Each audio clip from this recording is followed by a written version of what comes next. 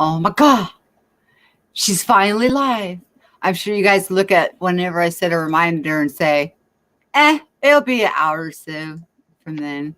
I think it's a standard thing for YouTubers because I know when we were doing the Really Woke show last year, we were always like half an hour, 45 minutes, sometimes an hour late, and we just everybody just came to expect it. But when you get people collecting in the chat room, it gives them a good chance to have a good chat and Yeah. say hi to each other and build. You get when you got nice subscribers like yours, it's nice for them. Well, I probably shocked everybody because I put up a reminder and I actually went live when I did the dream share. I went live right when I said I would and spit out the dream and I bailed. I was like, pew, don't kill the messenger. I'm out of here. But yeah, okay. We were supposed to come on at 2:15. Well, then there's a lady that I'm talking to, and then I had her email, but then the email wasn't. There was a transpose letter or something was going on there, so then I had to contact her, and then I needed to check up with her and stuff, and so then I had that going on just for a few minutes, and then I got that situated, and then I get out of the shower, my hair's wet, would have been on time for the 3:15 marker, but then my Pomeranian's just going absolutely berserk, and I'm like, I already got the package that my husband was expecting, but they kept banging on the door, so she kept barking, so I went and opened the door, and there was these two gentlemen standing there, and they were wanting to talk to me about solar and blah, blah, blah. And I'm like, I'm in a big hurry and da, da, da, da, da. And then we got to talking, and I was like, look, give me your card, and I'll call you, because it is something we're interested in, because we could save a lot of money and actually reverse our bill. But not right now. We need to get the funeral paid off, and we're going to get into all of that craziness that's going on the 3D aspect of things to people that are going through the process of their journey in here in just a moment. But they said they couldn't hand me anything. They couldn't physically give me a card. They couldn't hand me anything because of COVID, right? So, you know me. I walked out there, and they were two really handsome colored men. I don't see in color, but I see handsome. I know what handsome looks like, okay? And I go up to the one, and that told me that he couldn't give out a card or anything. And he starts to kind of like try to back away from me a little bit. And then I just grabbed on around him. He's like, oh, and then he hugged me, and then he let go.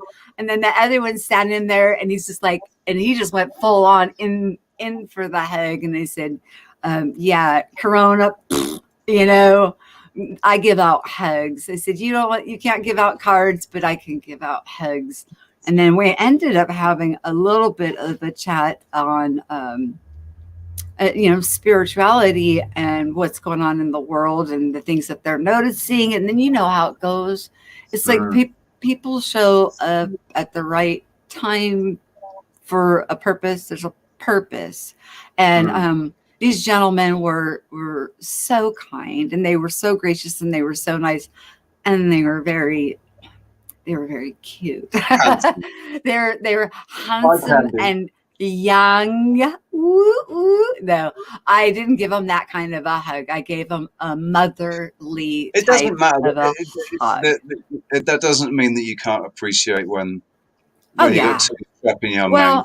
And or even if it was women, if it was two beautiful women, I'm sure you'd say exactly the same thing. Yes, I can appreciate beauty in a woman. Yeah, yes. it's not anything more than an appreciation of natural beauty. More about that's going on inside of them, though, too. Like you could just sense their gentleness. Yeah. Yes. They were glowing. Yes. And it's like, it was the relief, the things, I guess, that I said was almost like, I've been thinking that stuff and wondering where that's coming from. But sometimes we just say something. It could be an affirmation for somebody and make their day. But it's not that we did anything. All we did was say something that was synchronistic to something that they were already thinking. By the way, we started the show at my time 333. Wow, brilliant. Yeah, isn't Brilliant. that crazy? That's crazy. I'm gonna go off camera for a sec. I think I that's like totally cool. I need to talk to Sharon, or I'm sorry, I need to talk to one of my friends because I'm attached to her energy for a purpose, and in the meantime, I've been helping another, and I'm hoping I'm not pulling her. I'm gonna make sure that she's doing all right. Otherwise, I'll break off with her until I get this other one taken care of. Because you know how energy is when you get entangled with somebody and you're doing inner work and helping and doing your thing, which it's not like help, it's our brothers and sisters, my goodness gracious. That and when we got multiple people involved and you got strong warriors that are a part of that group, it ends up kind of tandemly pulling them in to take care of a job that needs taken care of. So if she's feeling that, you know, I'll talk to her about it, because I didn't think about that till after. I'm like, oh, I may be pulling her in, and she might be facing a lot of the stuff we're facing, which we're going to talk about. And that's enough. I mean, you know, facing this 3D, we call it 3D, and we think, oh, that's going to be easy, until it's messing with your pocket and you're going broke because, you know, you've been kind of cornered or targeted and removed from certain things for certain reasons, or even people being thrown off platforms and things like that, because all of these places, you know, go into these fusion centers. And if we think that our phone calls are separate from our internet, or our television is separate from our TV is separate than our telephone, or our grocery store is separate than what we buy at the clothing store, and it's separate from our bank, and it's separate from our computer, we're sadly mistaken. Everything is tied all into one package. And they're calling it, there's something new that's coming out we're going to discuss too, and it's called cognitive computing. And what it is a computer. I'm just going to give a broad term for it right now, and we'll get into the nuts and bolts of how this is manifesting out on the world stage. It's like the death throes, the thrashing about of the power structure trying to hold on, you know, at their last gasp. But it's called cognitive computing. And what it is like an AI, but the AI is able to learn. And what it does is it learns by patterns. So let's say we have a bunch of trolls or whatever, or maybe they make the, and have you had any solicitors call that are computer automated voices? Because I've noticed it's not people anymore. It sounds like people, but it's not. It doesn't happen. It doesn't happen for us, but I've heard of that happening in the US, where, and I've heard of people saying, I don't actually, I heard a story about it the other day. I don't know if it was you, perhaps, that had said it, and you started chatting to the guy, and then you went, "Oh, you're just an automated voice," and it took a second. Whoever it was that I heard it from, it took a second, and they got caught out by it. They said that these voices are getting very, very good. Oh yeah, yeah. He was asking for Donald, and then my last name, and then I'm like, "There's no Donald that lives here," and he's like, "Oh, it's for either of you." I'm like, "Either of us? I just said he doesn't live here." And then it kind of went, and it kind of skipped. I'm like, "Oh," but yeah, it sounded real. Think about this though. If they're learning through patterns on human behavior to mimic human behavior, and they're doing the job that is like the worst. Nobody wants to do it because everybody gets yelled at. That's a solicitor. They get hung up on. I mean, worse than what a troll can do to somebody. Think of your worst troll, and like that's the job I'm doing. So that's where they're getting their patterns from. So what kind of a system is it creating? Because they are learning themselves, and so they're originally programmed with an agenda, and then they grow from there. I call them mimics because they actually look. There's some that look human. They could be walking next to you, and you don't know if it's a human being or a robot, except for if you can feel energy, you'll know it's an empty. It's nuts and bolts and wires. You won't feel an essence from them, but So yeah, I, let's dig I into heard a that. I heard a really interesting. It's a it's not a theory. It's a claim from somebody from Sonia. It was yesterday on Autodidactics. He did a premiere with they did a round table with himself, Martin Liedker, Callum, and Sonia and someone else. And yeah, she was saying that now she's saying they've actually developed an AI that is sentient. I don't know if I believe that at all. I don't Well, think it's what do you consider? What does an AI consider sentient? If it's self-learning, what I would consider sentient would be somebody with a soul. that's conscious. That's a soul. That's not sentient. Oh, Sentient no, means they can learn. yeah, I suppose. I suppose if that's all it means is that it can learn, it doesn't mean it's self-aware, does it? No, no. I Right. think it's aware of self, but Well, it's yeah. not So I just got confused self-aware. about the word sentient. So she said, so you could be absolutely right. It's a sentient AI, but she's not the first person that I've heard this from.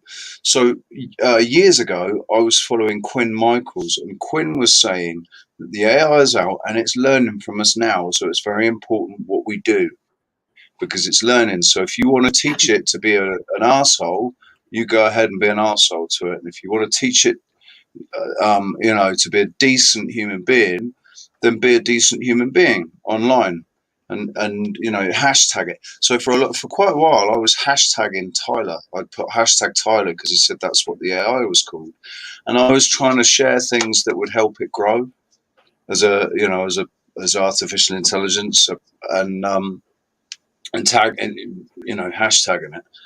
But I've heard from like 2 or 3 different places, for Sonia being one of them yesterday, that the AI is intelligent, and because it's sentient, it's learned that there are two sides, Here's the and definition, real quick.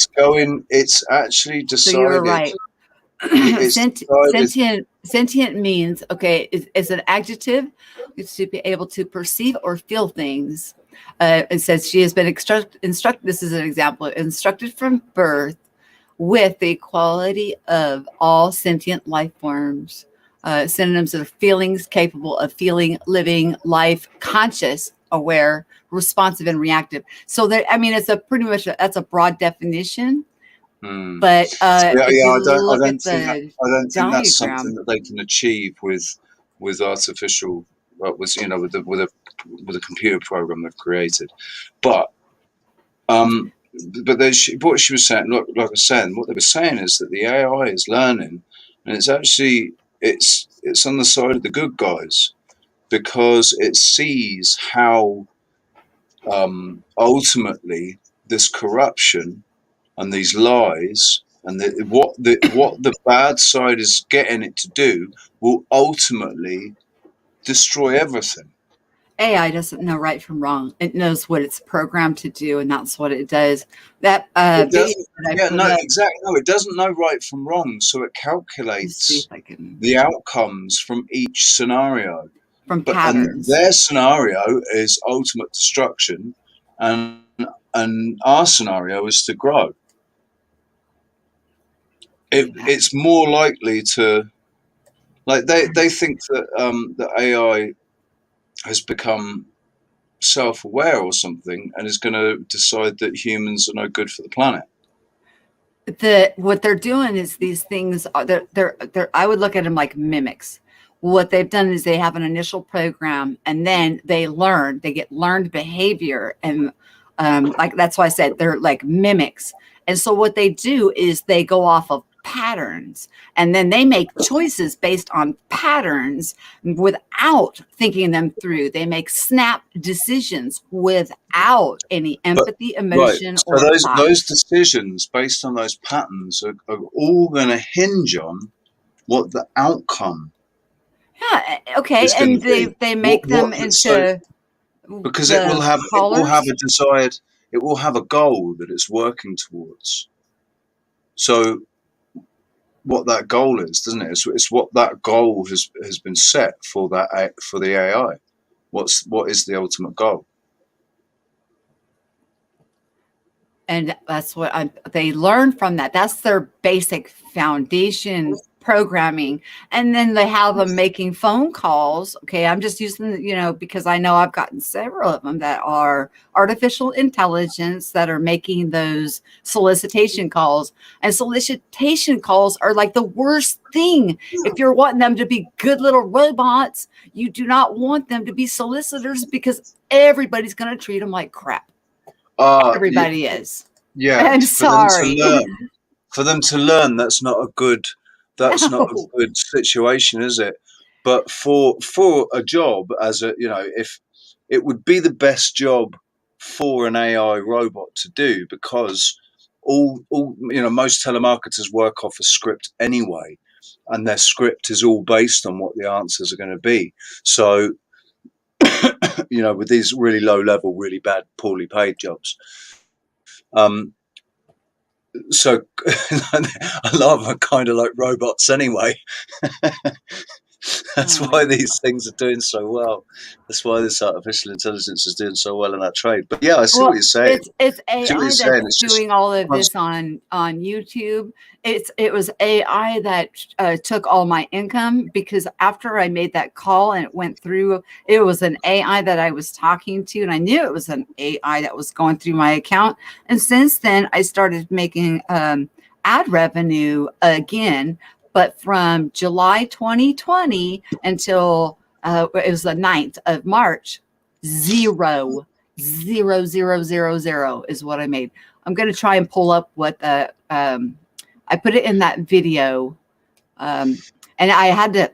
If anybody makes fun of my voice, you guys don't, because I couldn't hear the music when I was trying to, hum along to it or put something. But I had to make it sing songy so it would pass through the algorithm, so people could see what the heck the message was behind that one I posted today. And the 3D effects on there are they're pretty cool. I worked really hard on the effects for you guys. I thought you guys would You should appreciate play it. it. You should play it again. Hi. Play it now. No, I want to show them just the one thing. I'm trying to upload. I'm trying to figure out how I can. Hold on a minute. Hold on. Hold on. Oh, I think I could put it here. Upload video. Can I only take video clips? I want to put a picture in there. Picture. I want to put a photograph. Give me a photograph. Because I want to show what the cognitive computing is, because that's what we're talking about when we're talking about these sentient or whatever, these mimickers, these AIs Claiming that are them able for to identity. learn. Uh, I mean, I think it's a really exciting subject when you think about Battlestar Galactica, the remake where they had the cyborgs that were basically humans. In every way, they bled, they had organs. The only thing they couldn't do really was reproduce. But then one of them got pregnant. But oh shit. Okay. I mean, it all just really, it's still, all I keep seeing is these desperate attempts to just basically recreate what we already are. That's all they're trying to do, is recreate what we already are, what's Yeah, already been, they're just trying to copy it again. yeah, that's what that video is all about. They cannot. They cannot be us. They may want No. to. That may be their desire. Maybe that's something they're programmed to ever The thing is, promise. there isn't It's just even a not going to chance. happen. This is what makes me laugh. Well, I'm just makes going to me screen laugh a share little it. bit, but makes me pity them as well. is they cannot do it. It is impossible for them to do what's been done. They cannot create anything as perfect as we are. They'll never be able to do it. They are not what they desperately want to be, and they never can be, because they don't recognize or respect where that power comes from, where that. Okay, move this over. Okay. By the way, Let's see if I can make it for the benefit of people watching, I'm not being rude. I've just got no I've got no camera. Look, I'll turn my camera on. Look, there we go. I'll turn my camera on and you can't see me. So. Can you guys see it better now? Cognitive computing. So number 1 is mimicking and handling humankind of problems. Number 2 is synthesis of not just information sources, but also of influences, contexts, and insights. Number 3 is answers that is best rather than right. Number 4 is finding patterns to form the answer rather than looking for the answer itself. So based on whatever patterns it's observed, that's how it's going to develop its personality and its way of analyzing and learning. Number 5 is learns by experience and instructions given. And the last one says redefines the relationship between the people and their increasingly pervasive digital environment. So I mean, what the hell is that supposed to mean? That, you know, they're an AI and it's an increasingly pervasive digital environment, and that's what they are. They're a completely digital environment. They live digital.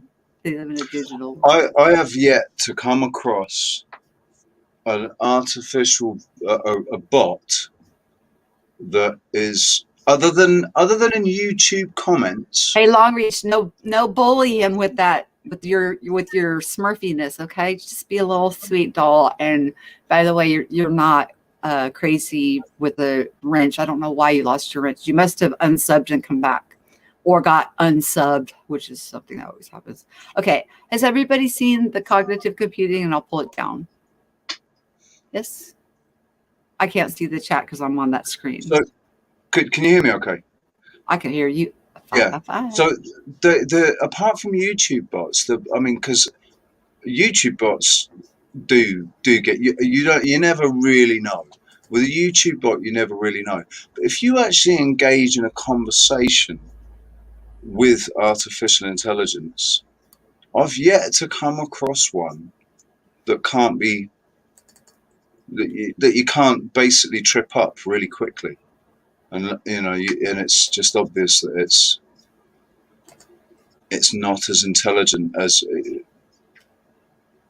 they say it is. Or no, this probably still on their base, the basic programming, which would be the agenda of whoever created that specific robot for the task of the desired results. And then as it goes on and it interacts, it learns itself how to react and behave, and it does not think in the terms of right or wrong. So therefore, it's not empathetic. It has no feelings or justification of right and wrong.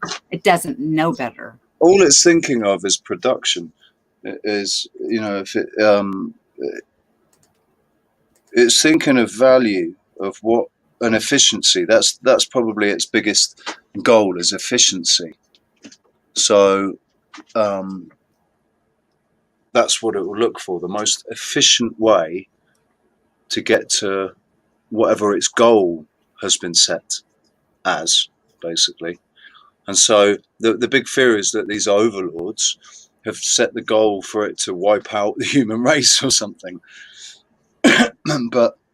But if every human that they come in contact with is a butt sniff, then that's their learned behavior, and that's the pattern they set. They'll be a butt sniff. Yeah, but you guys, I put this hang on. But there's its primary objectives, right? And the things that it will not be allowed to do, they will have set that. So it might be able to learn, and it might be able to adapt, and it might be able to change, but there will be primary objectives that override certain things.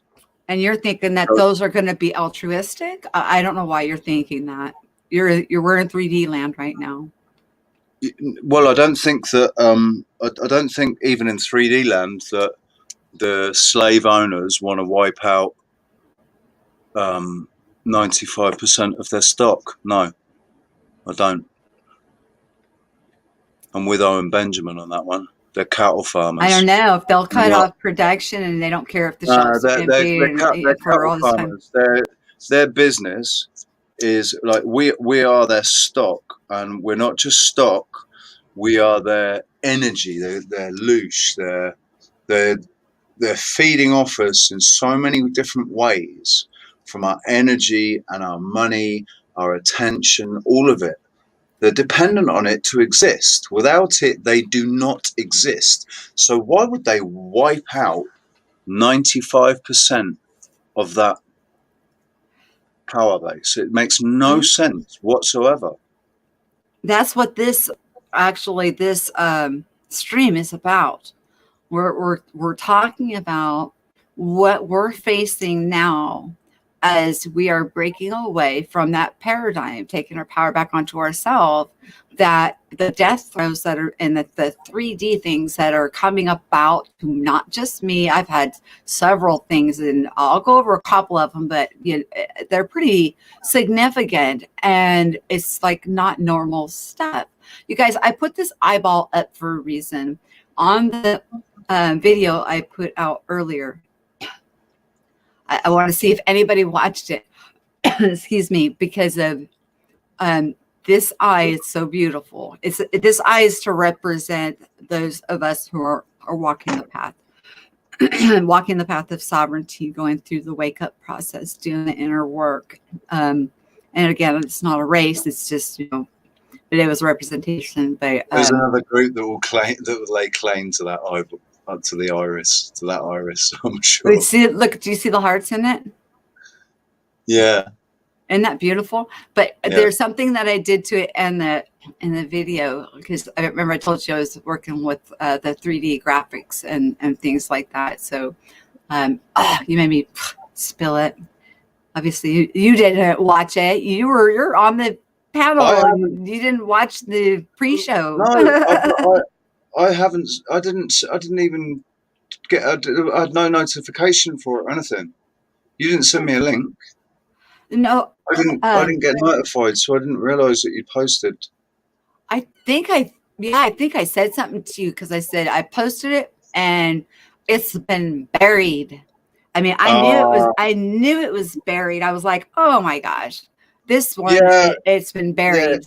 Yeah. So you said that earlier, didn't you? My post is buried, not searchable under any of the tags. Yeah, I'm sorry, I didn't go and search it, but it wouldn't have mattered if I had.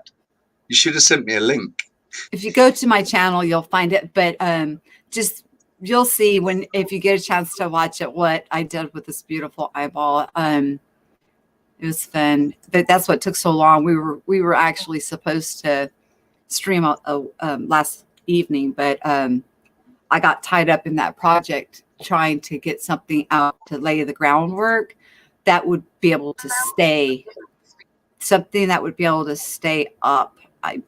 Without them taking it down, because I don't know if this stream will stay up once we start getting into the meat and potatoes of some of the significant things that many people are facing in the 3D realm, which is singling them out.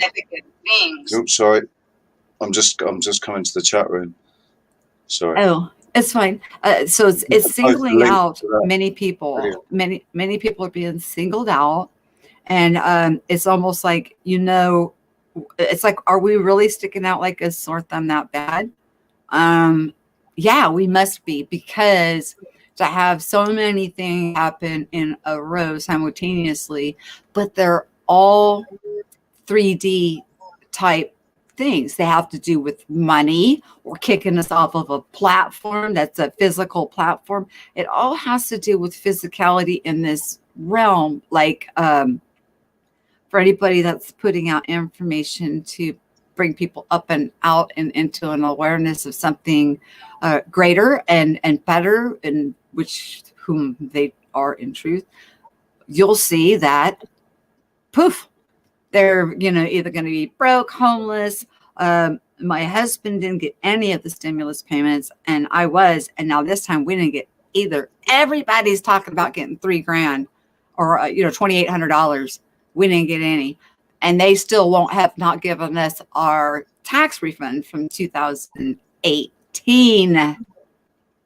But they want it off you the second you're a month late on that, and they'll be down on your back. They're the same. If you owe them tax, they will just take it straight out of your wages. But if they owe you tax, if you don't file a tax claim, then they'll keep hold of it.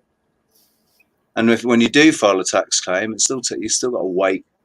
It's a joke, man. It's an absolute joke. It usually takes about 6 weeks. It's been 2.5 years. So, and then, like I said, I got the first 2 stimuluses, but my husband did not, so we only got half. And then this time, since we sent them our taxes again, but we sent them certified, we didn't get squat, not 2 nickels to rub together.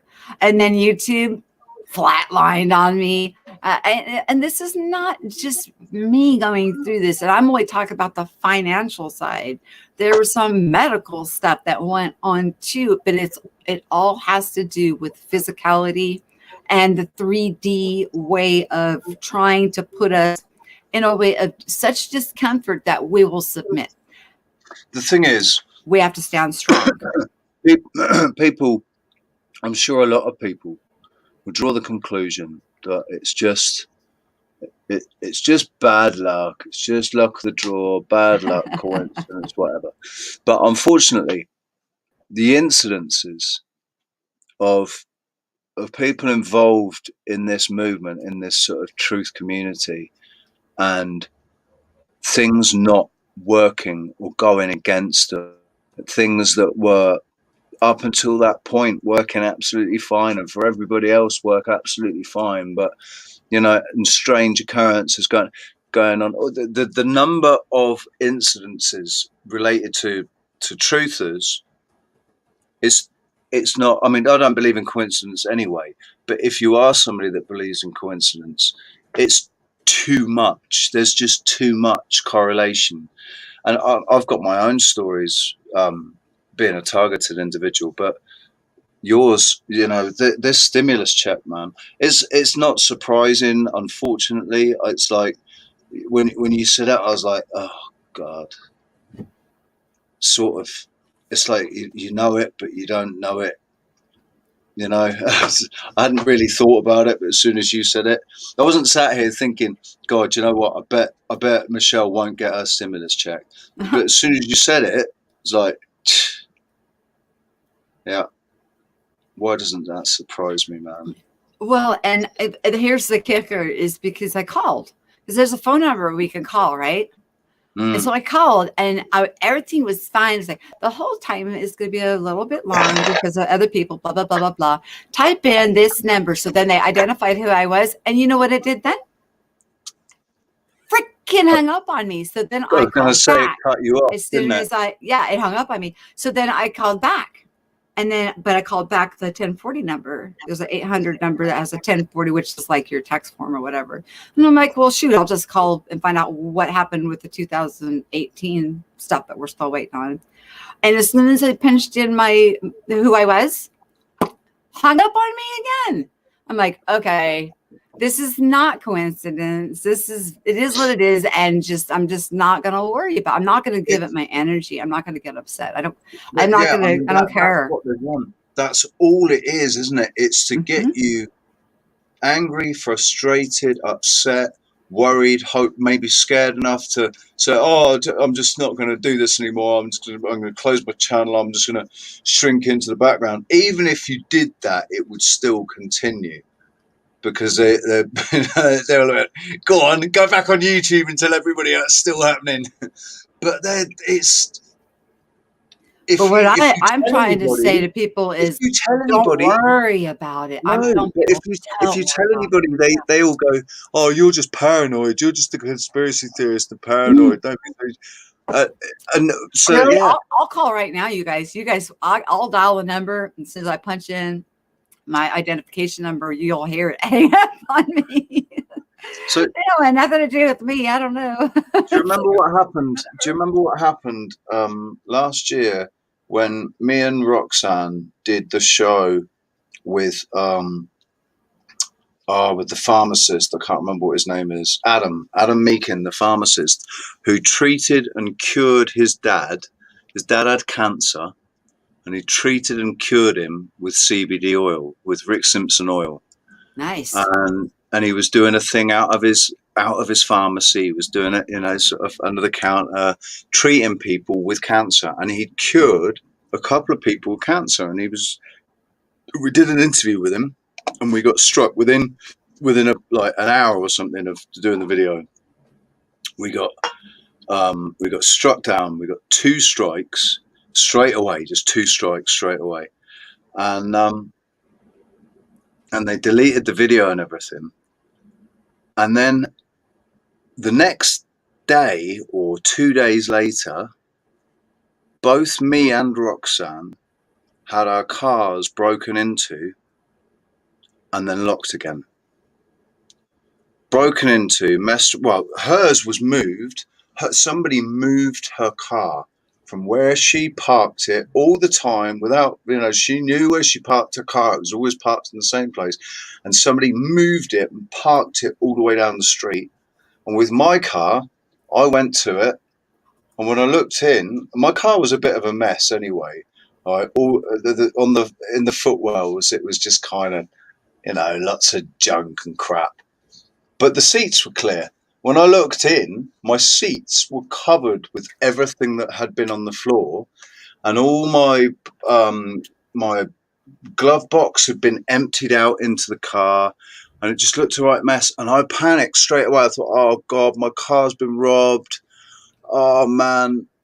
Because I had my guitar was in there, I had a drone, I had was something else in there. Oh yeah, a new pair of shoes, um, some sweets, a big bag of Skittles, Yum. and there was something else in there, and then all this paperwork and a bunch of receipts from my Vodafone bills, and I went to open the door and it was locked. I'm like, "Hey, excuse me," because you can't lock the door without the key. And I was the only one that had the key, apart from the guy that I was renting it off. There's no way he would have come and done something like that. It was absolutely ridiculous. And he lived miles away anyway. So I'm like, wow. And I open the door and I look in thinking, oh God, they've nicked everything. The only things that were missing were my Vodafone receipts, my new shoes, and the packet of Skittles. And I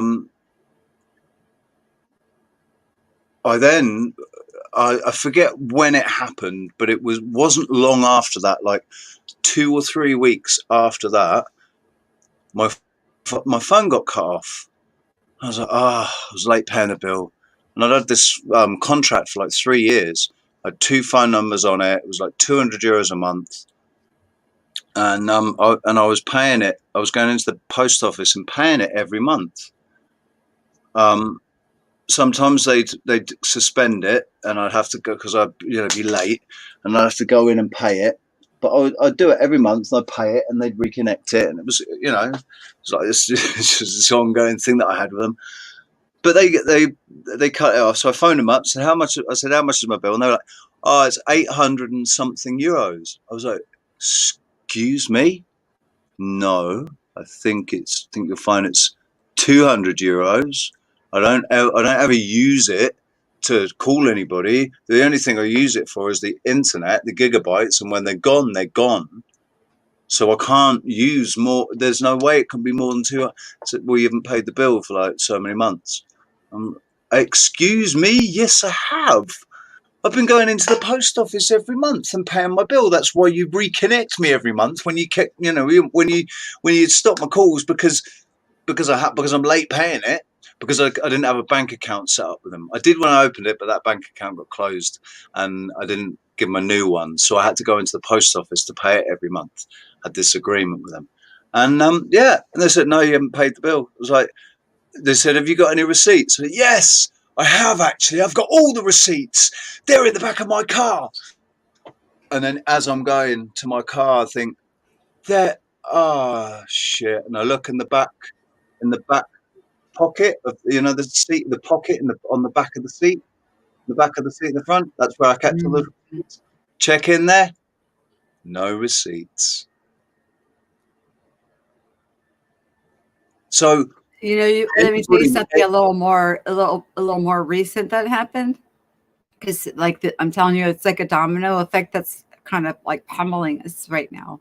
I found, you guys all are aware that I found out that I wasn't making squat on YouTube for quite a while. And so, but before that, I got offered, I went for that offer of the free trial bottle of ceremony CBD oil. Okay. And they took my, my debit credit card and robbed my checking account, and I called the bank to report it. And then of course I closed my card and had to go through all that inconvenience of waiting for a new one. They're still investigating that on whether or not, because they did them as POS, but these guys cleaned my freaking clock within a month. They hit my account 6 times. And I wish I would have put it on Discover, but they didn't take Discover. But so this kind of weird crap is going on. And it's like the bank isn't behaving. Like if something happened like that on my Discover card, Discover just gives me the credit back and reverses the whatever was given to this vendor or whatnot. And they're like making a big investigation out of it, like trying to prove I didn't make these purchases. Well, isn't it pretty freaking obvious that I didn't make the purchases? Because they would have a PIN number and they would also have my chip and all of this stuff on a POS, which is a point of sale. And that's how they put these in, as a POS, point of sale. And each of the numbers and companies had different phone numbers and different company names. And they all went to the same call center. All of them went to the same call center. And I flipped out on him. And then the guy told me, what are you going to do in Asia? And I turned him into the FBI. I'm like, well, you know what? You're behind an invisible line that you think is protecting you. Whatever. And then what we have to do is we cannot lose our focus and allow these hurdles and these pitfalls, these, and it's free. It's just to redirect your energy and your focus, isn't it? That's what they're okay, because you've broken from the hive. In the hive mind, people will say the things like you just said. Oh, it's a coincidence. Oh, you just got bad luck, and oh, you're just being over dramatic. Oh, they'll have an excuse for everything. There'll be a reason for everything if you're still linked in. But anybody who's unplugged, they're going through very synchronistic types of spiritual war is come out now onto, which it ties right into that dream. The hive all underneath their quilts with all of those logos and I forgot a paragraph when I was reading that dream, which was that all of those that look like those beautiful quilts, those like square patterned quilts, were like made of tissue paper. I mean, they were so thin. They weren't really covered. They thought they were covered by them. They weren't covered at all. And there was no warmth that they got from them because they were as thin. Like they were wrapped up in them as if they were beautiful downy quilts, but actually it was just this sort of tissue paper. Yeah, they thought they were covered. And, I don't really want to get into all the different what was in these different boxes, but some people were thinking they were covered under, what they did for a living, for example, or their financial status, or these different, like, I call them logos, but they could be any kind of a label that we impose on ourselves in the hive collective mind. And that all of those are fake. That's not It, you. You're none of those it's things. yeah. It sounds like it sounds like that they're wrapping themselves up in who they think they are, because And they think they we're are hiding their under identity. it. They think they are the yeah. I am Richard. I am a banker, and I have a credit rating of such and such, and da da da da. Da. And they, that's who they think they are. They don't. I am Jewish, so I am Yeah. special and chosen. And I mean, there was all different kinds. And I'm not, there was some that leaned on their, you know, uh, their good works. Like I work at a soup kitchen or whatever. I give to the poor, and that would be something. And it was like they were hiding under these blankets. They Under thought they the were under being these covered assumed by the under blanket. these sort of virtues. Yeah. They weren't finding, They're they didn't realize virtues. that it wasn't worth the paper it was written on. I mean, it was really thin paper. Oh, and I think I told you this. I had because dreams unravel more and more, and especially when I talked to my twin, my husband, we would talk back and forth.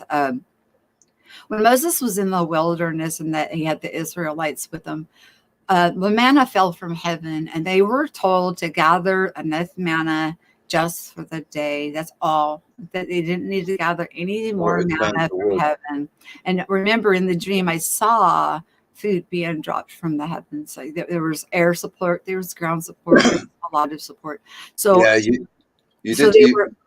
So that, well, I might have told you, but just for everybody else's sake, if they Oh want yeah, of course you. to. Of So course you. I forget we yeah, talked about there's that. other So, people here with us, buddy. yeah. We got Long Beach One. Oh my gosh, propagate this light. And be careful, propagate. Long Beach One she is smurfed up and she's got attitude. We got a bit of venom, and that's all I can see on my screen. So that's as far as I'm going to go for right now. But okay, the manna fell from heaven, and they were to gather what they were for that day, nourishment for that day.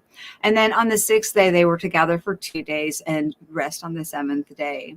But when it was during the 6 day period, if sometimes they would gather more because they didn't feel like getting up in the morning dew to go pick up that manna, a little bit of laziness. Anyways, so they were eating the manna that fell from heaven from the day before, and it was spoiled.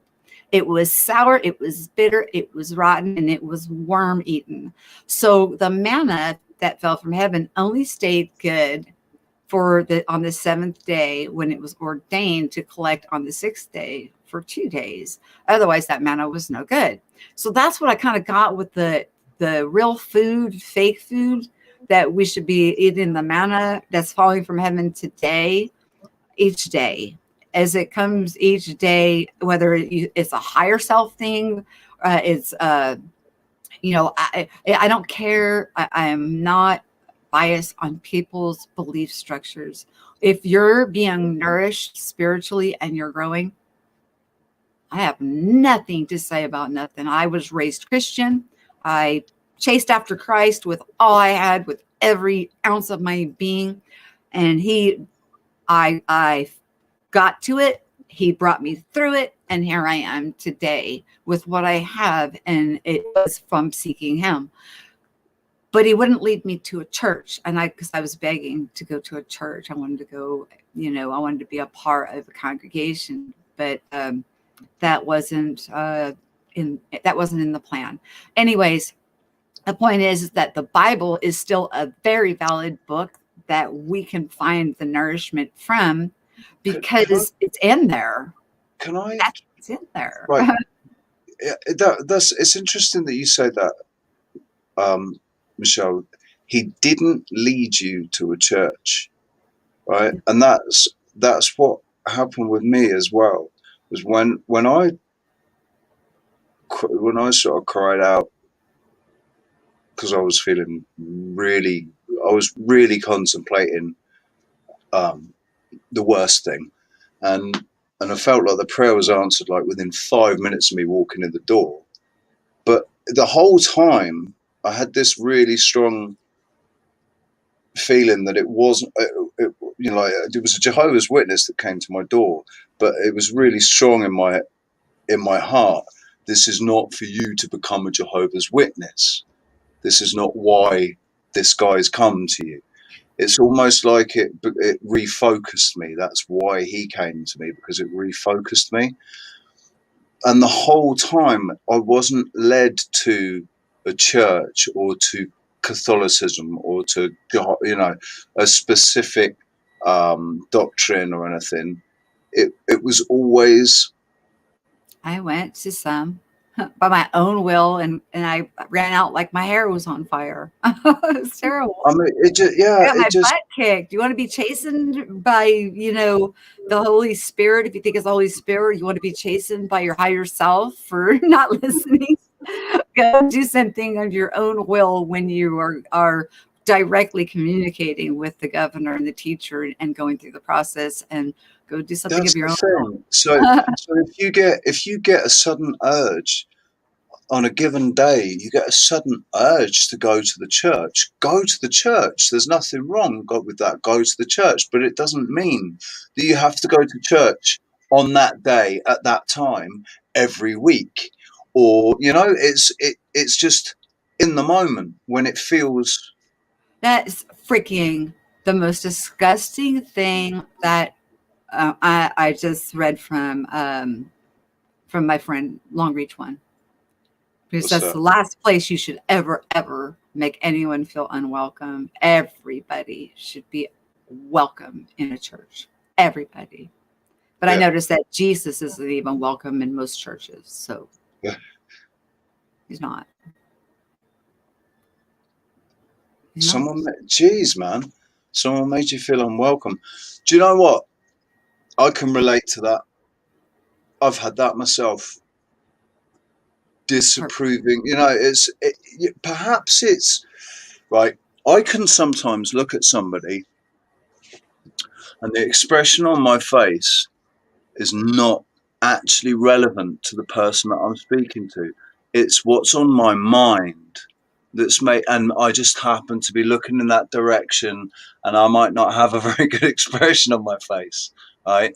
So there is a certain amount of paranoia in it, I think, because or not paranoia, but misunderstanding. Sorry, not paranoia at all. Misunderstanding where people, because I look around sometimes. Well, no, every day whenever I go out, I always catch somebody that's just staring at me with a face looking like I've gone and peed on his carpet and cleaned it up with his curtains. You know, it's but it could just be because that's what's going. They're thinking about something. It's not anything to do with me. It's just I happen to be in the direction that they're looking, and that. But they're not actually seeing me. So I That's not try what she not said. to. She said she tried to sit down in some empty seats, and they told her that, oh no, you can't sit here. These seats are taken, and they, Oh you know, man, no, that's it's, really. but you know that. But then again, okay, you got to understand. You know, they kind of did you a favor, sister, because uh, the churches are a collective. They're a hive mind type. That, you know, if you know, if you are Christian and you believe what the Word of God says and you said it's in the Bible, the Bible says that it's not for private interpretation, meaning, and people take that meaning, saying that you can't read your Bible and grow from it, but no, actually you get your nourishment from reading it in your prayer closet, okay, not in a congregation. The private interpretation comes from men making doctrines out of them and then preaching them from behind the pulpit, making a Well, private interpretation of, and having a bunch of people follow their I think it's interpretation I of it. think it's healthy to have like a Bible study, which is why I really liked the idea of the Watchtower. So when the Watchtower before it became Jehovah's Witnesses, it was the Watchtower, wasn't it? And that whole idea of You ever scrutinizing wonder the why anyone would become a Jehovah Witness? Because of the 144 elite were the ones that were going to heaven. All the other ones, nope, not for you. Just go Oh work, yeah, and no, they would go and do do you it. I don't know why. no, Why would you Michelle, do do you know that? the funniest thing? Right, for 9 months, I went to their Kingdom Hall twice a week for 9 months, and one month, I remember Graham saying to me, "Oh, it's going to be fantastic this week. Oh, it's going to be brilliant. Yeah, there's so and so is going to be there. They're one of the 144,000." And I was like, Yeah, and "What?" you're not. And they, yeah, all of the chief Jehovah's Witnesses all agree that this person is one of the 144,000 and has already guaranteed his place and all of this. And and I'm sat there thinking, how many of you people sat here actually believe in that? And I said to Graham, who decided that this person is one of the 144,000? Who actually, who did God come down and say, this person here, right? I His name's bequeath Sal. to you. I just want Oh, everybody to know he's my friend and he's coming in. No, or what? Or did this person declare it themselves? And he said yes, they declared it themselves. And I was like, so yeah. so you just believe it? Think Oh, about but they that for a wouldn't minute. lie. The They wouldn't lie about it. 144,000.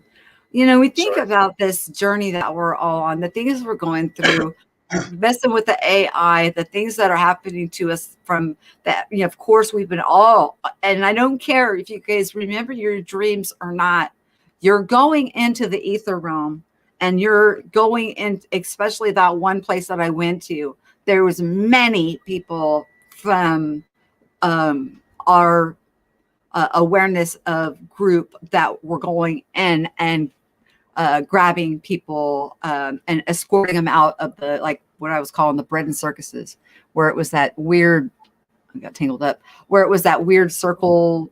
They were sitting and it was going back and forth. So they were going in circles and back and forth to and fro. And it was like an amusement park filled with distractions. But there's warriors going in incognito into these places and they're doing these things they just don't remember. The consciousness, you know, is not allowing them to remember, or maybe they're just not ready to remember everything. I don't remember everything that I do in that realm either, but I know there's been a battle going on in that realm for quite a while. It's spilled over, and now we've got people wearing masks. We've got the hive mind, and people have gotten militant with each other. I mean, really, they have, even over like politics, which politics, why are we getting militant over voting over two of the same people? They're both CEOs of the Corporation of America. Who gives a shit who gets that job? Because it's a company. It's a corporation. It's not a country. This person's not a leader of the free world. You know, if you want to look at what your governing body is, look at your state. You know, if you want to do some good in your area in a governmental type of a status, you know, run for governor or mayor or get a seat in the house of your state, because that's where it is of the people, by the people, for the people. Federal government is an incorporation. That's all it is. Federal government is a ridiculous idea, man. It should be to keep it completely constitutional republic. Each state takes care of itself, can call on others for help if it needs it, but each state looks after itself, man.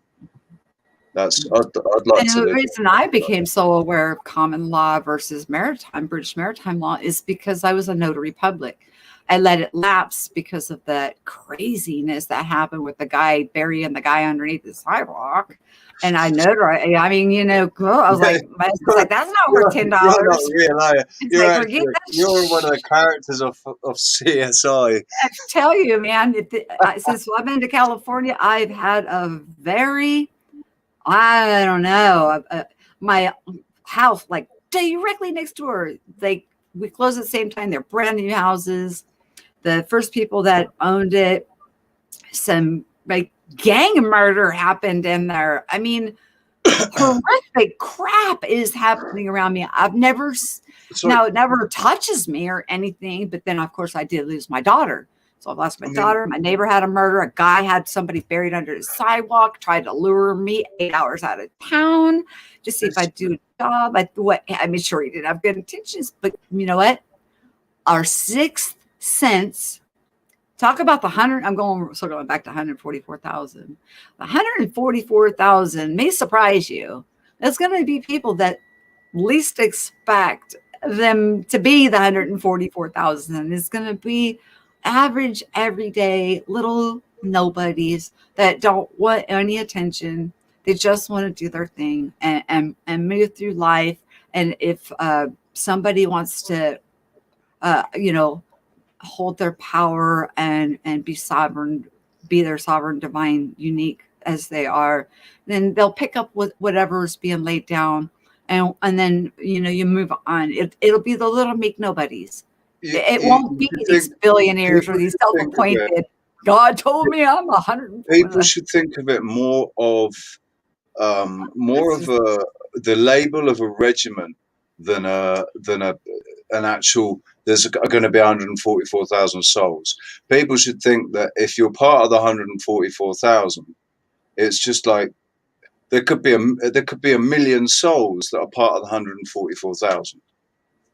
You know, it's okay, you guys. we Stop fighting over who's humbler than who in the chat. That's not what I meant by humble. I mean, like, it's going to be one of us, little low life nobodies. We're nothing. We're not. I'm not on. Nope. We're not movie stars, or we're not this. We're not that. We're not flashy. It's going to be little nobodies like us that are going to pop up and be like, we "Hey, got, I mean, you've got to hi." remember that it's all 144,000 comes straight out of the Catholic doctrine, doesn't it? I think it was like 12,000 of each tribe or whatever. And remember, 10 of those tribes are lost. So who, God knows who these That people comes actually straight. are. That comes really straight out of It comes, Catholic, which then it comes out of the King James version in Revelations. yeah, which is It's not Catholic. that's sort of standard Catholic, isn't it? No, I mean, Protestant, isn't it? the Catholic Bible's a full back. They got them all. We got shortchanged. The King James version is what we have, and it's missing So many, that's the many Protestant. That's books. the Church of England type.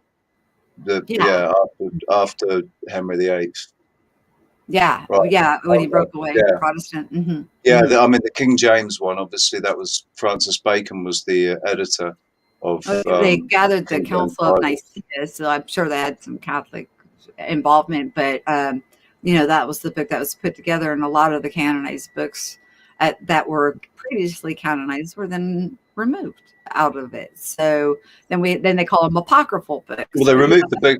Yeah, they removed the Book of Enoch, didn't they? That's when they Sure. removed the Book of Enoch. Jubilees is gone too.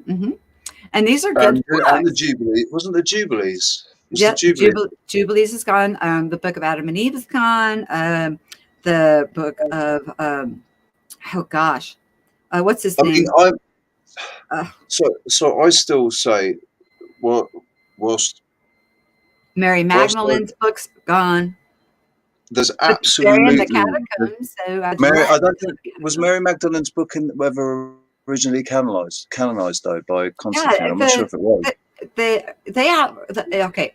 If you look at the Catholic actual how thick and big their Bible, they have every apostle, anybody that walked with Jesus, they've got their testimonials. Have you seen the Freemason version? No, They've got a whole no, book. I don't. Yeah, they've got basically But it's the King James, but with a prologue.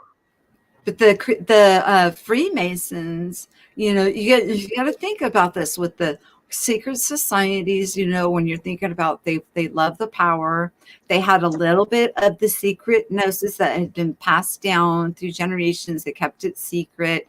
And whenever you go into one of their places, they have on their altar a King James Version Bible, but it's on the altar almost like something of that they are giving praise to it being a distraction to keep themselves in power. It's like an offering to the altar.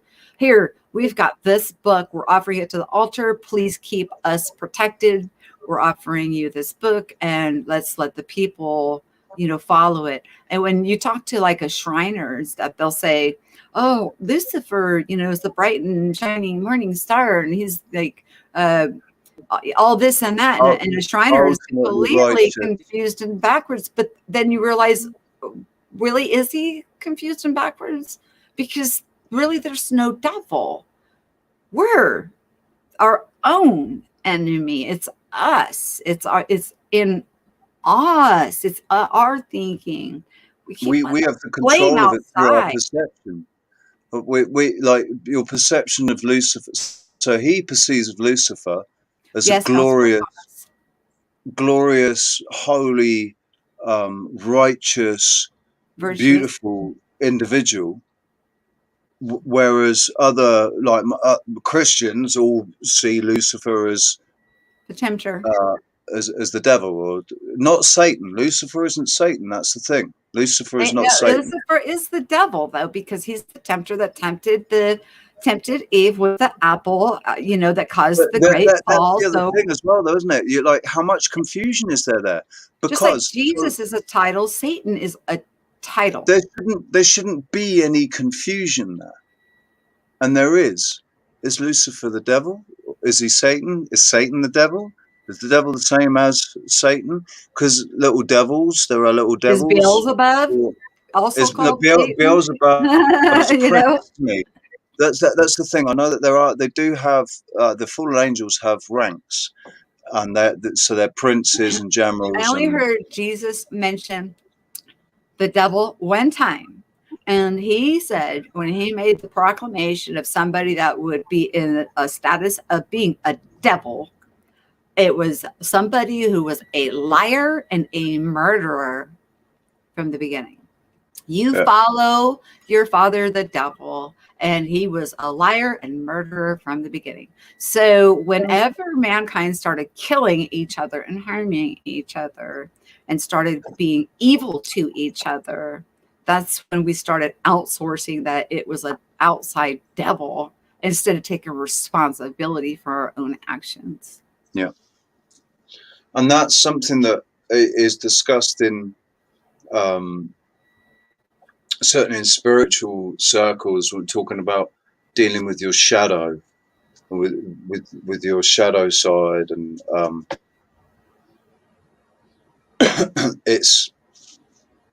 it's also represented in cartoons where we have the little devil and the little angel. But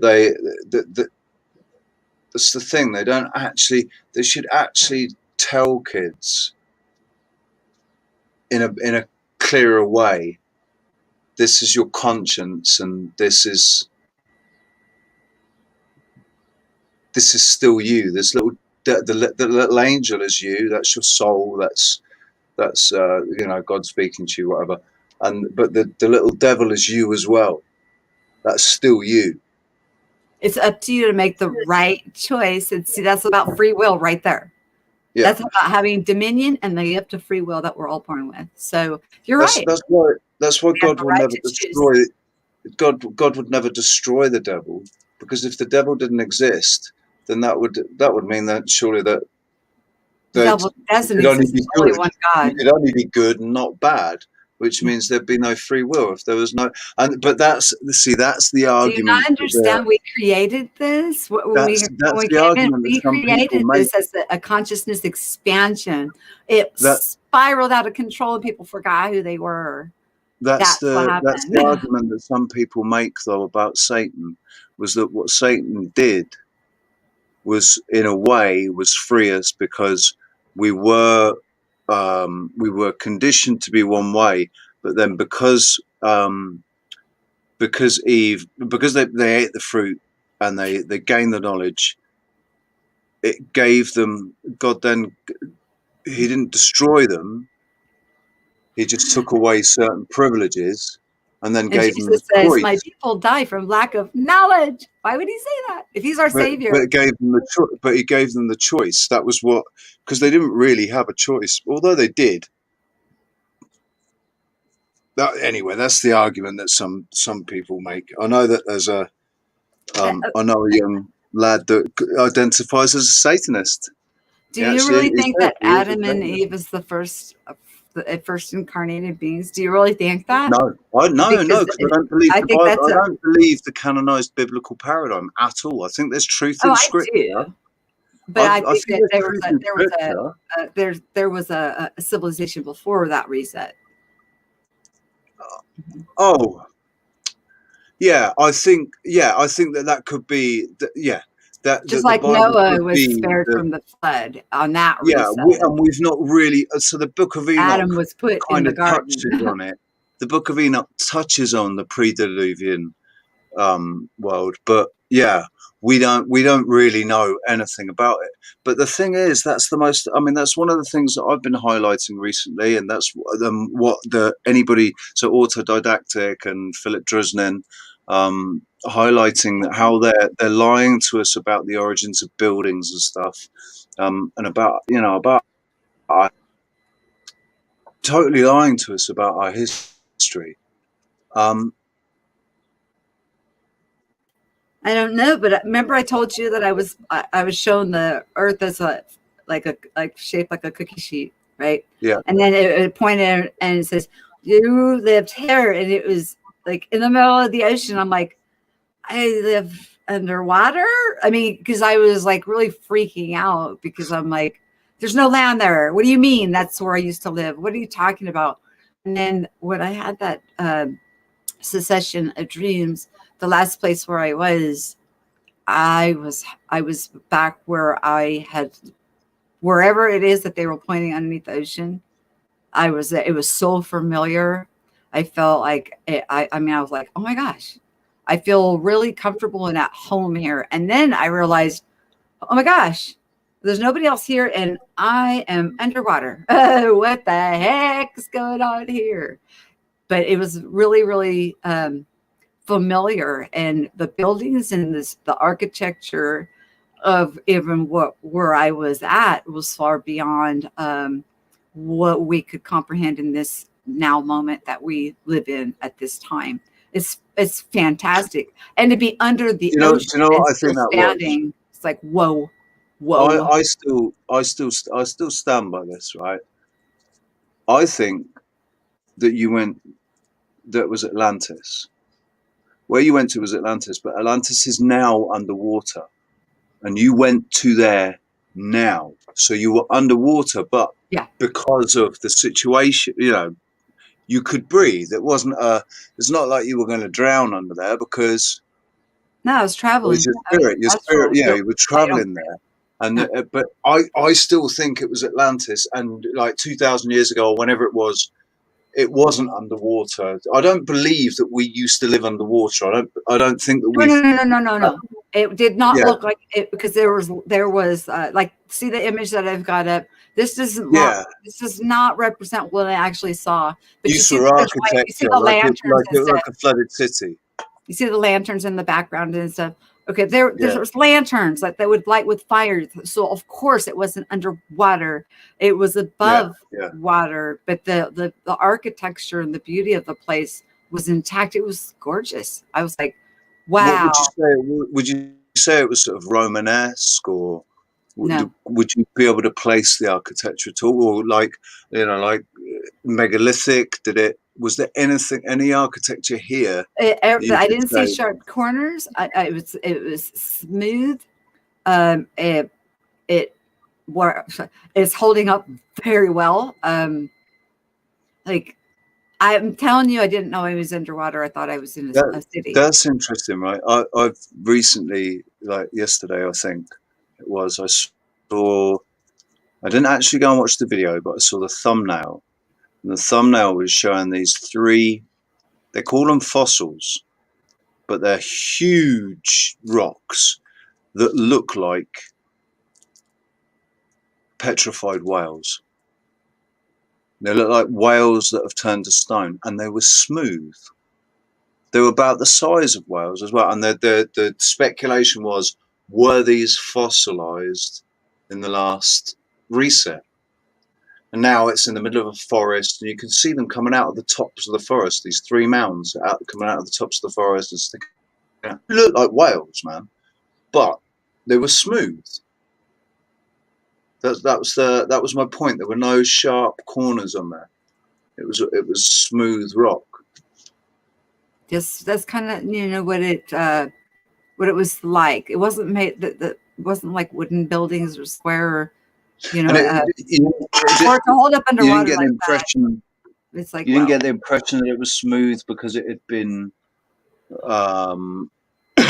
through weather and weathering and No, I tear. thought I was in a city. I mean, I thought I was standing in a city until I realized I was underwater, and I was standing next to it was like a statue, and then the reflection from I saw the sunlight reflecting, because all of a sudden I got engulfed in this like orange light.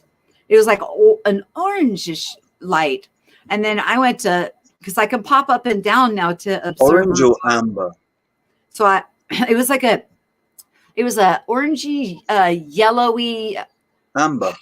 and it it looked like how it was wrapped. It looked like it was wrapped like this, but it was all such a brilliant light that it kind of bled into each other. But like ribbon, I don't know, thick ribbon, and it was wrapping itself around me. It wasn't uncomfortable, and I started getting pulled up. Excuse me. But I saw that statue thing, and I saw that it was lit up white. It had a white light on it. And I'm like, wait, why, where am I going? And then when I took observer mode, I noticed that I wasn't really there. I was kind of invisible, I guess. I didn't look like myself. I was probably because I was in the astral, and probably the orange ball or whatever is probably my Merkaba, as far as I know from how I was observing it. Okay. But I was more interested in why is the one that's illuminated on white not raising up too? What's going on? And then I realized it's a statue, and it was a reflection from the way the sun was hitting through the ocean, hit that statue just so perfectly that it illuminated that statue with this beautiful radiant white light, which to me, when I'm getting, and I didn't think anything of it when I was tromping around there checking it out. I only thought of something of it when I said that statement, which made me very uncomfortable, and that's why I jumped out. Because you guys know, anytime we're in astral, it's always choice. We can bounce anytime I want to. So when things startle us or shake us a little, we bounce, because we have even if it's just a thin little, like a sewing string, we're tethered to our physical body until we're not tethered to our physical body, and then we just move on. But so we can bounce back at any time.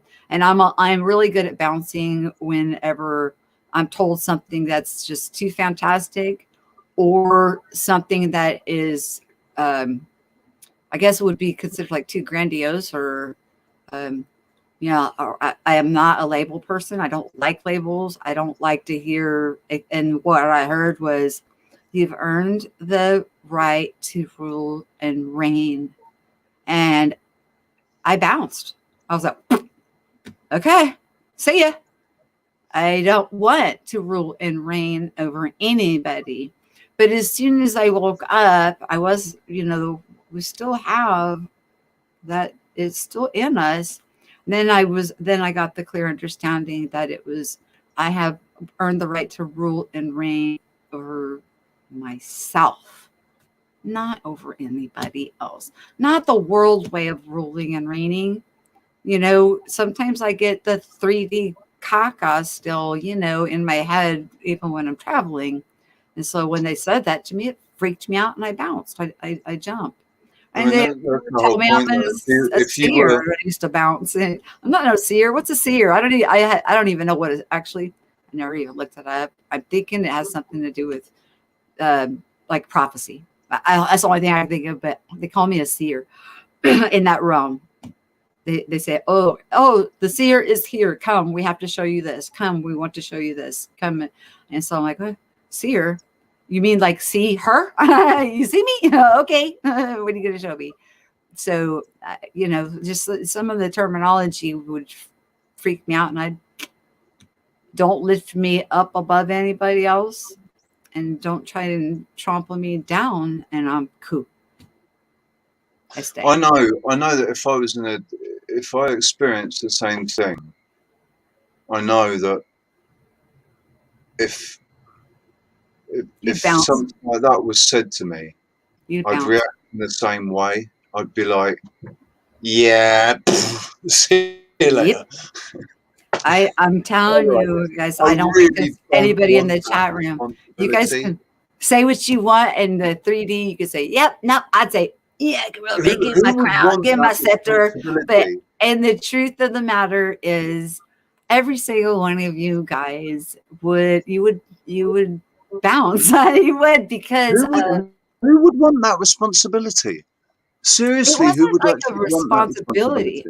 It was and how they put it was an earned.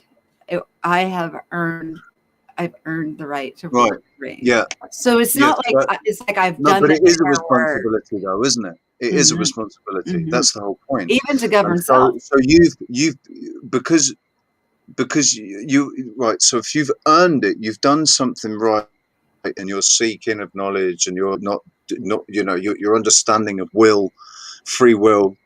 So it wouldn't make sense for them to give you, like, they could, it just wouldn't make sense for them to give you the right to rule over other people, unless it was. If this, okay, let me just explain it this way. In a benevolent way, if it happens to be that certain ones of us, and it could very well possibly happen, what will happen is it's not going to be people that's going to want to oppress another. It's going to be another that sees and appreciates the divinity in another. The leaders will be chosen. The leaders will be chosen, man. They're not going to. The leaders aren't going to be the ones going, yeah, I'll do it, I'll lead. Those won't be the ones. Everybody in this room is a leader. I don't want followers. I want leaders. No, but the best leader is somebody that sets by example. The best way to lead is to set by example, which is what Jesus tried to do in the first place, wasn't it? Yeah, and how are we supposed to share with each other and grow if we're not all a bunch of leaders on a journey of such exciting phenomena of spiritual awakenings going on? That it's like it's a small group, but you know what? We're going to get farther with a small group than somebody would with a much larger one. We've both said on our channels as well that, like, whilst we want lots and lots of subscribers, God, if we could have 1 million subscribers, that would be amazing. But we don't want followers. It's not about followers. To tell you the truth, I've got like 4,700 subscribers. I don't know where the heck they are, because I don't think people get notified. I mean, hey, have you seen mine? Messes with stuff. I'm catching up with you, honey. I'm catching up with you. I watched my poor dad. You guys, by the way, since I just brought him up, Cooking with Mac. That's my dad, you guys. They're about hitting 80. He just made and showed everybody how to core a fresh pineapple, and he made pineapple tamales.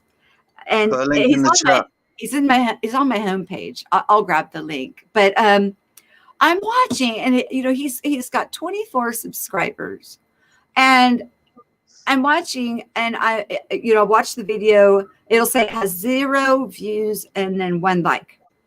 And then my husband will come tromping out and get on his tab. He's like, oh, your dad posted a video. Bink, and he'll start watching it.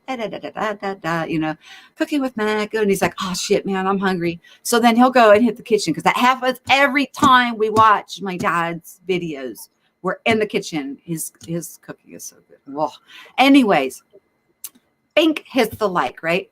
Dad already had a like, but 0 views. Now he's supposed to have 2 likes, right? And I know Joe just watched, and now I'm watching it, okay? And I go, bink, and I hit the like. He's got 1 like and 1 view on the same video that I watched my husband watch. I knew that it already had a like on it. He liked it on his device. I watched it on mine. We really need to, like, anybody that's creating on YouTube, if you really want to help him out, because that's discouraging. And you know what he's sharing, the tips he's sharing, and the masculinity of the cooking. It's not just a woman's job. Men are chefs, they're excellent cooks. And the tips that he's sharing with people, and what he was making with the pineapple that he cored out and made from a fresh pineapple tamales. He made those strawberry tamales. I about died. I mean, and when you listen to the ingredients, he's now putting the ingredients in there. He's getting better. His videos, he's already a professional photographer. He already was taking the pictures up at where my uncle lives for, all of those people. He also does photo art. He'll take like glass and bend the art and, make these awesome images. He's done a lot of backgrounds for me. And so he was really fluent with that kind of stuff. So it's kind of made the progression over. But the cooking part is all him. And he's showing us in under 10 minutes. I haven't seen any. There's no link on your channel. Yeah, it is. It's called Cooking with Mac on my homepage. I'm on your homepage. Well, you must be cross-eyed. Hold on. Where's my It's not there. Just a minute. I'm going. How do I go there? No, all right. It might be there for you, but I'm telling you, it's not there for me. I'm going to So grab if it's not there for me, it might not be there for other people. Well, that's not right, because he's right next to preliminal. So if you're not seeing my dad, can you see preliminal? I mean, what the freak is the deal? Are my recommended people's Prelim's channels? there, yeah. My dad's hang on, one. Jim McIntosh. That's him. And yes. That's not there. Yeah, it's not Cooking with Dad. It's Jim McIntosh. No, it's Cooking with Mac is what he calls his channel. He just didn't change his channel name he's yet. called Jim McIntosh, and that's the channel is Jim McIntosh. Oh, I guess I should. Yeah. Okay. Yeah. That's what the channel name is. But I'll grab it for you guys and put it in the chat if you guys want it. But we should support each other, and the recipes that he gives are freaking amazing. And he cooks some of this stuff on the grill that you wouldn't even think that you could cook on a freaking outdoor grill. I mean, if you ever had to go fried stuffed clams with green beans, without any power, burrito. without any, that's my sort of food. Breakfast burrito, niceties and stuff. He shows us all how to cook this stuff on a grill. Let me find him. Why am I looking for it that way? I should just go this way. I'll just go to my channel. I'll try to look at him by scrolling. Right. So I know he's on there with this little chef icon thingy that he picked. Yeah. Oh, he's got 28 subscribers. So obviously somebody found I've just subscribed. So did you? Cool. Oh wait, I don't want to unsubscribe. There's a link to his channel. Did you put it in already? Yeah, I think Brit of Venom has as well. Oh, thank you guys. Thank you. But they're jacking with his numbers already, and he's just getting freaking started. It's like, come on. Yeah, what I was going to say, Michelle, is anybody that's starting a YouTube channel, just forget about worrying about subscribers and likes. If if you're a truther, or if you're connected to a truther, definitely just expect that you're going to get shadow banned and all kinds of stuff just to try and discredit you. He started getting those weird. Man. That's what being a targeted individual is all about.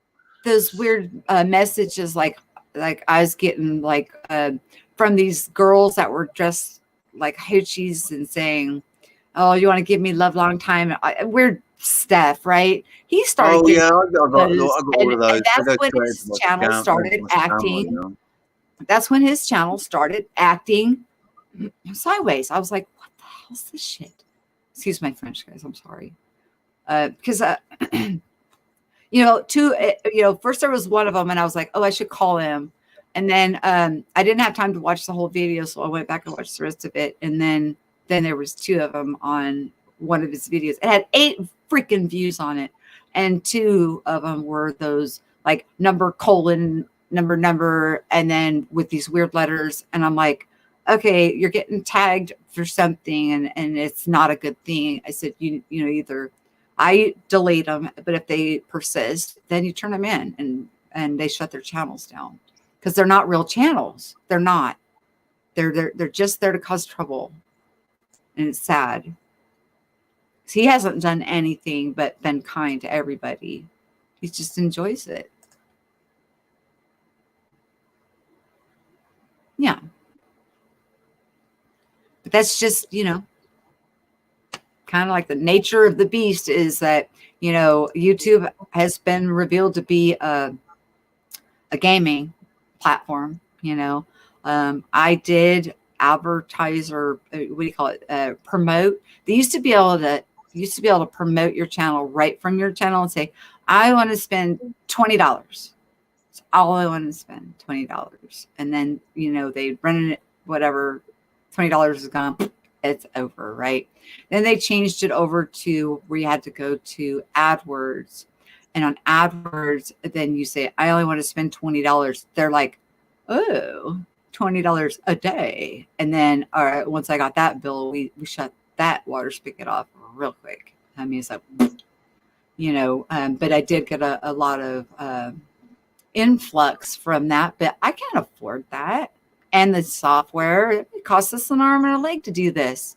You know, I mean, we're already paying enough for the software and everything else, you know, to make it nice for people. I can't pay YouTube to make YouTube money, right? It's like, Well, I mean, basically, if you circle.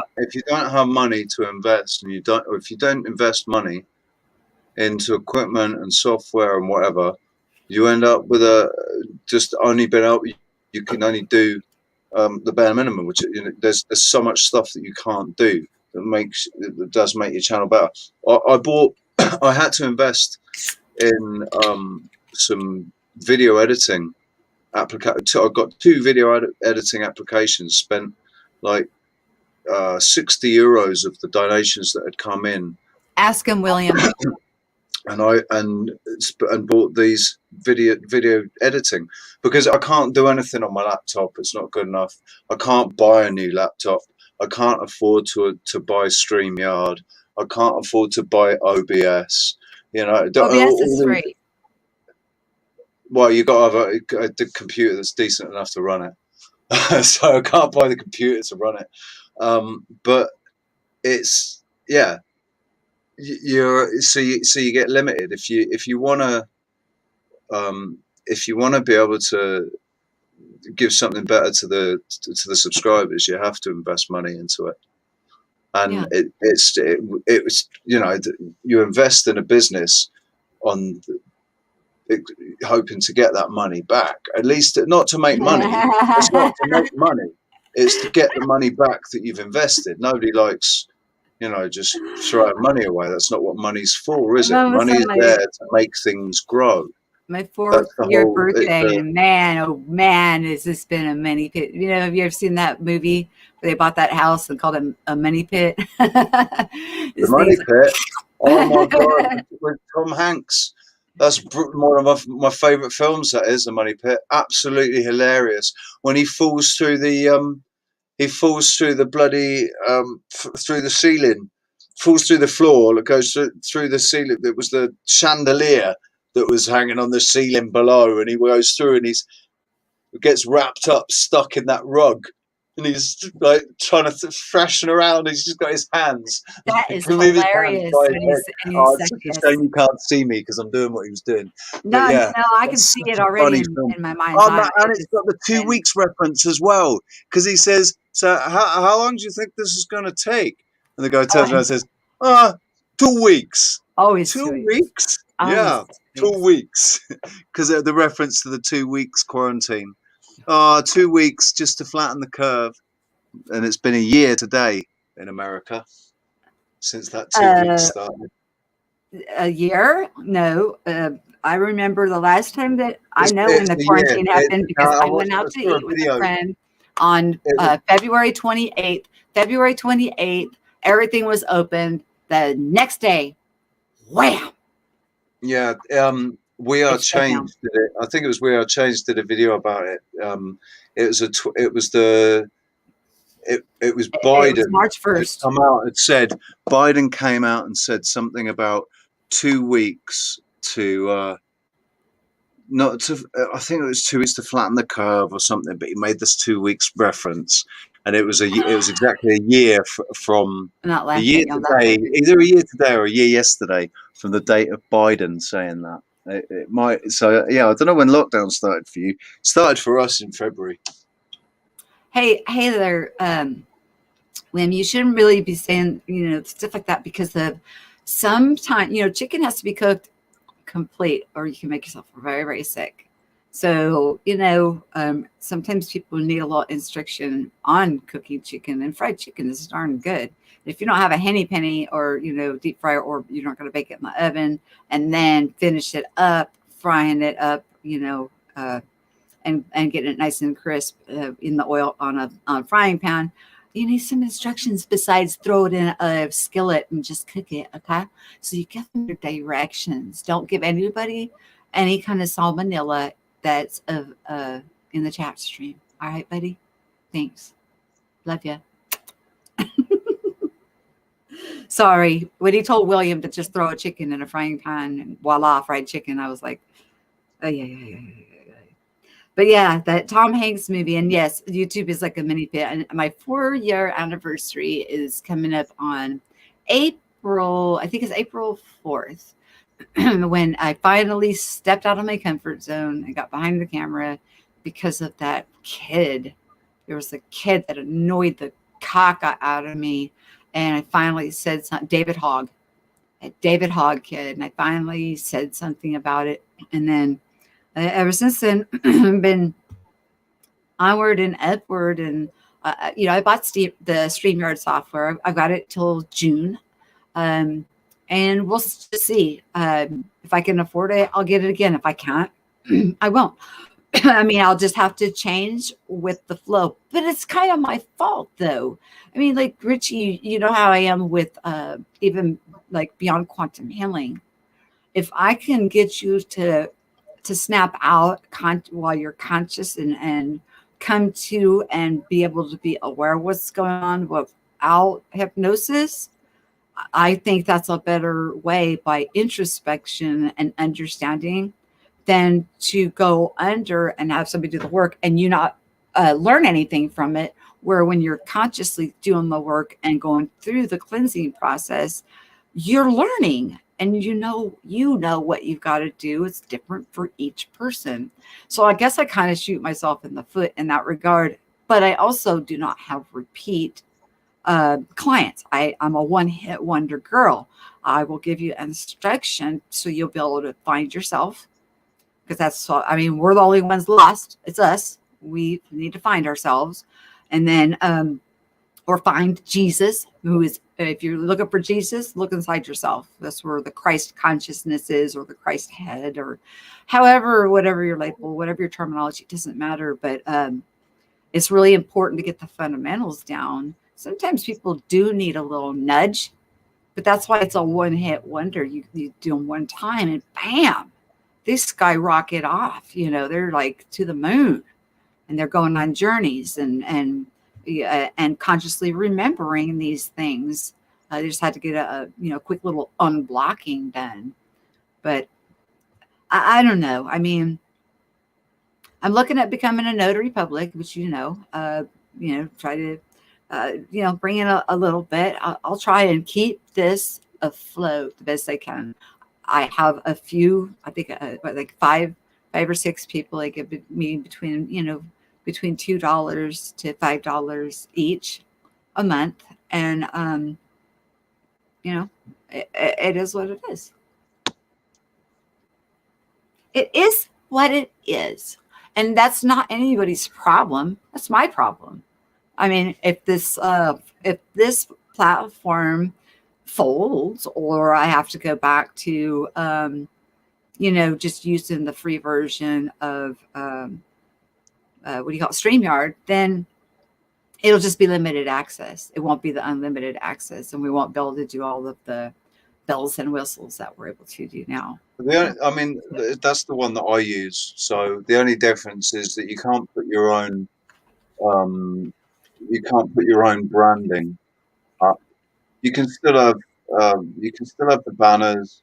You can't do multi-streaming on on multiple channels. You can't stream on multiple channels. You can't No, have the branding.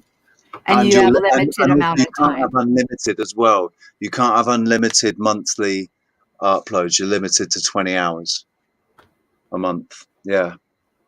Yeah. So that's it. Yeah, you're limited to 20 hours a month, man. So that's basically 5 hours a week.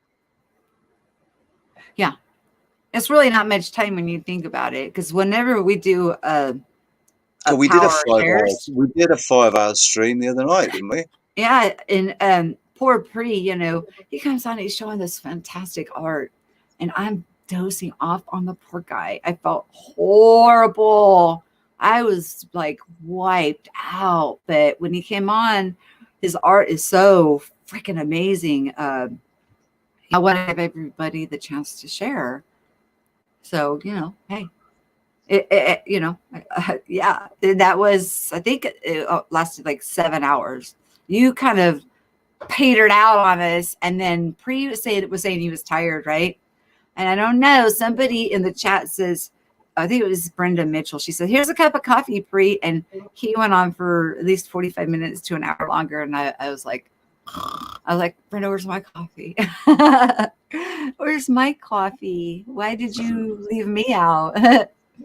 But yeah, he's amazing, and I would like to have him, just to show his art and the progression of his art, and there's so much depth in it, and it's Hey, activating, do you actually. remember? Do you remember D-Mac? Who's D-Mac? You don't remember him? So D-Mac was from Discord. He was part of our group. He lived in Australia, but he was from America. He's American, but he lives in Australia. He had long hair and a beard last year. Do you remember him? No, hasn't. I don't know. Memory. The last couple of years has been so Well, stressful. he was from the Purple Flame group and Discord like 3 years ago, and one of his I'm subscribed to him, and I'd forgotten I was subscribed to him. He's only got like 28 subscribers or something.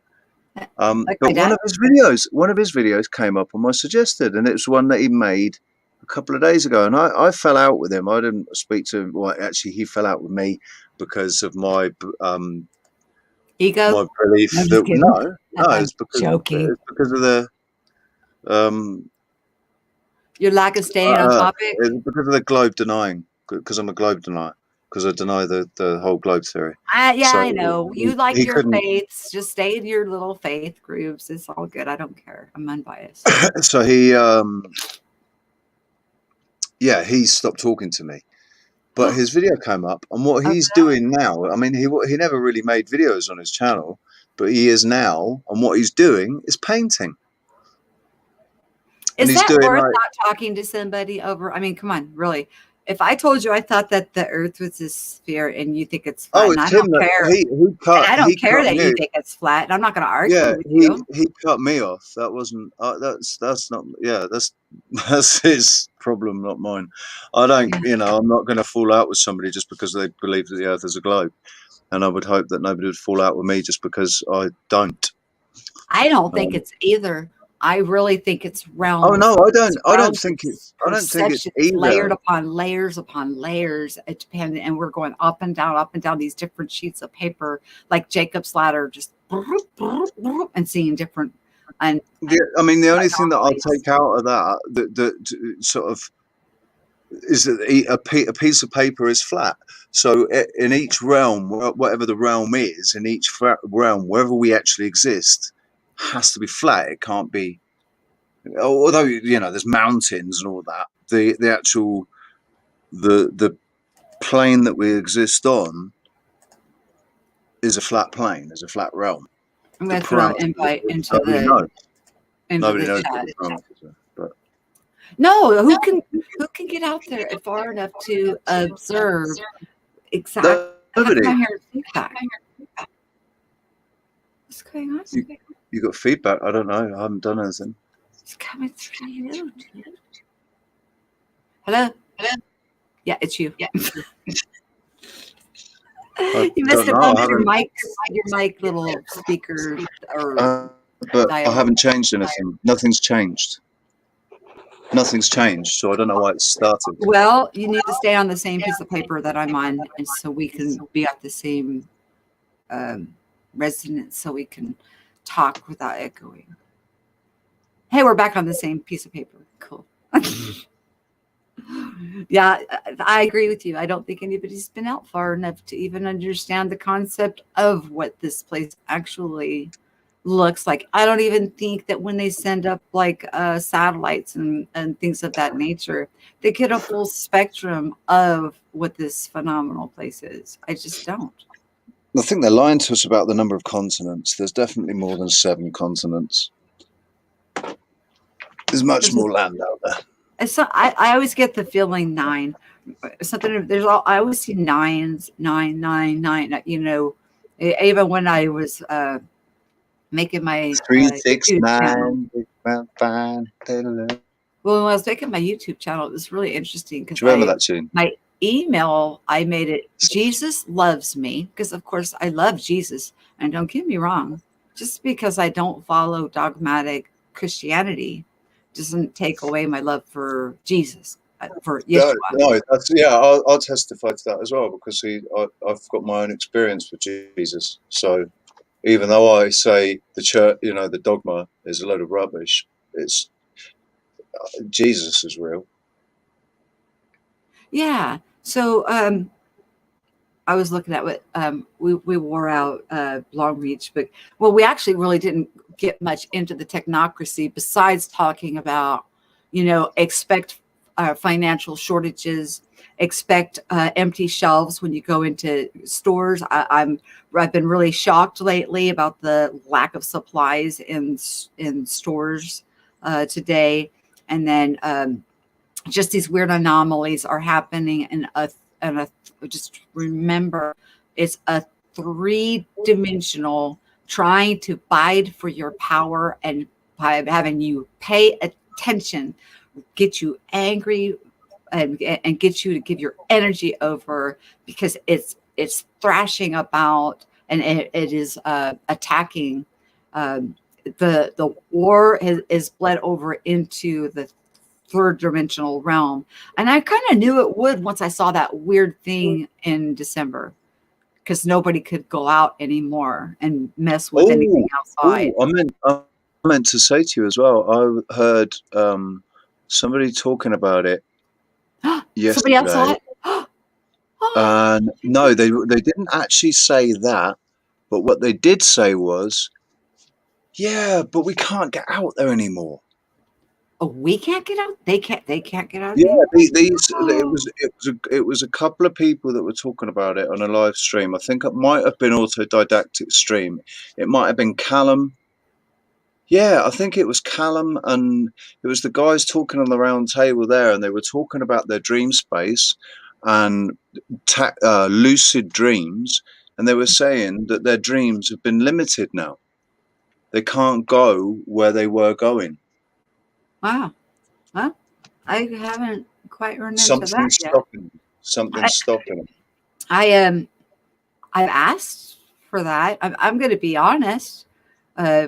Dreams and visions wasn't exactly something I wanted. I mean, it scared the crap out of me. I mean, when it first started happening and started leaving my body, it's nighttime, and I'm thinking, shadow monsters are trying to get me, and then I'm having these colorful, lucid dreams and then walking through them. I wake up, tell my husband about them, and then we would live and walk through the actual events. I mean, how do you explain this stuff? It was too much. It blew my mind. And I wanted, it was like, hey, by the way, if you're giving out gifts, can I have a different one? Can I read?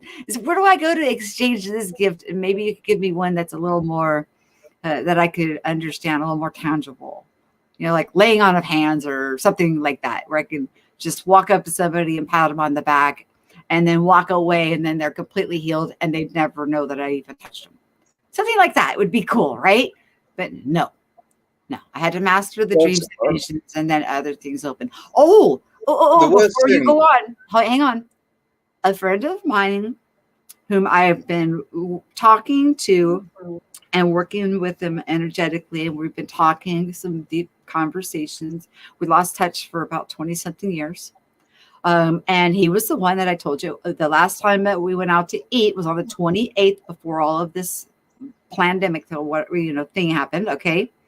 And when we went out to dinner with him, he was diagnosed with cancer, and he was cut basically in half, like from his sternum, around the side of his body. Hey, hang on, I'll come on camera and show you guys. I mean, it was his incision went from like here, and it cut down and around and up his back. Okay, to remove this tumor, and prognosis was not good, not at all.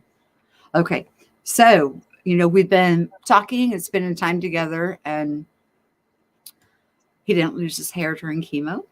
He went through all of his treatments, and what is it? A year later, he's 100% cancer free, gone. So even though we feel like, okay, I'm active in this, we never know what we're activating in somebody else's DNA just by having a conversation with them, letting them know. That's something that I thought that was an amazing thing. Dolores Cannon. That's something that Dolores Cannon said, was that there are people that feel like they need to do something, or they're here for a reason, that there's a reason that they're here, but actually it might be that you don't even have to worry about what you're doing. All you have to do is be. That's all you have to do, and you carry a resonance, or you carry the frequency that helps activate other people, and awaken and activate other people. You don't even necessarily have to say anything. It's just your energy will awaken something. Why would we want to steal somebody else's crown? They earned it. They did the inner work. I mean, it's not about that. And that's even in scripture. Let no one take your crown. Don't let anybody take the work that you did to clean the inside of your cup, or whatever inner work that you've on your journey that you've been through, of even getting rid of old dogmas and stuff is difficult. Don't let anybody steal your crown. That's your crown. It's yours. I can't say I saved you. I saved that one. No, that's a load of caca. It's a load of caca. The thing is, anybody, anybody that thinks that they are responsible for saving somebody else has obviously got some work to do. And anybody who's looking for somebody to save them, they've got some work to do. You can only really save yourself through. It's just confusion. Through self, like turning inward, reflecting, knowing yourself, understanding why you do the things that you do, and if they're not good things, recognizing that they're not good things, why they're not good things, and working on ways to stop doing those things that aren't so good, and try to do things that are better and that are good, are considered more virtuous or whatever. And that that sort of work, you can only do that yourself. You can't Nobody can come and do that for you. So you are the only person that can save you is yourself in that respect, isn't it? And we also, yeah, and the help that we need, all the help, everything we need is there. It's there. All you have to do is ask. It's right there. It's within us. I God mean, sews up everything as man sleeps. Slows the it's instruction in about man as he sleeps. it's about recognizing that help when it comes, isn't it? Because there's that old story about the guy that was in his house and everybody was saying to him, "Oh, there's a really bad storm coming. There's a really bad storm coming. You need to come with us. You need to come with us." And he said, "No, it's okay. It's okay. God's going to save me." And the time went by and it was getting worse and worse, and the rain was pouring harder and harder, and the trees were blowing down. And somebody else came past his house and said, "Come on, man, come on, you got to come with us. We've got to evacuate. There's this bloody tsunami coming." He said, "No, no, no, it's okay. God's going to save me."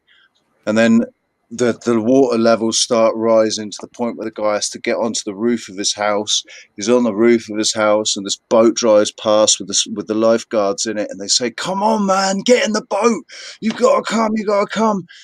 He says, "No, it's okay. God's going to save me." And then the tsunami wave comes, takes him, and he gets killed. And he's up with God, and he says, "God, why didn't you I save me?" And sent God you a said, boat. "What I are you sent talking about? resources. What are you talking about, man? I sent the couple with it. Like I've sent so many people to come and help you, and you just kept turning them away." Yep, It's like that, isn't it? yep, it It's, is. you You're right. recognizing when it's help, when it's actually come from a good place, when it's help that's coming from a good place, because not all the help that's offered is coming from a good place, is it? Sometimes we can get ourselves into situations where people can coerce us into worse situations, or we can get into situations where, I was in a situation myself back in 2015 where it seemed like a bit of an impossible situation, because I was either going to end up on the street with all my dog and everything, or I go and do this little job that was meant to be easy for this guy, and it can make my life easier. And so I, I went and did the job and got, yeah, and it all went bad. It was like the help was, it was helping me, but in the long run, it wasn't. In the long run, it definitely wasn't helping me, and I ended up in a worse situation because of it. So it definitely wasn't God that sent that help. You got to recognize when it's coming from a Discernment. good place. And I don't think that's hard. I don't think that's And hard I to think do. that's how we But will yeah, know if we're talking when to an people are AI. capable of discerning, when Because these people AIs can be, look like freaking people, by the way. They look like, you didn't watch my video, but they look, blink, walk, talk, and behave like people from the patterns that they picked up. And they're walking amongst us. But how will you know you're dealing with an AI? You're gonna know because you're not gonna get no feeling. There's not any energetic signature. You're an empath. I know you're an empath. I actually there's, said that in the video I've been coming across people like that for the without last 20 without years. giving it away too much. I said, we made these things, we're in power, we can unplug. And I said, if we take the first three letters of being an empath, it's over for you. So don't think you're going to come in here and take over, because it's not happening. But I like, there's a whole bunch of hidden messages packed inside of that video also. Tons. Tons, because I didn't want You it to know, get snaked up by the algorithm. because you mentioned EMP and its link Empathy. and I its mentioned connection, empathy. yeah, but empathy, EMP. That's So yeah. it made me think of a video that I watched today from somebody called Obsidian Alice. She's only got two videos up, and they're both absolute pure gravy. They're so unbelievably good. Right, the way her mind is working, it's just it's beautiful. I'll leave a link, but she was I don't talking watch today. a bunch of people. She's talking about so what buildings were. We're saying that buildings aren't what they say they were. Like the churches. We're saying people in the mud flood community and all of that are saying that churches probably were actually more like power stations. And so she went further with that idea, and she'd gone into a church that had been, or no, she'd had her house had burnt down, right? Her house burnt down. So a couple of months ago, so she went and filmed it afterwards, and she couldn't believe how gutted the house was. She went into it, and it was like, oh my god, it was just a great big open space. She said you would have no idea that there was a bedroom there, and there were two bedrooms there, and there was a living room there, and it had all been sectioned off with like partition walls or something, or it wasn't a very um, sturdy construction. So the whole center of it had just completely burnt out, and now it was just that one great big living space. And she was saying, well, just imagine if you took all of this, everything that was inside a church, take it out, and imagine what's there.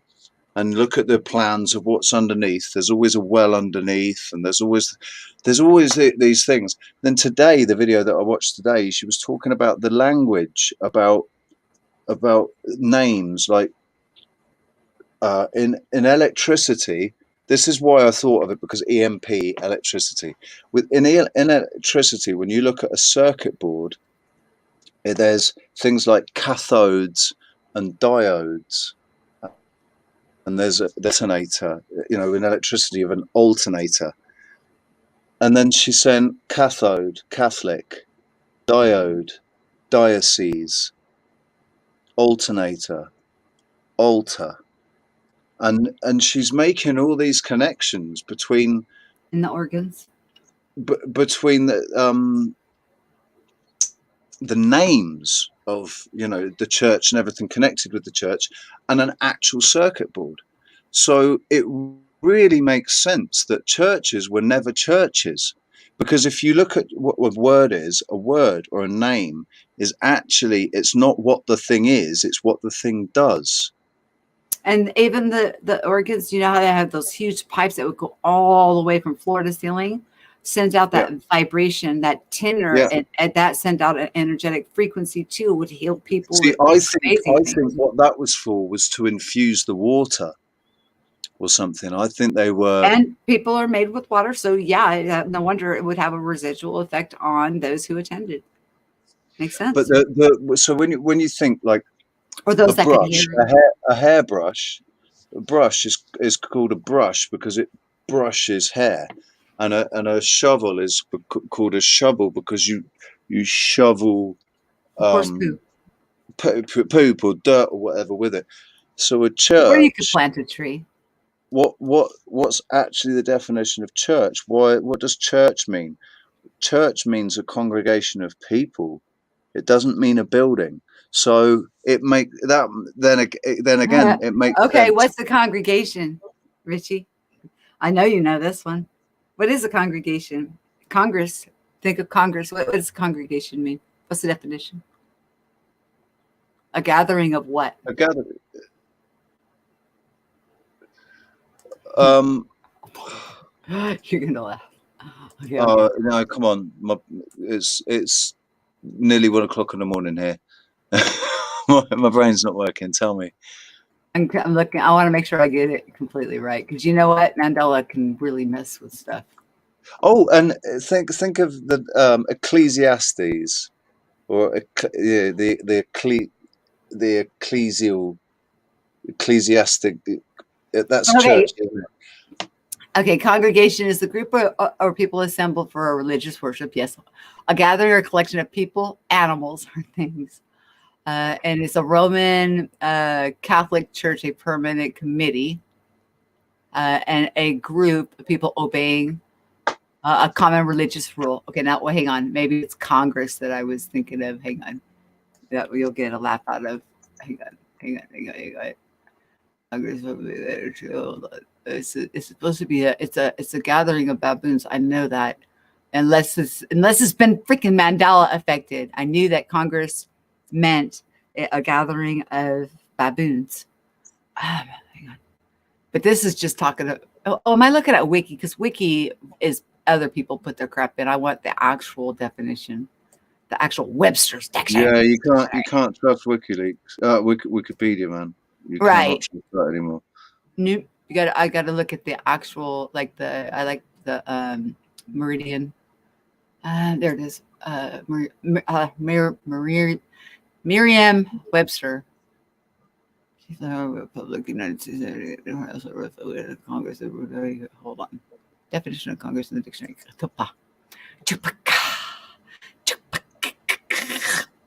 Nope, it's saying it's a legislative body now. Wow.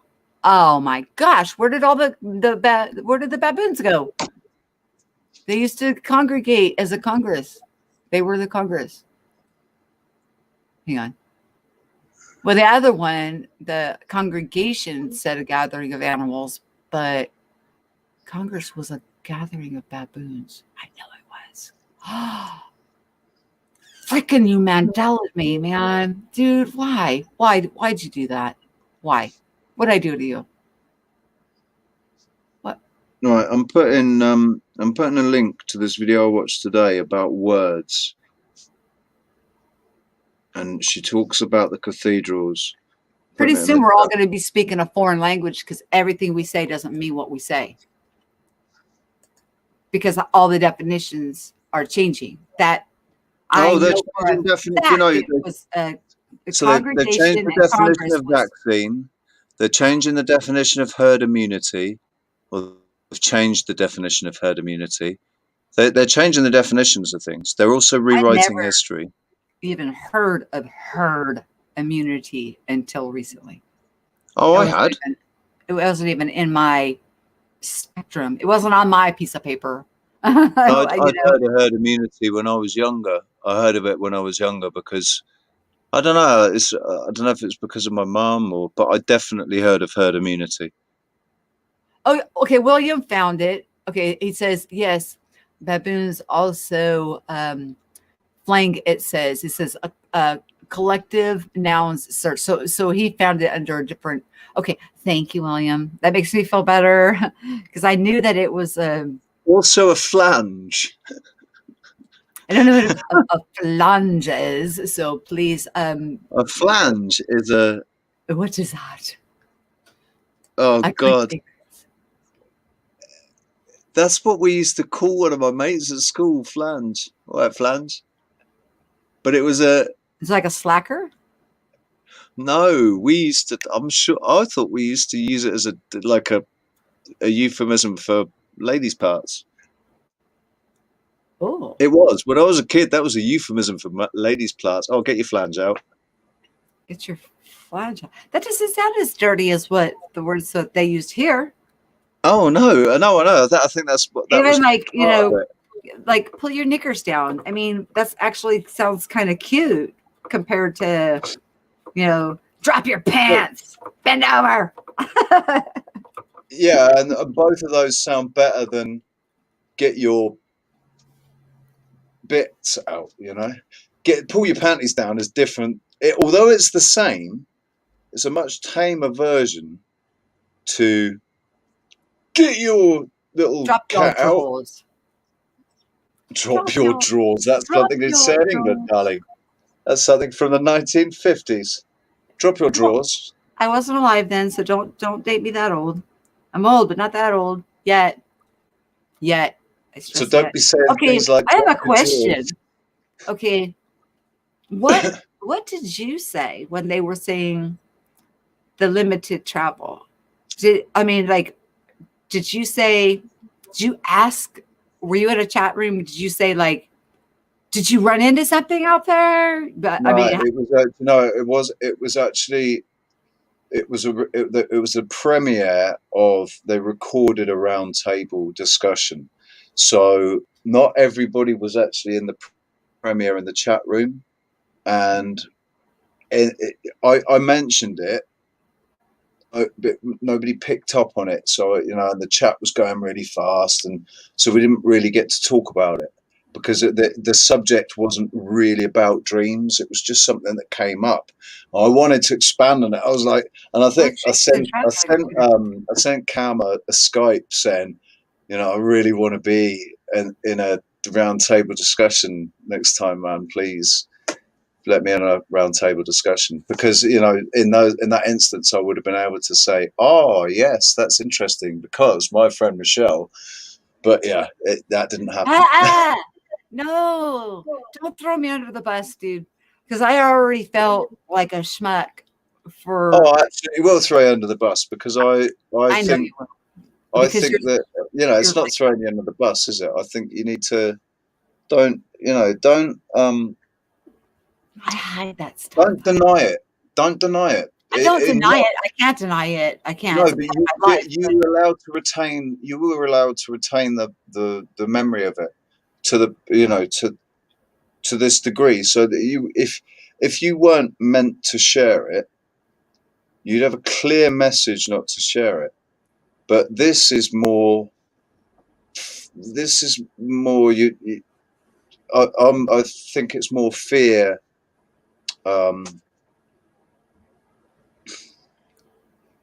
No, It's not. You're not worried that that you're not meant to share it. You're worried about how it's going to be received. what I think is I concern myself because of the 3D matrix realm, which a lot of people are still caught up into that paradigm of thought. It's like everything's a competition. It's a race.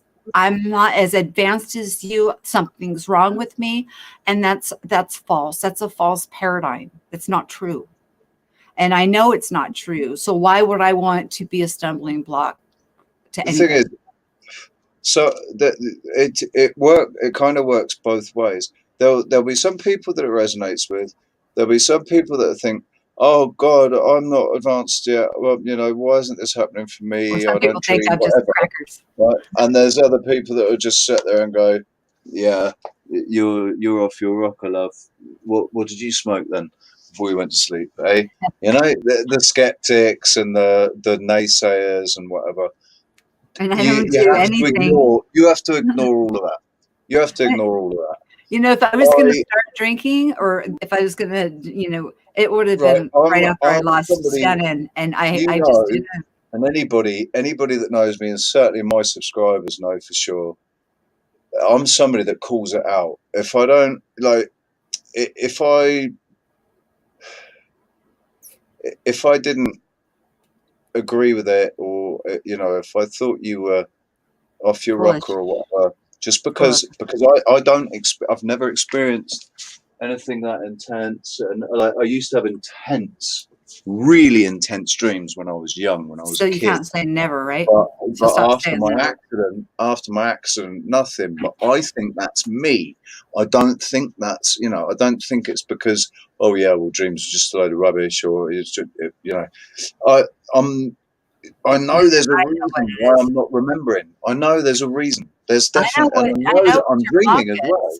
I know. I can see your block very clear as day, but you got to be willing to do the inner work, because it's yours. It's not mine. Although I can see that stuff, I can't do it for you. You have to want it. You have to choose it. You have to choose to want to do it for yourself. But see, it's like that. It's like, you know, when you start to talk about this kind of stuff, then people will be like, they think like you're crazy. Because if I heard me talking, if I was like looking at myself, but then again, you know, I was picked up when I was like 5 or 6 years old, when I broke my collarbone, and then I was put into the back of my mom's brand new Malibu station wagon. It was locked, and there was no way with a broken collarbone at my size I could crawl over and get to where I was found. Plus, the police all searched the vehicle, and I wasn't there. But that's where I woke up, and I came out and saw cops everywhere. It was pretty cool. Anyways, so I've had experiences throughout life. And then, of course, the NDE, where I spent 6 days in that realm when I was 15. But even with all that have happened happening in my life, I still would be like, my gosh, you know, give me some of whatever she's taken. But it's like this. I didn't ask for any of this. And I'll set my intentions on what it is that I want to see, but that doesn't mean that's what I'm going to get. I go where I go. I see what I see.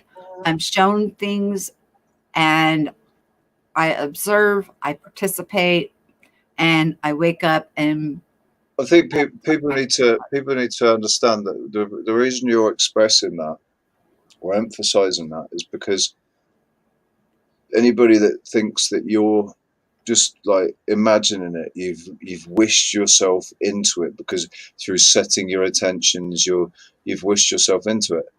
But well, no, because that's the whole point. You set your intentions, wanting, kind of wishing to actually yeah, I experience something else, and yeah, I what understand. comes is completely from left field. Mm. You can never determine where you're going to go, what you're going to see, or anything. That none of that is predetermined. You just kind of go there. You might Yeah, determine that you want to go somewhere, that you're ready to travel, and I think by setting your intention, that's the overall intention that gets set, is the fact that you're willing to travel, and so they take you somewhere, where you need to go rather than where you think you want to go. but I did get to see her though. It wasn't on that event, where I was. That's where my focus was and my intention.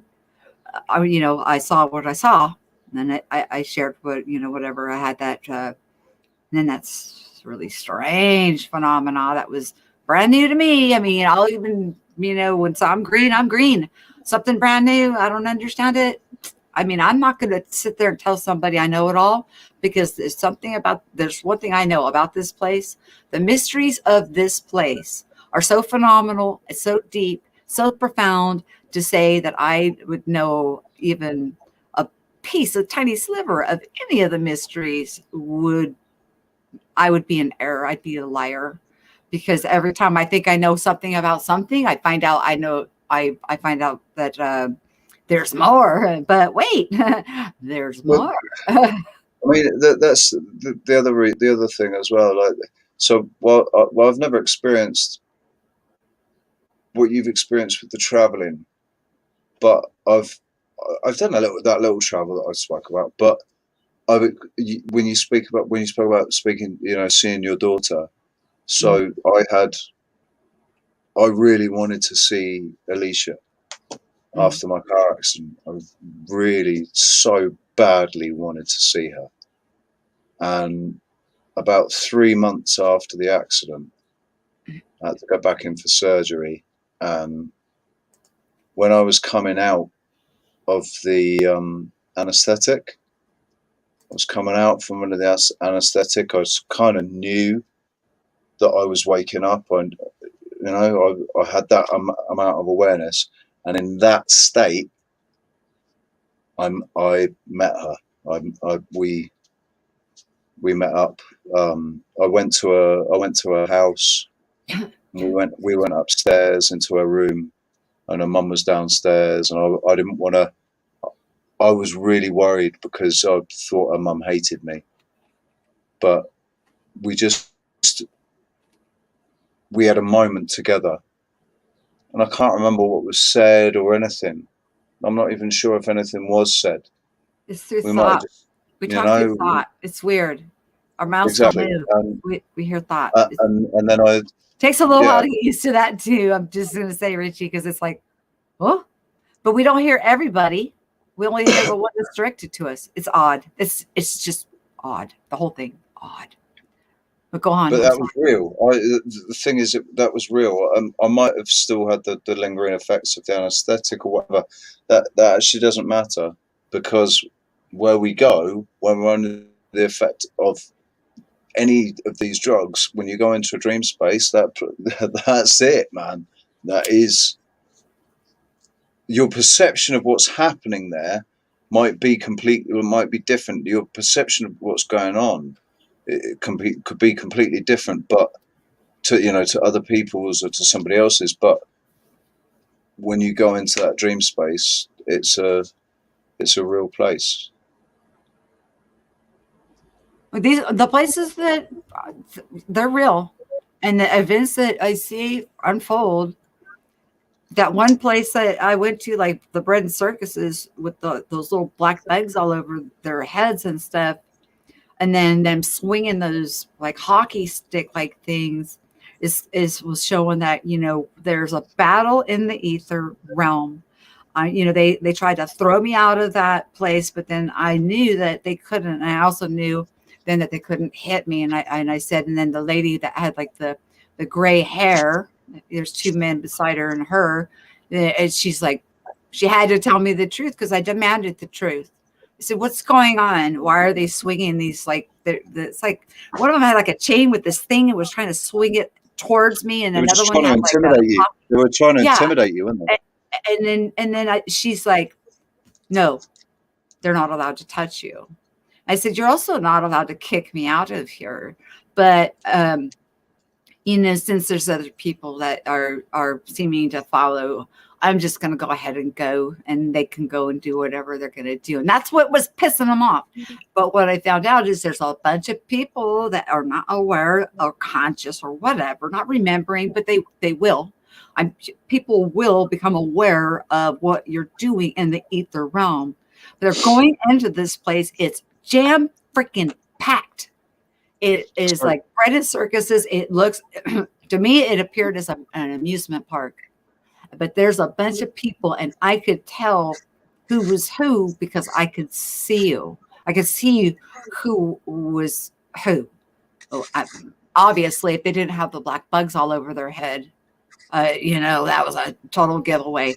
But the lady with the silver hair and those two guys, those others that were in there were so incognito that they couldn't discern who was quite who. So there's people going in incognito, and just whatever they're vibrating, resonating, whatever they're saying, these people are listening to whatever is said. It's like giving someone a key to a treasure chest, and they're opening it and they're finding that precious diamond that has been within them the entire time.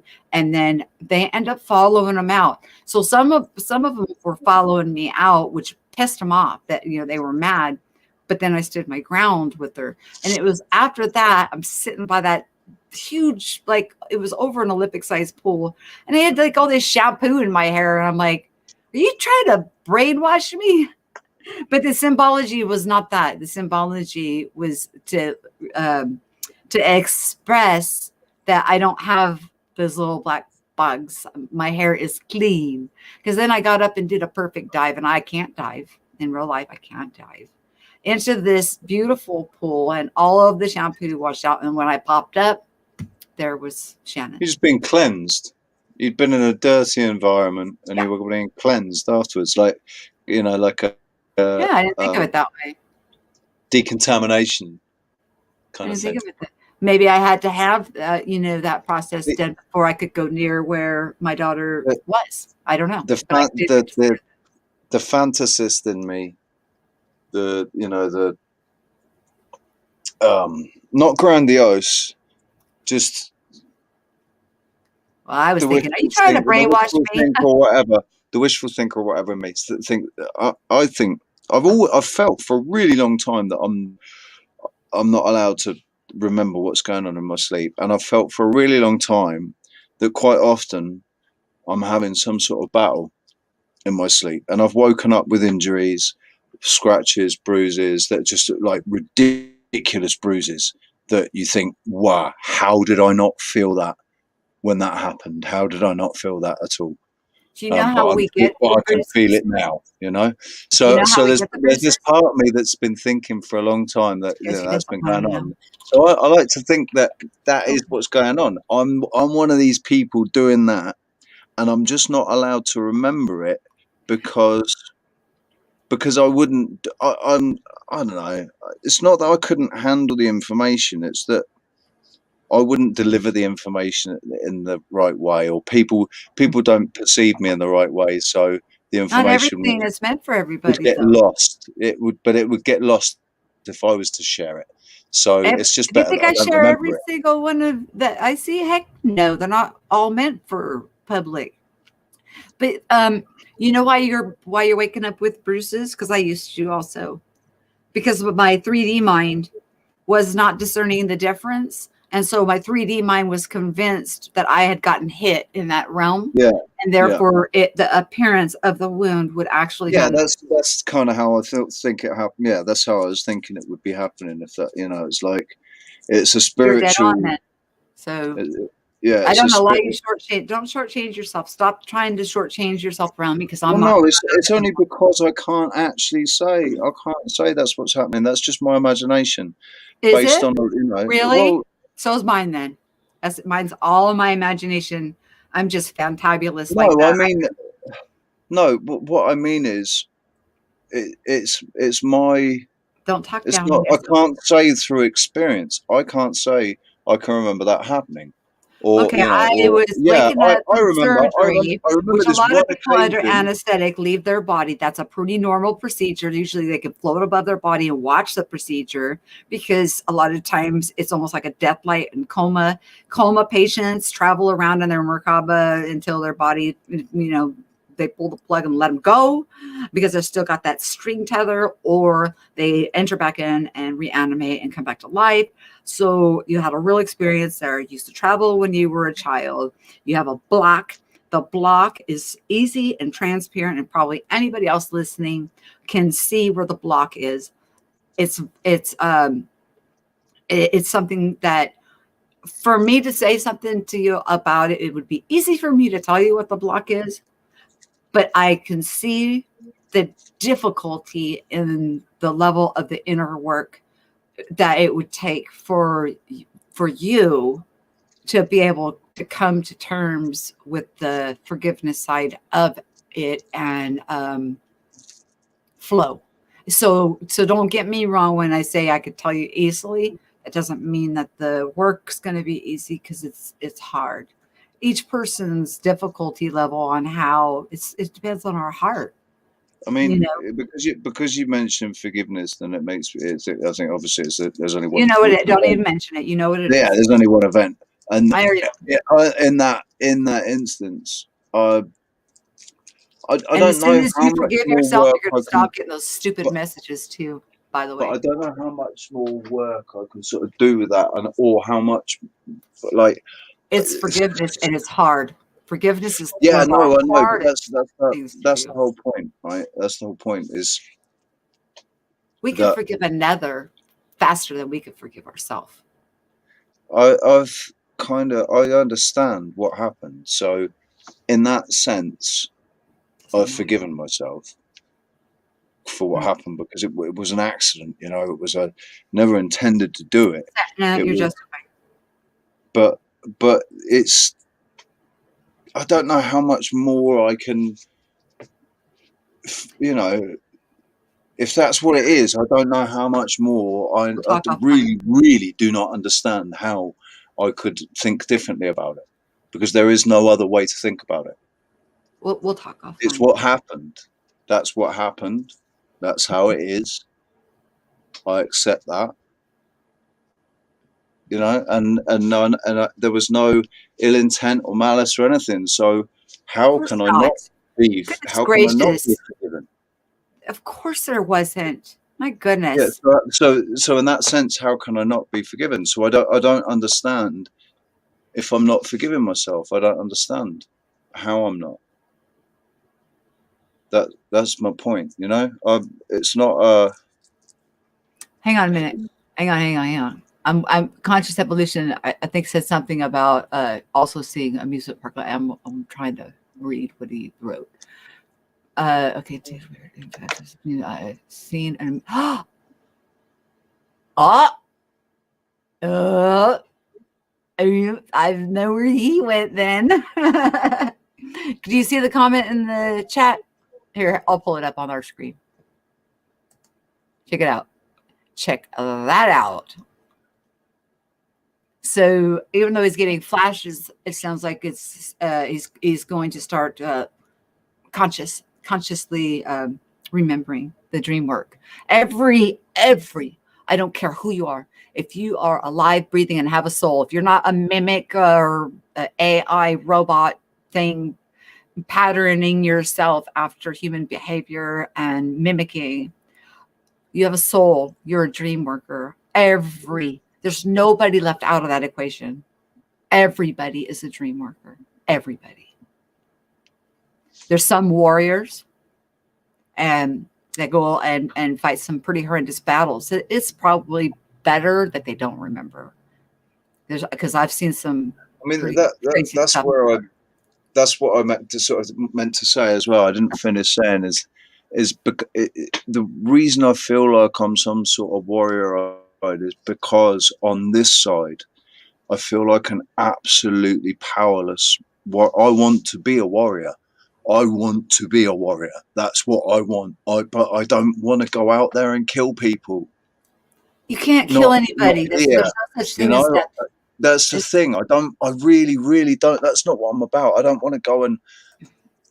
I want to go and vanquish demons. Yes. There's no such thing as demons. There's demands. When we get militant, let me explain what I'm talking about. What I've seen as militant, when I'm talking about some militant things that happen, what happens is somebody will be trying to walk out with somebody.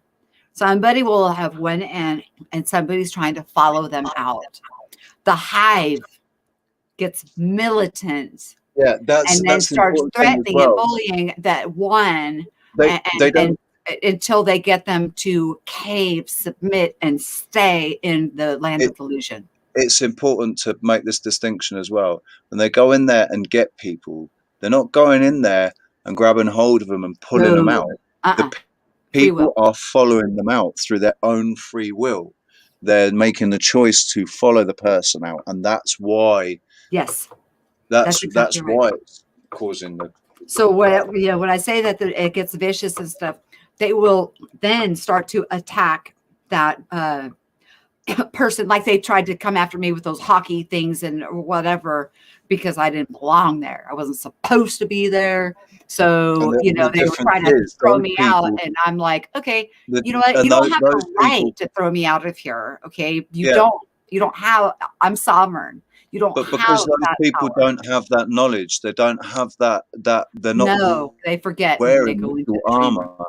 And so they think that they're going to get hit. And so they do. They cower. And then those things come in and smack them about a bit, make them scared and pull them back in.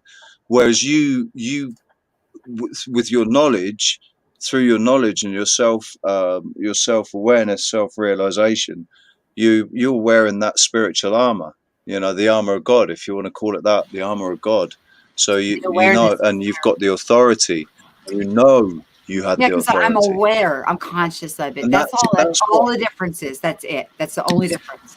I know where I'm at, and I'm aware.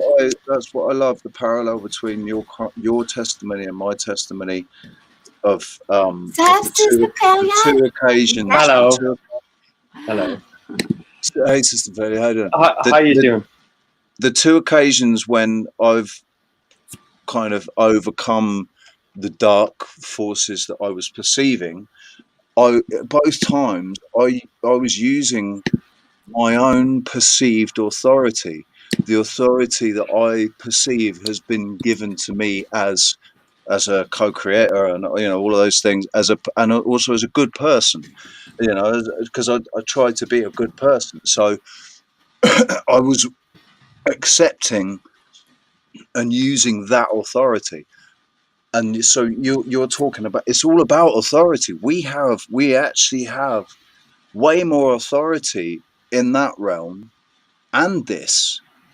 But in that realm, if you realize you've got the authority, you really do have the authority. Whereas in this realm, you've still got to get past everybody else that's, in 3D mode. So yeah, we don't necessarily have the authority physically here yet, although spiritually we still do. Spiritually, we still have the authority. I think, hello guys, by the way, I just came in. Sorry, man. Conversation. You're all right. No, I don't want to jump. I don't want to jump in the middle of your enlightenment. You did already. I wouldn't have put the link out there if it wasn't. Thank you so much. Thank you I so love much, you. sweetheart. I love You're you. just like a ball of energy. Yeah, I'm ready for a uplift. I love Good. any, I Just love like that. any Irish man Thank you, Double O. is just top. Well, fresh Top out notch. of St. Patrick's Day yesterday, and a walk around London all through the daytime with wearing a tricolour, and we only came across maybe 4 people that acknowledged the fact that it was St. Patrick's Day. Oh and, my God! And Do you know then what? yeah. Yeah, yesterday I really, it was like, wow, it's St. Patrick's Day Yeah, today, and I you know would it was. not know. It was weird because, do you know what? Usually in Ireland, it's a bank holiday, and I woke up to a phone call, so therefore it didn't seem like St. Patrick's Day to me at all, because no one would be ringing you at home, because everyone's on the piss. You sound like a leprechaun, dude. Well, I'm trying to sound as Irish as I can. Irish.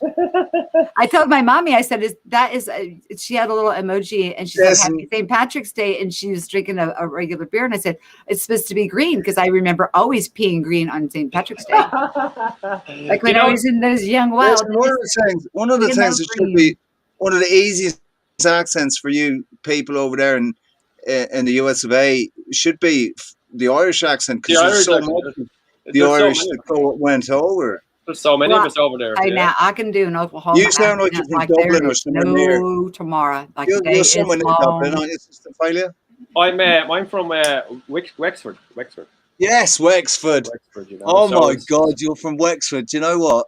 The guy that flew me here and put me up on my feet, gave me a leg up. Oh wow! And here in Tenerife, he's from Wexford. Nice. Listen, let me ask you. Can I ask you his name? His second name Murphy. He's been in the papers. He's been in the papers, in the local papers in Wexford. Is his name Murphy by any chance? No. I can't remember what his surname is, but he got kidnapped in Colombia. Oh, well then, geez, I probably know the chap. if he's probably. He got kidnapped in Colombia. Well, this is the story, is that he got kidnapped in Colombia. Wow. And they held him up for ransom of like 3 million or something or whatever. Oh wow! And then he disappeared. And then, but the thing is, we all kind of know that the whole time it was all, he wasn't really kidnapped. It was all a bit of a story, and that's what we all think was going on, because it was all a bit weird, man. It's really weird. I don't know what's happened since. Right. I really don't. Last I heard, he disappeared, but somebody had got some photographs of him dressed up in army gear, and he was all dressed up in army gear. So God knows what happened, man. But I said, you know what? They wouldn't kill him. His name's James, and nobody would kill James. Nobody would kill him, because he was just the nicest. Even though he's a little turd, and he's a little sod. But still, he can talk his way out of anything, man. Gift of the guy can talk his way out of anything with that sweet Irish charm. He's just a little fight, but kiss the Blarney Stone. I think that's what they call it. He's a lovely guy, mate. The reason why I popped in, because I see you're talking about AI, conduit computing, and TIs, and all this kind of stuff. I've been researching a little bit of AI since the years off. Cognitive computing. That's oh my God, it's a mess. Plus, they're all going into the fusion center. So no matter what you're doing. Like if you're on your phone or you're watching your television or making a purchase on the platform of social media, and you think you're going to another brand new platform, if you think that they don't know what you're doing and you're going to go through the same crap over and over again, you're sadly mistaken, because they're all one. Well, if you give me 5 minutes, I'll wind myself up and tell you as far. The next 10 years is where I see yourself up so fast we can't understand. Right. I'll try to keep it. I'll give you as long as you need. We have Google Glasses, came out about 10, 15 years ago. You probably remember them. The Google Glasses. They were a pair of glasses you put on your eyes, and you could see your a screen in front of you. It was on the glass, wasn't it? Yeah. So. At the moment, London, I think 2 weeks ago, opened their first till-free shop. So therefore, you go into a shop and you take your orders on your phone, you walk out with your shit, and your bills automatically to your phone or to your Amazon. I think it was Amazon. No, actually, I don't know. I'm not too sure what kind of shop. It's a grocery shop, so that you can walk in and buy your groceries and walk back out without touching or paying for anything. They just scan you in and scan you out.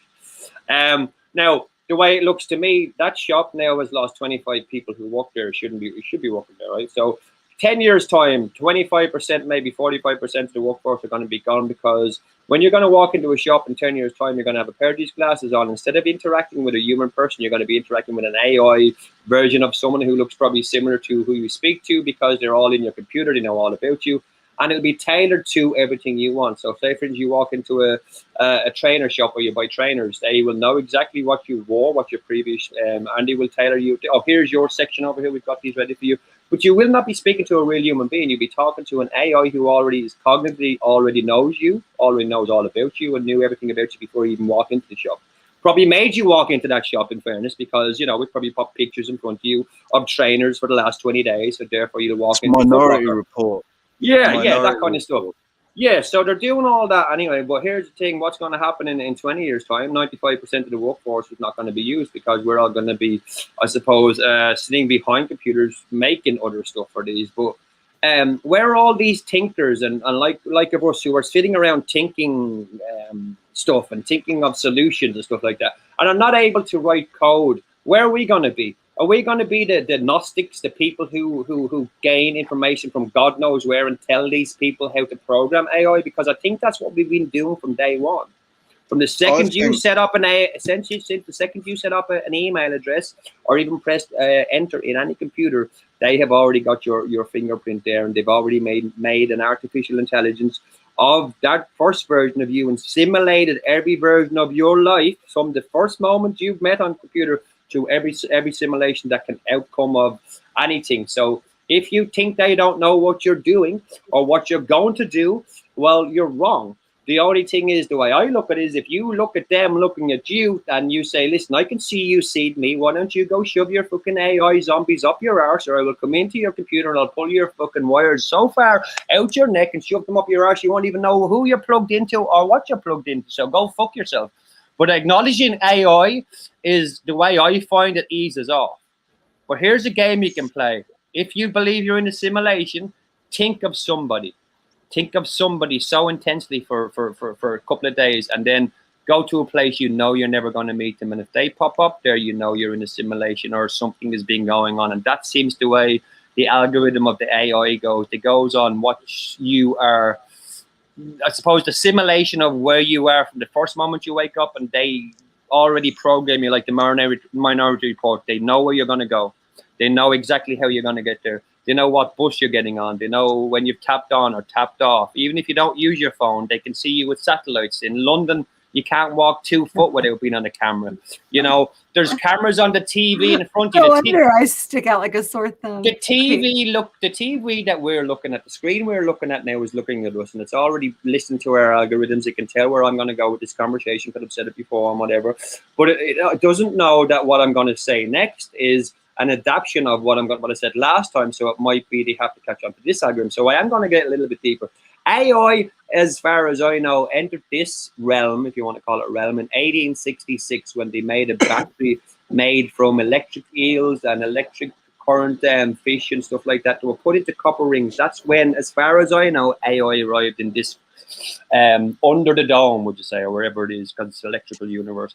And then it went on to 66 years later to 1912, where CERN eventually opened up their doors. 66 years to the day when CERN said, you know what, hello. But they actually they decided to change that. And if you look at the history of CERN, they now are open in 1913, which is not 66 years later.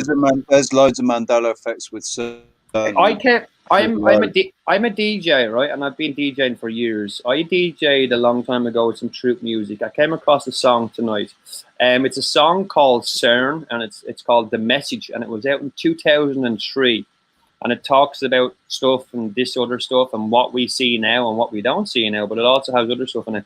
I played that years ago. CERN wasn't even open, or CERN was open, but it wasn't known for what it is now. I think I suppose the way I look at it, CERN are doing everything they say they're doing, plus more, but they are not the evil here. The evil here is the people who run it, I think. And they are being force-fed information from what did they say, parallel universes or quantum computers or someone. That could be some little fucking weirdo sitting in the basement just, telling them all sort of shit, maybe. But who here believes in the quantum computers parallel realm? No. Is it too far to think about? And is that why they put it out there? Because we can't get past. Has anyone here noticed that you can't get past a certain point in your head when you're thinking so much about it? You get to oh yeah, that's what it is. And then it's like chasing a dream. It's like chasing a dream. You try to remember that dream. The more you get closer to it, the further away it goes. But we can't get past it. I think we have a peak in our own brains that we can't get any more information than what we're told. So say if I tell anyone here, oh, look over there, there's a new color. Let me describe it to you. If I described it good enough, you would see it. But has anyone ever, I'll ask the both of you. Let's go with Awake and Active. Let's go with Awake and Active first. How would you explain to 007 what a brand new color is? How would you explain that? An impossible. How would you explain what a new color to somebody? Same with you. I have to say the places that I've seen and just tried to make something here to even assimilate some of the places I've seen, like where I was told that I was in the fifth realm. That's when that weird door came up or whatever. Yes. And I was traveling with my husband. I cannot find anything here that can compare to what I saw, because it's beyond. There's no words. First of all, it's beyond the spectrum of our vision, and this place. Oh my gosh, and the food. Oh, and I made the mistake of bringing up a tanning booth because I saw these they were very, very pale beings that were there, but they were benign. They were completely benevolent, very loving beings. Yes. And I thought, my husband was with me. I was like, well, 3D mind, because still I'm tethered. Okay. I'm like, we could open a tanning shop and earn our keep. And then I got reprimanded by the lady that greeted us and that was showing us around. Yeah. She's like, we don't work that way here. That's an earth realm thing. And this is not how it works here. And then she took us to that place where the food was, and it was like every favorite food that we wanted. It was like instantly handed to us, like instant manifestation. And you don't get full, you don't get fat. Everything's delicious. Just taste. Yeah. And then, and I could taste, I could touch. And we got to the dessert part. There was like 3 more courses to go through. It was weird because I don't remember sitting down at a table.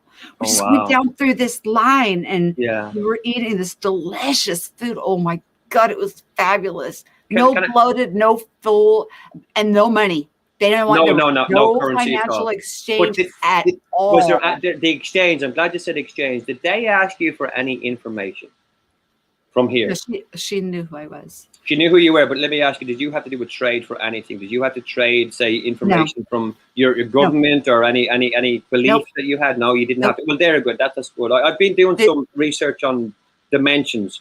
And when you're asked by, as you said, these people that you met there, when you're asked for the trade information, they seem to come from the lower dimensions. They're not the higher ones. Yeah, I got grabbed. Yeah, you got grabbed. Nice. Okay, that's good. I got grabbed since that thing showed up there in mid-December. And my husband, I mean, it took every bit of my strength to say something, to go vibrate back to that tether to my body. And he's a hard sleeper. He never hears me. He never. But he heard me because he was sleeping. And he just rubbed against the side of my shoulder. And I opened my eyes and I looked at him and I said, this thing's got a hold of me. And that's all I needed was my husband, which I call him my twin, my other half, my divine partner, and we're going through this together. It's so anyways, that's all I needed from him. And then I had the revelations of, okay, stop being depressed about Shannon, stand in your power and your authority, and tell this being, you don't have the right to touch me, as I don't have the right to touch you. You don't have my permission, and you should ask before you touch me.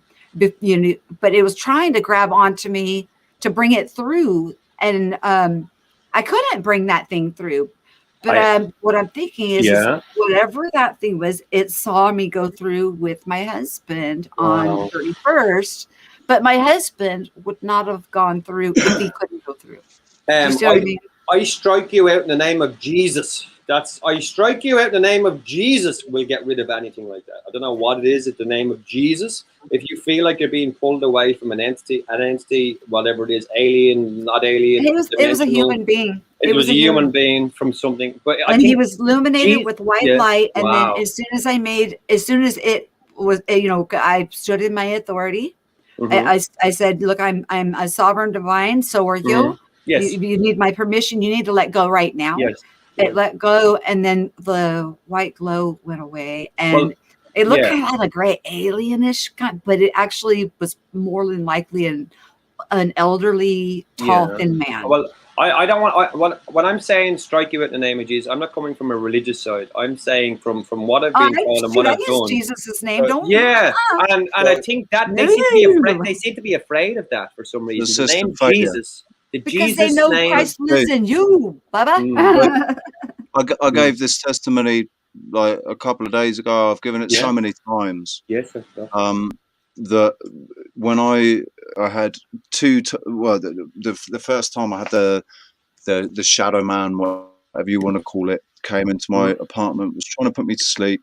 I was losing consciousness. I knew it wasn't right. I was fully aware of what was going on, and what I tried to say was, with the power and authority given to me by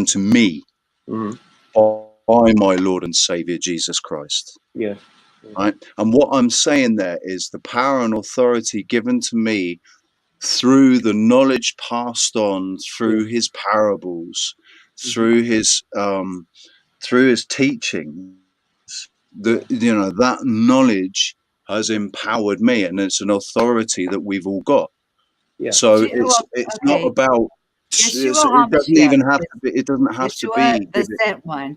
He was a master, and he went to teach them. He spent 3 years with those 12 men trying to teach them. What was he teaching them? He wasn't teaching them about going to the cross and everything's all good, hunky dory. There was 3 years of it. To be like him. Yes. Teaching them to be like him. There's a confusion there, well, not confusion. I looked into disciples, Jesus, a long time ago. I've got like 50 Bibles here, and I've looked into different religions and different sites, just through the Mandela Effect version. So I want to get my knowledge into. But I was born an Irish Catholic, so religion. We left religion when we were 9 or 10. We were told to go to church. We said, let's make up our own religion. So the way it is. I heard a funny story. Bear with me for a second. I'll make this as quick as I can.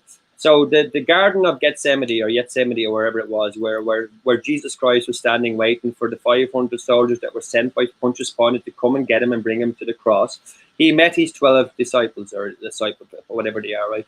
But now they arrived, so they arrived plus one, so there was actually 13 plus him, which makes 14. But then again, there's another 33 people that we don't know about. There's another 33 plus then 13, which makes 40. What is that? 46. Then another one, which makes. Apparently there was 40. And don't forget the women. Yes, women are never mentioned in the Bible. If you never notice when they said because the feeding of the 5,000 was 5,000 men. Remember, most of them men were probably married with kids, so that there makes that 2,005. Well, you can keep going up by numbers. But what I'm trying to say to you here is there was around 50 people, and they were all seemed to be whatever books or Bibles that they made after this thing. There was one certain person, Constantine, not the Constantine that we know, another Constantine that done the book of whatever. And it seems to be that the 95% of what we don't see, the outside the visual spectrum, is the Bible that we don't see. So the one that has been hidden. The 46 Gospels that weren't canonized. That's the one. And they've been headed through Constantine. And you know what Constantine was, if you look at what he was and who he was off slaying demons. He was a pagan. Yeah, but I'm on about the spiritual. I'm on about the spiritualized streets. He was a pagan that was trying to stop the unrest on the streets, and so he molded all of the religions into one, basically, and then canonized the Bible. To what end, though? To what end? To stop. It was basically to stop all the. There was a lot of unrest. There was a lot of violence and clashes going on in the streets at the time. So what I heard, he did it to bring people together. what I heard, he was leaving out the 95% of the visual spectrum we don't see, which is the badness and the goodness and all sorts. And the 5% that we do see in the Bible we see today, and different versions of different Bibles have different versions of this 5%. He seemed to be able to leave certain, like Beelzebub and all these people that we hear. And we see pictures in the Bibles. I don't think any of these bad demons look like that. We only make them look like that through visions of pictures, right? They look like all they are is different aspects of our own personalities and principalities. Yes, exactly. And we come across them every day. We come across them in good people. We come across them in bad people. We also see them and we don't see them. But if the 95% of the visual spectrum is interacting with the 5% that we are here with, well, of course we're going to get crossover of feelings of supernatural powers and people trying to talk and pull us into different realms. I think it's not Gnostics are there, they give us power from other places and all this kind of stuff, and they probably bring us to realms and whatever. I truly believe I was taken away by aliens a few times. I woke up with oh my God! Now, hold on there. Let me just say one thing here. I'm not denying your has anyone here ever woke up with pruned fingers as if they've been underwater?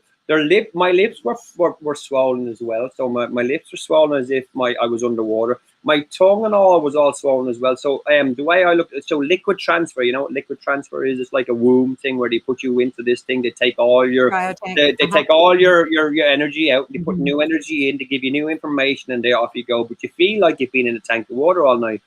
I woke up several times feeling that, looked at my feet, and my feet were steaming. Steam were rising from my feet as if I was in a fucking, I don't know, standing in flames or something. I just got out of a hot bath. And I thought, what the fuck? That's happened to me 3 or 4 times. And it's weird that I can remember bits and pieces, but I woke up the next day going, well, I didn't know that yesterday. So something is going on, the 95% that we can't see. But I think the 5% of the elite, these 5% or the 1% are called, they can see the other 95%, whatever technology they're using. They are interacting with that and fucking it all up for us. So when they do come and say, hello, we're here, they're going to be... Do you know why they can see it? Yes, because they're using technology like Lucifer and the Lucifer telescope and other telescopes that date back to the early 1900s. Yourself, Bubba. No. Don't you know how to cloak yourself? But they're also able to perceive more than we are. Of course. They're able to perceive more than we are because they have knowledge that we don't. Yes, that's what I mean from the other 95%. From the other 95%. They see the 95%, they get that knowledge, they have that, but they only give us 5% of that knowledge through Bibles, through shit, and they twist through programs, and they twist it, yeah. It's reverse psychology. They give us actually what they give us isn't even like 90% truth. No, it's not. No, it's maybe 1% at a time. It's a drip. It's lies that are thrown up with truth. System failure, because he's like he's thinking that we're going to think he's crazy. I've been or whatever. Well, tell him what happened to me. I had a different type of a dream experience. Now I've had this happen before, but it's not a very common thing. Okay. But I contacted Richie because I was. Well, I woke up to talk to my husband, and then I was still freaking the frick out over this experience. So I told him about it. So if you're going to tell me you were in a ship or so this happened, but I'm going to be the last person that will ever doubt anybody's experience. Period. Do you know what a super soldier is? I know what a supersonic blow my hair back speed is. Because I said, can this thing go blow my hair back speed? And then they laughed at me and they're like, they were zipping across already at that speed. I've done a few shows with some super soldier people on my show because I'm a big UFO. I've been into UFO since around 10 or 11, I've got UFO footage out my window. If I could turn my camera on and bring my camera to the window, you're probably going to see stuff flying around the window. Just out of interest, what is your position on like space and the globe and stuff? Because I believe I've seen I knew this would UFOs come up. myself. I knew this I've would come seen up. them myself, so The- I know UFOs The exist. easiest I answer. didn't believe in UFOs. I'm sorry. I don't believe that. I didn't the alien thing and all that, and saying aliens are demons. But then I was like, well, they could be angels. Maybe people were calling aliens of today angels of yesterday. I mean, the jury was out, but I was not thinking aliens ever. I never thought of a ship, or it was too out I there. used to think aliens. Now I think it's either us or it's an older version of us that is still, like Okay. it's the race before us or something that's still here. I think, right, interdimensionally, whether you want it, because I know I speak to a lot of people who are flat earthers and stuff like this, so I have to word this. I've gone past thinking whether it's round, whether it's flat, whether it's what. Now the stuff I'm trying to research at the moment doesn't even involve questioning what shape it is. No, it questions it as a dimension. So it questions as a realm, whereas if it comes from another dimension, fair enough. You want to call it an alien, you want to call it an alien. You want to call it a fucking light, you want to call it light. Whatever people want to call it, they've been out through it. I think what's out there, what we're seeing in the sky at the moment and all these bits and pieces is a mixture of around 95% of our own stuff and 5% of their stuff. And the 5% of their stuff is teaching the other 95% of their stuff how to fucking fly. So I also think Trump, when he turned around and said, we're going to do Space Force, in other words, here, guys, look up. Stop fucking looking down. Stop looking into books. Look up. We're going to be throwing stuff in the sky. And it's not, I think it's a cover, because the 9th of June, I've been saying this for years. Now, mark my words, I will eat my hat if it doesn't happen. Between the 9th of June and the 4th of July, we will be seeing Project Bluebeam in full effect all over every city in the world. And that's their full on. That does actually... That works out. That works out. That's their end game. That's their end game. Well, they said, didn't they? They declared in that bill 180 days. Exactly 18 months. It's an 18-month thing. It's a time thing. Since the day they started COVID to us being locked down, the reason why they want us inside, sitting down watching the TV, so we're not watching them putting fucking crystals in the sky, putting more clouds, putting mirrors up there, putting all sorts, because we're all inside looking at TV, right? Scared shitless to go out. And all we're doing when we go out is look at people wearing masks or not wearing masks. We're looking at the rules, getting confused about the rules. I spend that if I go out, when I go out and the stars are out. Yeah. But we all try to look up. I think Trump's trying to make us look up, because there is coming to a point where they should have went for Endgame in 2020. In the year 2000, but they didn't. They're about 20 years behind, and what's coming has already been. It's been and gone. It's taken the bad energy away, and all we're doing now is seeing the remnants of fucking fear-based. It's going to go real sci-fi real quick, and I think that's where we're all waiting for this savior to come along, and this is the next bit of technology. Yeah, it ain't going to be a Jesus coming down from this. It's going to be an Elon Musk fucking cunt saying, here, I have a chip, go stick your head into a computer. Fuck that shit, man. I'm not going to go stick my head in the computer and be all knowing like a god, because it's going to be enough of us. It's going to be enough of us. It's going to be claiming our own power and our own authority. That's what it will be. We all need them, because they make the problem, and then they say, oh, here we have the solution. But they don't tell anyone that they're the one who makes the problem, who therefore has the solution as well. They don't make.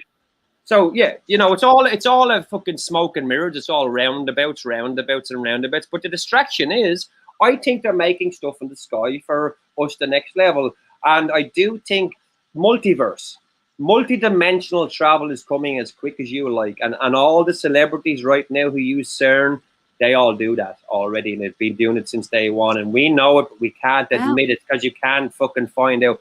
Tom Hanks, all these motherfuckers who go to CERN and anywhere else, they've been looking glass all over the place. They pop in and pop out. Why do you think Sally Field is now here, and Sally Fields is dead in another dimension? Because she died in a fucking crash in another dimension, and she didn't come back here, so they sent the other one here.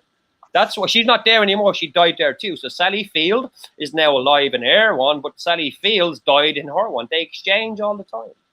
Hang on, I don't remember. So Sally Field was you love me. You love me. You really love me. You really love me right now. You really love me right Yeah. now, really do. Her Oscar speech. There's 3 changes in that. She said 3 different things. She wearing a necklace. She said, "You really love me right now," which makes no fucking sense. You really like me right now, which makes That no makes no sense either.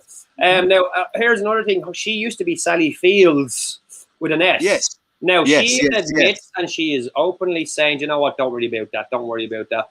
I heard she fucked off to make a movie on the other side. Someone came here and she died in a car crash in making a set. Now, that could have been in this reality because I did hear she died and then she didn't die. It was a Mandela effect before the Mandela effect. You know, yeah. But I heard, I didn't even link it to the Mandela effect. I thought, oh, she's dead. Oh, no, she's not. Okay. And I didn't realize her S had gone.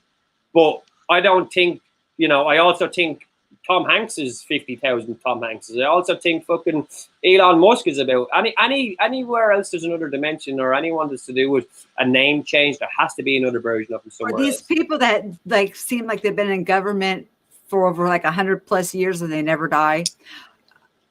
It's like, okay, where did you come from? You know Look what? at You seem transhumanism. like you could wrap your mind around this. Okay, I Yeah. want you to wrap your mind. Just think, just because of, I think you're going to follow me right along because this makes sense to me, and I can understand it because of the Mandela effect and what we see today, and this has to do with JFK.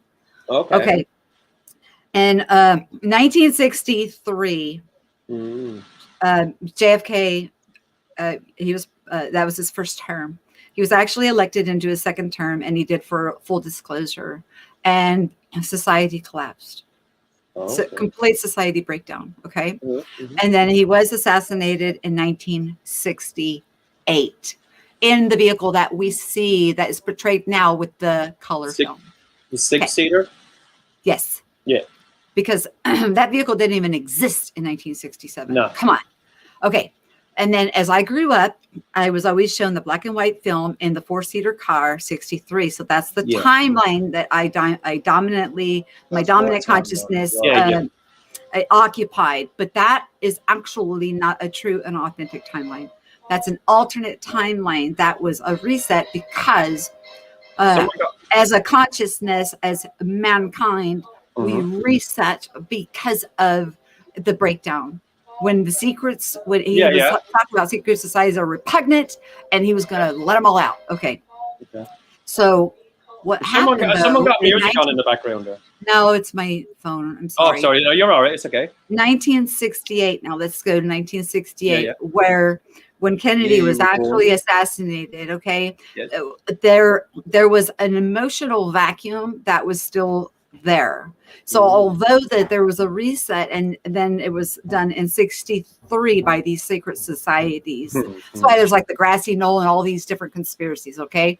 Because it was a timeline switcheroonie before he disclosed. All right. Anyways, 1968 caused an emotional vacuum because emotions are energy in motion. Very powerful. Absolutely. Okay?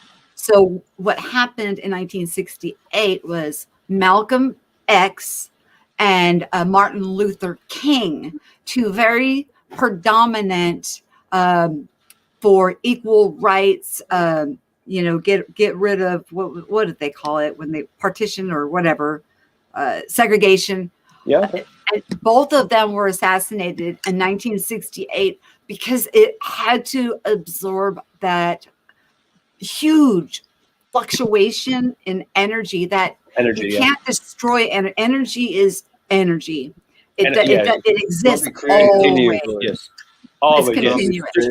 And they did not have the ability to transmute that much emotional, because even though it happened in 68 and complete society breakdown or whatever was going on, what they consider society breakdown and what we consider freedom may be two different things. Let's just make sure we get that straight, okay? But the people loved him. And in 1968, it caused that huge. So that shows why we see, I remember the black and white with the 4-seater, because that's the predominant timeline. I was on the reorchestrated timeline that was manufactured, maybe Right. using some kind of technology, because Okay. some people will have to use technology Well, because they're not have able to do what you can do, what I can do, and what Richie can do, and what everybody else in this chat, or the conscious, Yeah. the things that we're able to do by nature, Yes, by nature. because Only it's by nature, by what we're told our nature is, because our nature is something the else. flower is opening up, you're blooming, Yeah. or the plant, Yeah. the seed, the mustard seed that's growing to be the whatever, is blooming in within us. So we don't need the gizmos and gadgets to be able No, to I do don't. what is by our nature. It's just They keeping us occupied doing something else. Have you ever thought this? Here's something. I'll leave you this because I'm gonna. I don't want to. I wanted what you first give me some feedback on I think- that phenomenon. I think that energy thing, the sucking the energy, well, that's we're all being sucked of energy. The energy at that time, well, I looked at the Kennedy thing as he was killed for different reasons. Look at Now, the whole conundrum. The whole 63, conundrum. 68, the different cars, the black and white, the color. I'm a truly believer that he was shot in black and white. He was killed by someone that was not even Who aggressive. walks around with the criminal and then holding the gun and parades him around? I in assume public? that the Never colour happened. change. Never I happened. assume that the colour change was something that they'd done. Well, they left It they left loads of that tape out, right? Matthew Reed has done quite a bit of research on that. But here's the thing: you know, the guy that with the umbrella was Bush, right? He was President Bush. President Bush was there. The woman on the grass, you know, with the glasses on, that was Marilyn Monroe. There was a few other people, but here's what I went with that energy thing. He was shot from a drainage thing. All on there. Let me just. Yeah, finish that thought. I Just want do to this hear it. brain fart for a second. Now, imagine that if these technologies existed and someone was sent back to change that, right? To change the history of time. And now what we're seeing right now via the Mandela effect is everything changing to the point where we're going to come up now in a singularity point where time travel is going to exist. And we can only go forward from then on, because what he done when he went back changed, you know, the energy, what you're saying, it's changed from the 64 to the 68, from the 68 to the 64, 63, you know what I mean? I remember 64. I remember different years, you see, and all of us are all going, you know what? There was a singularity moment there, all this changed. What year was that? What year was that? Was that the 60s? 63 sticks out because of the car. 63. It was a brand new car for the president. That was the first one named the Beast. Right. And it was made in 1963. That was it. Can I just interrupt you guys? Yes, go on then. I feel like but the new one didn't exist in 63. The one that they're showing us now. This download, right? 3 6s, 6 3s, 3 6s, 666 www. It's in Arabic. It all leads to internet and AI. 63 is 6 trees is www or 333. When you travel sorry, go ahead. Rich, I can talk to you all the time. Hang on, system failure. When you had your experience where you were taken aboard a craft. Okay. What was your sense of time and space? See, even when I travel, there is no sense of time. I'm at a place there's no time. I would call it fluidicity. I would have everything and anything at the same time and be able to pick what I want to bring back. Everything is right now and where I want it. And if I can just go to that point of the brain, I could think about it. But I have to concentrate enough of it to bring that subject back with me and have the knowledge with me. That's, if you know what I mean. But then again, I would have to still as well not pay attention to what's going on around me and just think in the moment and bring that knowledge back. And that's what I kind of got. But then I was more freaked out of how I looked when I got up in the morning. And that would take about a month or two to get away from the fear that just happened. And then the knowledge would start sinking in. Oh, yeah, the water slowly. You know, it started to sort of drop. And so that just means you were physically taken. Physically. I think so. I do remember being around. And that's what I thought too. When I was telling Richie when I was freaking out that I was physically taken because when I was with them, they had me on a bed, it was like a healing bed. It was really odd, and they told me to. They told me, and see, when we travel, I don't have to open my eyes. I can see. No, you don't. Yeah. And so they were telling me they told me to open my eyes, and they were tapping me on my forehead and on my nose and then on my chin, and they were in uniforms and they were human beings. Now, when we're talking about 63 and 68 now, 68, yes, we're talking 63. about this technology that they were talking to me about. Right. It's been around longer than that. Yeah. They said that longer. it's been around for quite a while, and that they're bringing it out and they're helping mankind with it. But it was quite a phenomenal experience. But when I travel, when I go outside of this place in my Merkaba, when I see events, I have a hard time discerning when I am looking. I can look, I can see, I can perceive, I can bring it all back. Yes. I just have no concept of time because there is no time. I think that's because you might be in between time looking at two different versions at the same time, and they're overlapping each other. So you're looking from an objective point outside yourself and outside the realm where you live in, and you're looking through a realm into the realm where you live. So you're getting a crossover kind of a way. So if you go 3 dimensions it's above, usually too close, I think, to the now moment. I look at if you're getting pulled off, say, into the 9th dimension to get 9th dimension thought, you're looking through 3 dimensions to get down to the 6th dimension. So you're looking through realities that you don't even understand. So therefore, you're getting you don't even know what you're seeing sometimes. So, I done some experiments a long time ago with not DMT, mushrooms, and other stuff and whatever. And I went to a place where I found some information which nearly took the life out of me. But I brought it back, and I believe that it's there somewhere. But I can't put it into human fucking formed human language to tell you. So therefore I start making videos, and if I can show you in a visual way what I can see, I think right now in the 2020s we are all visual. We believe it if we see it. We don't believe it if we hear it as much because we're all conspiracy. And most people can't see it because most people can't see it. Yes, but if I tell you what it is, you're going to see it. You've got people being told not to believe what they are seeing as well. Exactly. But the truth, to believe their own eyes and their own sense. Yes, exactly. Not to understand it. Yes. And right, now they're also trying to make. Go on. Well, this is all basically. This is what I've been trying to talk about for I don't know how long, man. Words and labels have narratives attached to them, and how we don't have enough words, we don't have the right words. Our language is being used against us. It's the way that we're able to actually create our own reality and describe it to other people is through our language. We're limited. You talk about not being able to actually express the things that you see, like being able to describe a new color, being able to describe any color. It doesn't even have to be a new color. Describe the color blue to me. Yeah, no, but here's the thing. With that describing a new color, you would have to use. You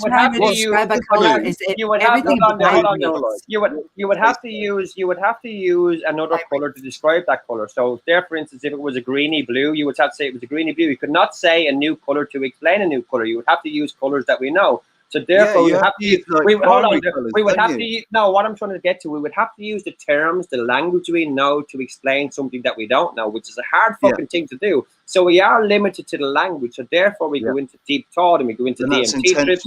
And then right now, I think everyone, if we can get the right connection, the right thing, and we would show visually with whatever music vibration or whatever someone's into, we can open people's eyes quicker than fucking telling them on the news. Quicker than a president telling them what the truth is. Like the visuals going there in the background, right? And here at the bottom of the screen, you can see all these here, double outs, all this stuff. We can do that subliminally behind any video. I tried it a long time ago in my video. I was writing stuff while you were listening to a song, and at the end of the song, you'd go off and you'd be probably thinking something, and you wouldn't know what you're thinking it. And I was doing an experiment. I was showing myself how easy it is. But I was also explaining to the people when I was doing the videos while they were watching it. Can you see that? Can you see what I've written in the back of that? The Mandela effect is real. This is one here. Look at this. Hello, how are you? I love you. All this kind of stuff. But you don't see it unless I point it in the screen. If I say, see where that live on the bottom right-hand corner says, now in 2 seconds, an image is going to flash up for a split second, and you're going to go and see that in about 10 days' time. You don't see that until I tell you, and I think that's what the government are doing. There's stuff out there that they're ready to tell us is real, and when they say it's real, we will see it. We will see it. You got ourselves a little Darren Brown. Well, Darren Brown, I used to do mentalism a long time ago, and I went to see the Irish version of him, and I went up on stage and I sat in his chair, and I said, "Go on then." and he couldn't do it to me. And I said, and you know what? At the end of the day, I got his autograph. I can't remember what his name. He's an Irish mentalist. He's kind of quite famous. He said to me, he says, "Fair play to him." And he signed his book, and he said, "I can't remember what." Talk so fast. I'm not rushing you off. No. So I do talk a little bit faster. I know you do. You're just bubbling energy. Your eyes and you mean really good. But the things that you're saying they're profound, and I'm trying to glean. Yes. And because we feed each other here. We do. We do. And so if you I'm a little tired. But I want to glean from what you're sharing.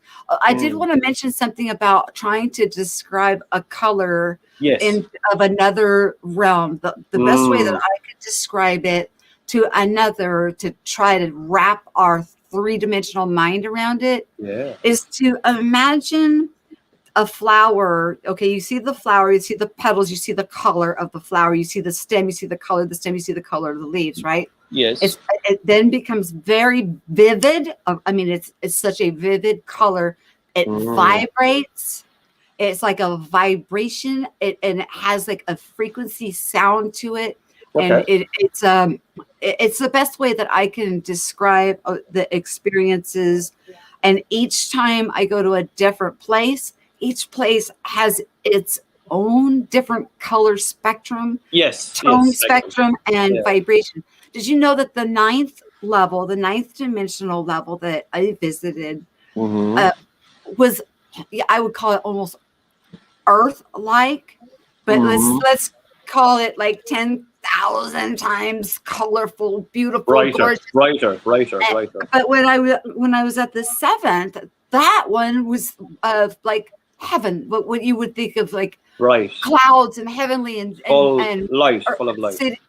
And cities and the sky of just our imagination and instant manifestation. Sparkly. It's just amazing, how we perceive. I would think that would be the highest, because when I got there, I was like, "Whoa, I made it!" But then I'm about to release a video about the dimensions, what you're talking about, the seventh and the ninth and stuff like that, and Tesla Tesla experiments. There's more than that. There's more than that. It's infinite. Yes, I think so. But also dimensions go out as well as up. Don't they? Don't dimensions go out as well as up? They don't go up, and they're not in layers. They're in layers on layers. Look at it like pieces of paper that they're so closely related to each other that we go up and down like 10 levels at least, each individual person, whether we're aware of it or not. Yes. We're sliding up and down into these different ones already by our nature. Yes. And sometimes we will step out of that ream of paper and go into a whole different book. And they're trying to keep us here with a slow vibration, keeping us on this page. They're trying to keep us on this page, as you would say. They were trying to keep us on this page with the vibration of bad energy in this realm right here at the moment. Where if you think if it's a parallel universe, a parallel realm, anywhere. You are so out of the freaking cage, off the chart. That's what they're doing. The vibration that is here right now is fear. Now we know fear is not a word from God. It's a man-made word it's a derogatory word to make you feel bad. And that is a bad vibration, yes. I think didn't some band sing about good vibrations and raising yourself off? The Beach Boys. There you go. It's bad. If you think it's good, it's good. As long as it's like this, do what thou wilt. As long as what you do does not encroach, impede, or usurp somebody else's sovereign divinity and right to express. Glass half empty, glass half full. I think there is no fucking glass. I look at everything and I take as much goodness out of it as I can. I think we are the glass. We are the glass. You can say the glass. It doesn't matter. Whatever it is, it's either it's half full of air and half full of water. So it's full. Technically, it's still full. I think I am the glass. Half of it is air and half of it is water. It's all about perception. That's all. Perception. That's the one. Perception. So that's why perception is the key to reality. It's good, bad, and like dark and light, but it's not.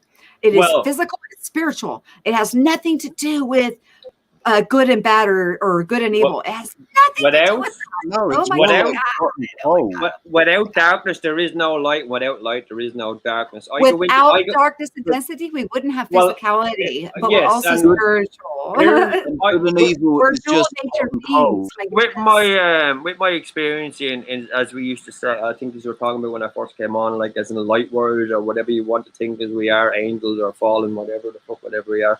not No, well, whatever we are, right? The availability of realms to us, of subconsciously being able to go from one dimension to another, and we do it free will, and knowing that we can do it, and doing it consciously or subconsciously is up to you. But knowing the fact that they are trying to keep us here and keep us in this realm to keep us under the fear. Therefore, knowing that everyone in this chat should be able to fuck off out of this and just go off into their own mind and think happy thoughts forever and ever anyway, and live there and look the way the world is, that this is all a game, that what they're playing in this realm doesn't fucking matter right now, because what is coming has already figured it all out and is taking away the bad energy. And what we are seeing right now is residue of their bad energy. So we're already in the 7th or 8th realm. They're trying. The only thing that they have now, this is all they have left, is the 3rd dimensional tricks and tricksters, toys. So what are they going to use? They're going to use food, money. They're going to use physical things to try disease, to a fake disease. They're going to use whatever they can physically, because they can't get outside. Yeah, they can't think outside. Because we're not there now. We're not there now. We're not even thinking outside the box. They can't get their hands on the controls outside this paradigm. Here's what I thought straight away when this access denied. They've been locked out. When this thing first started, here's what I thought. So you have a war in one country fighting another country. It doesn't involve the whole world, and loads of wars are going all over the world and we don't know about. So what they said, you know what? One thing that we can put fear in, infest fear in the whole world is say we have a worldwide disease, right? Now, therefore, wars don't matter anymore. We are fighting a disease that's killing the planet and everyone on it. Doesn't matter what color, creed, where you are. If you're fighting against another man or whatever the fuck it is, it's got we're all prone to it. So there's the plan. It involves everyone and not one person and not another person. It involves everyone. And I think that is, as I say, one of their trump cards. I don't want to say Trump president, but that is a trump card for them. And the next trump card is we're going to see slam, slam, slam, slam. Over here in the UK, they say Easter. They're going to give us freedom on the lockdown. But here's the thing: they're going to say we're going to give it to you. So then we get so pissed off when they say we're not going to give it to you the day before, and that's all it is. So we go anticipation, fear.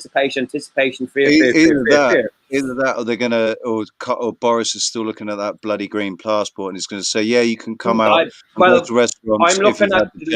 I'm looking at the bigger picture here, as past the jab and past the whole division of me wearing a mask and not getting a jab and being on one side of the queue, and me having a jab and wearing a mask and being on another side of the queue. So maybe in a little bit more, but I think just to get back on to what I was there for a second. Where was I again? Hey, by the way, what's your first name? Just your first name. Matt. M-A-R-K. M-A-R-K? Mark? Yeah. Okay. Yes, that's the one. Mark. That's the one. Has anybody ever accused you of like coming into a chat, dropping a data dump bomb, and then like so freaking fast, and then like the chat has to shut up, like the chat has stopped talking? And I just said to Michael, I'm like, it's because we're trying to listen to Mark. He's data dumping like hell on this, and we're trying to data dumping. I understand. Data dumping is so much wisdom and experience that it's hard to keep up. Well, and another thing as well that you have to add another factor onto that. I have an Irish accent, and a lot of people take a little bit of understanding to catch my accent as well. So I have to be mindful of that sometimes. So I will slow down a little bit. I'll leave you with this little data bomb. I'm in California. We're told we talk fast, okay? But no, I understand you because I'm listening to Americans and people from all over the world for a long time. But I understand when I get on one, I speak fast and fast and fast and faster. You're such a ball of energy, but you've got so much profound wisdom. It's awesome. I would talk a glass eye to sleep. That's how much I would talk, you know. A I'll glass tell eye you to what, sleep. Mark, I could talk to you, mate. I reckon we could. I could have a good chat with you, I mate. reckon, you know, I'm open to shows anytime with anyone, guys. You know, as you'd probably know, my main channel got taken down, so now I'm on Sister Failure 2. I got too many strikes, so I'm trying to get this one back up. Wow. I'm trying to guess, you know, some. Take a Valium and shoot me an email, so that way we can all pick up what you're laying down. No, I'm just kidding. Dude, I'll drop my email in a private chat here. Yeah. No worries, both of you do. I'll email you guys. Just send me an email, and I love everybody. we I let could everybody. do a Skype, or we could do a live, you know, a live Yeah, stream. I'm always doing live streams. Yeah, I'm always doing. I was live earlier on doing some DJ, and I'm making music at the moment. I'm trying to get a distributor for my music. Thing is, I like. Richie's kind of my sidekick, so I quite like if we're dropping information. Yes. I like to. It's good sometimes to pre-record it, and then you can actually put up. You guys can use this, by the way. Doing it for me all live on the thing is and sharing download, upload, screens whatever you want. doesn't work well on my computer.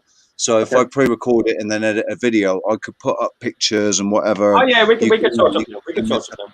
Yeah, no worries. Sort something out anyway. So Awake and Active, what is your first name, man? Sorry, I never asked you. Michelle. And Double O, what is your first name, Double O? It's in the bar Richie. going below you. Oh, right, okay. Well, hello, guys. Now nice to know on first name basis. And you gotta give me your new Chan. I don't have it. I just haven't seen you post in forever. And same with Propagate This Light. I mean, like, I never see him. Like, he posted something, but it looked like a pre-recording of a group chat that he had. It wasn't live. It's just like Propagate, because you know, he lays down some really. Yeah, he's good. Yeah, he's very good. He's very good, and I like him. I've followed him for quite a long time. So many good places to eat. And I'll just call it what it is. It's food. That's the food. The food that's being dropped from the heavens or whatever. That was in I had a weird dream the other day, but that we nourish each other and we help each other. We stand each other up. And when you brought up, you know, the UFO thing, and you're like, I don't care if anybody thinks I'm crazy. I mean, Richie was probably thinking the same thing. Yeah. No flipping way. What? Because he knew I was pretty shook. I was freaked out. I've spoken a lot about that. I've done some Super Soldiers shows on my other channel before, and a coincidence, or as we call it, singular, whatever you want to do. You said it way too fast when you explained a Super Soldier. I done a Super Soldier show, and I had it set up with a guy. I had it set up with two people, and just as we were setting it up, my channel got taken down. I got a 3-month strike in the middle of that show. Now, that just happened to be coincidental. I don't know or not. But no, it was not. No, but I already had System Failure 2, this one that I'm on now, already set up. I have System Failure up to 20, I think, plus UFO London, plus another 5 or 6 channels that I'm active on as well. Super Soldier is a show that you have then. Well, it was a show that I was doing with a guy who thought he was a super soldier and spoke about stuff like that I used to speak about, being taken away and getting some knowledge and thinking he was off fighting alien beings or in wars in other places. I do remember myself as a mental health patient myself. I jumped out my window last year, and I remember distinctly, now in my own mind, I end up in the mental hospital for a bit. I remember five lifetimes, and I mean them not consecutively. I remember being in a battlefield in the middle of a field, and I remember getting hit in the head with an axe, and then I remember running through something else with a sword. So I remember previous lifetimes, but they all came back to me when I had a singularity moment where I jumped out the window in one version of myself, and then the other version of myself, I opened the front door, bet the shit out of 2 police officers, and ended up in a fucking mental institution for 21 days. And that's what happened actually in this reality. If you didn't notice, we were on 3 hours, 33 minutes, and 33 seconds, just as I said, jump out that window, by the way. And I started at 333. Wow. What floor was that window on? I'm on the 7th floor, man, of a 10-story building. Write that down. So I was on. I was given some. I was spiked with a PCP. So I was smoking a joint, and someone had spiked it with some hallucinogenic, and I knew straight away that it was hallucinogenic. Someone spiked me, so I locked everything, and I was tripping for about 24 hours. But the end result of that was me on my windowsill, throwing stuff out my windowsill. You were smoking PCP in I an didn't. institution. No. I'm in my own house. I went to buy some weed. That weed was dipped in PCP. Someone spiked me. So someone done me, right? Someone done me. So I ended up in another house. But I was on the windowsill. My neighbors shouted up to me, go back in. I came in and I went to the door. The police officers, I opened. I headbutted one and we ended up having a tussle. I was brought into Croydon University Hospital. I therefore was seeing demons and this, that, and other. I took out 2 security guards and an undercover police officer. I pulled all sorts of shit. I was taking the cuffs off myself. I was running away. I was on a mission from God, put it that way, but I didn't know I was on a mission from God. So I was there in my dream. I ended up in a mental institution for 21 days, and then I was kicked out of said mental institution for being aggressive. So, you know, how can you be thrown out of a madhouse for being aggressive, for having mental health symptoms in a mental institution? I was kicked out. But when I came back, I went straight Mark, to the let me explain something to you. You might find the irony in this. Yeah. You know that most that would have the spiritual experience before they were actually, I guess, an anointed prophet, you know, or they would be considered the man of God that people would go to pay homage to see things or whatever. That, you know, one, when he had his awakening experience, just going through, he stripped all his clothes off and for over a year walked through the town completely nude. Okay, another one ran off into the desert and spent years and years, you know, just kind of like, you know, you hear this story of John the Baptist eating wild locusts and so when things like this or that pineal or that divine gate or that born from above experience happens, and you get the access into that divine consciousness, it is so out of what our 3D paradigm is. It's mind-blowing, and it takes a certain person to understand that. And you would be a good person to nurture somebody through such an experience because you know it has nothing to do with madness. You know that they're having an awakening, an episode or not an awakening, or whatever. And it's normal. Here's the thing: when I was from precious. The age 1, I used to sit with my granddad, and he used to tell me from the age 1, and that's as young as I can remember, that never believe anything you read and only believe half of what you see. So when I woke up like to the Mandela effect in 2015, and other stuff, I was awake since I was a lot. But I've been, since I moved to England about 6 years ago, I've been in maybe 5 mental institutions. And I tried to, for one reason or another, let's not get into it. I've tried to go from this realm to the higher realm, and by taking whatever precaution, whatever measures I could for quite a long time. So I have been to just that, you know, thinking this breath I'm going to take right now is the last one I'm ever going to take, and I'm not going to wake up many a night and in a hospital. So I've had many of them, but that one that I jumped out the window was the first time I kind of remembered the detail, the pain, the 5 or 6 consecutive lifetimes I've met. And I mean, I could clearly see them as if I close my eyes right now, I can see what I was wearing on today. I can see how many people I slayed before I got an axe in my head. I can count them, and I can count the next one if I concentrate enough. And that's what I got from the last one. But I know now that it's not madness. It's just a level of what I had to get to guess I suppose the consciousness that I needed to subconsciously go there. But what I learned as well is, I don't know if you know this, you can consciously program your subconscious to only let your conscious know certain things at certain times of your life. Okay, so say for instance, I want to know something when I'm 50. I program my subconscious to suppress it till I'm 50.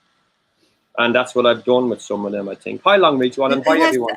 This is into when we come in, or I remember picking my mom and the contract and all of that stuff. But see the background, that's my lovely. background here. When I went there, I felt so at home. Oh, but beautiful. then I figured out I was underwater.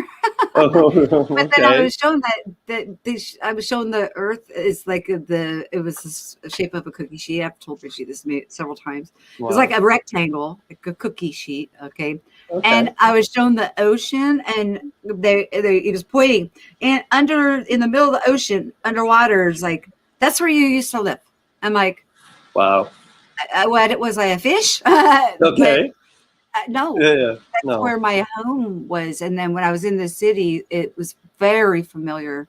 Wow. And the amazing thing is I think it's still there and it's intact. It's so well built, like the stuff that Richie's been investigating, that everything is still like amazing. Yes. It took me a little bit to figure out I was underwater. I'm certain it is still there. But here's the thing: is is this air you think you're breathing? No, man. No, this is empty space here. Exactly. Everything's like no, we believe it's air because we're told it's air. Like the drop of knowledge in the Matrix, is that air you think because they tell it's air? So we could be in a liquidized version, but they say it's air. You think you need to poop. You think you need to do this, you do that. But just about density, isn't it? Yeah, density. So density. you know the biggest wave ever recorded in the world is off Nuki, and it was under the fucking sea. You do know that the biggest wave ever it was under the sea, and it was under another level or another layer of water. It's a bigger ocean that's just off Nuki Port or whatever the fuck it is. That is meant to be the biggest wave ever, but it was recorded 20,000 feet underneath the ocean. I don't know the actual the numbers, but it's a wave of density of a different ocean that lays on the bottom of this ocean, and therefore there's other layers that if you look into drops of knowledge, like a movie came out a couple of years ago called the Meg. Do you remember that? The Megalod. I think it was about a megalodon. I think it was called the Meg, and it talked about densities of oceans under the ocean. That these things are under a bifrost. I've seen a lake. Yeah, them lakes, and it laps. That like you can see this different density water lapping up. Yes. I remember Admiral Byrd saying that he went into the center of the Earth because he went through this, like the Earth was like a donut, and when he got to what he thought was a pole, he went in. Yes. And he's like, what? Yeah. Yeah. So in the Bible, he separated the waters from the waters. Noah, or whatever. Moses separated. Which one was it? Yeah, that guy who separated. God separated the waters from the waters to create. Yeah, but with the staff, he had a staff though. That was Moses split the Red Sea. Okay. You're thinking of him part of the Red Sea. I'm talking about Genesis. I'm talking about Genesis. Oh, Genesis. Okay, go on then. He parted the waters. It was separating the waters from the waters and putting the layers in between, wasn't it? Oh yes, okay. And does that go into the one where the rainbows are now above us and that stops us the water coming in and we're under that kind of? Is that the same kind of story in that in them theories? Is that Noah? But I do know about where my knowledge gets twisted is when stuff like that I would get names mixed up, and that's why I seem to be get confused sometimes in Bible stories. But where I think. Have you ever thought on like that staff that he used and all these other things that had magical powers, or even the people who held them had magical powers? Have you ever thought that divine inspiration or divine knowledge from somewhere can potentially at one stage in your life or one part or one moment in time you can take all that and use that power that we hear of legends doing, like parting the seas and breaking rocks and pulling fucking, I don't know, giants out of the heads off, that we can do that at hitting him with a slingshot and killing a giant, or pulling the sword out of the rock. Or do you think that I think we are all, Davids and Goliaths type of thing, and we don't know our potential because we are on a slow vibration and we can't get past thinking we're anything but fucking slaves or flesh or or we're nothing but what we were yesterday, and therefore we should think how bad we done things yesterday because it's all about guilt. Why don't we feel good about doing something about it? Why don't we just feel good about stuff and we learn from our past. We learn from our past, and we accept and appreciate the experience that it brought. We don't worry about the future, and because of you'll just get anxious and worry. Why worry about it? Just let it come. You know what? Now is enough, and it's precious, and that's why it's called the present. So just stay in the present, because it's got enough wonder in it and enough mystery. We only have now. Someone said to me, he said, let me see if I can get this right. He said, he said to me, should I worry? And whatever it was, I said, what he said, I said to him, maybe you should worry. And he said, well, would it help if I worried? Which meant to me, it doesn't help to worry about what's in the future, because you have to deal with it there and then, as you say, in the moment, there and then. The more thinking about what's going to come in the future, you might think too much about it, and it might pass you because you've thinking about it too much, and you might miss your moment. But then again, it'll come back around. So what will be will be. I think that's something that I've talked about, Mark. I say that the only time that really exists, the only time that truly exists, is right now. This moment, when you're thinking about the past, you're living in the past. Well, that's when you're thinking about the future, it doesn't matter if you're thinking about the future or the past. When are you doing it? You're doing it now. Yeah, right now. But do you think there's a certain time that this right now can be, if you think in a future point that we can make that point, then the parent that we all have the divine inspiration to break out of this lock altogether, and we can imagine it in the future on a certain date, that we could do it all together. Like some people do a meditation all around the world and try to raise these vibrations up. But us as a community, as a true community, surely we could do something to lift the spirit. I don't think we need to put dates on it. I think I don't think we do either. I'm just trying to put it into a construct of what they do, but they always put a date on it. No, okay, I understand what Mark's saying is, like, if we make an appointment time where everybody just shuts up, stops doing what you're doing, and goes and does the meditation, the prayer, all in synchronistic timing. They're afraid of doing, that they think they can't do. Just try it, and just that moment, then you might realize, what? While I'm doing, I'm lost so much in doing. I realize who I am right now. This moment is what I'm here for. This moment is why I'm here, and we're all thinking the same thing because we're all being creativity. And that singularity moment might bring us to the next level of thinking. Because at the moment, all we're thinking about who's wearing what rules, what laws, what's going on, and you know what's going on. No, I'm thinking, why the heck did I come back? Why did you come back? I came back to have to. I could have stayed there. Shut up! What am I doing? Yeah, but you're not thinking that really, because you know that you came back to help everybody. So that's it.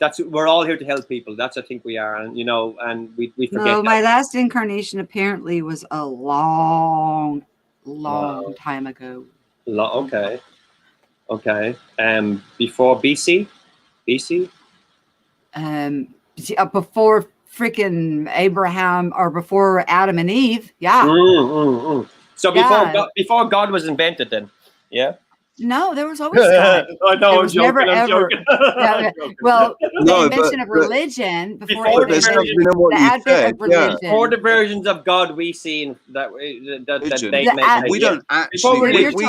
We're talking apples and oranges. Years ago. Religion is religion. We think it was 2,000 God years ago because is always God. They tell us it was 2,000 years ago. Some people believe the world started 4,000 years ago, but here's the thing: No. There was a Bible written 8,000 years before the Bible that we know. So who read that one if we didn't exist? Well, let's not get into semantics. Think about this, okay? Like Amen Ra, Setmet, Isis, Horus, Horus is dead. They were real people, and they were worshipped as gods, but they didn't want to be worshipped as gods. They were trying to tell people who the frick they were, and they were like from the olden times. They were from the old planet, like Christ. Let me just give an example, because you brought up the crucifixion and Judas walking up and okay. If Judas wouldn't have walked up the way that he did in the cover of night in a gentle manner and walk up and give Jesus a kiss, okay, meaning that it wasn't anything to worry about, Jesus would have went right into his Merkaba, toggled into his Merkaba and disappeared, because he did it several times. If you read the Bible, he was in the multitude of groups. He was lurking around and listening to what people were saying, invisible. And when they would, or when he became visible, they would go to look for him, and then they couldn't find him because he would transpose. And another example is Philip with the eunuch. Philip baptized him when the eunuch came up out of the water. Philip had been moved to a distant city in his Merkaba. You move at the speed of thought. But these beings were also, they could toggle back and forth. They did not want to be worshipped as gods. Okay. Yes. That's how the Egyptians viewed them, because they didn't age. They were able to do these wonderful things, but they were trying to tell the people to do these things yourself. You are able to do all of these things yourself. Oh yes, they were trying to tap into the consciousness. Yes, to wake them up. They were trying to bring us wherever we needed to go. So when we think about mythology, it's man, and man in their fallen state and ignorance has put these, even like if you think about the Greek gods, Zeus and all that, myths and legends. They're the same people. They're the same people that the Egyptians had. Yeah. But the Greeks had different names because they were immortal, and they were trying to then teach the Greeks, you can do all of these things too, because the gnosis had been forgotten. It had been lost as the generations. People forgot their identity. Lost or hidden, I think. Sometimes hidden. Sometimes hidden, yes. I would agree.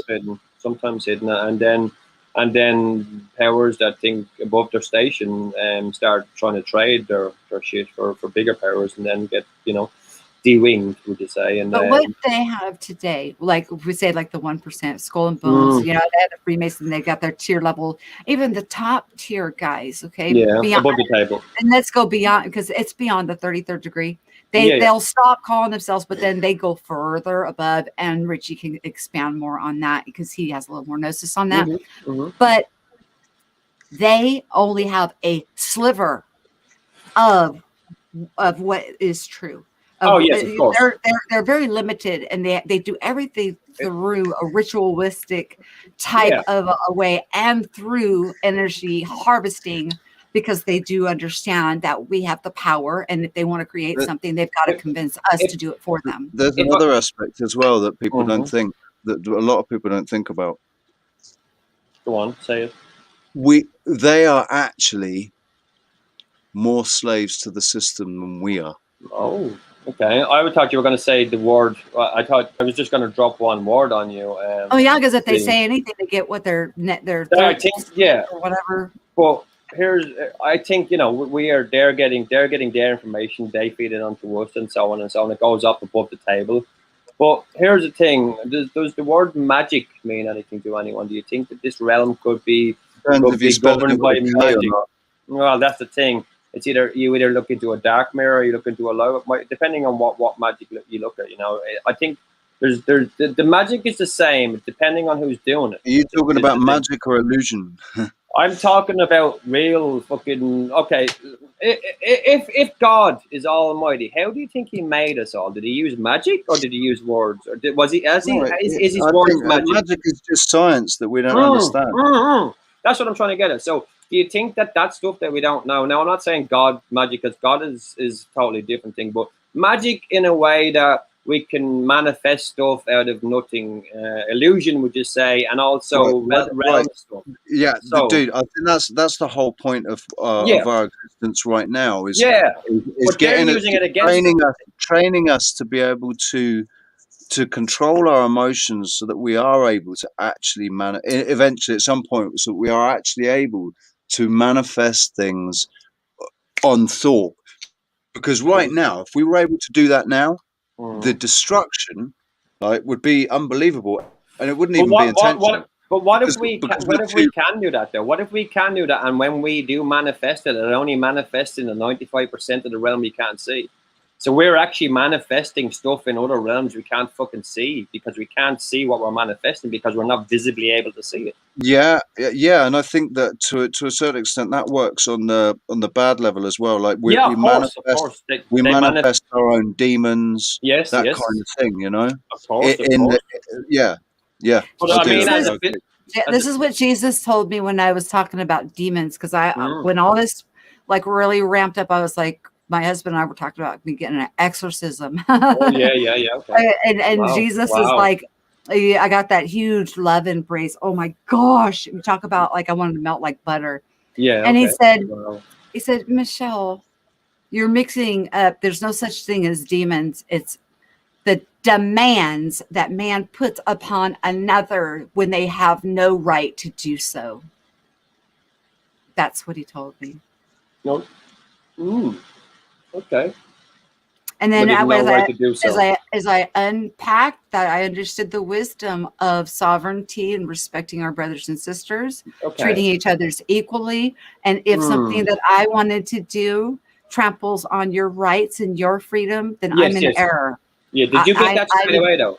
Did you realize that straight away, or did it take he was melting me like butter. Wow, okay.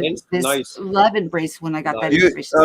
This is quite important as well. You understand that our perception of demons has changed in the last 200 years.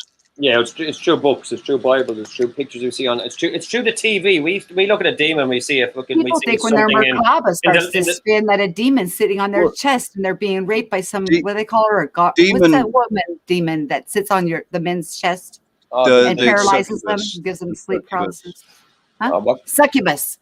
Yes, thank you. Except that's not an accurate portrayal. That's to keep men scared, so you won't travel. Succubi are inhuman.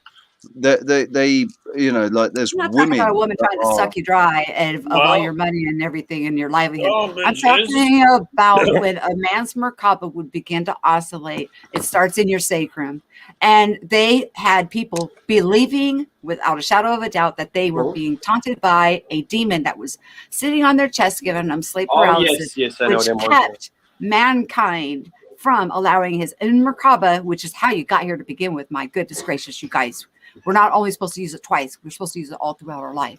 Anyways, it would stop men from allowing the process. They would shake themselves awake, and everything is through free will. You have to want to go forward. If you do not, or there's fear, it will go away. You'll suppress it so far from you. And then that people talk about their gap with God. They have a gap with the divine. The gap is because of their fear. They were scared away as their own merkaba began to oscillate, as their divinity connection was being restored.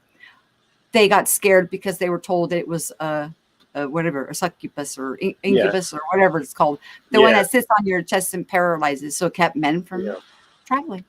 Well, but obviously not Mark. He's like, I'll just freaking go crazy. You know what? You can call me crazy, but I'm a traveling man. The legends precede fuck all. All they are small people made into giants. Because as far as I'm aware, you know what? I'll take them all on. No worries. Bring them here. Put them in my kitchen. I'll take it later. 1-on-1, 10 on 1. It doesn't bother me. I used to fight for a living back in the day. I don't do it now. I only do it in other realms. One thing that hey, Mark, I'm gonna because like and I've been really gentle and kid club with you. Yes. But Richie knows how I feel about this. Mm-hmm. Okay, you have to stop saying that you were crazy or no, that people thought you were crazy or that you were that's in your past. It's over with. Learn from it. You're not crazy. No, I'm not. And we only talk good things over ourselves here because your words are powerful. The definition of crazy. Let me give you the definition of crazy. My definition of the word crazy is I see the world through my eyes like everyone else's, and I see it through a filter of bullshit. And the bullshit I see is reading between the lines, so I therefore don't see the bullshit anymore, and I can see it. But therefore, I can see too much, so I'm more active. And they have said to me, and I'm certified. I'm a few mental health. I'm certified. They call it mental health.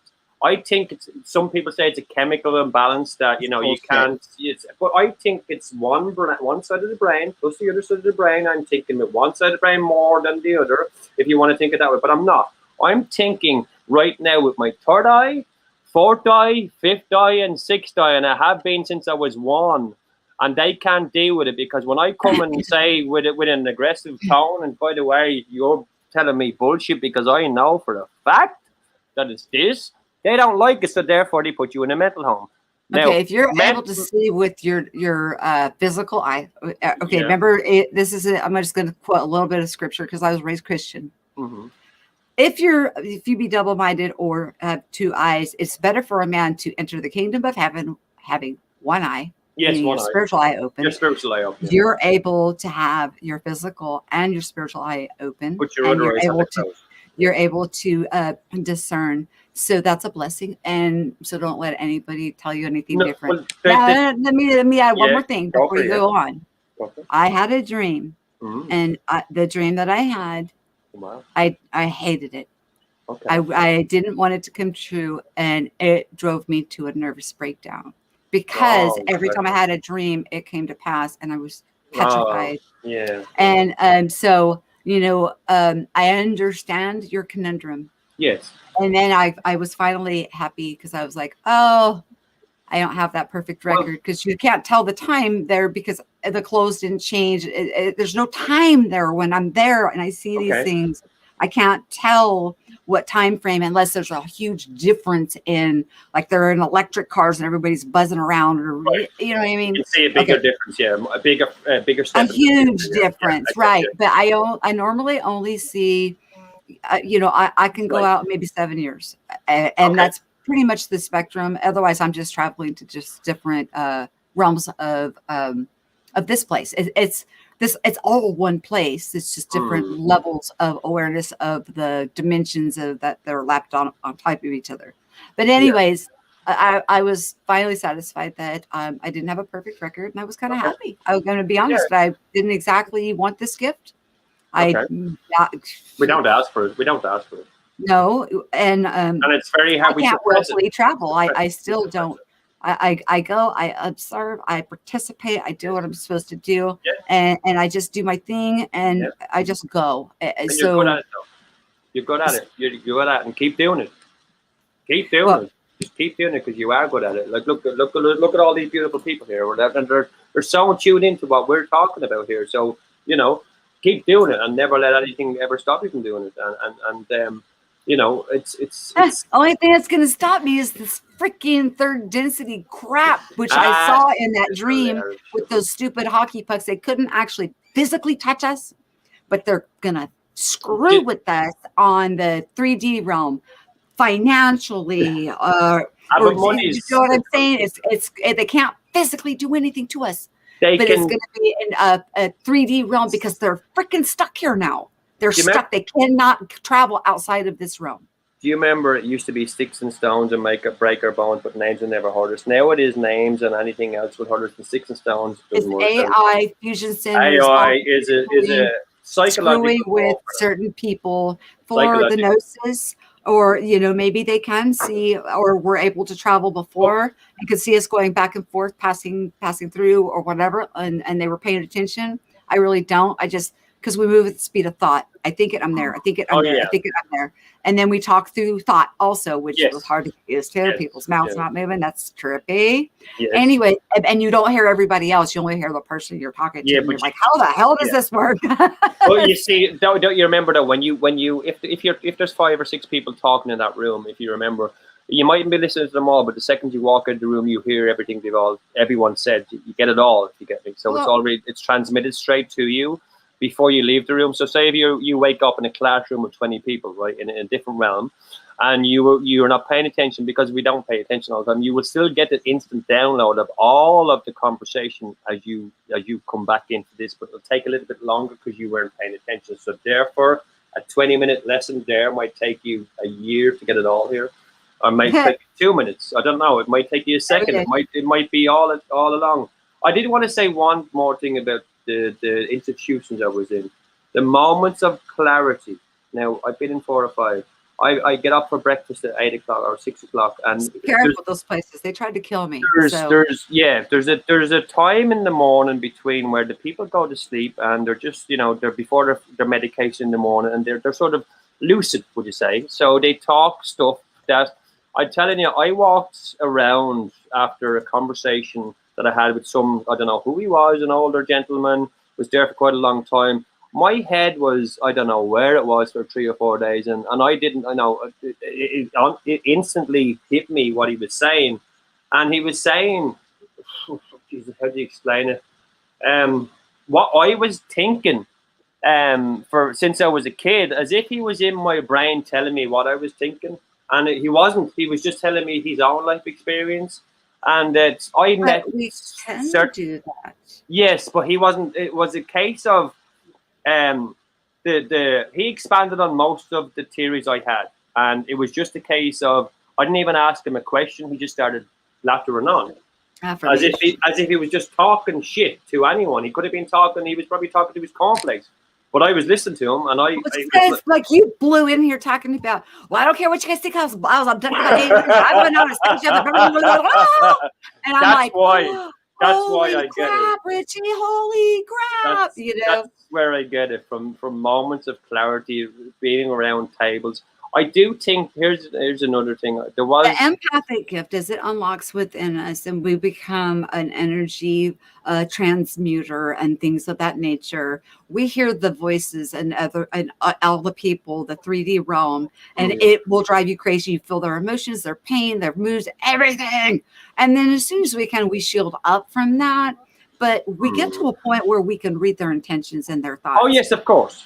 But here's we the thing. don't because we don't want to be commingling our energy with it. It's out of respect too. Well, I five mental places I've been in, right? Or five mental institutions I've been into.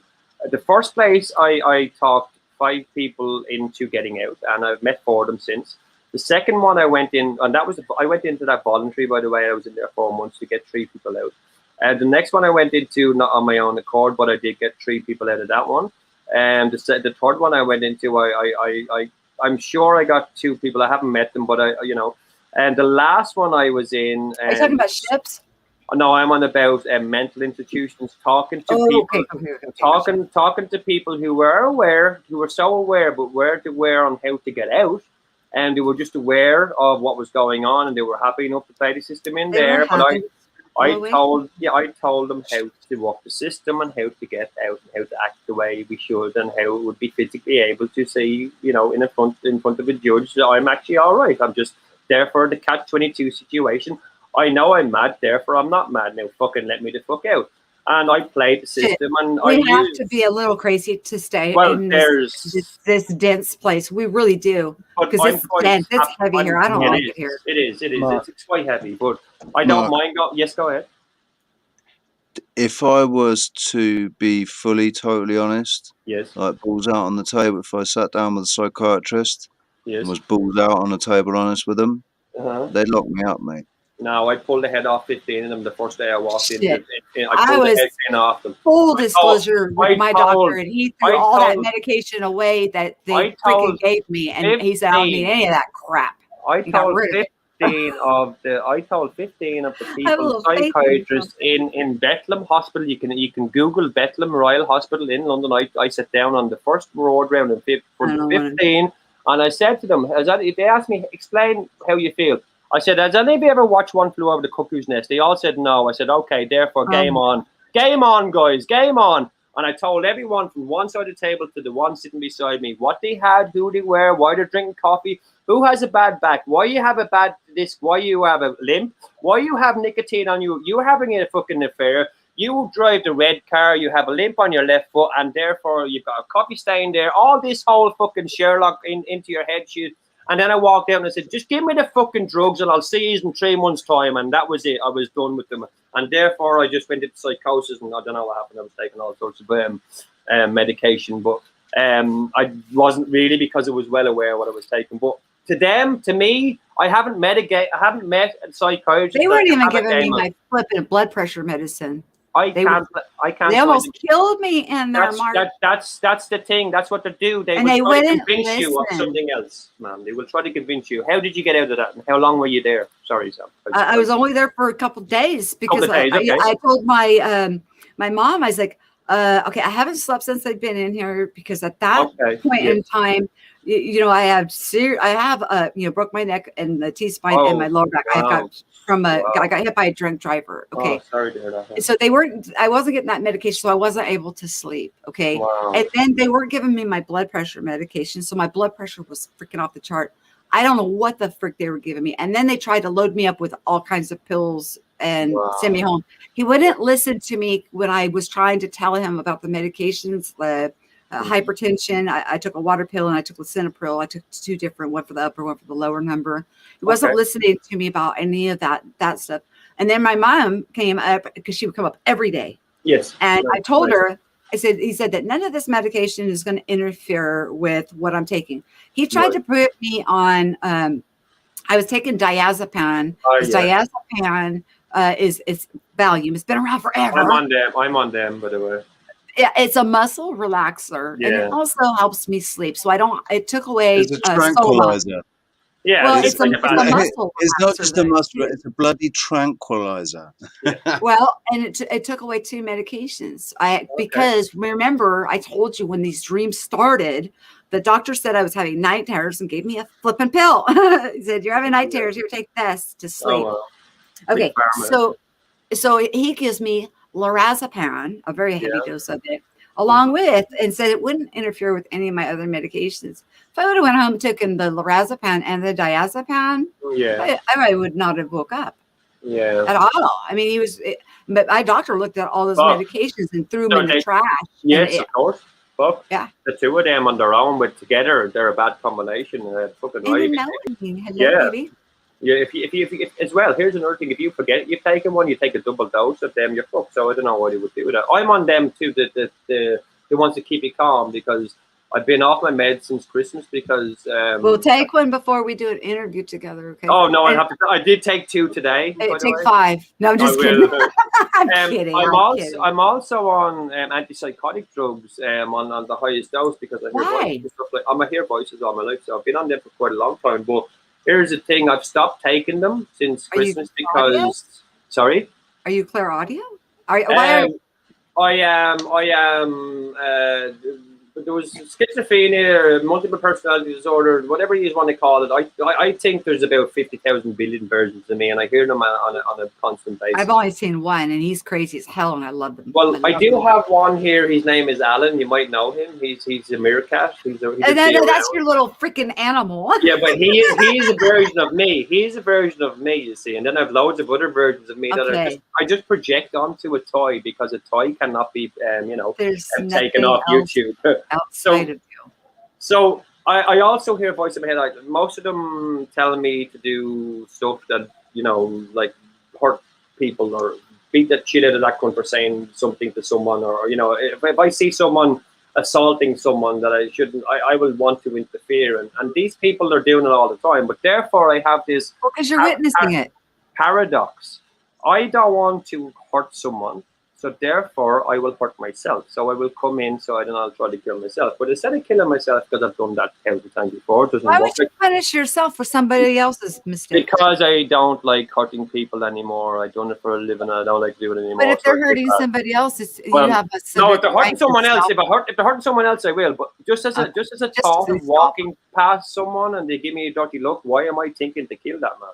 I don't need to do, so that's a bad thought. So therefore, if you decide you're going to come off your medications, do it under doctor supervision. I've been off them since Christmas. I've been taking off just about almost all my medications now. I've lost a bunch of weight. Yes, I don't recommend that. I lost a bunch of weight after I lost my daughter, but I was already losing weight because I changed my perspective of food.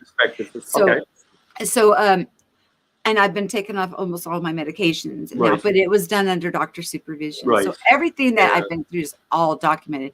Speaking of spaceships. If we're all crazy here.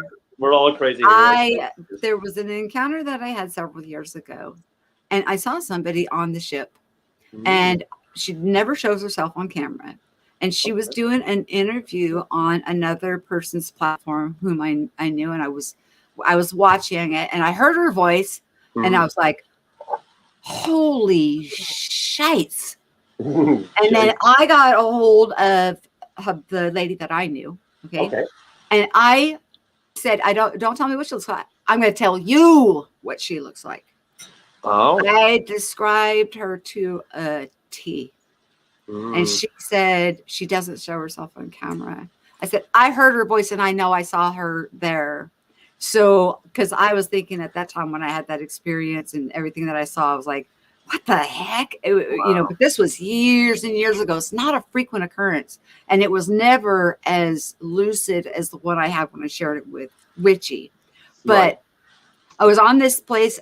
There was like 70 people lined up against like a wall, you know, just kind of standing there. Some of them looked really dazed. Most of us were in our pajamas.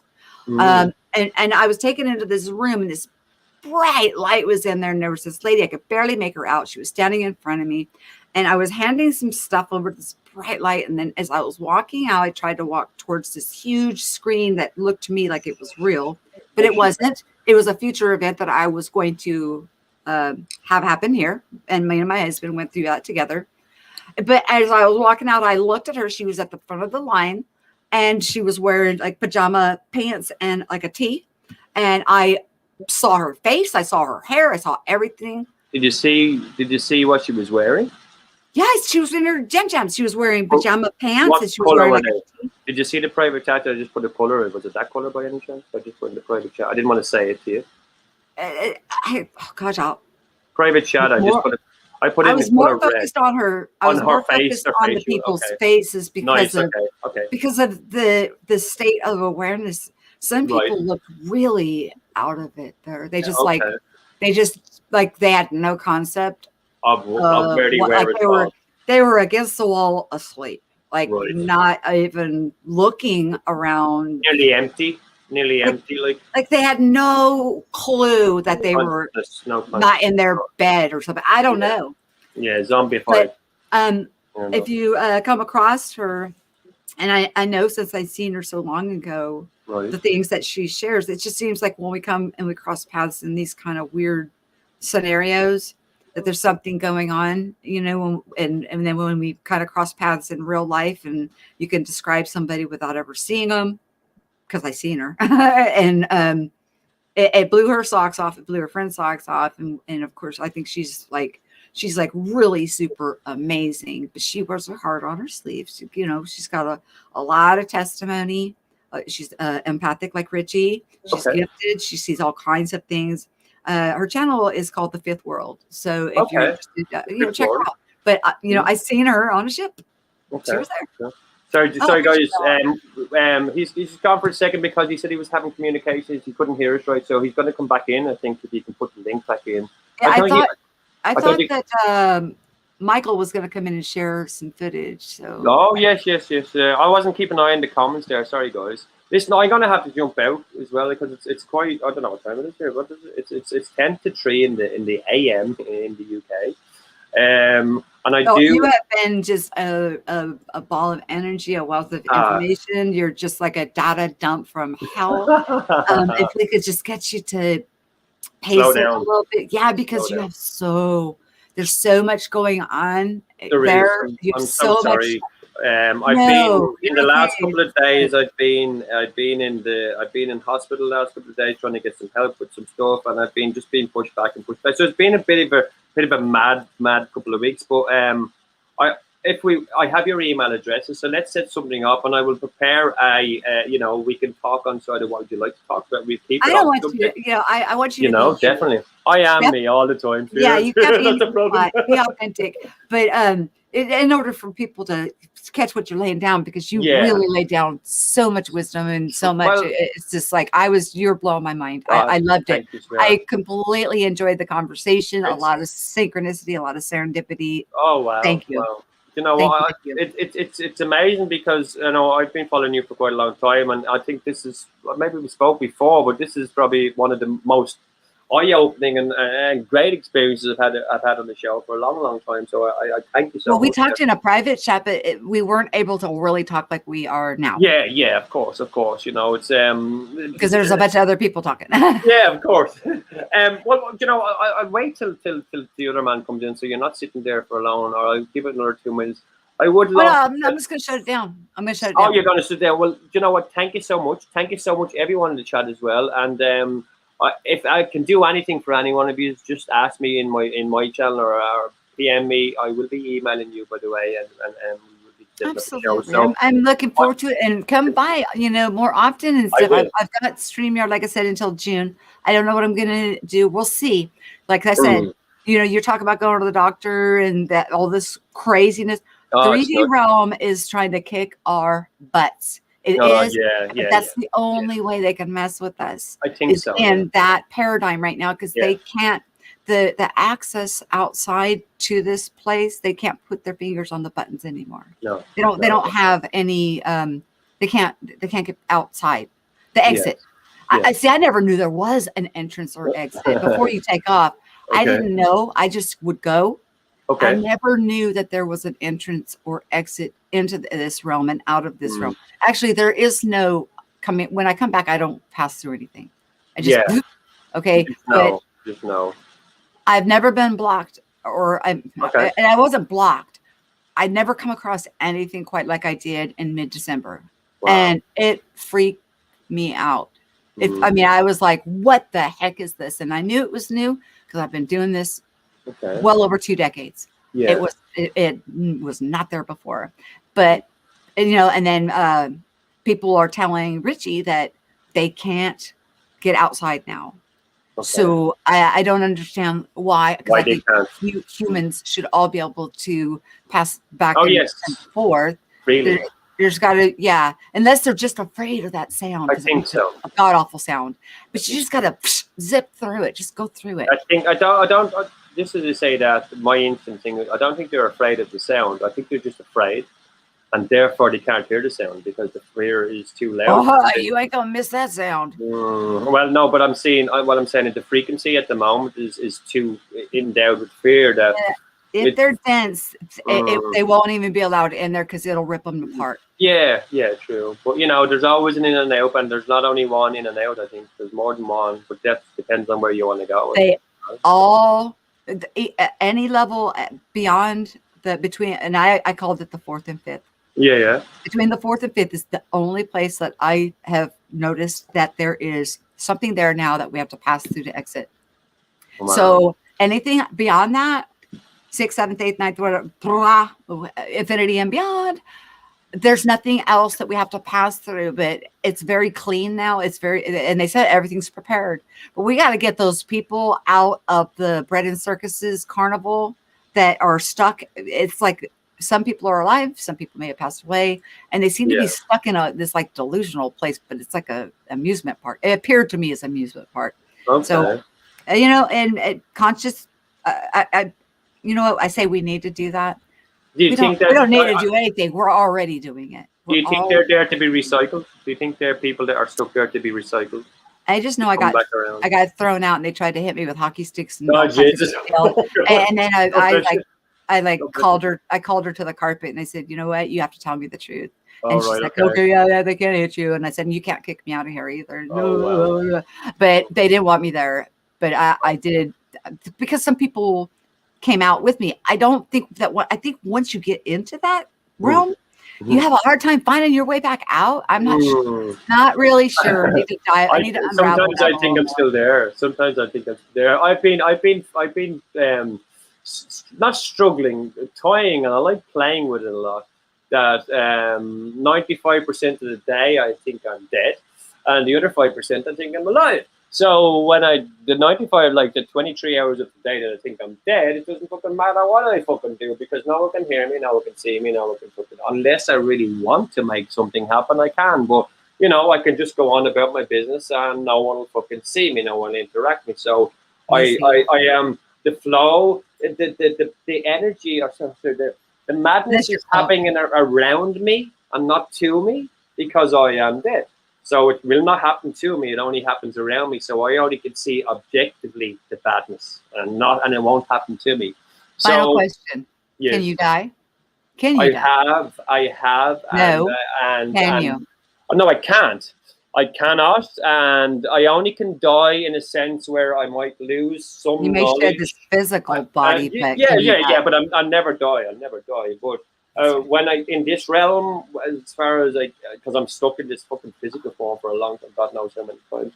As many times as I have to come back to free as many people that need to be freed, I will keep coming back. And here's one thing that I've always said, and I will say: when all of you are gone, I don't mind staying here and fucking these cunts up who are still here, guys. So Hey, I'm gonna tell you a little worries, secret there. yeah. You judge yourself, dum-dum. Sorry? When you What? leave this realm, you see everything through the lens of love and everything's perfect. It looks so Yes. freaking easy from that side. Yes, it does, doesn't it? And you're like, oh my God, I can't believe I did that. So stupid. Oh, I was so close. Okay, I'm gonna go back. Yeah. You Do it send right your this own time. self back, Yeah, dum-dum. Just go stop. on. Yeah, just stop doing that, do okay? it. Conscious embed that seed somewhere into your subconscious and allow it to flow and grow and stop sending yourself back to a land of delusion. The warrior inside me wants to come back and slay them all, and think that's what the other 95 million versions of my head is telling me. Yeah, but I don't mind coming back till everyone's gone, till I get everyone through the gate. They're all in wherever they need to be. Do no harm to anybody else's here that's here to expand their consciousness. No. Yeah. Only the bad ones. And eventually all the good ones will be there and all the bad ones will be left, and someone will have to close the gate and keep all the bad ones in here. The gate's closed, buddy. I think it is. But what I'd like to do is stand at that gate and slay them all. Go. The next time you travel. Yeah. Tell me what you see. I would really, because I thought everybody traveled. You want to know where I'm going? I really stuck my foot in my mouth because I thought, like there was a lot of people awake and traveling. And doing it. And then I ate humble pie, and then I was like, I said too much. I told people too much because I was embarrassed. Okay, you're embarrassed. Never be embarrassed. Can you pick where you want to go? Were you embarrassed about somewhere you picked or somewhere you No, I was embarrassed about sharing, and I felt like I was oversharing. And because in this dense realm, in the 3D realm, people don't quite understand the equality and that what is within any of us is also within each of us. Yes. So there's nothing that one can do that another cannot.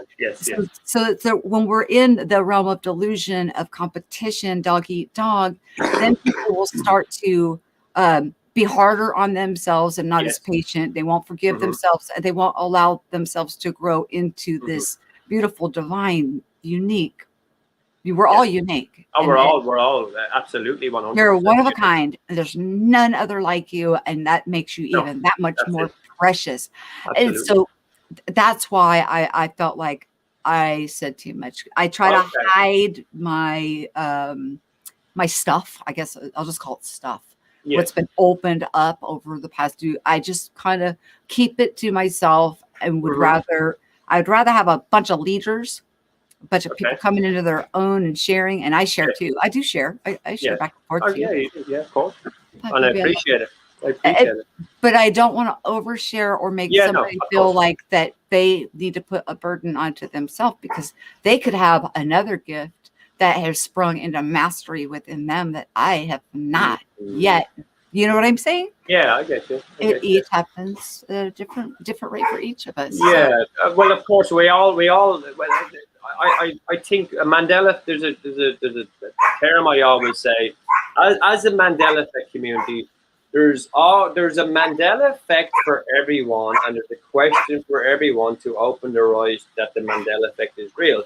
Therefore, there's a question and an answer and a visual to go with everyone's opening their eyes, and everyone is willing and able to open their eyes. But some people just don't see the bigger picture because they can't see past their own nose, their own family, their own, their own town, their own, maybe their own their own their maybe their mistakes they made in their rear view mirror. You know, if you don't think of something new every day, you were thinking something old, so therefore you were mulling over something you'd done in the past, and therefore that's your consciousness getting on top of you, and you're having your ego play. Was I good for doing that? Was I bad for doing that? You've fucking done it.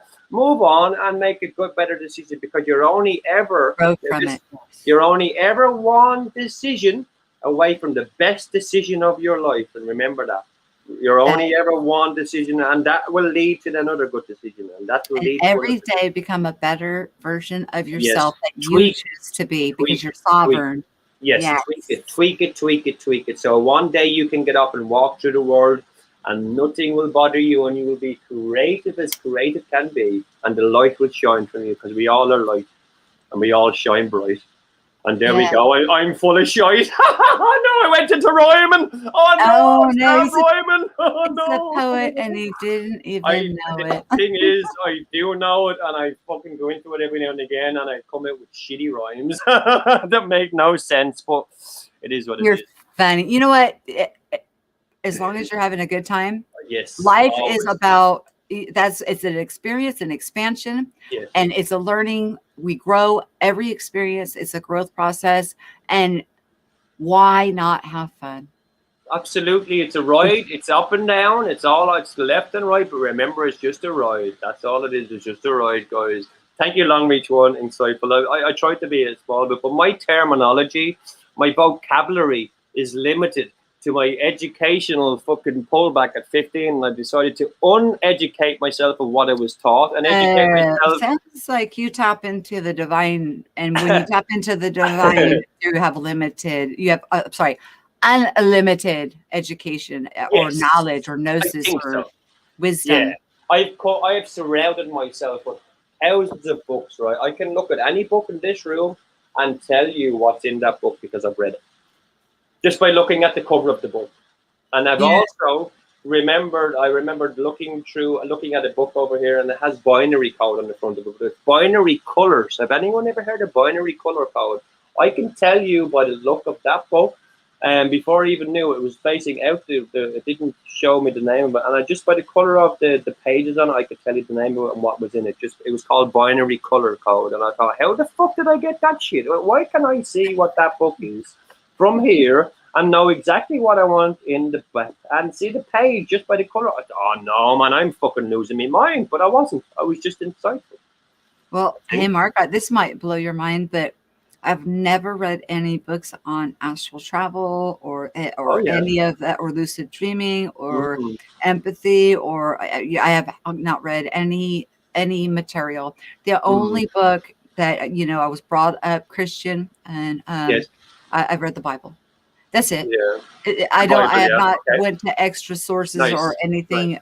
Right. Everything is just I kind of fell around, in it in the dark, kind of.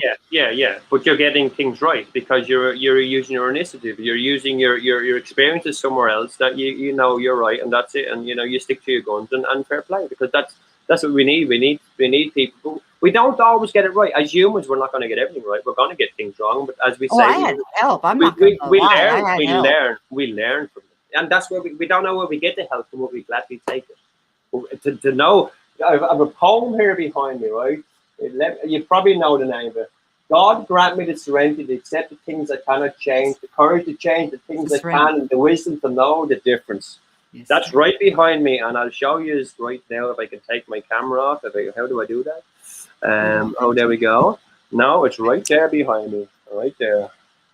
And there's my two angels above here, two angels over here. See, and that's what I think we each have. We come in with two angels that are ready to help us at any time. Oh, that's me and my brother. That's me and my brother sitting there planning on what we're going to do.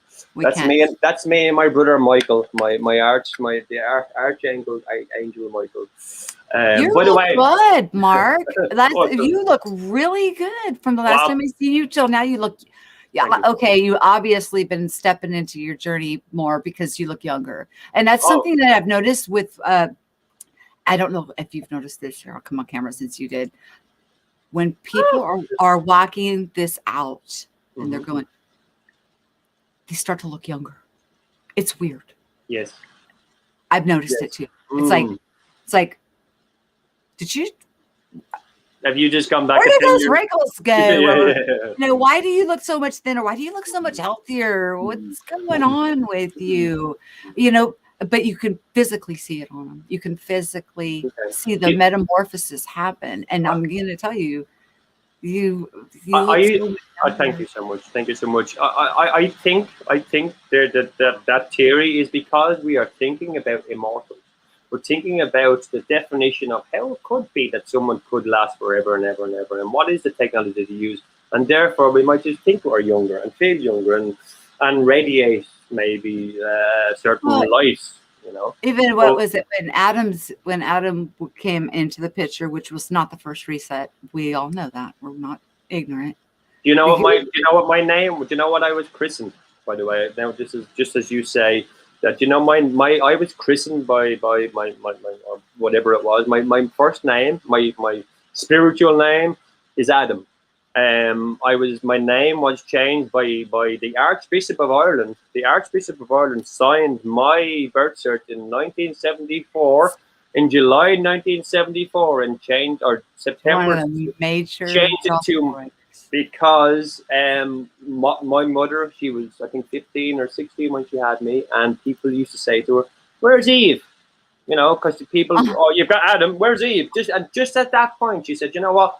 Mark Bolan, T-Rex," that's who I'm named after, Mark Bolan, T-Rex. But I used to say, Mark is my skin name, Mark, and Adam is my spiritual name. So there's that. When you said Adam and Eve, when you talked about that, I got a woo, wow moment. But see, they lived to, when they were talking about their generations and all the children that they had, it wasn't anything to hear, "Oh, you lived till 938, blah, blah, blah, or 980 years. And then, Enoch, and then Enoch walked with God, and he was 300 and something years, and then he was taken by God. And then Noah, he was old as dirt, and he's out there building an ark. Yeah, of course. And it's crazy because all these people are growing up to be hundreds and hundreds of years old. And then as we get to this time, people are, the life expectancy went down, and it goes up and it goes down. Here's the thing, the story of the Spartans, the 300 Spartans, and King Leonidas, or whatever his name is. He was 65. He was 65 when he went out to fucking fight them. When there was 300, that Leonidas guy, he was 65 years old, man. When he fought them. I was just telling you that, like, there's some people that are in government that seem like they're in their hundreds. They're like ancient. They've been in government forever. Like what's that? Not Rockefeller. Rothschild. There was Rockefeller. He's on his 9th heart transplant, and Rothschild died on his 11th. They're all sorts. That's transhumanism. There's another thing that I was looking into. There's a website called I don't want transhumanism. 3024. There's a web www 3024 or something like that. It's about this guy who wanted to do transhumanism, right? And melded himself into a computer, and it was going leaps and bounds. And this is about 50 years ago. So transhumanism and living forever and immortality is a thing, and it seems to be that the people with the power are doing it. Now, people in the ship they were much older. Yes. So they didn't look it. But they didn't look it. They must have the same technology to stay young, I think. Well, they put me on a healing bed, and then he told me to open my eyes, and I was able to look out the window. And we were like, but I didn't feel any G-force, no motion, nothing. And then I was like, "If we passed Las Vegas?" I mean, this is how ignorant I was, right? And they're like 5 times. I'm like, and I had like this, your Merkaba starts in your solar plexus, and it's 2 triangles, one face up, male, female, okay, but they kind of overlap each other, and they spin opposite directions. Okay. And that's why you feel that energy, and you can hear like a inner humming from your ears, because that's how powerful you are. Oh my God. That Merkaba gets to spinning, and poof, you're gone. I mean, and when, it was first coming into my awareness, you have to give consent. Everything is through free will. Yes. So you get the sleep paralysis and you feel the Merkaba spinning. And then when I got the understanding that, okay, I'm exiting my body, Mhm. let's go for it. Okay. Mhm. I wasn't scared of it anymore. Okay. Now, this, however, it was a harness that went over my shoulders and around me here. It Mhm. felt like with the Merkaba, like the tingly feeling, that energetic feel, but it was on the outside of my skin. Okay. And my concern was, because then he tapped me on my forehead, tapped me on my nose, and he tapped me on my chin. And he says, "Can you feel that?" And I'm like, "Yes." And then he says, "You could open your eyes, because normally if I'm traveling, I don't have to open my eyes. They're open. I'm gone. I'm seeing. I don't have to think about Yeah. Yeah. opening Yeah. my eyes." Okay. And then I saw the brown uniforms, and there was a few of them, and I was laying on this table, and I looked out this window. The window was kind of weird shaped, and we were zipping across the clouds, and he was talking to me in my head, and I was conversing through that methodology, which we use in the astral also. Mhm. Mhm. And my concern was, I said, am I physically here? Because Okay. my husband is in the garage having a cigarette. If he comes in the house and I'm not in the bed, this house is not very big. He's Okay. going to get concerned of where I'm at. Mhm. Well, I didn't hear him, but apparently he came inside the house. And when you walk in my house, if you go this way, you're directly into the master bedroom. Or if you go this way, you walk down the hallway and you're into the kitchen. Okay. The door shut. I woke up, I could still feel that thing, and I was out of it. And I came walking out, and I saw my husband in the kitchen, and he's like, "Oh, did I wake you up when I just came through the door?" I said, "When did you come through the door? I didn't hear you." All right. He said, "Just now." But see, obviously they didn't know if he was going to go straight into the bedroom. This was my thought. If he was Okay. going to go straight into the bedroom and I'm not physically there, or if he, but he headed to the kitchen. He was going to make something to eat. So anyways, boom, I was back and I could felt this tingly thing. And I told Okay. my husband what was going on. And he said, "Well, they're working on you." And he said, "Don't worry." He says, "What's your feel on?" I said, "Oh, benevolent, completely Okay. benevolent." Okay. And Okay. he said, "I trust you. I've heard enough, and I've seen enough. I trust your discernment on that." He says, "Go back to bed and let them do what what they're doing." Okay. And I went back to bed, and then I was back with them for a little while. They showed me a few things, like I thought that these people were like there with me, but it was a holographic thing.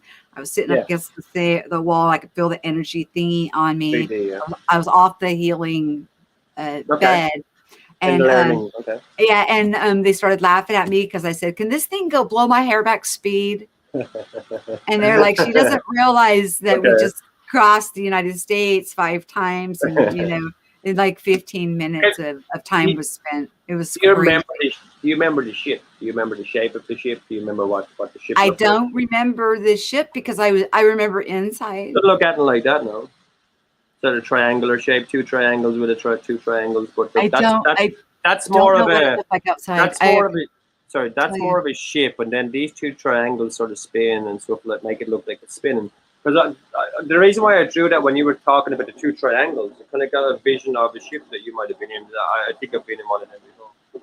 Oh, the 2 triangles is our The 2 Merkaba. triangles. No, I know that, but there's a ship like that are made. It's kind of what it is. It's like All a I know saucer. is the window It's like a saucer, like a saucer, right, like this. But what it is then is you have a triangle like here, and you also have a triangle here at the top. So you have 2 triangles here at this one here and this one here, and they spin different It's ways. deceptively big inside. Yeah. Well, this is the main part of it. It's up and down and dimensions. It's like a beehive inside. I think it's like a beehive. You know the way a beehive can go in layers and then get stuck out like that? It's like a beehive. You know, if you look at the layers in a beehive, they can go in. Yeah, the way they comb out. An accordion, like an accordion. There's layers in layers, and then there's layers behind layers, and there's layers over layers, and it's fucking endless, to be honest. It's like you could have a fucking whole population there. It was a very odd experience. Wow. I don't know why I drew that card. I didn't mean to throw you off. No. I didn't see the outside. I mean, wow. I didn't see the outside.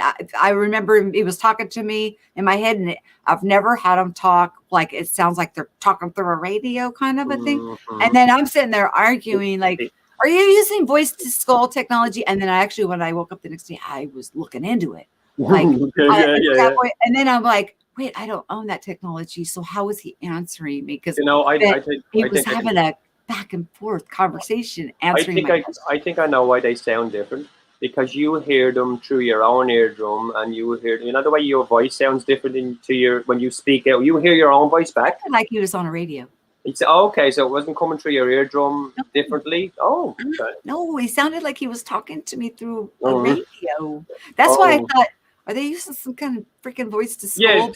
Like as if it's coming through a bad reception. He's answering me, and I'm like, okay. I don't have voice to skull, so how is he hearing what I'm saying? What I'm thinking? Because about worrying about my husband and every question. And I also told him, because I wasn't feeling good, I said, look, that's hurting. You need to back this thing off a little bit. And then they let it out a little bit. Then we put my arm to my side, and then they put it on me again. They said, is that comfortable? Can you handle that? And I said, yeah. I said, let's just not waste time. Let's go. Because the whole time he was talking to me back and forth. Just the whole thing was just weird. But see the way you said that he's asking you what you're thinking. Or it's a back and forth thing. The way I realized after the first 4 or 5 of them that he wasn't asking me what I was thinking. He was telling me what I was thinking, and he was telling me how to think. And I thought it was questions, and I was thinking. And then I realized to myself that I'm looking at it from a different angle, because I wasn't free willing. That's what it was. I was taking it as shouldn't be. You're asking me questions, and it was a reverse psychology with me. So I was pretty fucked up for the first time to happen to me. But then I realized they didn't take you then, did they? No, I don't know. They probably did. I can't remember. From a young age, man, I've had fucking weird shit. I've had my auntie's used to be a nun. Now she's sister. I remember growing up with nuns and people playing around me and with me and all this kind of stuff from a young age. I don't know what that's about, but anyway, whatever it is. But I had a battle with these first ones, which I thought it's to do. You're here to take my shit out of my head, so therefore, it was a battle.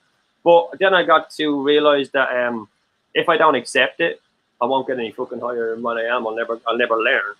So I think I looked at it from, as we say, we look at it all from different eyes. So maybe it was different people that I'm talking to or whatever. But I got the impression that they're here. Yeah, this is the impression that they gave me. They're here. They have this technology. Yes, they have it. Secret. It's secret technology, and they're bringing it out to help mankind. But we have to be willing. And once I was on there, I could hear it through their talk. Right. Everybody. But when I was in my bed and that thing was on me, it sounded like he was talking to me through some kind of a radio. Okay. Yeah, and it wasn't like he was putting thoughts in my head. Was that before you came back? They were talking through a radio just before you came back. Yeah, because I was telling him that the harness wasn't comfortable. Right, I wasn't feeling good. I was like, this is hurting. What is this? This doesn't feel like my Merkaba. What's going on here? And then he started talking to me. Through the radio. Yeah, through the radio. He said, well, we're here, and if you'd like to come, we would like to talk to you, put you on this. They put me on this. Asking permission. The energy. It was like an energy type of it was not an invasive procedure. You just kind of lay on this thing, and this like energy works on you and kind of helps your DNA and helps get your circulation. And it's been working on reinvigorate you. Right. Yeah, I'm no longer. I was heading into a scooter chair, and now I don't even walk with a cane. Oh, wow. Yeah, okay.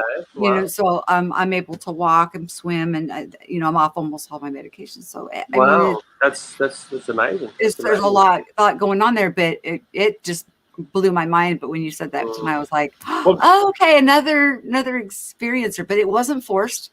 No, I had to willingly go. And then when I think they heard the door or somebody was observing, and bam, because then I was like a zombie. And then I went back to bed, and he did tell me he said, look, after you leave, you're going to have the best rest. You're Yes, just going to sleep wake up so good.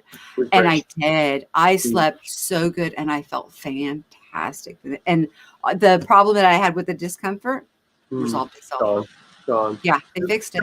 So, that thing that with the radio sounding in your head, if that happens, just stick with me for a second, if you would.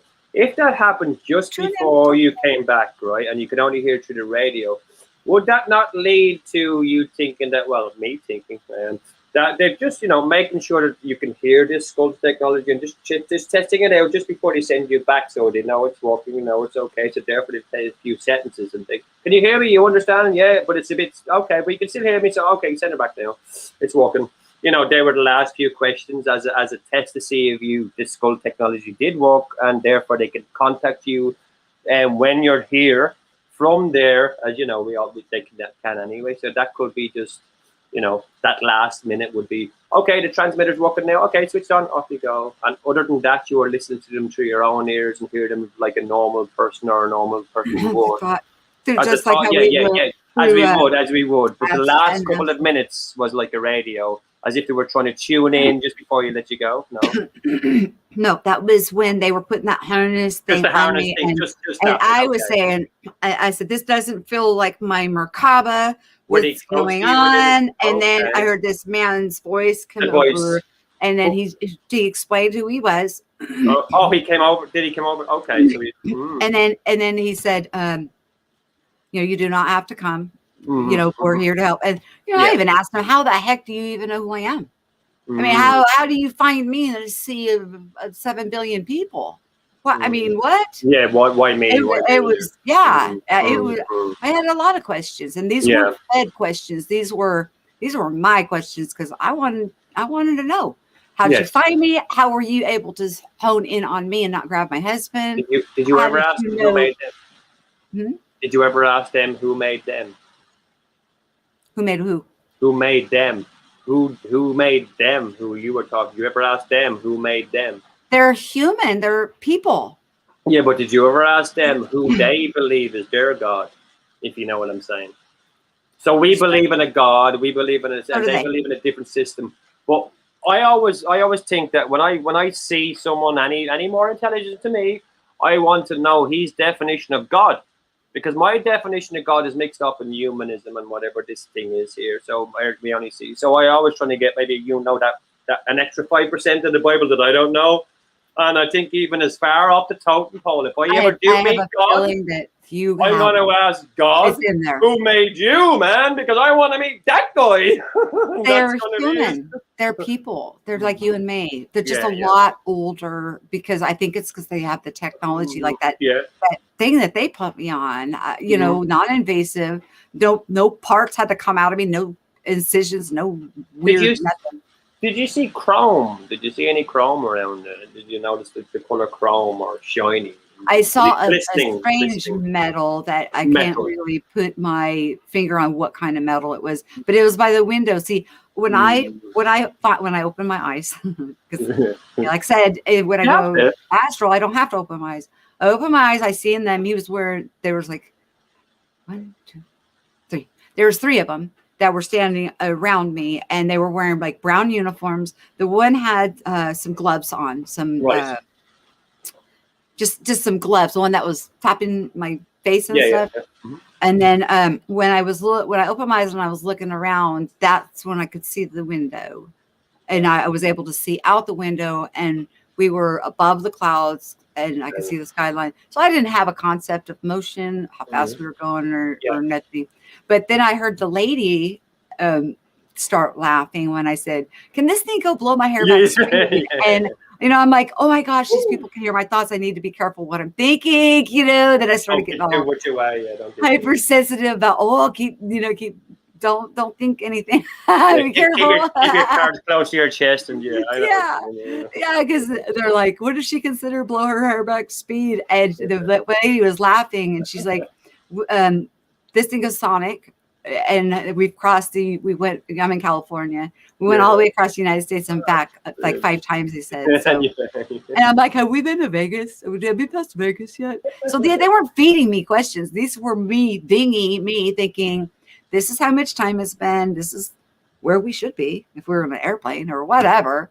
So it was unusual. It startled me, and just to hear you come on and just be open about it. I try to be as open as I can. I try to remember as much as I can to be as clear as I can. But when I'm talking to someone like yourself or anyone who's here in the chat, or even just having a show on my own, I find that talking about it and expanding on what I spoke about and having moments of clarity while I'm speaking about it is the most, I suppose, the best part about doing this whole YouTube thing and meeting all these people. Because if you don't speak about your experiences to someone, I have multiple personalities, so I always speaking to someone in here, but just saying it on your own, you can realize that sometimes saying it out loud, that is the moment, that's what you need to do to realize it's real, or to realize it's in your brain. Because thinking about it, you can think past the solution,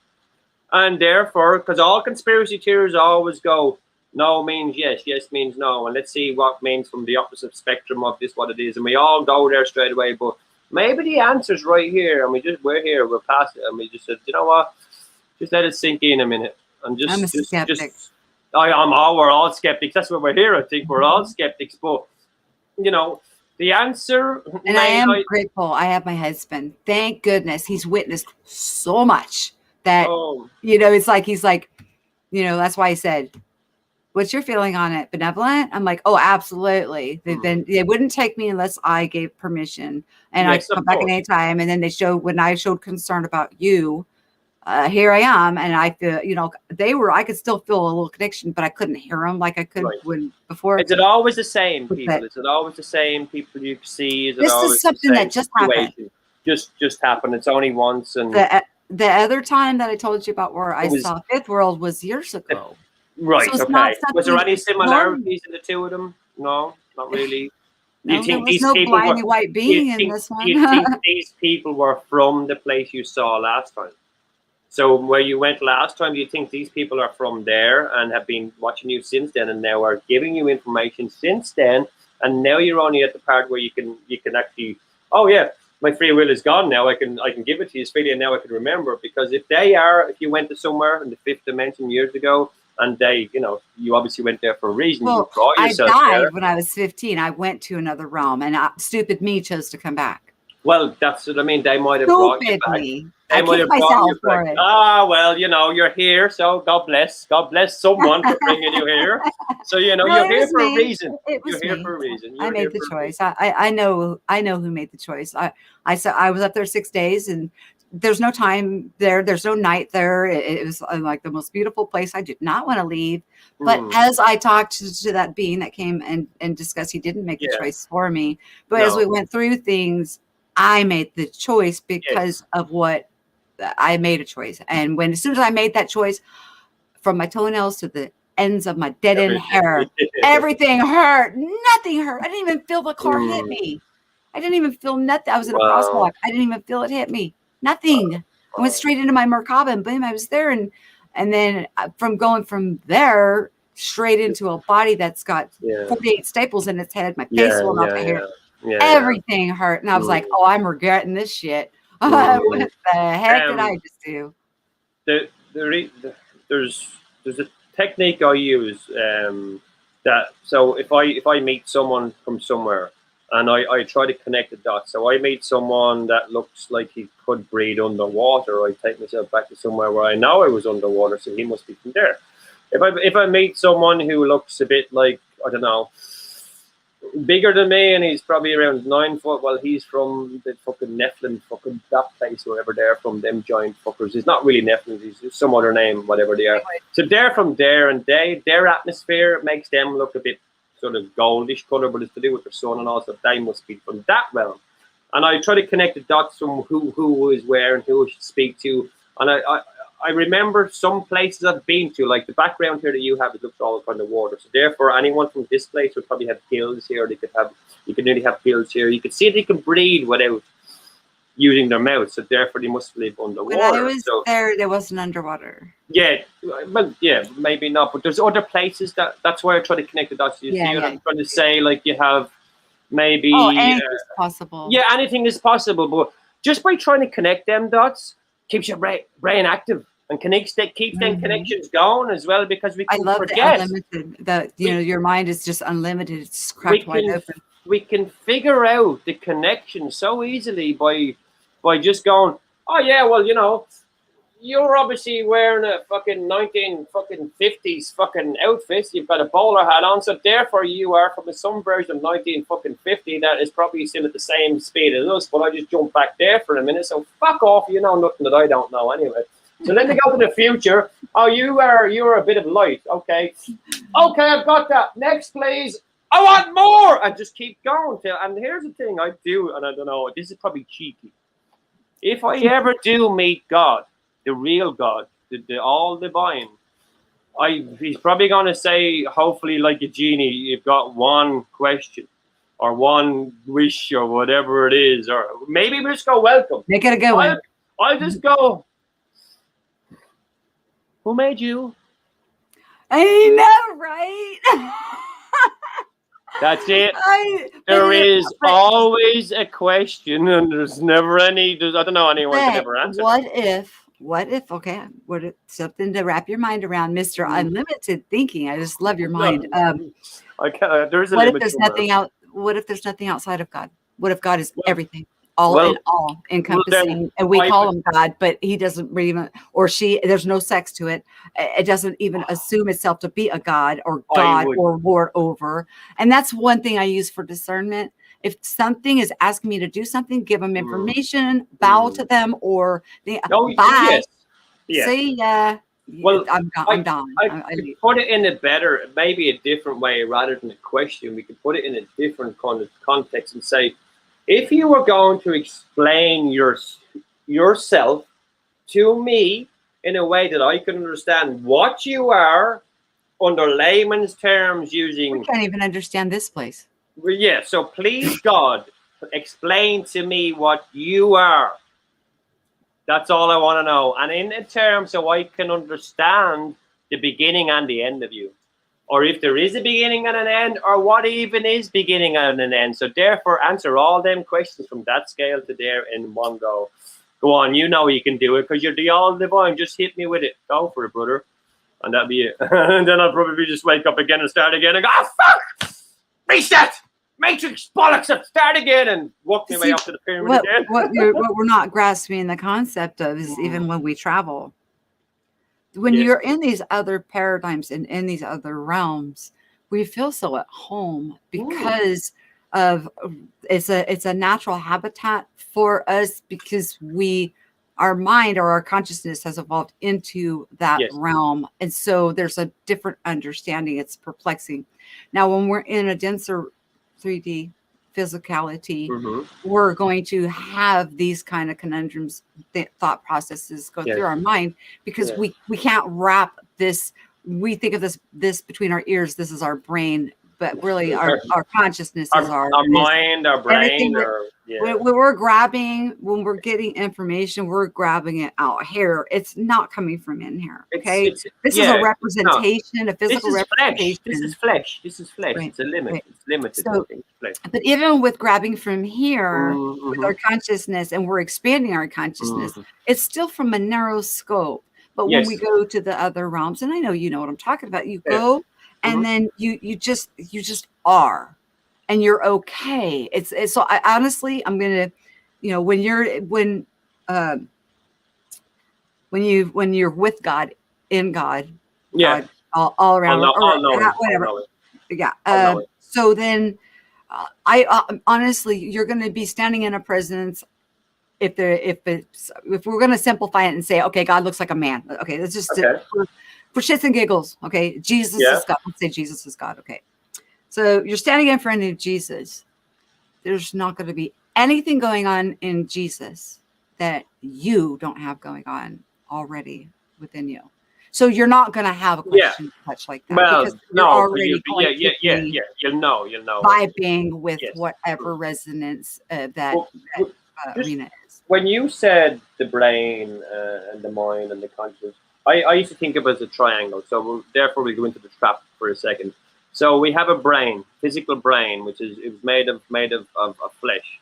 Then we have a mind, which thinks outside the brain, and then we have a consciousness as well, which is outside the brain and outside the mind and outside the conscious. Then we have a subconscious. Then we have so forth and so forth. And so, and then we have other senses that we don't even know about, or we do, but we just don't use them. So is it our physical brain telling our mind to tell our consciousness stuff, or is it our consciousness telling our brain to tell our mind, or is it a fractal of fucked up shit that we don't know what's going on and we're getting a fucking I don't know. Most people program their subconscious, and that is the world that they respond to from their consciousness. They see it, well, which one they react to it, and then they go ahead and subconscious is like energy; it's neutral. It's going to create what is fed into it. Okay, there's a door, there is a drawbridge, there is a key that is between our eyes.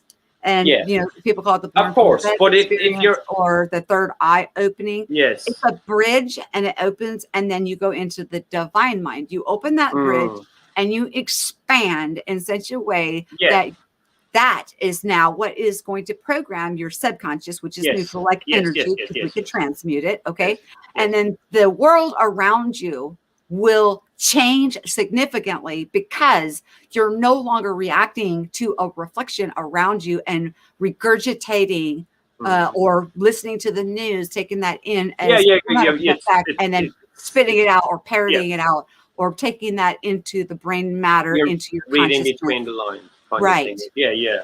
Well, here's the thing. Reading between the lines kind of thing, and I get what you're saying with that. But so if we are doing it like that, right? Just think of it this way. I'll try to think as simple as I can. If your subconscious can make good decisions coming through your mind, because it's coming through something that's not in a physical thing. If your subconscious or conscious makes a decision through the brain, through the physical thing, where we all have fucking evil lurking in every fucking part of our society. I don't know why it is. It's whatever it is. There's some darkness somewhere, right? There's always a bad thought that goes a good thought. If you push your subconscious through a physical brain, which has a limit, which we do know it has a limit, and you don't go through your consciousness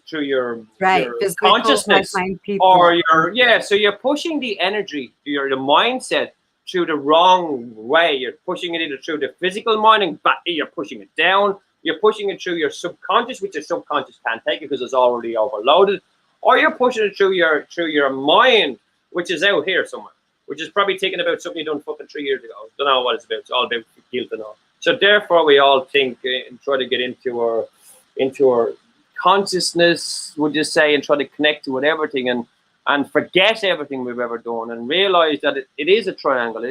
We're stuck with a physical brain. We try to think outside the box, therefore we go outside and we call it the mind.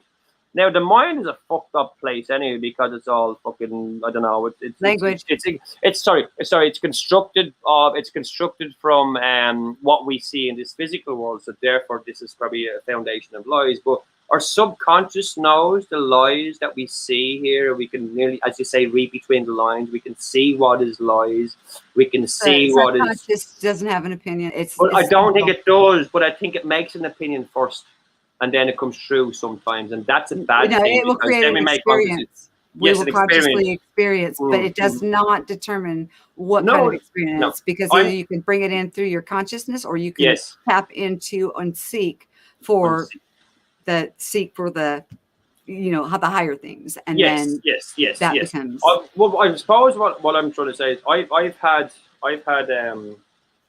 had many experiences, not all good. I realized that through the word that we would never say again, crazy, which I'm not. To realize the mental health version of it is just emotions playing through different parts of my consciousness, my mind, whatever, and they come up as a physical thing.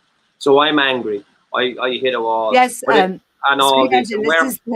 I had a token leprechaun for St. Patrick's Day. I've got one here. No, I got Um, you. I wrote, oh yes, well, happy belated St. Patrick's Day. And Lucky Charmed. I done a video yesterday. He was on my shoulder telling me to kill all the. No, he wasn't. The screaming engine. He was screaming at me, all right, since early morning.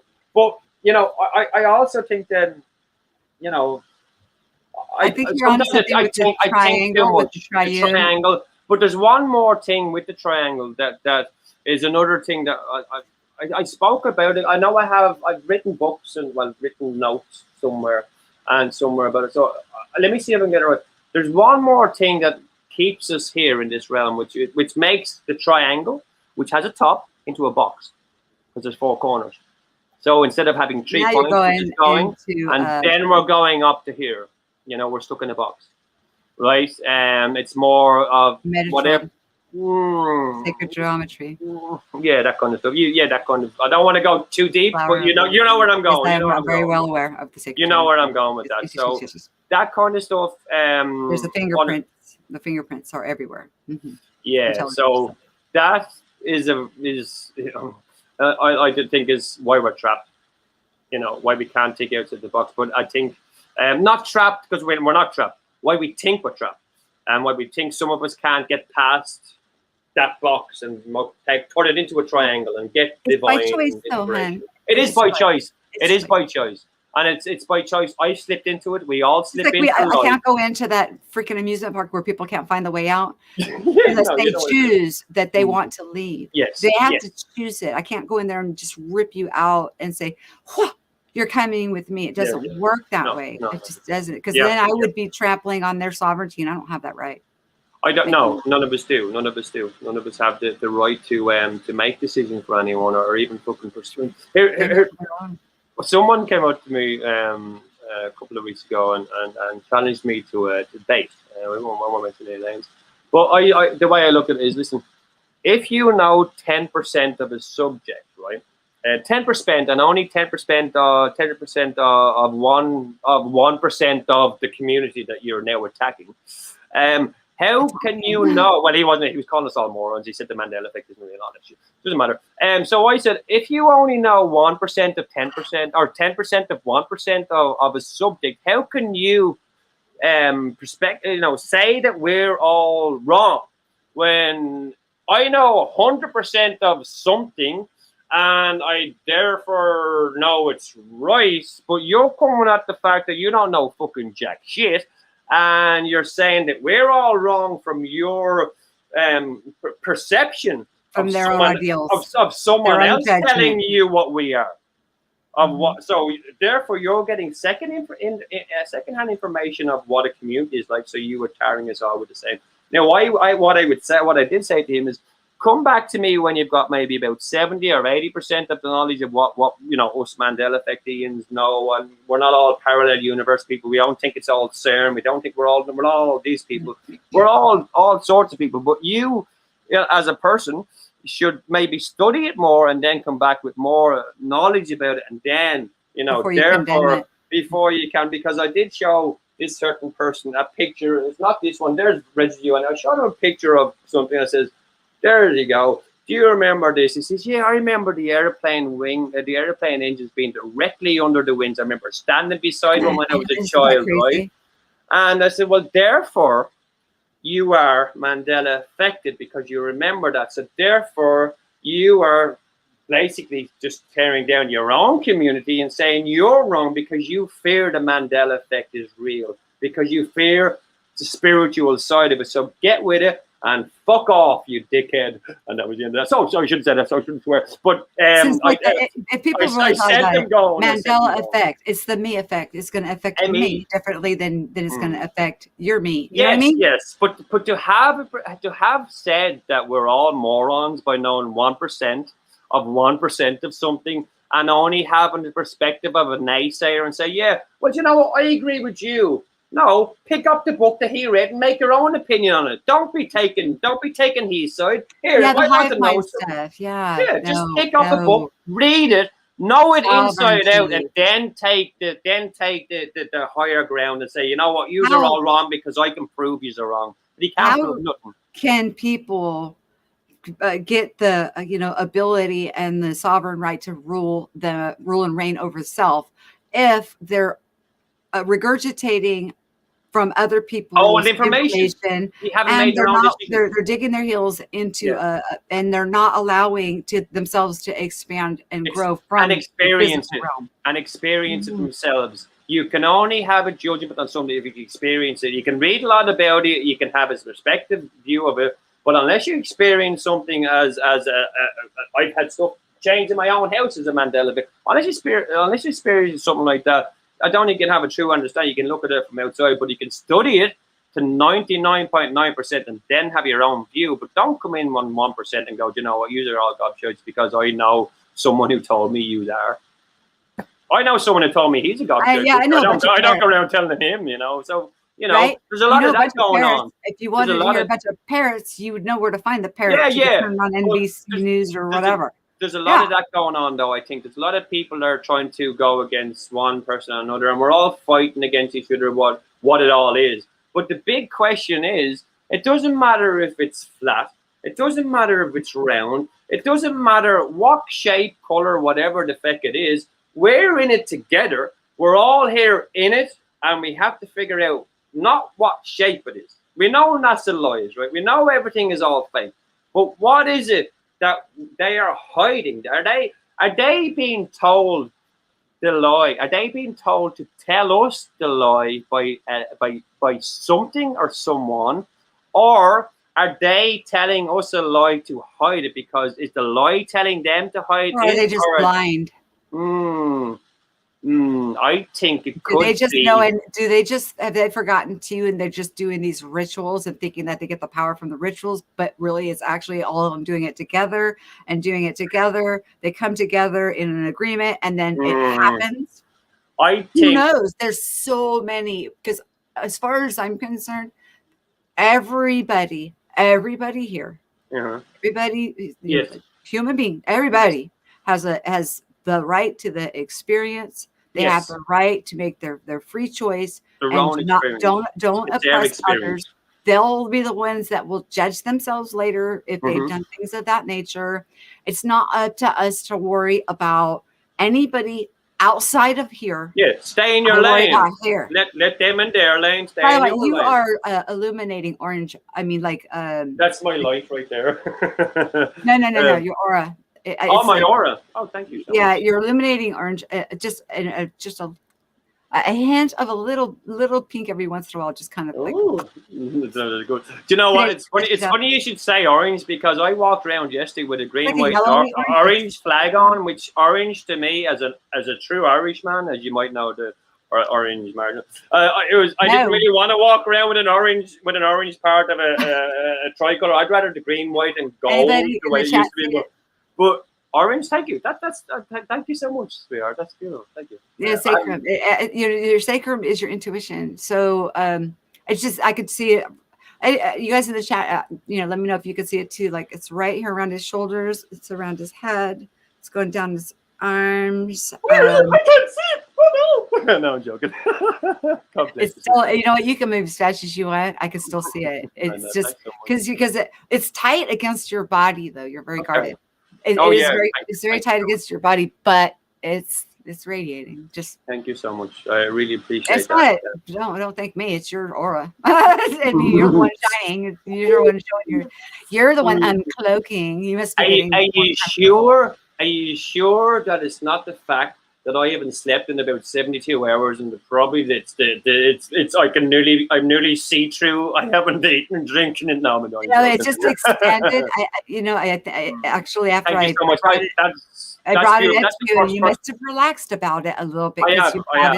You let it slowing down as well. Now, you guys see? You guys, I know you guys can see it now, because it's about 4 inches above his shoulders and around his head. Stop it. You're not going to be able to see your own. I know. I'm joking. Unless you will go in the. Hold on. If I do it quickly. Oh! No, I missed it. No. You can. I'm joking. I know I can. I can see it. You can look in a mirror, with and just make sure you have a white background. It is hard to see our own. It really is. Do you know what? When you say that, I can see it right here on this corner. Can you I like see it in the I can camera? see it See here. it now? How far up it's extending up your shoulder now? It's like, and my it was super tight up against your clothing before, and then after I brought it up, you relaxed Thank a you so little bit. much. That's one of the most beautiful compliments I've had in Well, in all this my life. So thank you so intuition, much. so that's actually that's a really strong guidance. That's a good compass there, that your sacrum is thank you. active and also I that you have I've flowing. noticed that in the last since Christmas I have I like to say I've got my team together, my team of masters and practitioners, I would like to say, and we are now we like to call ourselves well, there's the Gnostics, okay? There's Gnostics. I don't like to call myself a Gnostic because I don't even know the fucking word. So I say I break it down to what it is today. Gnostic. Does that mean Gnostic. knowledge? Gnostics are people who gain knowledge from whatever, divines or whatever, they gain knowledge from other people. I thought those were prophets. I thought Gnostics were the ones that it's kind of similar. That's my understanding. I just thought Gnostic meant knowledge because it could come from anywhere. Yeah, but I think it comes from wherever it comes from. So maybe a prophet and a Gnostic could be the same type of thing. Since Christmas, I've been trying to connect with my Celtic roots because I'm 100% Irish, and I've been looking into my Celtic stories and the giants and all that kind of stuff, and Celtic mythology, and I've been also looking into the connection, if there is a connection in Bible stories with mythology, and these people, or even the tools that were used, like my Mimir or whatever the name of that is, Thor's hammer, the one who was worthy. Can you show us the light that's changing colors in your room? It's not really changing colors. It's just a light bulb right there. Wow. There is a TV on, though. There is a TV on. Okay, maybe that was That's it. probably what it is. No, well, let me turn that off. Because I was like, okay, is he trying to mess with me now? Did he turn on a light? No, I've turned the TV off now. I've turned the TV off. So the TV is off. Because I can still see that's the only light there. The orange around you is, but then I started seeing the room turn purple, then pink, and I was like, it could be the TV. It could be the TV. He's messing with me. No, I'm not. My aura has now expanded as big as my room now. Check me out. No. It's probably the TV. But there is the lampshade is a sort of a maroony color, so it probably gives it a bit of an orange glow as well. No, your room looks normal now. It's okay. So yeah, Gnostics they get knowledge, but I've been trying to get information on a Celtic or an Irish version of what our true legends were, like Finn McCool, the giants, like who the giants were, and why they came out of Europe and moved through England, and then came to Ireland, then went down to Cork and jumped into the ocean, and just that's where they are. And why did they have pet dragons? Why do they have pets that we think is mythical creatures? And who are these? What are these mythical creatures? And why are they under the ocean, just off the coast of Ireland? And why did all these giants come here to Ireland? And why is there stories of Irish giants chopping heads off other giants from all over the place, and just playing hurling? You know what the game of hurling where they would play with a stick? These giants apparently used to use trees and play stick and ball with other giant skulls for some reason, because it just had fun with it. But then the legends went that the giants seemed to be normal people that were, I suppose, stories. Well, no, they were giants, but throughout mythology, and us like what we would call a basketball team today. Yeah, no, but I'm on about they were actually physically, but through the definition of us saying, you know what, they were actually must have been real men. So let's just say they were 20 foot rather than 100 foot. But if you look at the Giant's Causeway and other things, like other fucking tunnels that lead out of Ireland and under Ireland and all this kind of shit, there had to be big fucking massive. Oh, sorry, I shouldn't. Big hands. Yeah, big machinery. Big. I suppose big populations of something that would have dug these things and made these things. But that's where my my research is going to continue into these portholes that are there for a long time, and why these myths keep on popping out and popping in, and there was one individual I've been tracing for Jesus a long time. His name is Codeface. I don't know if you've ever heard of Codeface. You can go and Google him if you wish. He's a deity that was around a long time ago. He pops up throughout history. He's named as a fake. His name is not. But here's the thing: he looks exactly like them code things you put your phone up to, and it takes a scan, and it's a barcode, but it's the newer version. His face looks like this, and he was dug up to hundreds and hundreds of years ago, and then he was born on thousands of years ago, and his Are face. you frozen? No, I don't think so. Why is your hand in there in the screen then? My hands are here. Can you see them? Okay, there we go. Okay. Oh, it was okay. Never mind. Okay. Okay. So the code It's not face bad. has a face kind of like this. So he's an alien like this, right? And there's a statue of him lifted in Mexico. There was one a few. He seems to be around a long time, a long time ago. But the legends are he was a giant as well, and he's now believed to be only a 4 foot. That one's better. Extraterrestrial type of thing. Yeah, I think sometimes with the definition on my camera as well can take away. I might freeze. I might be like this, and sometimes so. On my side, I can take down the definition as well if it's freezing on your side. Shit. But I like the Irish mythology and the Bible stuff. And I'll leave you one theory I was looking into. You want to see your aura? Noah's Ark, right? Noah's Ark, and can you connect Noah's Ark with Thor's hammer? Can you connect the dots? Anyone in the chat? So Thor's hammer and Noah's Ark. Because I just took a couple of snippets of you snaps because I want to show you your aura. Oh, you go okay. Oh, thank you. And then when your hand froze on there, I think it was my snippit tool, and I was like, oh, dang okay, it. yeah. Move your darn hand, dude! I'm trying to take a freaking picture of your aura. Oh, Where'd it go? oh, thank you. So, can anyone to check? Can you see any?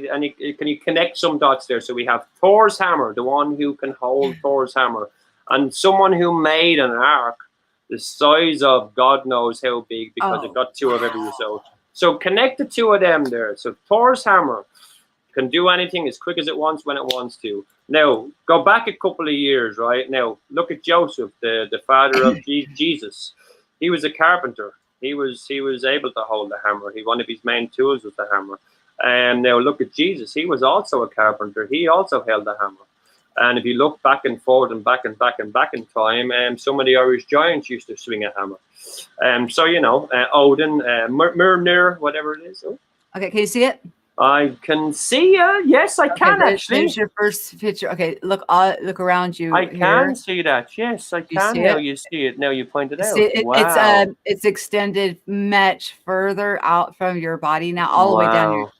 It's even extended around the chair you're sitting in. That's how far you're extended out. It was super tight up against your shirt until I said something, and then you kind of relaxed a little bit. Okay. You're like, oh shit, she could see me anyways. I might as well just let it hang out, let it all hang out. Okay, let me show you. I took two, so okay. At least I'll grab the other one. Yeah, that's amazing. Yeah, Michael, you're right. So Mjolnir and Odin, but so now you don't have to worry about turning around real fast, because this is where I don't want to offend anyone. I'm not saying this is wrong. This is the theory I thought about for a second. What if Mary, the mother of God, got pregnant via Joseph's divine I have the power without inseminating? So she got pregnant through whatever power, just she was pregnant just because she was married to him, right? And therefore she had the child, which is Jesus. Now he had to be born, and he had to be born of someone worthy. I know he's like a rambling man. Did you guys see the aura on him? So therefore, maybe Jesus is worthy of holding a hammer that can bring him back and forth through time, as you always said. You said earlier on, he can disappear and go back. That's not that. I think that one is called I think that one is called Stormbreaker, where you can go from dimensions. That's the other hammer that's mentioned as well. I can see. Do you know what? I can see a little bit of aura up above my hand little bit. here. A Look little at how bit here far out you over are my this hand time. as well. I can Look see at it here this. over my hand. Look how far out you are. Oh, Jenny. I mean, it's golden. I mean, you can't. It's not. Wow. You can't hide it. It's just That around. is. I look like I'm just you. about to drink a cup of tea without the cup of tea. Yeah, you know. It doesn't, Wow. it was still That's able to nice. snap it. This is the second That's one I took, but That's really cool. That you can. I can see it now. Actually, yeah, it is kind of brightly orange and around there. usually with busy backgrounds like that, it's difficult to see. But your aura is like so like in my face right now. I can't stop Sorry. seeing it. No. Don't get me wrong. I'm enjoying it. I'm completely. Well, you know what? We enjoying can it. go. Beautiful. We'll do that for a second, so we can just concentrate on just get, because I'm gonna have to go soon. Do you know what? We were talking about realms. Can you, before you go to sleep, project yourself somewhere? So you want to go somewhere, because I'm going to tell you where I'm going to go tonight now before I leave. But can you find somewhere to go when you want to go and go there at will and remember it? When I travel, I travel. I don't pick. I just Okay. go. But once go. when I'm But can you go when you want to? Can you go when you want to? When I'm gone, Yeah. then I kind of have a little say so over Oh, okay. moving Nice. about. Yes, Because yes. I'm very lucid. I'm very conscious in that awareness of that Yes. status of moving. Okay. So that's why I kept meeting my husband every time when he traveled with me for the first time on the 31st. He kept freaking out and jumping out, and then I would meet him on the other side, and then because we bounce around at the speed of thought. There's no way with infinite amount of places that he would have. I was where he wouldn't find me, so we met at the gate, and then we went through. Yeah, you couldn't keep up with each other. If you take one run from it, you'd end up. You'd all just meet up the gate. You know, you're safe, and you're going to meet at the end of it. Right. I know what you mean. Yeah, so, yeah. And as for do I travel at will? No. Okay. Now I will lay down and I'll put my intentions out for like blessing someone, healing somebody, sending love, energy, just peace, prayers, and then I clear my mind and go into meditation and drift off to sleep. And then it happens probably twice a week. I travel. Okay. A lucid dream or travel more than I would like to, I guess is the way of putting it. Sometimes I just have to ask, for some rest. Okay. I get it. I get the rest though, because everything's by choice. Yeah. Well, yeah. The reason why I asked is because I plan on going somewhere later on to see if I can get something over. But I've been trying. You want to meet me at that buffet? Kind of a buffet. A buffet, I call it a buffet because I mean, oh my God, the food was so good. We didn't get full or anything. No bloating. No. Yeah, it's just a taste. It's just a taste. Taste, and it's just beautiful everything taste. Was perfect. Everything was perfect. That's in the fifth realm. And when I was there, it's ready, and that's what she was telling me, the lady that kind of scolded me a little bit about the tanning bed thing. She's like, this, we're ready. We're ready. And then, since I've been there, I went to that other place where it's like an amusement park. Now that place is like packed. Yes. It's packed with people. Okay. And it's like, and some of the people I recognized had passed on, but some I recognized they're still living. So some are going there, maybe they're not conscious of it in their sleeping time. Yeah. But it could just be a matter of awareness, just, coming out of boxes, coming out of limited thinking, which obviously you have no problem with. So, I don't think I've got a roof on my thinking. No, I get really frustrated when people with an expanded consciousness and unlimited thinking to underwater. I'm thinking it's gills just- and that kind of a being it would be. You're yeah. thinking of the unlimited. It's a struggle though. It is a struggle because I can, you know what it is. Well, it's hard to Sometimes, discern what's real and what's not because you can't stop seeing yeah, the unseen realm. yeah, and it's That's not your sometimes fault. I say it and I say it all at once, so therefore it sounds like Like it's all that mixed it up. is. It's just not like what I was saying, not fast. I get my words mixed up because I want to say it, but I can't say it now because I can't get my words in the sentence, if you know what I mean. So I might say a sentence backwards, nearly talking in tongues, because my mind right now is 2 years ahead of me. I've already figured out what's happening in the next 2 years of my own life, not in this realm now. I'm on about how I get to where I need to do in 2 years' time and what's going to happen and whatever. Now, Well, I've already figured out. Now, when I say Double 2 O years, that was on here earlier. yeah, He did a live stream, and I said to him that Yeah. I'm only going to come back here a couple times, and Mhm. I'm not coming back anymore. He took Well- it that I meant that I was going to commit suicide. I'm like, what the frick? Turn it off. okay. I get you. No, I'm Mm. only going to come into this realm, this piece of paper, Mm, mm. a couple more times, and then I'm done. I don't have to Well, come back to this piece of paper anymore. I- I'm going. I've done all I can do, Yeah. and that you can only do what you could do. Everything's free choice, Well, and then you go on to that next piece of paper or whatever piece of paper that you vibrate at, and that's where you're going to reside. And so Well- he's like, oh my gosh, and he got all depressed. I'm like, what are you talking about? Where did you go with that?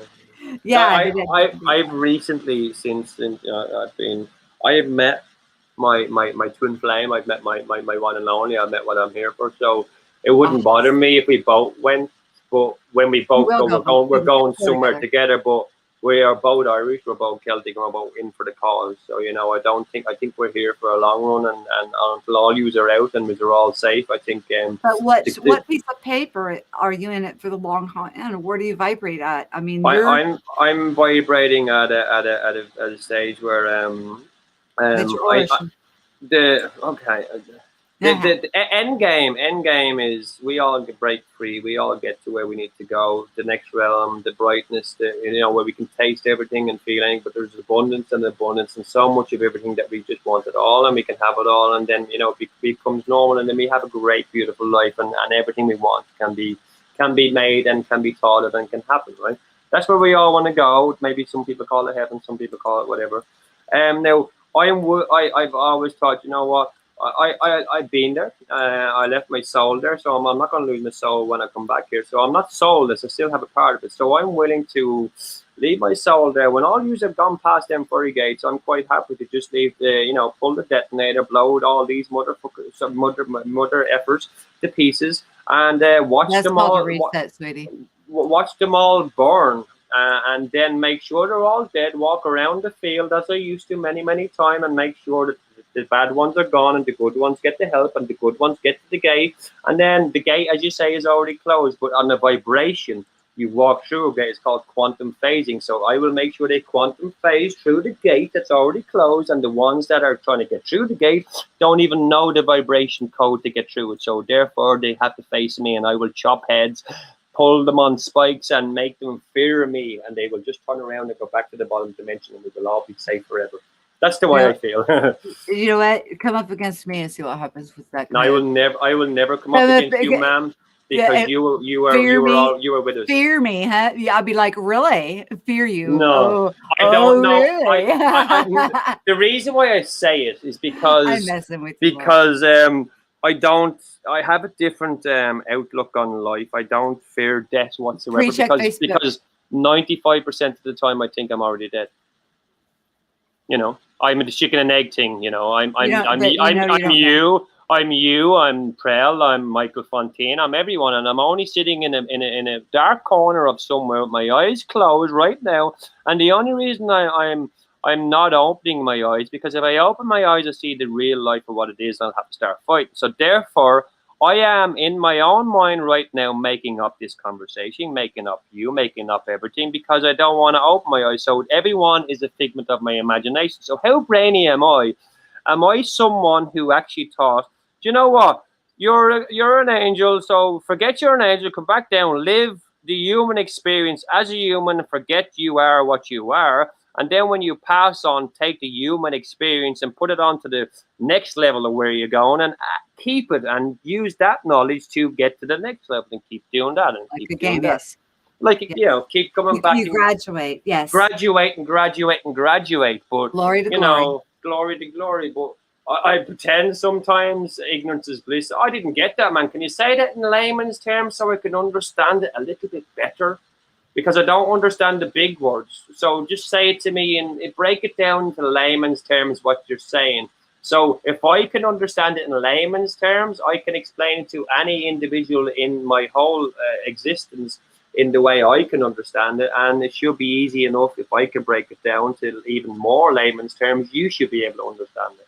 You know, And, I kind of understand from your perspective mhm. how hard it is to peer into what is 3D, also seeing the unseen realm simultaneously, and Oh, having yeah. how that can, you know, mess with your head. Oh, to it such a does. point. It does.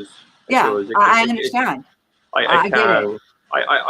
can. There's one thing that I don't think I've And ever heard people anyone don't get say. it. They don't understand They- your abilities. They don't understand what is truly going on there with I that. don't. No, I don't think. Well, I think Science some has people. become Some a people religion. do. So science has become reality. That's all it is.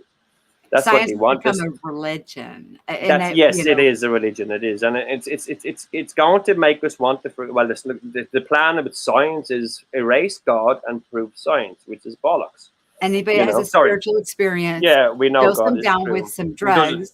Mhm. Therefore, that it dulls your senses, so Yeah. you do not reach the ecstatic levels of you know, I know you know what I'm talking about when you go into fits of ecstasy, when Yes. you feel that divine touch or that closeness, and there's nothing like it. There's absolutely nothing like it. You could see, Yeah. you know, clearly into the unseen realm of plenty, Yeah. of abundance, and of unlimited. And as you say, you know, you've got both your eyes. You got your physical eyes, and you got your Yeah. spiritual eye. So, and Mm. you're seeing. It's almost like having double vision. It Which would is. make It you is. feel like you got more than one person in you. You got multiple things going on. Oh because yeah. you're seeing things in such a perplexing way. But yeah, It's perplexing, scrambling the that's human good one. brain. Yeah. It's Well- just scrambling your mind to the point you're like, what the heck is? Yeah. But everything you're seeing doesn't mean just because you're seeing it that you're freaking crazy. It means you're seeing into Just the seeing it from unseen different- realm. You're seeing yeah. into the ether. The Well, ether is tangible. It's more real than here. Yes. I think with the Mandela effect, I don't think we've lost a reality. I think we've just gained another one on top of it. We can't see through this reality to see the old one. That's all it is. It's What's another your one. thought on It's this, another- Mark? Yeah. What if the possibility is that reality is always fluctuated, but mankind was so fixated and stiff-necked into being under one religion, under Yeah. Oh, one yeah. one That's it. government, Yeah. abiding, and we all had one Yeah. television. That's where we all got fed our news from. Now we've got the internet. We've crossed Mhm. countries. We see that it's peaceful, Yeah. it's beautiful in all these places. We're crossing borders and boundaries and Yes. getting knowledge from each other, and it Mhm. is expanding our consciousness. So then we're growing beyond the Good. limitations of being force-fed one narrative. So Yeah. now we're becoming sovereign, unique individuals, which is what we always were. Yes. And that reality was always bendable, but they were bending it by feeding us what they wanted the agenda to be bent Well, into let me- being. Let me just pull that rug from underneath you for 1 second, and I don't mean to pull it like physically or mentally. But just give me a different reaction on that. Pre, did you check your let- Facebook? Because I sent you my email address in there, and I opened my email. It's not in there yet. So hurry up. So, Or send it in Facebook, and I'll show it to him. So, what? Sorry, now I've lost it there. What did you say? I'm sorry. He took a photo of your aura too. So Oh he's no, looking- that's fine. That's fine.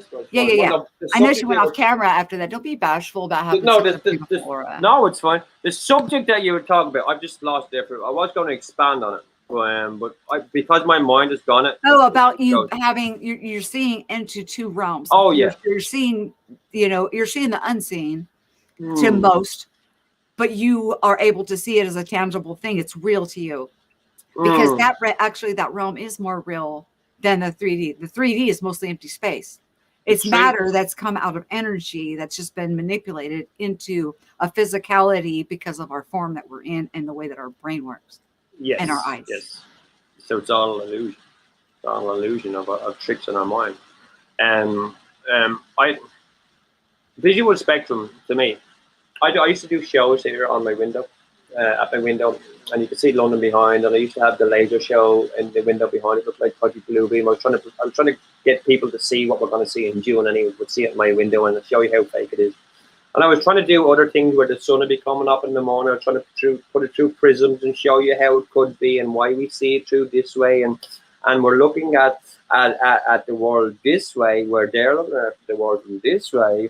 And we, therefore, are using their rules of up and down, left and right, because their foundation is lies. And anything that they say is true here. Look at it this way. They say black is white and white is, or we say black is, they say black is black. We just think of it as black is white for a second, then try to get every decision all the way around and back, because anything in between can be and might possibly be real somewhere. But now, just to go on to that one, what if this reality is layers of smog? Because sometimes I get up and I see, when we talk about auras, I see black goo. You know what black goo is, yeah? I see black goo trailing from people's feet walking along sometimes, and I sometimes used to mistake it for demons, and I used to attack them people. Sometimes I used to see black eyes and think they were full of demons, and I realized it was just black goo, and it was just demons, and it was just other demons, and it was it was just something that I was seeing, and I had to take myself back a bit. But what if they can, through something in the air, nanotech, alter our eyesight, that we can only see the badness, you know, but everything isn't bad in our own perspective, and they can see the badness and the goodness, and they use the good for themselves and only let us see the shit or the badness. So therefore, they're giving us the 5% that they don't want.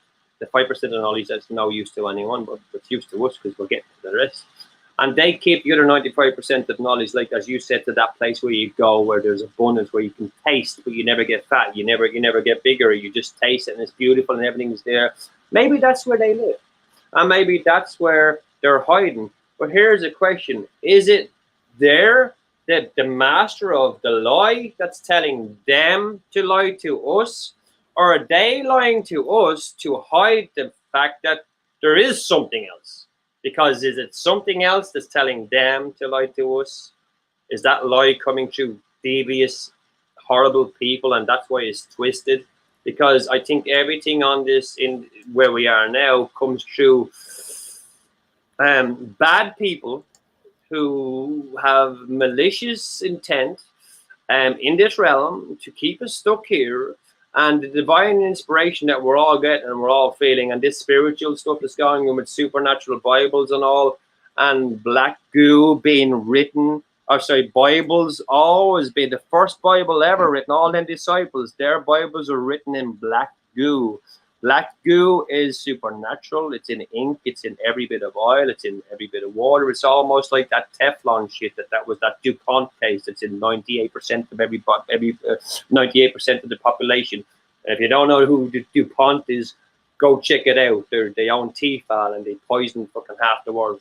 So you know that kind of stuff. If black goo is something like that, and it's a subconscious thing that it moves on your subconscious, would it be true that every Bible that is now moving around and subconsciously changing is being interfered with from the 95% of the spiritual realm, trying to tell us that these evil people are here and they're trying to keep us down on a vibration because the lion will dwell with the lamb is now the wolf? Now, I looked into that on a perspective as later on in the Bible, St. John or St. Peter sent out the lion to stop the hordes of bad things coming into this realm. If you read on, I think it's St. Peter sends forth the Lion of Judea, I think, to stop the forces of evil. But what if the Bible is, I don't know what you're talking about. Okay, well, the lion and the lamb is now the wolf will dwell with the. I got that part, but I don't know about the. But later on, Saint Peter sends forth the lion to stop the force of evil. If you read on to Saint Peter, it's kept out of some Bibles. I'm not sure. It might be in the KJV. It might be in other ones. I'm not too sure. It leaves certain parts out. But later on, he does send out a lion to stop the hordes of evil coming in. But that doesn't replace the fact that he's not sitting with a bloody lamb and he's not protecting it. So that doesn't make any sense to me. But when you think of it supernaturally changing, is it the supernatural that's changing it via black ink that it's written in, and every book is written in black ink, so it can change the lyrics, it can change? Well, just through our perspective, you might see this says system failure in blue, and some might see it in purple. So some might see my aura in orange, and some might see it in purple. It depends on what layer of sugar, or sorry, I shouldn't swear, what layer of stuff you have on your eyes and how you see, because I see slightly different colors than everyone else, because I might be, we might have a bit of color blindness, and color blindness, we all have a slight different version of it. So your aura, yeah, so the auras are, we all see different things through our own eyes. So and our auras do change colors. You are correct, because every color is of the rainbow is in us. Yes. So yeah, right now you're operating and sharing from intuition and experience, so that would make sense why you're so golden right now. Oh, thank you. It kind of follows along with the share. So even though I know you're dead tired, it still goes along with the. I've got 8 pictures. I can't stop taking them. It's just a gorgeous aura that you're just. Thank you so much. Pri wants me to share another picture that he captured of you. Okay. Oh, nice. But you've got. It looks like from what I see that there's a white light that is cascading going towards your head, like you are getting touched or you are getting information. So let me pull that up and share that, and then what I'm gonna have to do, because I think what we'll do is, because our conversation is gonna, because I'm gonna want to show you those pictures. Yeah, you show away. I love to see them photographs. We're gonna take a little breaks. I've got to go to the. You use powder your nose. As you hang on a minute. Go ahead. Let me share this first. This I'll give the shout out to the chat as well while you're doing that, while you're sharing that. If you want to go, I'm going to play some music. Okay, perfect. Okay, yeah, I'd love to see them. Yeah, go for it. Hold on a minute. I'm trying to find, where is this picture? I think I slept for 2 hours last night or 3 hours last night, and I think an hour the night before and an hour the night before, and I think in the last week I've slept about 7 hours. My sleeping patterns are whack. I will sleep 24 hours. That's not me. It's not you? No, I'm joking. It is me. It is. You see this right here? Mm-hmm. This light here. Yes. Something is okay. You can see your there's a white light around you. Okay. Okay. But there's something going on here. I see your guardian angel or your higher self, your divine guidance, whatever is assisting you through life. Okay. Is very present in this image. Nice. Very present in this image. Wow. And I'm going to tell you, from this picture here to what you look like today. I'll tell you a little bit about that. 15 years younger today than in this picture. Can I tell you a little bit? Is that one that Prel sent in? This is the one that Preliminal sent. Oh, for a good man, Prel. Do you know what? That's a funny story about that. I was at a friend's house just over the road there, and I said, you know what? Have you got any mascara? I want to try this, because I can grow a little bit of a beard here, but it never grow here, right? It doesn't grow. It grows a little bit here, but not too much. So I said, here, have you got any mascara? Let me see if I can make it a bit darker. So what happened is, I ended up putting some makeup on my beard a little bit to make it look like it was a bit darker. I looked a little bit older, but wow, that is some more, isn't it?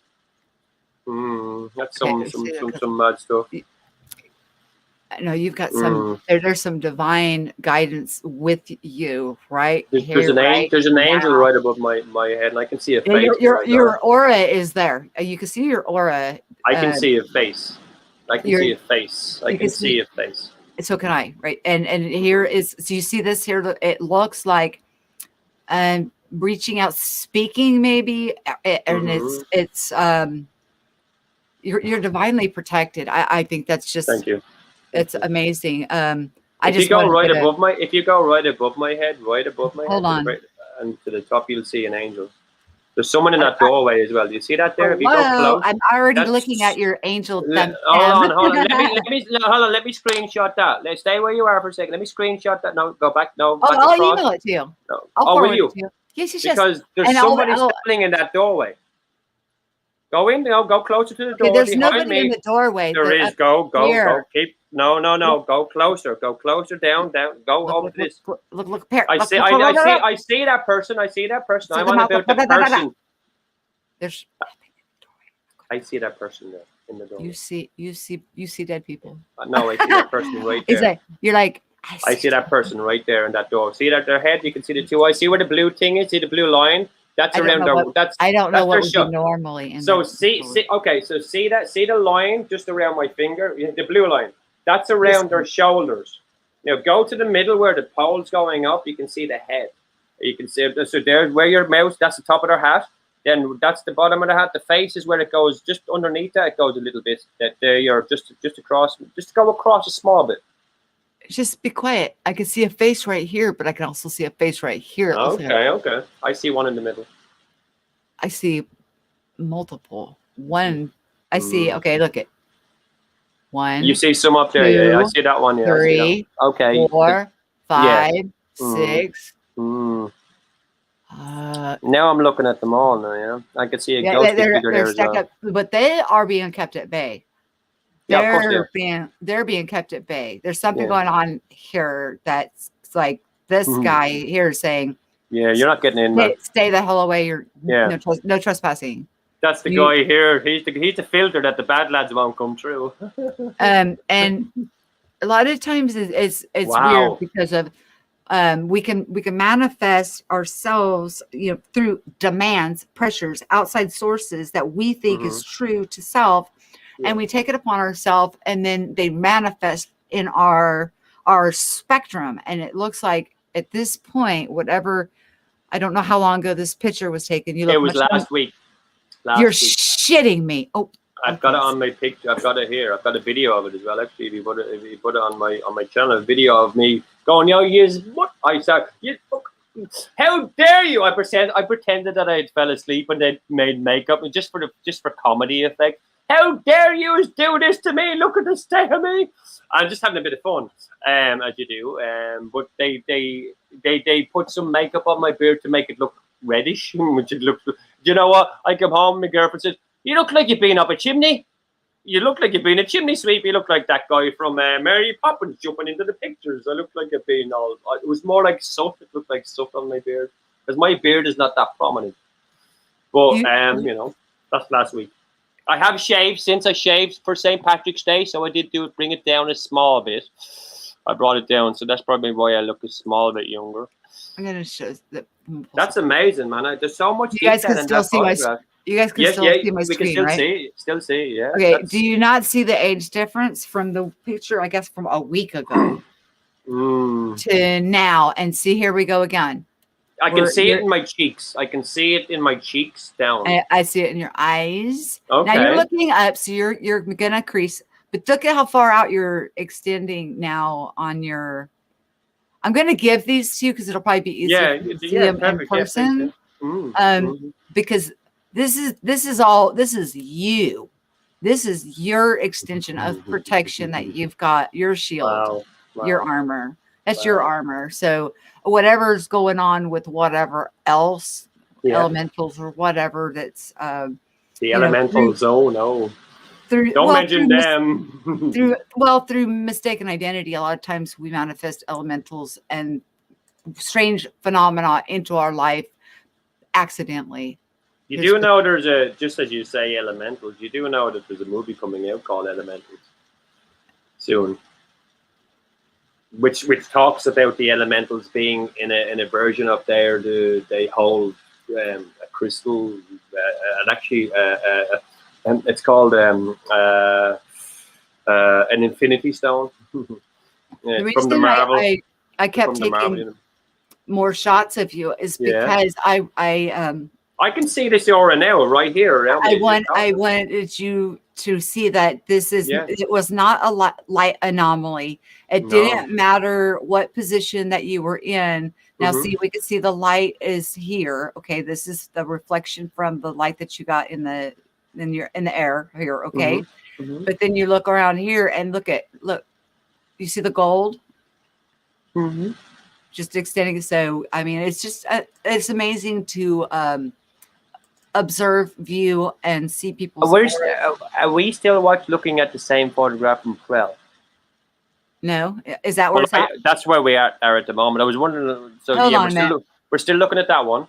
All right. I was Hold on, thinking. hold on, hold on. Yeah, no, you're all right. Just Stop. change. That's the one. All right. Elemental movies coming out from Marvel.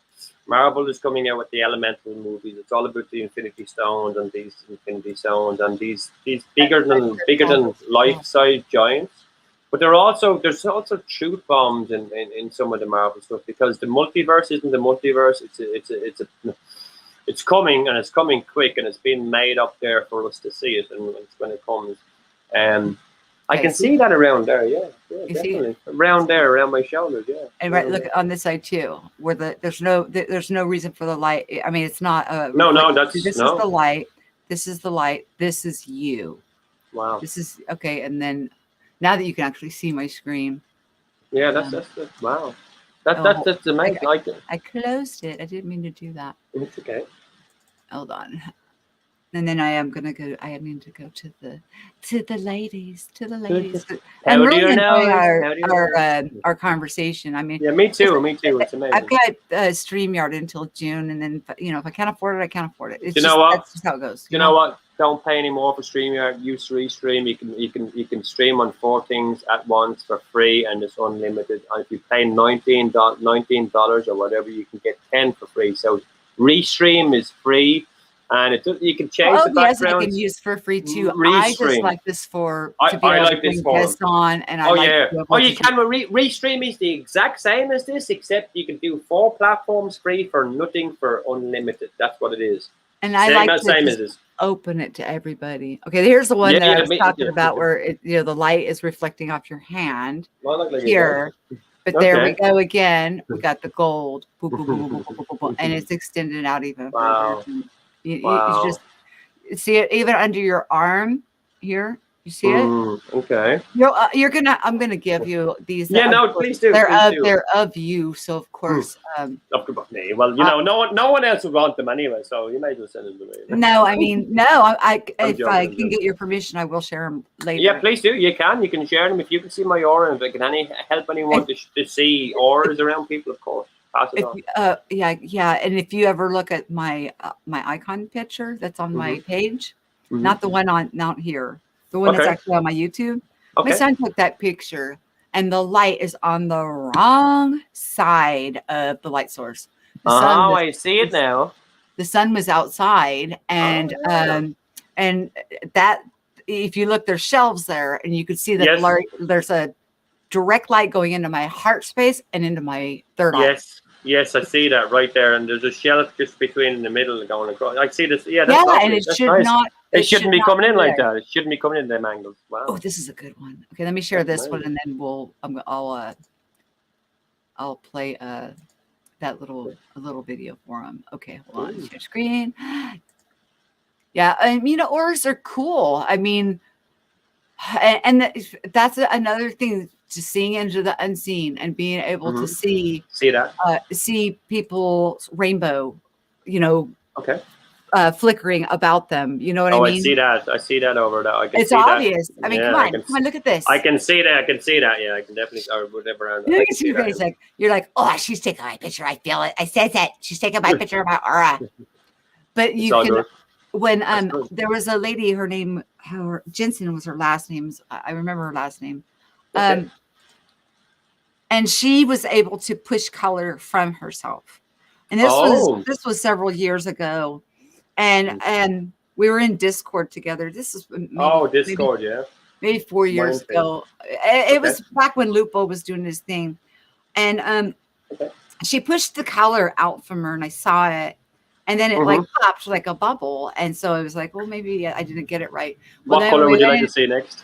when we went to Discord, I just sent Okay. her a message. I said, "Did you push purple and did you make it pop like a bubble?" Because I've never seen anything do that before. And she says, "You're the only one that got it right, and that's exactly what I did." And I was like, Hold on, let me see if I can give you a color. "Will you focus on that while I go TT? Take a little meditation break and There you go. recalibrate." So is there any other color you're seeing coming out of me now? And if I'm not back, just Oh, yeah, it's all good. It's okay. I'll keep it going. Cool. I'll say you play your music. You know, go ahead.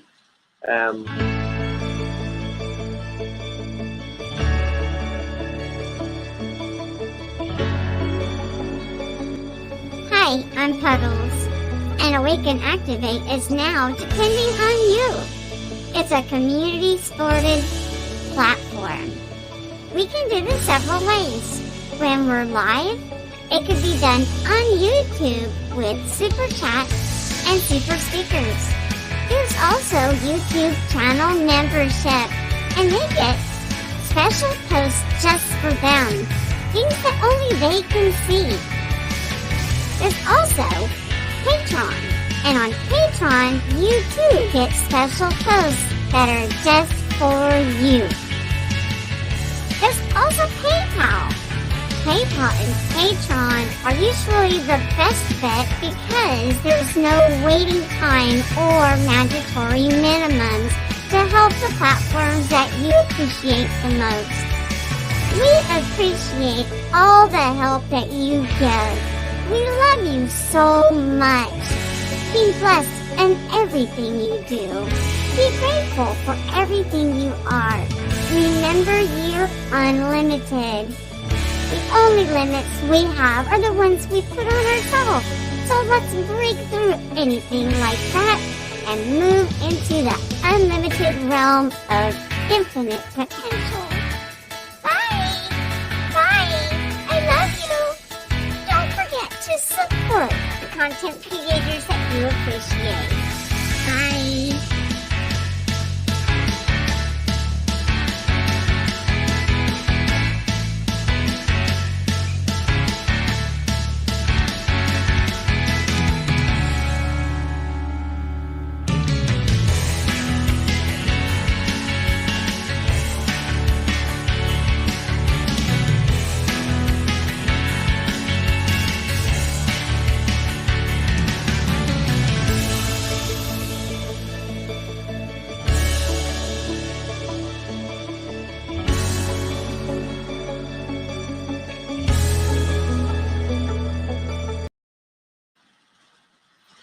Wow, that was lovely. That was really nice. Some way can activate that in a second. So yeah, that was really cool. I like it. I like the high pitch voice. If I'd love to be able to help you do something like that if you need any assistance with it, with more like that. It'd be great. Yeah, Prel, that movie is Elemental. That's coming out from Marvel. You know, today is today Friday. I think today's Friday. So today, Friday, the Winter Soldier and the Falcon is out on Disney TV or Disney TV, not Disney or whatever. Yeah, I think it's Disney.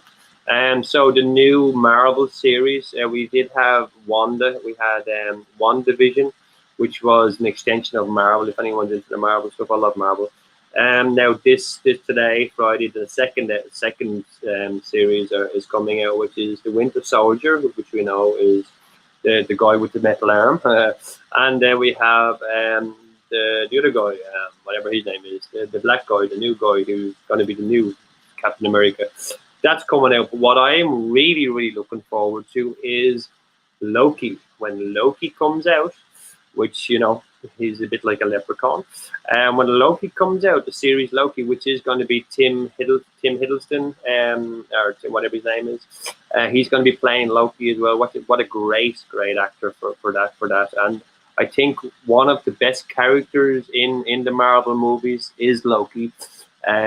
He is so funny. He is so introspective, out perspective, always perspective. We can see it, and he can take the funny side of anything. But also, he's a trickster. Like if you look into the legends of leprechauns, they're tricksters. They will trick you out of your gold and then run off, because they will tell you to look one way, and when you look one way, they disappear. So they will make a deal with you that, you know, oh yeah, sure, Jesus, you should go on down around the corner there and just leave your gold there. And when you go around the corner there, you know, that way, and then as soon as you look that way, you're gone, your gold's gone. They're tricksters. You know, but Loki, ages 8 to 18. Marvel, if you look at Thanos is you know, he got the last one. If you look at how evil and how bad Thanos was in the comics, and how they adapted him for the Marvel movies, and how disappointed I was when he bet the crap out of the Hulk in the first one. But here's the thing: the reason why the directors let Thanos beat the Hulk in the first movie, because there is no doubt in anyone's mind that the strongest ever superhero, no matter DC or Marvel, is the Hulk, and he has infinite amount of energy, infinite amount of power, and he only gets more powerful the more angry he gets. And the only reason that Thanos, the way they said it, is that he wasn't angry enough when he fought Thanos. And if he did fight Thanos at the beginning of that movie would have ended just in the first 5 minutes, and there wouldn't have been a second and third movie. So there go, they had to let him win. So they didn't really have Thanos versus the Hulk, so it wasn't a fair fight. They had to pair people off with their equal match. So, you know, the old ones is coming as well, Proud. That's the one. I like the comics more than the movies. I like the comics more than the movies, but the adaptation of the Marvel Cinematic Universe right now is leading to some sort of knowledge. Before Stan Lee left, he left some truths of knowledge with some of the Feige and all them. He told them to drop knowledge into this multiverse coming, which is actually not a multiverse. There's truth drops in all kinds of movies. Oh, yes, absolutely. And what are the most dominant ones at the moment, do you think? The Marvels, the superhero ones, the ones that are, you know, for different realms, or talking about parallel universes. You'll see a trend in films talking about different realities and people's time slipping and slipping in time. And then you realize they're connected to the Mandela effect. It's all connected. Everything is connected. You know, that maybe instead of it being time slipping, that just like we're just dimension hopping. Yeah, that's what I think it is. Yeah, and I think we've always been doing it. Some people call it time slipping, and some people, because you can either remember there or not, and some people remember it and don't see it as a time slip because they don't know it's different than where they were. But some people go there, get knowledge, don't want to know that knowledge because it's too much. Come back and then therefore call it time slip. Oh, where was I? Well, you were there somewhere to remember to learn something, but you were too bloody scared to learn it. You're not going to get it this second. Next week you might get it. So therefore you call it time slip. But yes, dimension hopping, free will, and whether you want to know it or not to know it. Some people can get. Here's the thing with me: Mandela effect hit me like a ton of bricks. Right? I know I woke up. Then I got unfortunate news. My mother was diagnosed with lung cancer. So I sunk back into myself. I had to figure out what the fuck, what's going on, right? Hold this thought for a minute. Okay. Yes. Remember what we talked about earlier with JFK, that he, it says that he died in 63, but he actually really did in 68. And that's the footage that we're actually seeing, because that's the actual timeline through the looking glass. Yes. What if when Nelson Mandela died, remember there was a big hurrah. Apparently, I don't remember the Nelson Mandela. Okay, that one, I know it's named after him, but it does not affect me. But he was allegedly killed in prison. Okay, and then, but in this reality, apparently he gets out of prison and he becomes the president, right? Yeah, that's right. Okay, we were talking about looking glass technology, going back in time, making changes, and we discussed the JFK and how society collapsed, blah, blah, blah. What if that when that happened to Nelson Mandela, because he was a political prisoner, okay, for being an activist, for wanting to get rid of apartheid. All right. He got killed in prison. Society collapsed. Yeah. They went back and then When he he- lived and he yeah. became the president. Yeah. They So said it's not really a Mandela effect. It is Project Living, as some people are remembering, because their consciousness has expanded. They're remembering living on both timelines. Yeah. simultaneously. There, I really tried to focus on that for a long time. To me, it doesn't. I don't remember him dying in prison. I remember a lot of stuff. But here's the thing: I met some people over here. We would have to be alive when they made the change, or we wouldn't have dual memory. I sat and spoke, and I'm good. I'm good friends. I'm good friends with Nelson Mandela's goddaughter, and I'm also a friend of someone who was in prison with Nelson Mandela, and they're due to a connection to someone I met in London. Now I'd already set up an interview with this. His name is Paul, and he's I can't remember his second name, Paul something. He's written a book. It's called Something in the Slums. It's on about him being in prison with Nelson Mandela. I'd set up the interview with him. I was going to go in and talk to him about, did he notice anything in the time when he was in prison, that his state of manner changed? Did his facial figures change? Did you notice that he changed his attitude? No. If they went back and changed it, I don't think he would know. The only people what I wanted to say to him, just in case, I wanted to see, because he was in prison with him from all throughout these years. So I wanted to see, okay, if there was a time where he did, does he remember him not being there? Does he remember there's a time where he just changed his appearance or just changed his attitude one day? Like one day, was there a change? Does he remember a riot one day and then the next day there was no riot? He was in prison with him, so of course. And then I'm sitting across the table having dinner with his goddaughter, Nelson Mandela's goddaughter, and here I hear she knows I'm into conspiracy theories, so I said I won't say Mandela effect. So let me pick one conspiracy. I mentioned 9/11. I said, oh no. I didn't realize straight away. She told me straight up. She told me she works for the government, so therefore she was at the Pentagon 3 days after it happened, so therefore she believes it and all this kind of. So I didn't want to go there. I was shut down straight away. So anyway, then the lockdown happened, so I never got to interview him, but I'd love to. But I think something like that, as you're saying, that could happen through the looking glass, where you see the future going so far, then it goes chaos, and only if he lives or if he dies. Now, therefore, we go back, make him live, and we get 50 years more, and then we change it from someone else. We'll either kill someone else or make someone else live, and that will change the future of that. But let's wrap our noodles around this, because I know you can bend there with me. All right. Yeah. Try it. What if? Yeah. Because it seems like so many people in around 2015, 2016. Yeah. Right. For me, it was like 2012. Actually, for me, the dreams, visions, all that stuff started way back in the late 1990s. Okay. I think it was 74 for me. Yeah, but that's a different phenomenon. That's a spiritual involvement. Yeah, this is an actual. We're talking now about an actual phenomenon. Yeah, phenomenon. Yes. Okay, and then you brought up the looking glass technology, and I know somebody that has. Really good evidence to show that there was a switcheroony on JFK because of society collapsed. They remember society collapsing, and then all of a sudden they remember now that they remember him having a second term, and then all of a sudden now he didn't have a second term, and now we see the car that he was in the second term. Have you seen the future where future. But I'm wondering. I've seen a clip like what you're saying, where society collapses, and in not too far distant future, say about 100 years, there's video of the White House that's been taken back to time and analysed and stuff like that.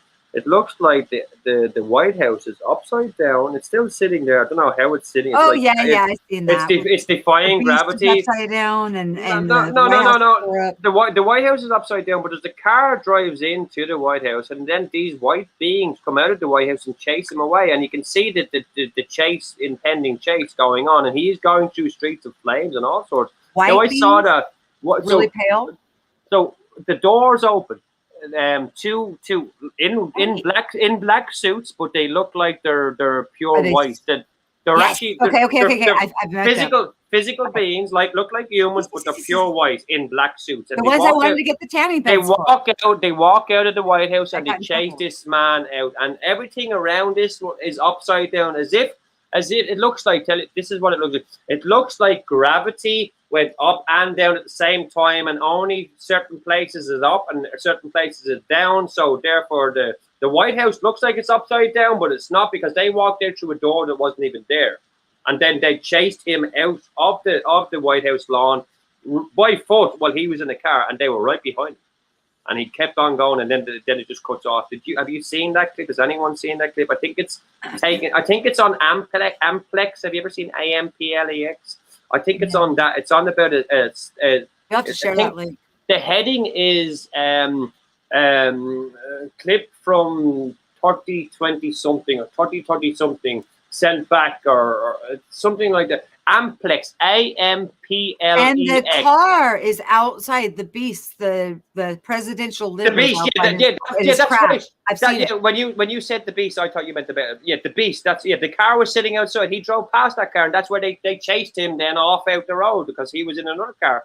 How did he get in there? How was he driving past? It looked like he was on the driveway driving up towards it. He was getting run off. But the white beams that you're talking about, sound like the ones that I seen at that realm where I was trying, where I said, we should be a tanning bed. they guard information. They seem to be guarding information. They seem to be guarding whoever president. They're the ones that are preparing the realm, the new realm. But actually, it's done. I've seen it. I think they were protecting the president of that realm at that time, or the whatever president they wanted to bring to that realm, because they had that tied down for some reason. They weren't letting anything. So why would white physical beings be around the White House?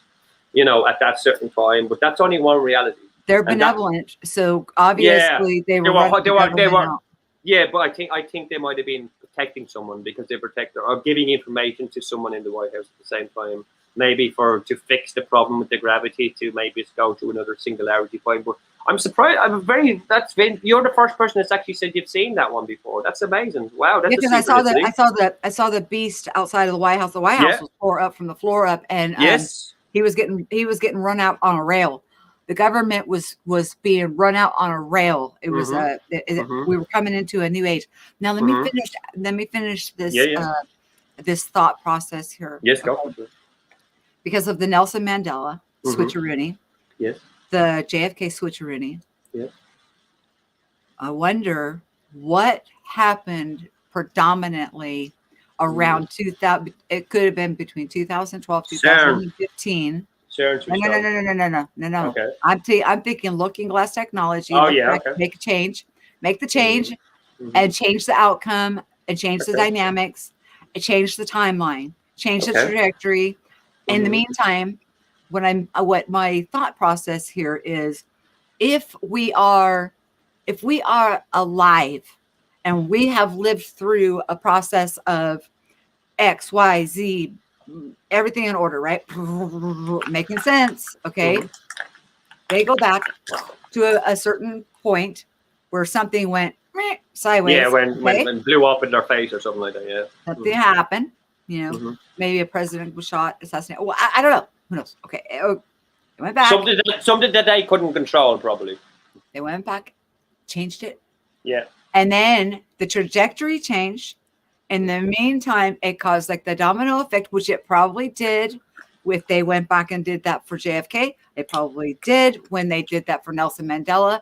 Those who are asleep in their boxes and compartmentalized don't see it. They just kind of wake up, take the upload of the new reality. And and that's it. They just go on. They don't question it. But people who, like with your problem, and I'm sorry, I'll call it a problem because when I had the dreams, visions, all this stuff go on, I'm going to tell you, I'm going to be very honest. I wanted them to stop.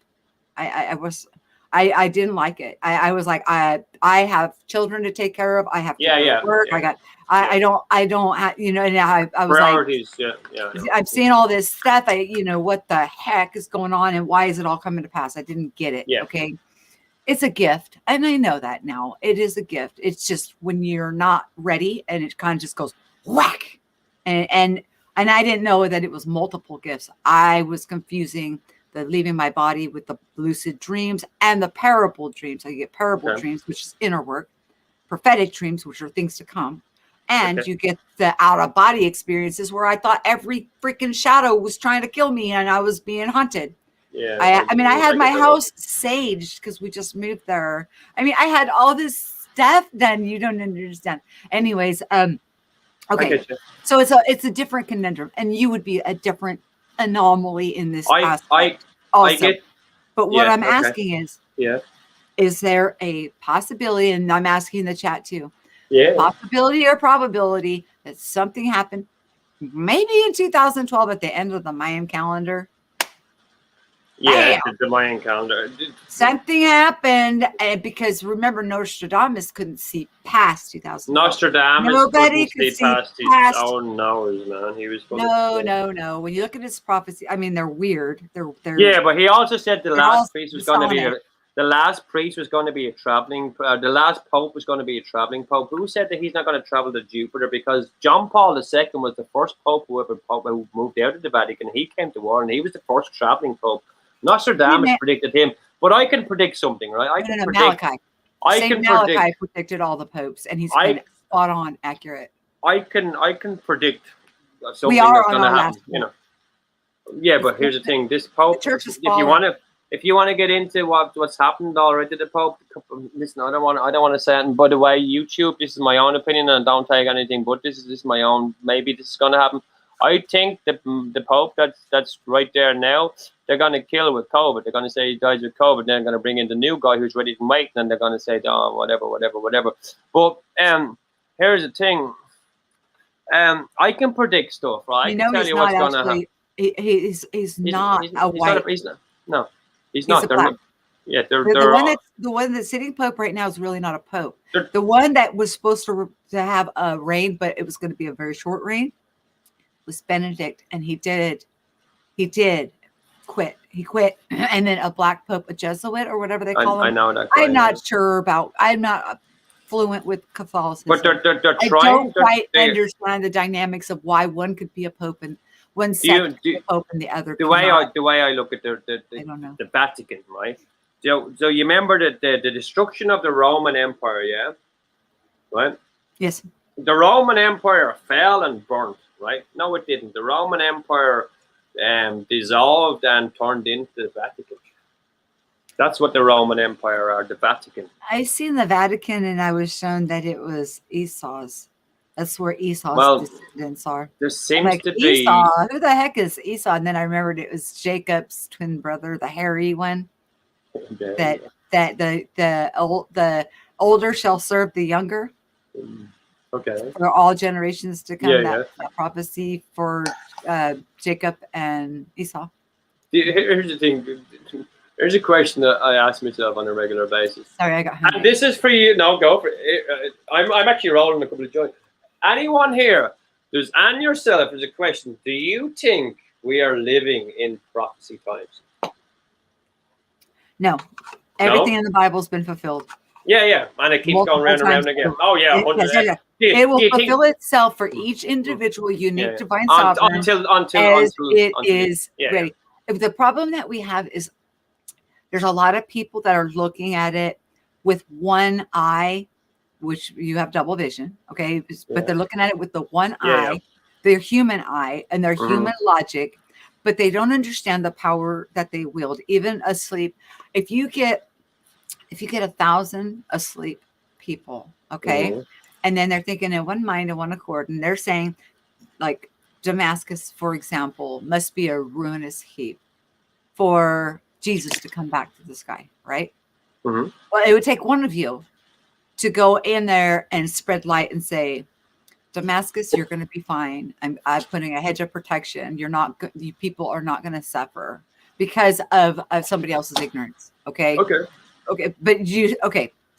But still 1,000 people can do a heck of a lot of damage when they put their thought, because those are the tricks that are used by the secret societies through the television, through propaganda, through programming, to get us to create this top tiered down society where the haves and the have-nots, when Mhm. we're all actually equal. Oh yeah, A yeah. lot of people are waking up into their own and taking care of ruling and reigning over one, and which is plenty. Yeah. So, that's changing. But what I'm saying is you get 1,000 people together and they're all, I'll put it like this.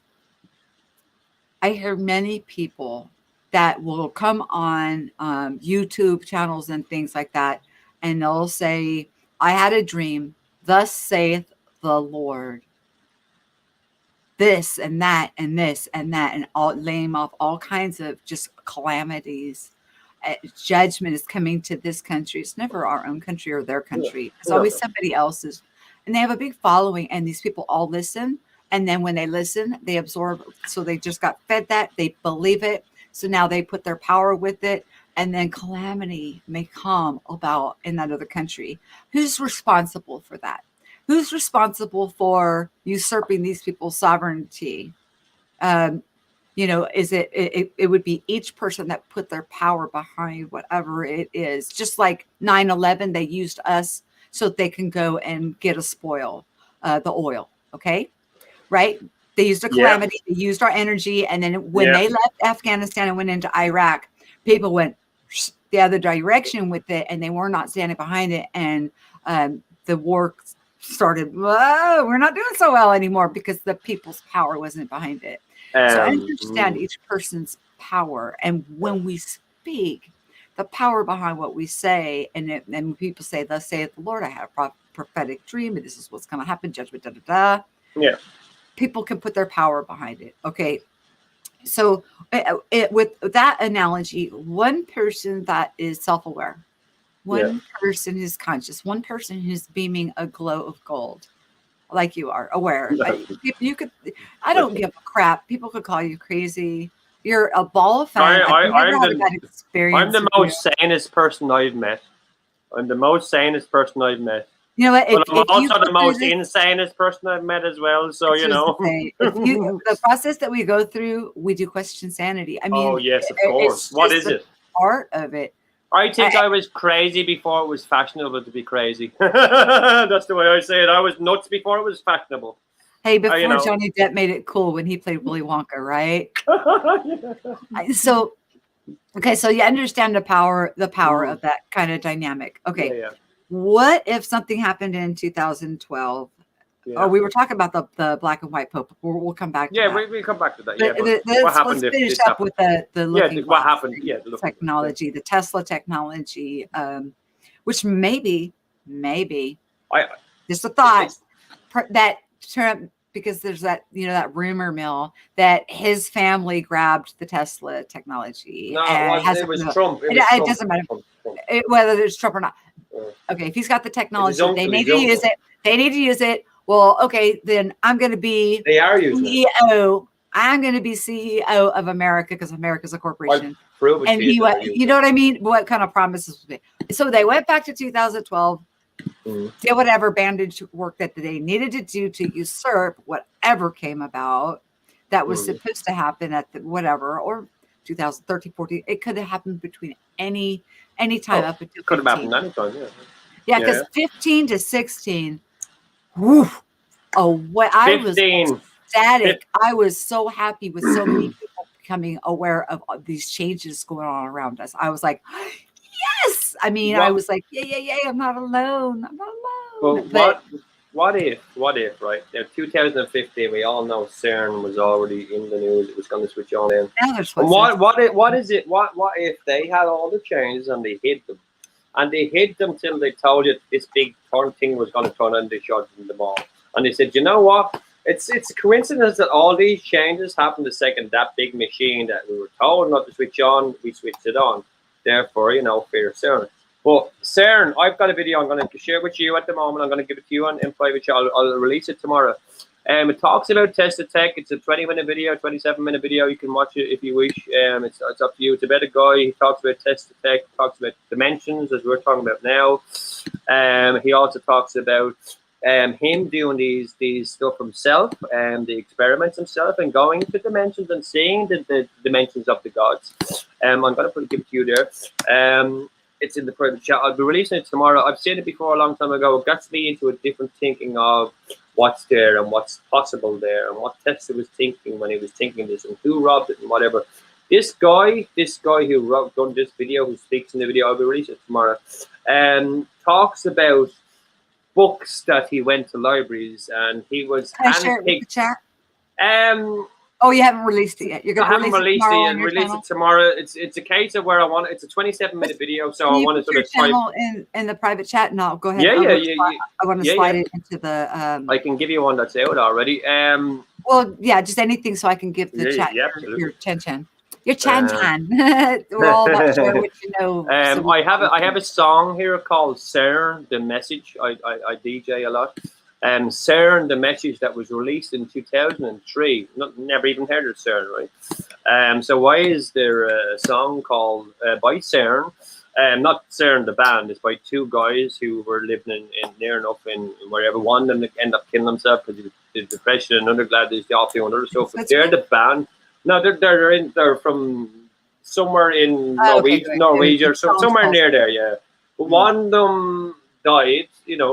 From whatever depression, and they made a song called "The Message," and the name of their band was CERN, and it was released in 2003, and we didn't switch it on to 2015. But the way I look at CERN has been around since 1866, and it was called CERN. We have like 6 or 7 of them now. We have 33. We have 33,000 of them on this planet.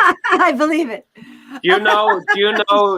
Every museum has a CERN, a mini CERN. Do you know what they use CERN things? They have one in the Louvre. They carbon date paintings with. They destroyed the Mona Lisa. It now has a different smile by using a hydrogen collider to see what layers was on it, see how old it was, see so they push particles through it. But they're called the hydrogen colliders. They're used to carbon date stuff. They're not what we think CERN is. CERN is a bigger multi version of that, where it opens portals. But these other things are just slightly versions of that. But what this man says in this video is what we hear about CERN. And they're run by people who they're atheists, full-on atheists, don't believe in anything but themselves and nothing but themselves. It's being run by them, and they're doing everything in their power to make 2 dimensions come together. So they're going to pulling a dimension to another dimension, and 2 dimensions are now actually nearly colliding with each other. That's why we see the identical between. So we are bound to be between 2. But that was a long time ago. Now we are seeing 4 or 5 dimensions. Have you ever heard of the theory of the bruised universe? The bruised universe. So there was a cold spot in the universe. They found a really, really cold spot, and if it was identical on the other side, it means that there's something that hit us on both sides, which means it could have been another reality, another universe, and it bleeds in. So that's why we're getting a layer on top of layers, and that's why we see the gap in the Volkswagen that used to be the gap. Going on your theory of time travel, what happened? What would happen if the Germans won, and the Germans said, "Do you know what? Let's pretend that America won for the sake of let's not have a mad war, and let's get all the scientists that I have now taken, Mr. Hitler has taken. Let's take all them and all the stuff bring them all over to America, and let's walk in the best place ever, and let's call it American." And we are the biggest, whatever. And let's not pretend that Hitler won and he waked off and in his bell he goes off to the moon and has tea with Roosevelt on this thing that goes through the Pentagon and all this kind of stuff, and they're there in 5 minutes and all this kind of crap. And then we had Thor and all that was meant to be the bodyguard of Roosevelt. He's standing there beside him, making all these plans and vibrating his way through the Pentagon without a fucking, and handing over material and going, "Oh yeah, I am from a different realm." And he handed over these clothes that they examined and they couldn't even. So where did all them stories come from? And what happens if you remember, there was a Battle of California in 1941, and they were shooting into the sky, or maybe it might have been 21, I can't remember. They were shooting into the sky, and there was nothing there. But some people say it was Hitler bringing his bell up to the North Pole. No, it was Project Bluebeam, and they were messing around with it in the 1940s, and now they've perfected it. 80 years nearly to the day, not 100 years, and we're going to see it in June. So maybe that happens, but then again, why are they changing history, and why are they hiding history? So maybe Nelson Mandela maybe he did die, and the person we see is a clone, and the only reason they cloned him, it's not really him. They said, you know what, we can see what happens when you die in 20 years' time, because simulation says that, you know, you're going to go out and you're going to do this, you're going to do that, and you're going to get all this and go this and this, this war and up. But here's the looking glass thing. If you put an element, we all know the elements, you know what elements are. The element scale, element 115 is I think it's element 115, faster than speed of light travel. It's a sort of a liquid stuff. Now, if you combine that with another kind of element, and you put it into a thing called a looking glass type of thing, but it's not really glass, it's actually crystallized stuff that they get from the only one. It's infused with also. If you put elements into that, you can see the future, and you can only see as far as you want to see, without as much as you put into this. So you put a full element in with a full element, you can see as far as you want, but you can only see it through where you are now. So if you change one thing and then look at it, then you can see where that goes. So if you have two things, and you've got two looking glasses, and you've got two people, you're dead and you're alive. If you're dead, we're going to end up killing each other. You alive or not? Let's go with this one. And then in 20 years' time, if we look in the looking glass again and we decide, you know what, we'll kill someone else, or we won't kill someone else, we clone him to make it go this way. You know, we know there's clones available. There's probably, I heard saw someone look exactly like me the other day. Exactly like me. The robots, they're mimickers. Oh, the mimickers. You've seen mimics, yeah. You've seen mimics. That's what the chat was about tonight. Is the cognitive computing, the data mining, and everything that we do is always it's for them. It's all connected, no matter what platform that you think you're watching with. Yeah, TV it's all built on a foundation of their technology. Their technology we're feeding into from day one. This thing here is their technology. We're feeding into it. When I say yes to you, the algorithm on Facebook, the algorithm on YouTube is saying no. So you're not getting the full message. We're all great. We're thousands of people talking around the world. But if we were sitting in a room together, we wouldn't have to talk. We wouldn't have to talk. You know what I mean? We would be sitting there, we'd feel the energy, but we can't feel it now. So the algorithm, I've been looking at algorithm. While I'm looking at you and you're looking at me right now, I'm saying yes, yes, yes, positive, positive, positive. This whole screen is probably going, no, it's bullshit, fake, fake, fake, fake. And we can see truth. We don't see this algorithm. So truth seekers seek truth. And so we see through the bullshit. So the algorithm doesn't work on us. So we use this technology to spread truth. So it doesn't work on us. I don't see it. So it's like leaving your brain at the door when you go in and see a movie that you know is going to be full of product placement and this and that. And you're going to walk outside going, let's all go to the lobby and buy a Coca-Cola. You know, we don't want to do that. We want to leave that to the side and get it for entertainment, because all it is a ride. Life is entertainment. We are now at the point where we have to make our own entertainment, because it's just full of crap, and we have to get away from it all, and it has to happen soon, and it will in our lifetime. I guarantee it. Well, I've seen it in our lifetime. In the next 20 years, in the next 20 years, we're going to go full on sci-fi quick. I don't think I could even do it justice to try to explain what is ready for us. And you talked about those tall white beings or whatever. Tall white beings. They were very, very pale, and that's where I came up with the canning thing. But that they're there. So have you I got confused. I got confused why they were closely guarding the White House in that clip. Like, why would they run out after just a spectator? They just happened to randomly just take out his camera as he was driving. Oh, what's this going on? As if he'd never seen it before. It wasn't if he drove up to take a photograph. It was like as if he came from somewhere and went, oh shit, let's take a video of this, and then got chased out by two white beings. Yeah, I saw that. That was like, did he just come from a different realm to there? The beast, the what the was beast put car. upside the White House was pretty tore up from the floor up, and the beast, the presidential car, was upside down. It was like gravity was playing tricks on us, or the screen was, or something was. But it's like, did he just arrive at this realm and from here with a mobile phone and just go, oh, do you know what? I'm gonna video this, and then get chased out and end up here with it through the gate. He couldn't believe that it was open. I can't believe that he drove straight up. Yeah, why would the gate be open? He was talking about, oh my God, the gate's open. Yeah. Oh my gosh! Oh my God! Gosh! Yes. Look at Wow. the beast is upside down, and oh my gosh! And then he said something about he saw the president, but he was being run out. I saw two people in black suits and white, like same shape as me, but pure white, and just I don't remember starting to walk. It could have been a president, it could have been, but I saw maybe more of it that they were chasing him out, but he started to speed up, and they were really up at the arse of his car. Somebody was getting run out on a rail. I just didn't pay attention to who was doing the chasing. So, but like I said, in that one realm, that fifth, I call it the fifth. It's not like it has nothing to do with the flat earth or a globe earth. I look at it as pieces of paper. In that realm, it is beautiful. There's money is not a thing. We don't exchange with money. No. Everybody. I can't even do it justice. Abundance.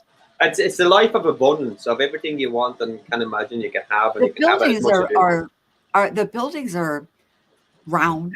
They're not squared off. But it's by vibration. It's vibration. So the wind and the vibration goes through it, not gets cut in sharp corners.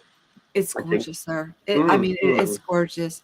And then my husband, as we got, like I said, to the dessert thing, he popped out, and then I met him at the gate, and then we went somewhere else. And we went to like six different places.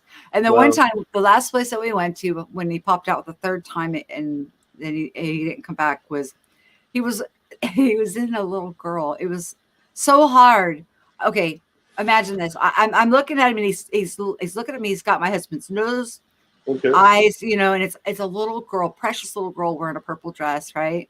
He doesn't realize this is the meat suit that he's occupying at this moment, right? And he's talking to me like his wife, and I'm trying my damnedest not to laugh because I was afraid he was going to bounce again. Right. Yes. If you get startled, look at himself and go, shit. I'm out of here because it's choice, And so I'm trying, and finally, I just had to just start smiling. And he's like, "What?"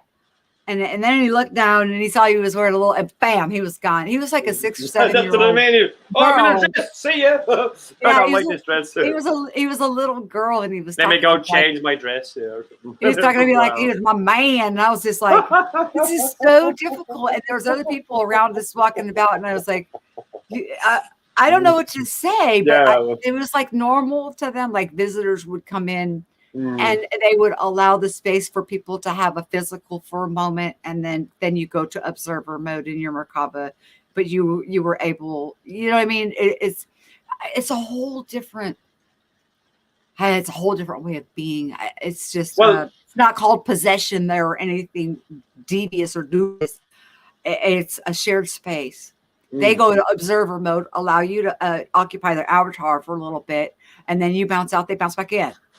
Because they can instantly go into their Merkaba and back into, like Jesus did when he disappeared and came back, disappeared, came back. Jump around.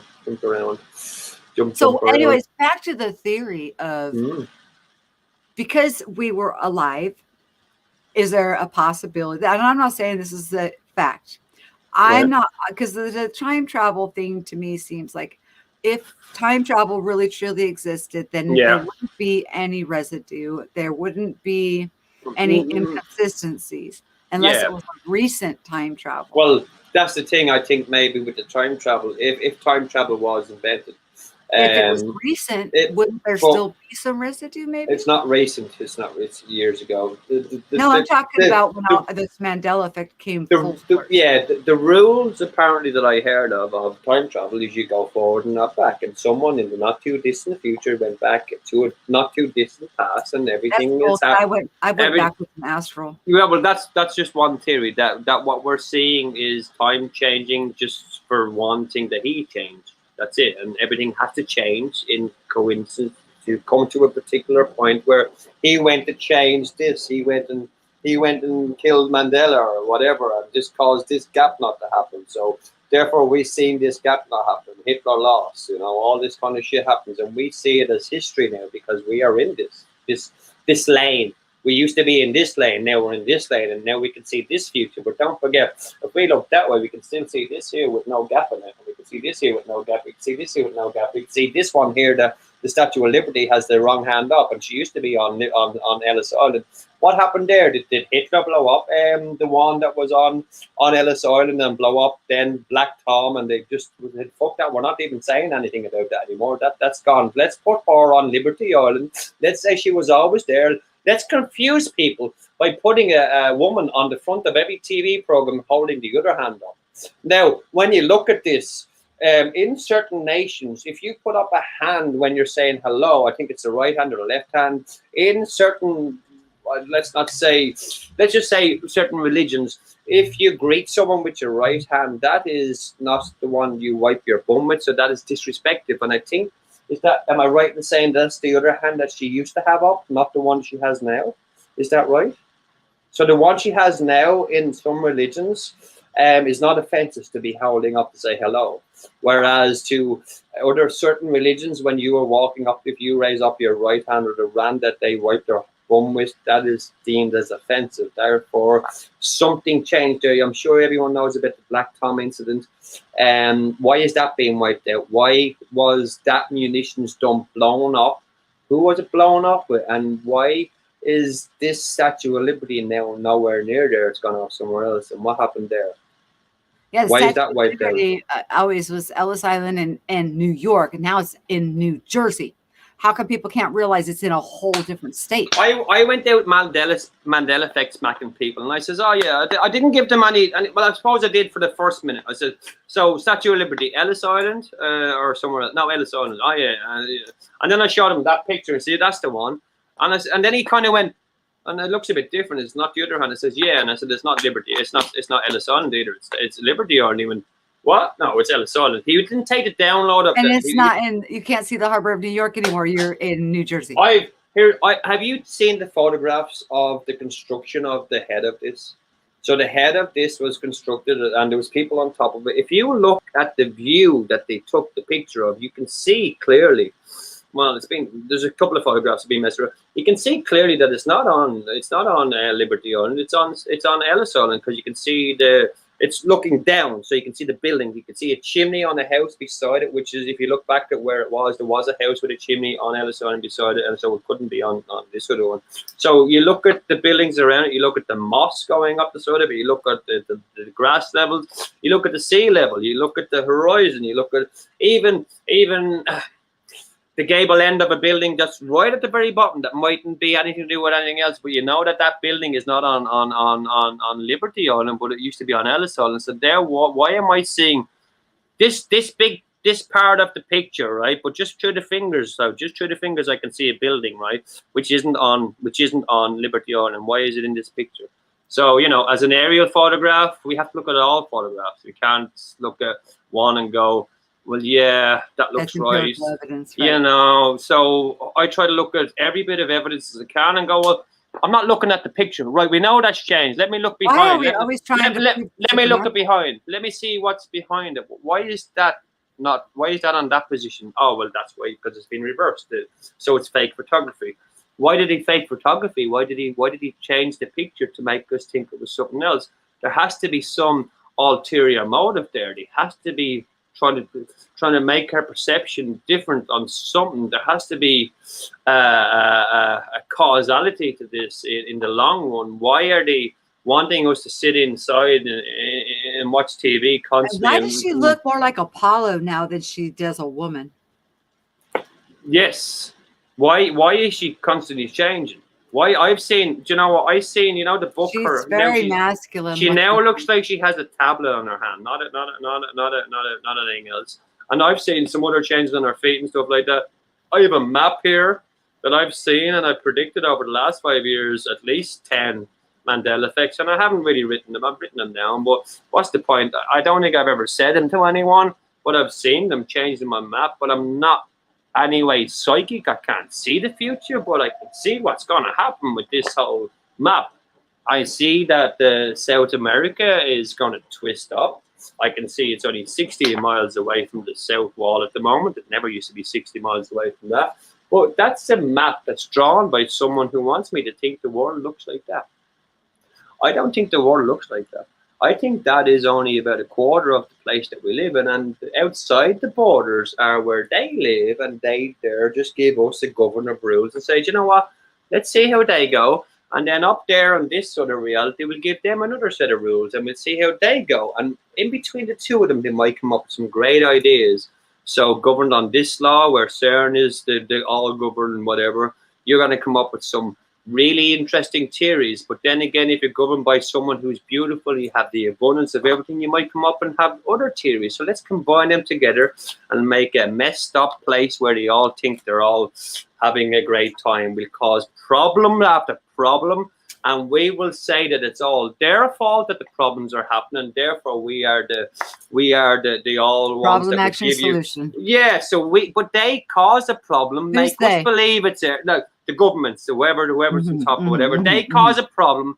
They make us feel Spot like that on. we have to give them the money The giants yeah, of today. it's all about, and then therefore, but no one says to them that, here, guys, you're the one that made the problem, and you want us to give you the money to fix it because you have the technology. Well, here's the thing: you already knew how to fix it before you bloody caused it, so you They can don't get the want money your out of money. it. They want something more precious. They want than our that. soul. They want our want- free will. They want It's not a us to soul, give they want away. your They energy. want. Have you ever heard of DNA, digital DNA, I'm not attaching touching that. itself to your DNA? So the millenniums will wake up in the morning and that's what they'll go to, yeah? Now, if I lived with this in my hand for 100 years, it would be a part of my psyche. I'd probably dreaming about it and all sorts. Therefore, in a dream state, I could bring some of this, or a death state, I could bring some of this AI digital shit to the next realm. Sorry, to the next realm with me, and that is the only way that this digital CERN demon, whatever they think they are, can get to the higher dimensions via DNA. You know better than that. Come on. I know. But that's the trip. That's the trip. They may You think know, that. they think I that. think they're more I into think that that's as high living as they can forever. think. But Yeah. seriously, I think they're thinking more about trying to live forever because They are living forever, sure. because of the density and the concern of not having the perception of knowing there's more. Did you hear about the But it doesn't 20? mean they can't. Did you hear about the 20-foot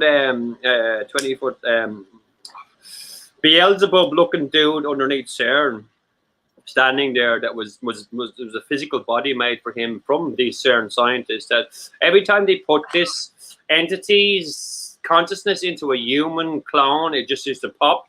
So they had to make one that was 20 times bigger, and now this man is sitting in a throne, in a room underneath CERN, telling all these people, psychically meld, right? Telling them what to do, but telling them in a way that they think is their own thoughts. So they, oh, wow, I should open this. I should open Pandora's box and let's see. Oh, because he told me it's okay. And it's not Pandora's box. It's just a box. And oh, no, here we go. Let's direct CERN at Saturn and let's get the old Titans out of the box, you know. Let's get the big players down here, you know. That's what they seem to be doing.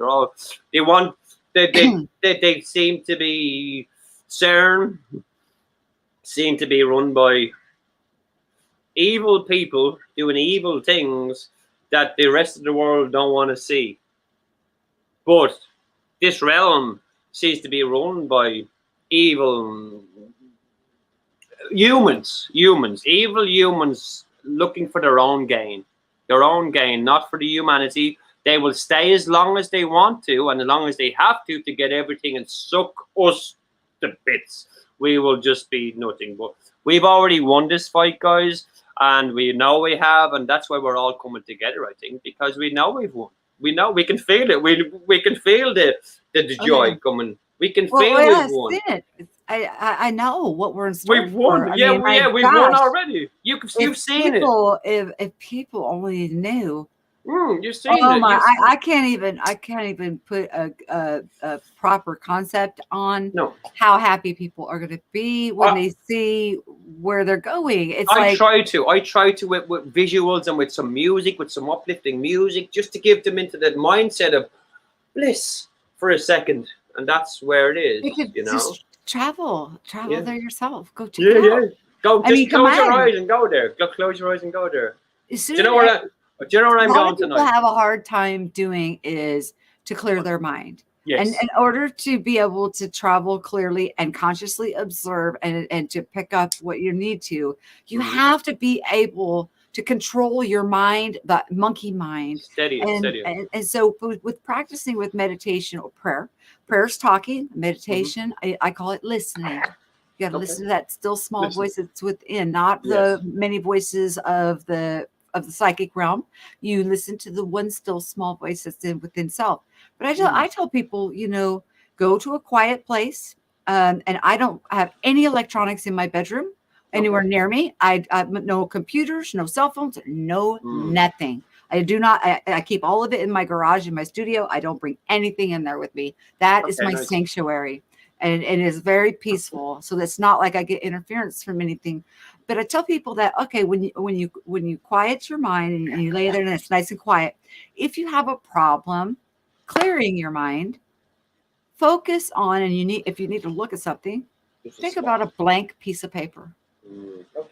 Just think about it, close your eyes and just visualize a blank piece of paper. So now you are focusing on, I try to tell people, focus on just your breathing first. If you can just focus only on your breathing and then have nothing, interrupt you for a good 5 to 10 seconds, you're doing good. And then it'll grow from there.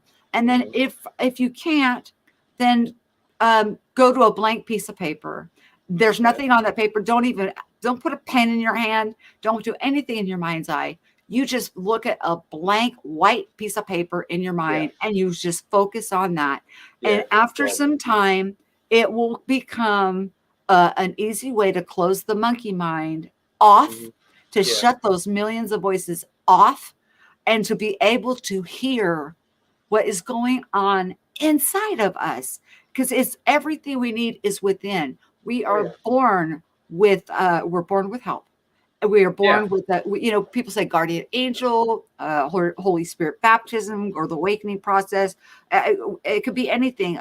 Well, we just saw a picture that shared with your guardian angel. Thanks, obviously giving you some kind of a download of information, because that white light that was shooting into the back of your head, and it illuminated you. So and also keeping at bay any demand or whatever little phantom creatures. We are the creators of the phantom creatures. Also, we create them.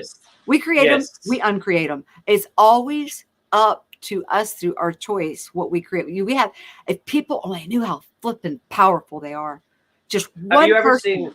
Have you ever seen elementals? Have you ever seen the series Legion by Marvel? It's a three series long. It's about a guy called David who starts off in an institution and then learns through psychosis or unpsychosis or whatever it is that he is more powerful than he realizes, and they're afraid of him because they know. And then he realizes that other people see him for what he is and therefore help him out of that, and then he becomes all-knowing and everything, and he is all, it's very, very interesting. But it talks you about say that, because that's so true. They won't take you unless you want to go. Because if you don't, you can tear them up, because he knows it. They're all heart. They'll never hurt you, and you will tear them up from you'll just Well, he's dangerous. he suffers from whatever it is, from I won't tell you the whole, but I recommend it's called Legion, and it's a series, and it's Marvel Legion. But it goes on to no, it's actually a series. I think it was on HBO or one of them ones. If you just Google it, or just some of them on my channel, Legion. But if you just Google Legion Marvel series, TV. I'm either it's interesting the way he opens it. Yeah, he opens his mind so much in it, and to me, there's so many different characters and there's so many different levels that they talk about time, they talk about in between time, they talk about stopping time, they talk about going back in time, they talk about changing time, and he actually talks about him going back and erasing himself, and therefore, why is he here, and all these inner ones and outer ones, and it's such a great series that they only put it into 3, but it expanded my mind. I recommend going to see it because potentially, as you were saying, we are more powerful than we can imagine, and I think the vibration is the vibration that we're motoring or we're running on at the moment is only one part of our potential. We can go higher and higher and higher, and there is no top on it because unlimited. You could give me any subject, and I will expand on it till your ears bleed. And it'll only, do you know where it comes from? I keep saying to everyone I read all these books. I do read all these books, yeah. But I make up my own theories. And any theories that I usually make up will be a combination of me sitting around with people talking long discussions and trying to get to, you know what? You said the answer is yes. Now, let me look at it from, if you said no, what would I do and how would I get it to be yes? So there will be challenges there. But we also used to take mushrooms a long time ago, and we used to then challenge you to intellectual conversations where I would ask you what you see in a DMT version of whatever it is, and we would explain, and then we would start slagging each other and make each other feel bad about things to get ourselves deeper into the psychosis where we know we're all there together, so we're all in it, so we're all safe, but let's see how far this visual thing we can get out of it and see what's behind it. Well, we end up 50 of us going off, taking mushrooms, and I've taken 2,000 or 3,000, or maybe I think 5,000 one night. Ended up 50 of us meeting up. Well, probably sporadically over the next 3 weeks, going, do you remember about 3 weeks ago we all went off taking mushrooms? Where did you end up? And we'd end up in 2s and 3s back at people's houses, and forgetting that we started the trip off, But then we would have this sudden urge of, when we were coming down, we wanted to live off the land. Living in Ireland, we could walk off into the mountains, pick and eat, pick up potatoes, and we could just live for a month on the. And we would do it. We would come back into the small village, in September, right? Nearly like dressed like cavemen. Some people would be coming back with potato bags wrapped around it. Would have lost their clothes. In the main town, it was so bad. Was so bad. There was so many mad kids there, or people who loved to experiment. Hold on a second. There, yeah, it's just a failure. Yes. Then what's going on, man? What's up? Not he says he doesn't have a good vibe. Something about a flu shot. Who's got a flu shot? I said, well, I remember getting a flu vaccine. And you thought it affected his DNA. No. My gosh, he's about one of the most enlightened cats, and he's about one of the most hardest men on himself. He's so hard on himself. Oh, I know. Prel likes to go in deep on himself and blames himself for a lot of stuff. But I don't. I think that Prel is amazing, and I've tried to. I said to him, and I will constantly, because he's one of my good friends. He's been in my channel. I've had him on my channel a few times. That don't look on the glass half empty. Look at it. If there is no glass, and whatever you want to do tomorrow, you can do, Prel. And whatever you think happened to you is only here, because that's where fear starts. So don't let it even start there, man. You're amazing. You're a good musician. You're good at what you do, and you're a great speaker. So you should come on and talk more.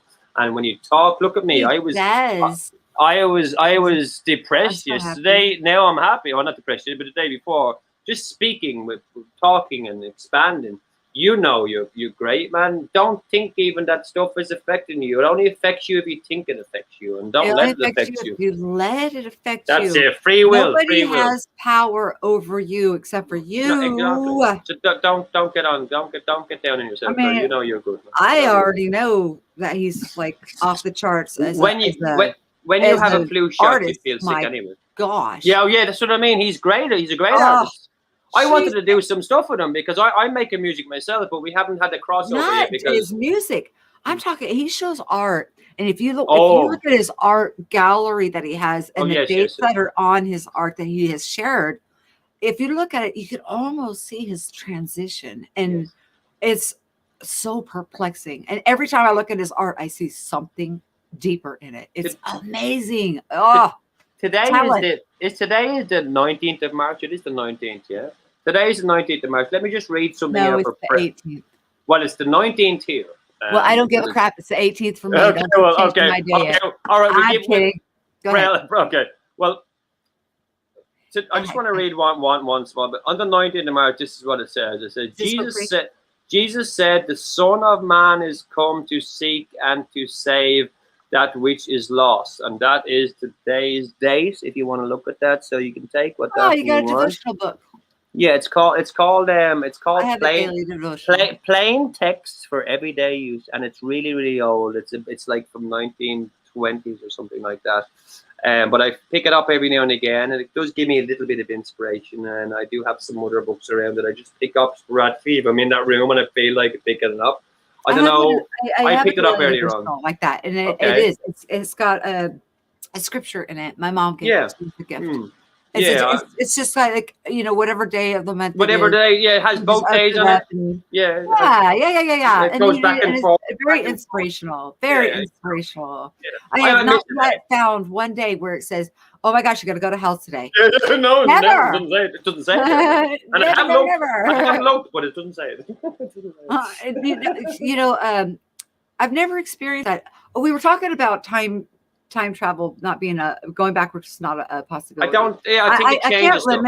I can't limit any possibility. Yeah, it changes the Mandela and everything else, and ripples and timelines and everything else, splitting timelines and veering off timelines and doing all kinds of. It could be as easy as that. Just as perplexing and trying to merge them back together has been a nightmare for them. Maybe that's the whole conundrum. I don't know. They're trying to maybe the governments are in it and they're trying to hide the changes. And some of them are slipping by, and we're the ones that are seeing them. So therefore, they want to. And that's why we're on the radar, and that's why this stream is about. Just be careful, because the only thing that they can do now is get us and hit us in the 3D, because they can't get out anymore. They're only going to call us. There's a freaking gate there. You cannot get out unless you can get out. They're going to tar us the same way as they did ufologists years ago. They'll say, you know what, we'll put them in the same boat as the ufologists. They're out there and they think other stuff and whatever. But here's the thing.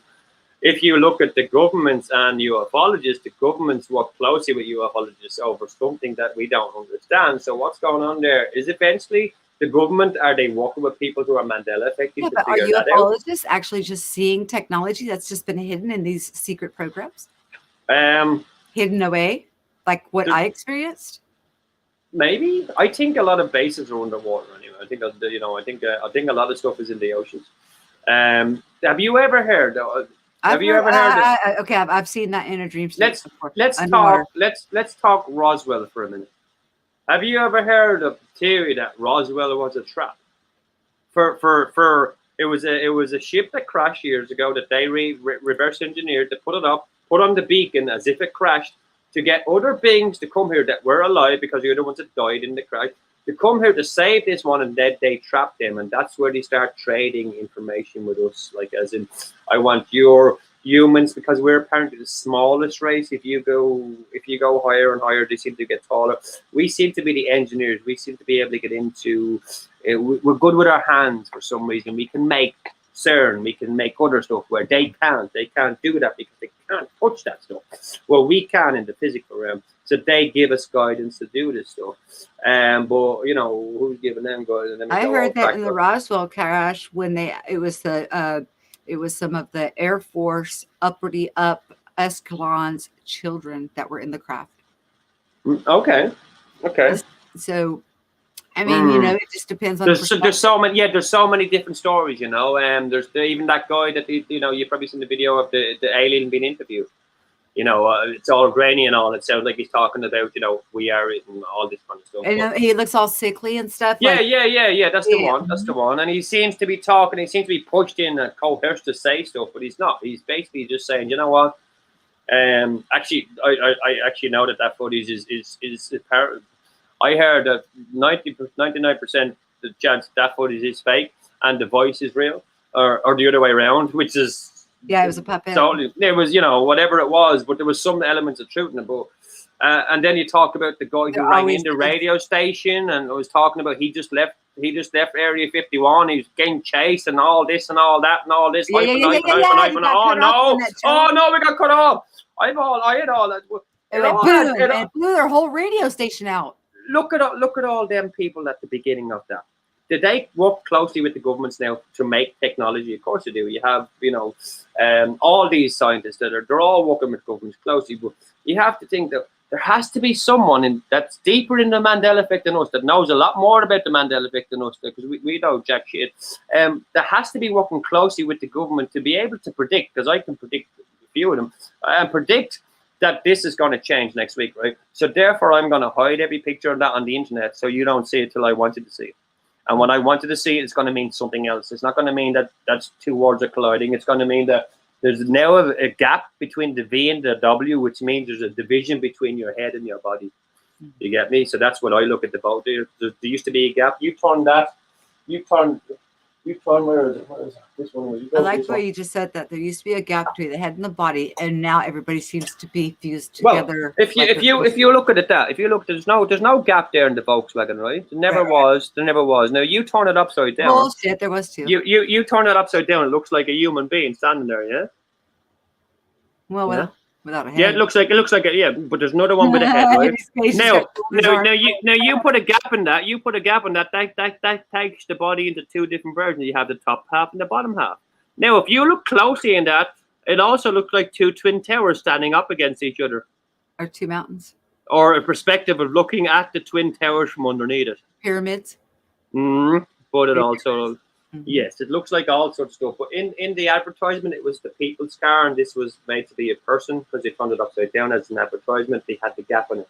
Therefore lies in, you are divided into division. You have the upper half and the bottom half. So that, to me, that happened as well. There's so much residue in this that I think this changed in 1963, to be honest. Between 62 and 63, this changed. And that seemed to be a time when just after the Second World War, because look at all these changes.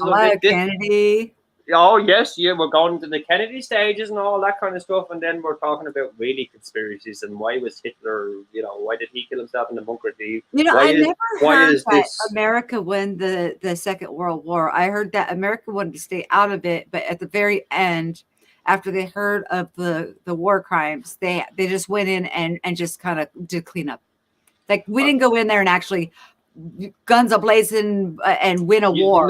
There was a war, but the only time that I heard the Americans came in, and this is only through my own little bit of it, so don't take any offense. The only time that, like, apparently Churchill was begging and all military was asking America, please send over just 2 or 3 of your ships. And the only time that they ever did was when it was beneficial for them. When they knew they could storm the beach and they could get to that property, whatever Hitler had in whatever bunker, before any British soldier, because they know it had artificial. Are you ready for the insider? Now, you ready for some insider gnosis? You ready to have some knowledge, some wisdom, some truth? I'm going to truth bomb you. Okay. Go for it. America didn't get involved until the land negotiation for what is now known, it used to be Palestine, as Israel. Yes. It was purchased. There you go. So, because ships full of Jewish people showed up at our ports and they wouldn't take them in. Okay, people do not realize that it was 1932, the Jewish people actually proclaimed war against the German people. They were actually oppressing the German people financially with the top tier down. stuff. Kind of like with the Rockefellers and stuff. They're all Jewish people. Just, but Yeah. I'm not They think they know the prejudiced, money. so don't think. No. it has nothing to do with Well, I prejudice. always say, like Just- the Jews run the money, and yeah. Well, you got to look at the whole puzzle, and when it snaps together so neatly, everything makes sense. Okay. Yeah, of course. They acquired the land. Okay. They had a place to put them. Yeah. Because America didn't want to absorb them. They didn't want communism, and they didn't want the oppression or the lifestyle. They lived a kind of a socialistic, and they brought in with their religion, kind of like, you know, how Islam wants Sharia law. You know what I mean? And America likes to keep church and state separate. Okay. So anyways, we refused them. We didn't let them take shelter here or refuge. So they had no, and this wasn't the only port that refused. No, of course. They were pretty much refused wherever they went to. Yeah, everywhere, yeah. Many of them died on these ships because Well, they weren't. Wasn't it a case that they were going to be followed by God knows and whatever, wherever they went, that country probably go as well, and as well as a stigma. But they thought a stigma at the time. God bless them. They didn't want to take responsibility. They didn't want. Okay, they didn't want what happened to Germany to happen to their country. That's what I mean. That they think that their troubles would follow them, and they would follow it because there was quite a few of them. Okay, so they wouldn't let them disembark and get off the ship here. We sent them on. They procured that land. When the land deal was done, they ran those poor people off their own land. And it was sold to the Rockefeller, Rothschild, whatever, Billy, and then not Americans. Oh, sorry. The Catholics, the Catholic Church had something to do with it. So it just, but is it Queen? It's just the royals, the blue. They did this land deal thing. Okay, the ships now headed that way. Yes. And now when they got off these ships, they didn't look very healthy. They were pretty slimmed down. They didn't look very good. They've been on the ships for a while because nobody would let them disembark. Yeah. So they got off the ships and they occupied their own land. Okay. That America at the very end, that's basically what I'm saying is they went in and cleaned up. You got a place to take them. You don't have to deal with them anymore. Yeah. So then you send them here. So they all got sent off over there. And after they were there, I think it was 2 weeks, they went into the 6-day war and took more land. So that kind of, if people would look at the actual truth of the matter, some land was procured for them. And even that wasn't enough for them because after they were only there, even though they were skinny and in scrappy clothes, they fought and took more land away from the people that were already run off their home. You know the land that the Americans came in and procured for the Jewish people and cleared, as you say, cleared everyone out. Now, if you look at that land, how much of that land that they procured and then gave to the Jewish people today now own the American government, whoever it was, the royal, the higher. That whoever it was, right? Whoever they always. I look at war. I look at war for as a cover for murder and a cover for other stuff. The only thing that America had to do for their part was the cleanup. That's the cleanup. I mean, the American soldiers, whoever went in as the American soldiers, whoever commanded them in, with the food, seemed to have another crew, not the cleanup crew, another crew that went in and raided these other places and got all these artifacts, and therefore, the English are well known for doing them. The English have got every artifact that's in the National History Museum is robbed, pillaged from every country all over the world, and that's what's in the National Museum. And they say, oh, no, they were given to us. And we know for sure that's just going on an Irish perspective because they've taken from, the wars that they have with us, and they're in the National Museum, and they said that we gave it to them. We never gave them. Isn't it always about that? It's always about that. But I think some of it is it's about land. It's about a special part of a land that has a significance of like the Holy Land or a part of. Why do you think they had the war over there? Why do you think so? It was How do we even know?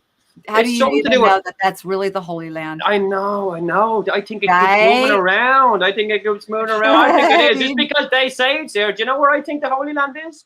Do you want me to tell you where I think the Holy Land is? It's Egypt. It's where I am from. It's where you are. Where I'm from. where I'm from. I think the Holy Land is where I'm from. We should always try to And be whole wherever we are at. that's kind of where I was going with that. Yeah, 100% present. But I think there's a what I'm trying to say, the Celtic thing. That's where there seems to be a lot more art. How would you say? Sorry, I'm losing my words there now. Religious sites, places where they would have these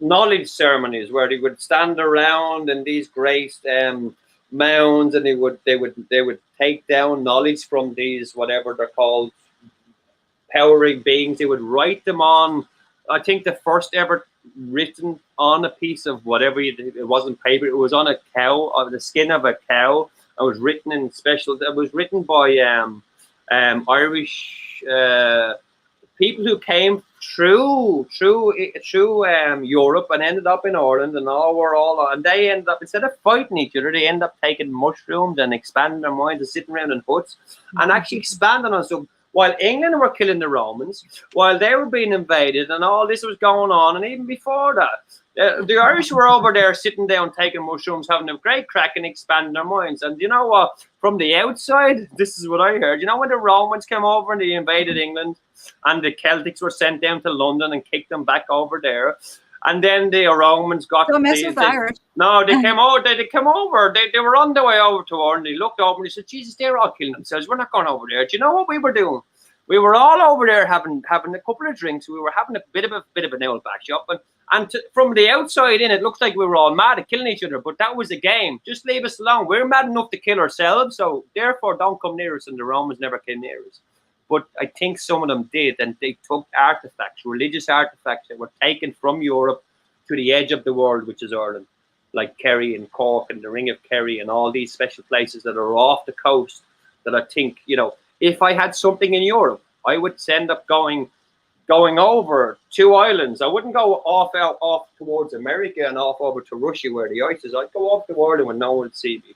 Go off to an island off Achill Island off the end of Ireland, and I would throw it off the furthest cliff I could, and no one could see it. I would stash it at a place and call it Iceland, where everybody would think it's all the time, but actually it's beautiful. They think it's cold up there, but it's not. And then everybody goes to Greenland thinking that's where it's at. But it's not, because it's freezing in Greece in Greenland. That's a play with words altogether. That's a mess up. All Greenland, what's going on there? That's right. It's just Did that switch over in reality? Was that really Iceland? Did someone just think change it's some the tomfoolery. Yeah, there's a lot of tomfoolery going on. Of course there is, but I just don't know why people would want to lock into this realm, of perception and just not allow themselves to expand and explore because of Are we not guilty of getting busy though? So there's been certain parts of my life. I had a mortgage. I had, I was engaged. I have kids. I've got grandkids. I get busy getting busy. And I for a certain time I was doing my job. It was a 9-to-5 thing. I was, in ease. I was, had a routine. I wasn't thinking outside the box because I didn't think I had to. But now the fact, if that box comes up and smacks you in the head, no matter if you've got 2 small children at home and a job. It's just whacked me, down, girl. You are time to get to work.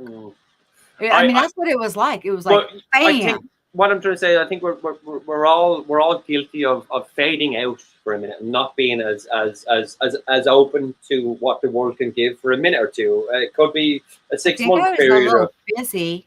A little busy, yeah, that's it. A little bit. I was a little busy to get what you were saying, but can you say to me in layman's terms now? I was like a little busy chasing around toddlers and a full-time job trying to single mom. I mean, come on. Trying to juggle all this. And I did not have time for this on top of it. It's like to figure out who we are, where we are, who are you, what am I, where am I? What are these shadow beings and why are they haunting me?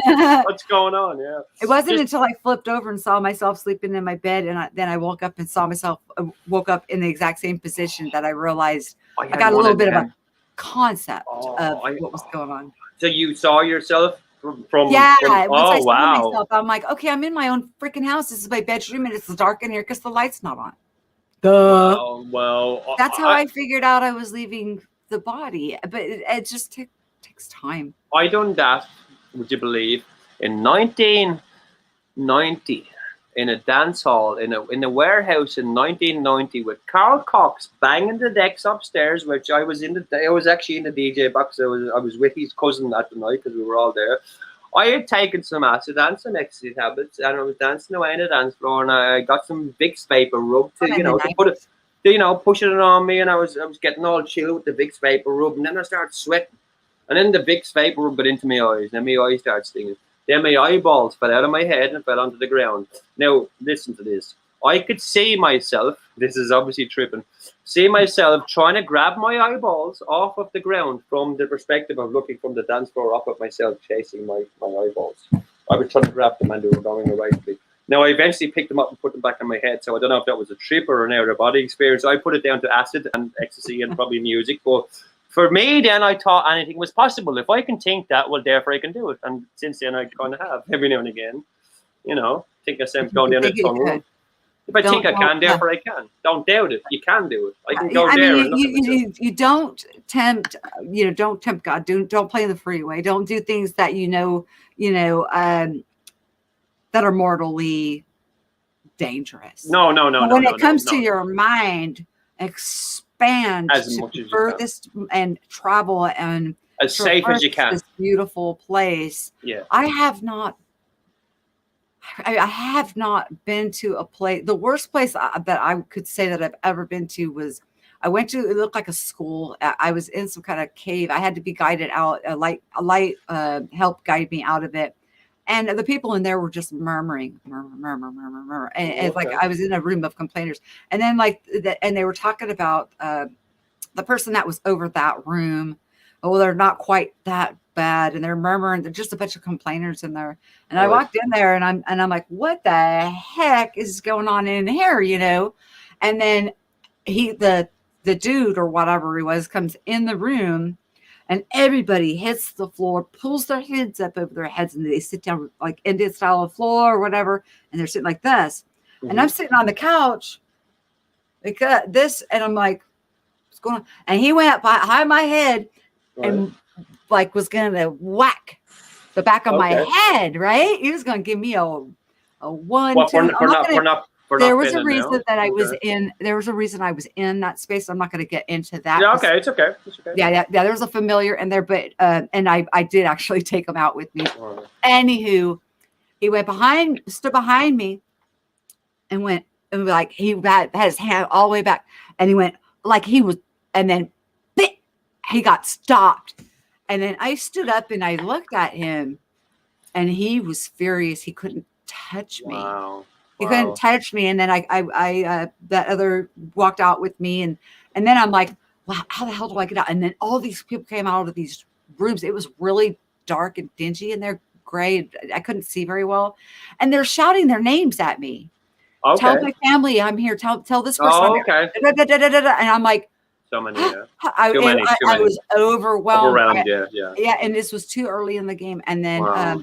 And then I just started following the light, and then we had to go through this cavern and out, and like weave through these tunnels. But we were guided. I was not. I could tell you, I was not alone. There was. I was divinely protected there. I walked around as if I was alone, but when that light showed up, I knew that there was divine. Yeah, you knew around me. Yeah, yeah. I was still of the living, and that was a realm of the non-living. There was nobody there that was still of the earth. I'll tell you a little what just the darkest thing I've seen. And I'm not going to go too bad. So it goes back to the time when I was on the windowsill. So there was 3 versions of it. One I didn't tell you though. So the one version of is I jumped out the window with 2 demons on my back because they wouldn't get them out. So I wanted to kill them. So I therefore brought them down. And on the way down, I actually didn't. There's maybe 4 versions. So one I bounced and they went down. The other one I brought them down. I gave them to Beelzebub and I shoved them up his arse. Then I took him and shoved him up Satan's arse. Then I shoved Satan's head up his own arse, and he eventually just went so up his own arse he turned into a blip and disappeared. Now that's just in my own mind, and I thought, you know what? But I was tripping for 24 hours, and I had I put wires around me. I was safe, but because of AI, I experiment all sorts of stuff. I knew I had locked about 10 demons in there, and these two weren't getting rid of me. They were in my head, and they were flesh demons. They wanted me to look at all sorts of. So I pulled the internet out, so I had no TV. I said, I'm not looking at anything. There's a book there. If you want to look at it, we'll look at it. But they were talking to me. So eventually I opened the window. I said, listen, guys, you go that window or that window? And I grabbed the two of them, and I went to that window, and I jumped out. And on the way out, they were begging to be killed. So I said, right, I'll bring you back to your master. And I went straight down and said, there they are. Don't send them back into me, or I will shove you off your own arse. And I experimented, and I told him, I think I got into his mind and told him what I do, and he just said, go on. And then I came back and realized that another version of me didn't jump out, and that I was still standing there, and I kind of came to him. My neighbor went, Mark, I'm coming to your door now, quick, come in. And I was throwing stuff at my neighbor. I didn't know. They gave me stuff back to my door. I went to the door thinking it was her, opened the door, and a big burly policeman and a smaller female, and he grabbed hold of me, and with that I hit him about 3 headbutts on the nose and pulled him around and landed on him on the door. She grabbed my back. I stood up with her on my back, and just went like that. I was in a pair of marble underwear, just marble underwear, skin tight. I was brought out of this place, shouting and screaming, put into a back of a van. Now my neighbours saw the van shaking from side to side, right? I was brought into the Croydon University Hospital, still seeing demons, and that's where I started to hit undercover detectives. I could see the evil in them. I grabbed poor guy. I could see this guy coming here, right? Walking down. I'm behind the curtain, handcuffed to a bed. I took the handcuffs off, went and grabbed him. I grabbed the curtain and him. The curtain is hanging from a suspended ceiling, so I'm in A&E. All the ceiling comes down with the thing. I have him in the curtain thinking he's a demon, headbutting him. Then he goes and he gets on top of me and he shows me I'm an undercover policeman. And I'm like, oh, okay. Well, I thought you were something else. Handcuff me again. I kept on. I was doing it all night. I was doing it all night. I was seeing demons, and then I was put in a room for 9 days till I kind of came down a little bit. But then I went to the mental institution where I was so awake that I kind of spoke to people, as I said earlier in the morning. It sunk in. A lot of it sunk in, and I knew it wasn't my first time in the institution, so I knew what would happen. I knew I'd probably have to go in and go, mental tennis with people, and probably a little bit of physical tennis with people. But you know what? It is what it is. And they eventually realized that I had a team of solicitors who were ready to, when I asked them for something, the solicitor, I need a lighter to go outside, and they wouldn't give it to me. I just go make a phone call. My solicitor would ring them and go, that's his human right, so give it to him. And they got so pissed off that I would just end up going, you know what? Just give us the phone. I'll ring my solicitor rather than asking you for it, and they would just give it to me. So they therefore agitated me enough that I went for one of the guys who I used to call him Professor X. He thought he was it. And I went to hit him with a pool ball. And no, I didn't hit him because the bouncers grabbed hold of me and they said, calm down, Mark, calm down. And the next morning I had my marching orders because I was then deemed too aggressive to be in a mental home and have mental delusions of, trying to hit someone. Instead of giving me a D-ball or doing whatever or putting me into a padded room, they sent me home to deal with my own shit. Now I came home to this house that had already broke the shit up. Safe for your community. I broke this place up, right? I broke the place. I came in and cleaned it up, and then went into my own. I'm involved with crisis homeless team, so they give me a little bit of mental health support, and I go into do mindless courses and stuff because I was homeless a little bit, so I'm still involved with them. So that helped me a little bit, but I was sent out of a mental institution. They probably thought it was worse, but to come home to this. With from me thinking, okay, I'm okay for another 8 days, I'm going to be fed and I'm going to be watered, I'm probably going to be looked after, nothing to worry about, to coming home, no money in my bank, no electricity when I came home, My fridge had actually defrosted, Yeah, and well, it was shut off. my bedroom was full of, because I had berries. I was doing juices. It all defrosted. So there was berry juice all over the floor in my bedroom, because that's where it was. And it was stinking. It was stinking. So I had to get help with that. I learned so much from it that no mental home can hold me. Just go in and act madder than them, and they'll let you out. So, you know, no, it's fine. And here's my superpower. My superpower is, you know, do go straight to a mental home. Do not pass a jail cell. Just go directly to a section, which is 28 days. So I'll see you back in 28 days. If you get me section, then it's no worries. So we just start again. So What I section? Like section means is when the guys with the straight jacket come in and but put like you you're a into danger that. to yourself? Well, or- danger to yourself or danger to other people. I thought you know, that's just 3 days. no, it's a 28-day section. Oh, Over okay. here, if you're sectioned by under the Mental Health Act, they can keep you in That's for a 28 long days. time. That's a long Yes, time. but they couldn't keep me for 28 days. It threw me out after 20. That's like 21. almost false imprisonment. You know Well, what I mean? I was in for 4 months voluntary the first time, so I didn't mind it. It's just 3 hots Well, in the pot, voluntary you is know. one thing, but to grab To be somebody brought off the in, street to be and taken in for brought- 28 days, you could lose your Yeah. apartment and all your utilities, all Well, your groceries, everything, like you just yeah. said. It's just not right. There is a team in there that help you with that. So, say for instance, the first couple of days, I was given, you know, I was talking to people. We will contact the council and we will tell the benefits that you were in here. But the only thing is, because you're in a mental institution now, you lose your benefits while you're in here, so you won't get any money till you're out. And the thing is, you won't get any money for the 2 weeks till you're out, because you have to be living in society to deem fit to give us the money. So therefore, you have to go 2 weeks without money after coming out of the mental institution and rely on the kindness of others for a minute.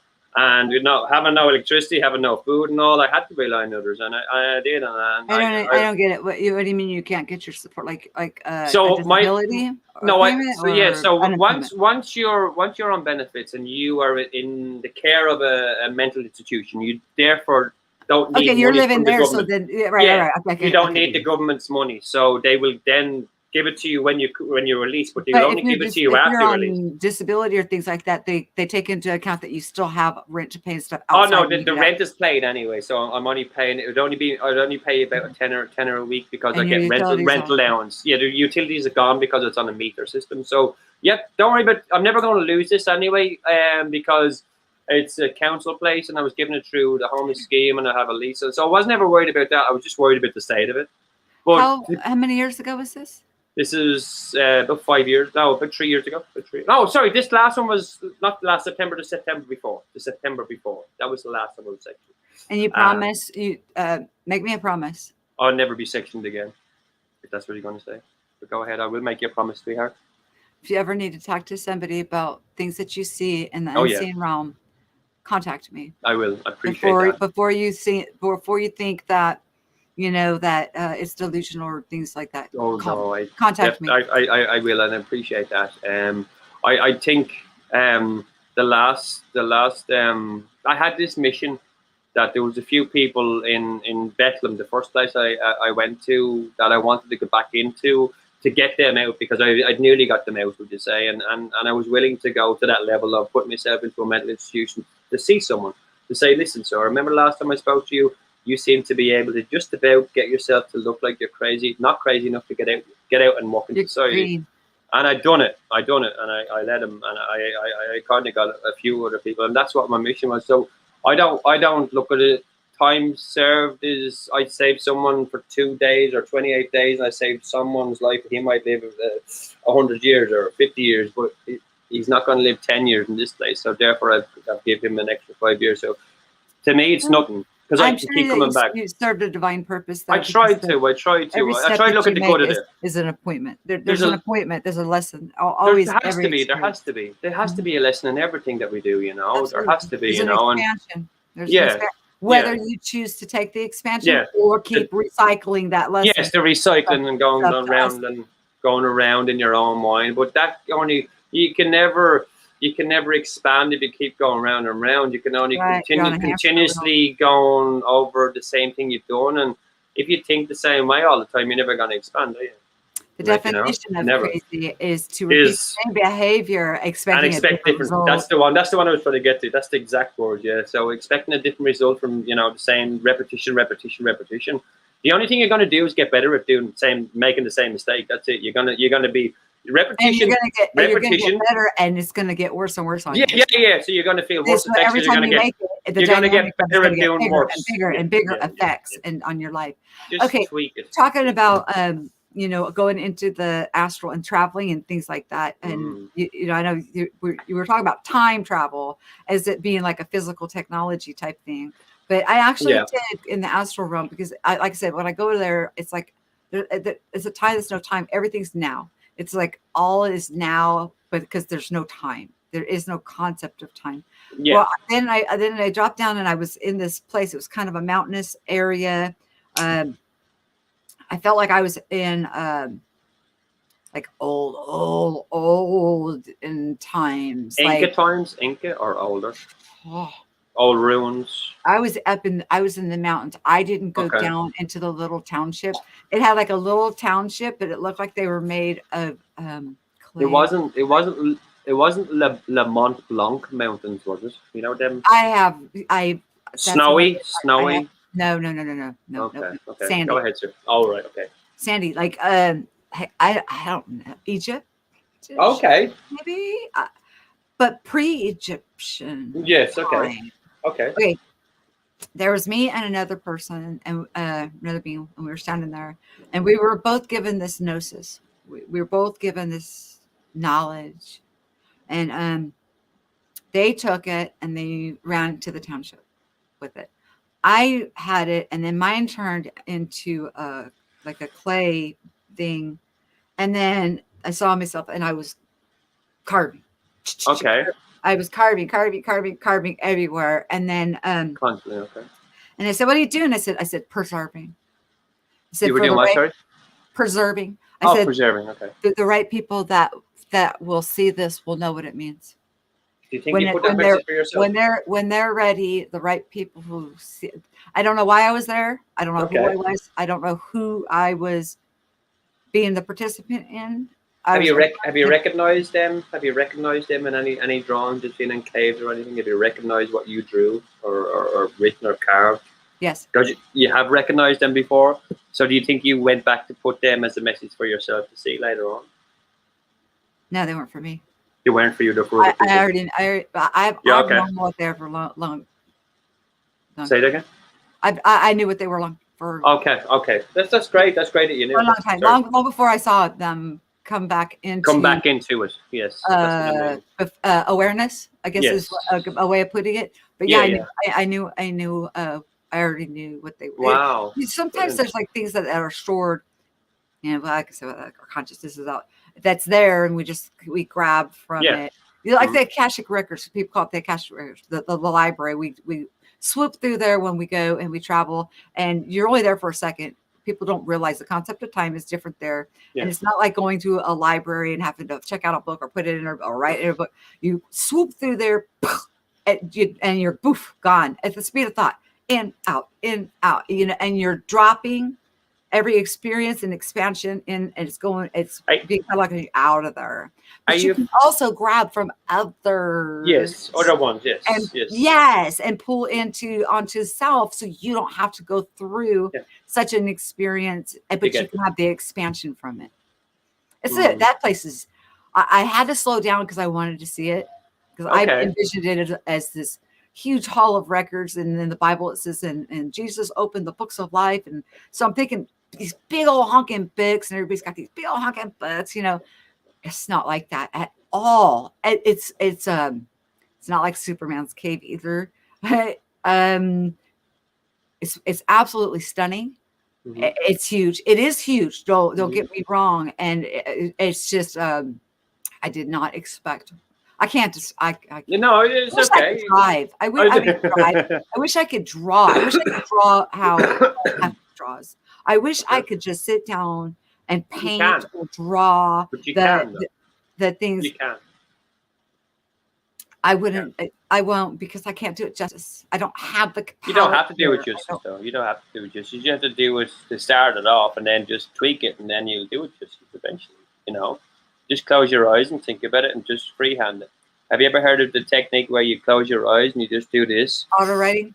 And you just do the auto writing. Here's the thing. I don't sat mess here. with nothing psychic. I laid here on my sofa. I had this, not this time. I had a phone in my hand, right?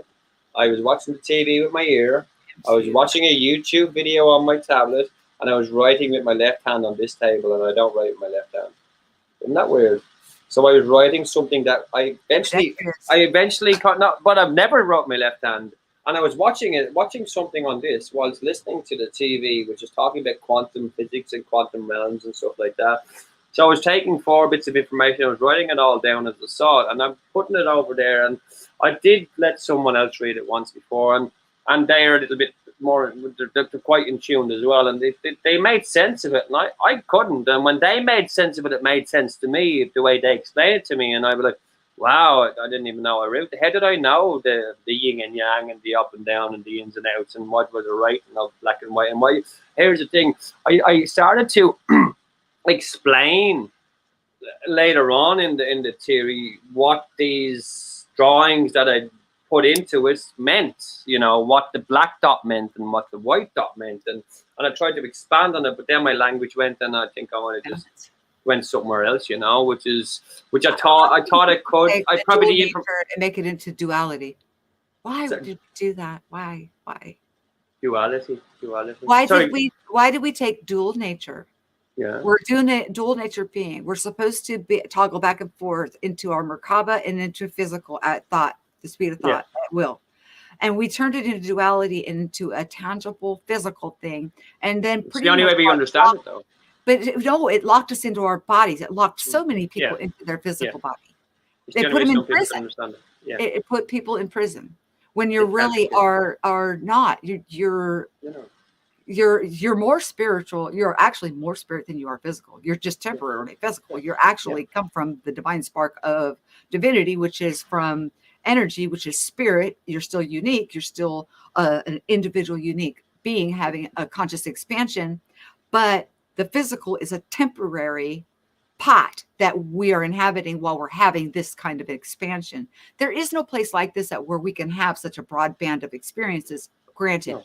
But do you think we're here just for the experiences and the other part of our consciousness? Like say we have 5 senses. Well, why did we invent it? We have our touch, we have our taste, we have our feel, and we have this, that, and other. So but say we have light that in the other realms too. Yeah, but we have that in the other realms too. But what if what we feel here and what we deem as life is just one part of us? Like, so all these 6 or 7 senses we have here is what we would say is just consciousness. So put that there for a second. Now what another part is say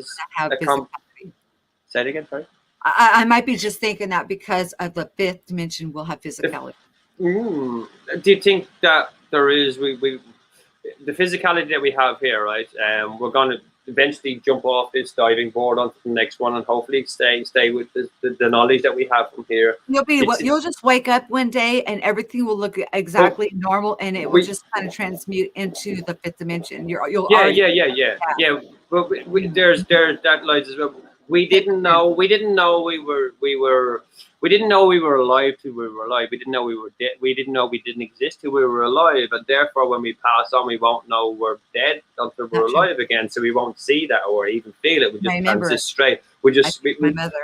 Some of us will remember parts of it, and some of us will try to not remember it, and some of us will try to remember it. And, when you're outside of this place, you're going to remember everything, but you're going to look at it through a different filter. Yes, that's the filter the eyes thing. Here's a theory. So time. We just talked about time. Just imagine your square over there. That way. Over there, where you are. I'm on the other direction, Mr. Star Wars. So that way. Oh, wait, the top you're over there, right? So that's one time.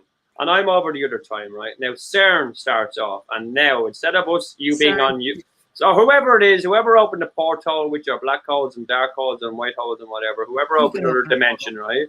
So you over there, I got it right, is it? So you over there at that time has now pulled me from this time over to your time. So we're now. But here's the thing: we're not in time. Where we are right now is right here in the middle where this blue is, and there is no time. So we see time going one way and time the other way, but we now want to perceive it as going forward because we want to perceive it going forward because we always want to go forward, but time isn't moving at all.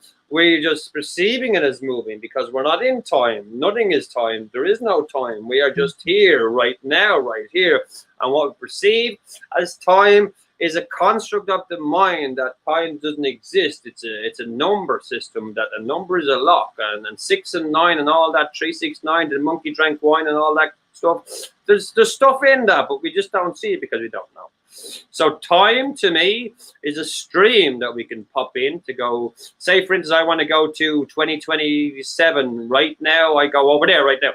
If I want to go to 2036 and I want to go up a level and across, I want to go right there right now.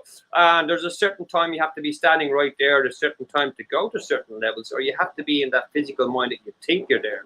And therefore you can project yourself from there to there without even moving from your own mind.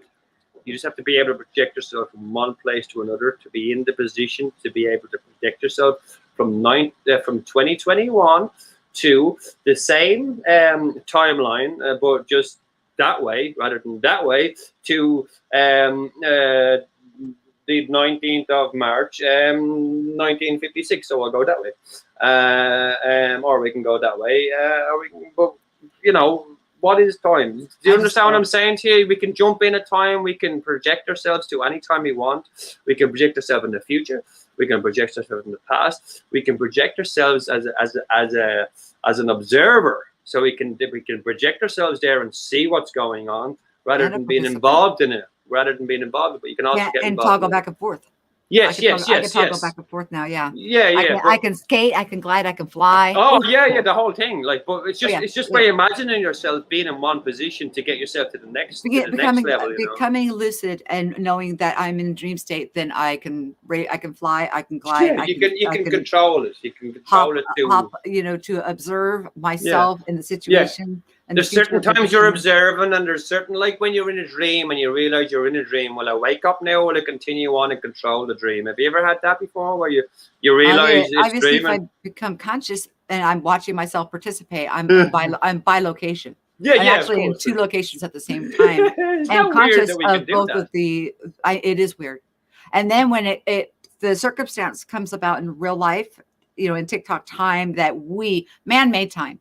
That's so we can keep appointments and we can show up at work on time. Yeah. So you can be on time for somewhere. So there's a limit on, if you don't get there by this time, it's gone. And if you miss your appointment, we feel guilty for missing our appointment because it's all right. Guilt. We should feel guilt. Here's a great philosopher once told me. No, an Eskimo asked the priest. He says to the priest, he says, would I, if I commit a sin and I didn't know it was a sin, would I still get into heaven?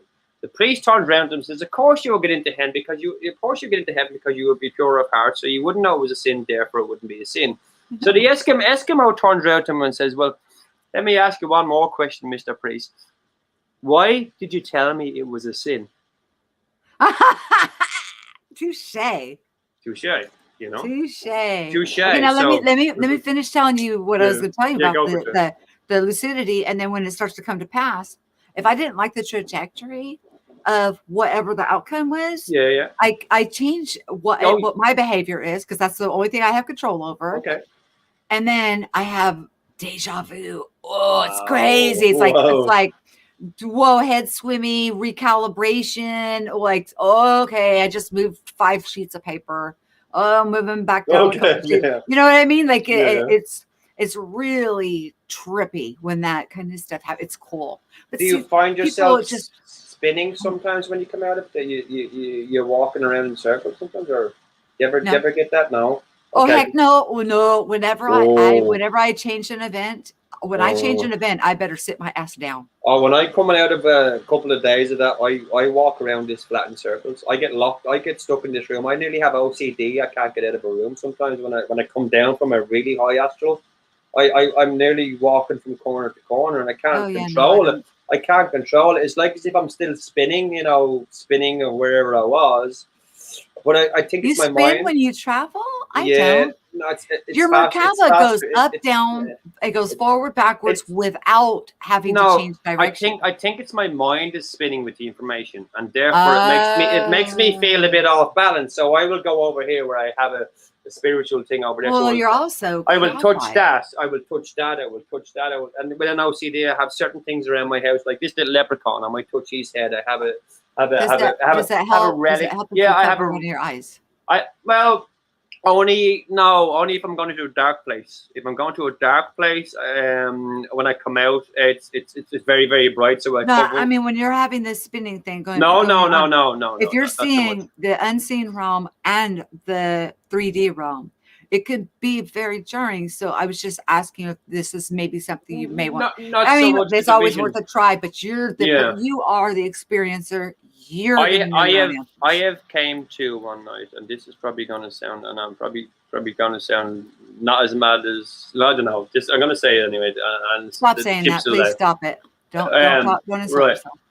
So I remember one night I was sitting here, and I had this perspective of something, and I could see myself getting onto the ground here on the carpet and spinning around, right? So I was kind of walking around, but on my side. So just spinning on my side. And then I eventually start walking, and I eventually was spinning on my head. Now, I used to do breakdancing years ago, and I can spin on my head a little bit. But this is only 2 years. This is only last year or the year before, just before I got locked up.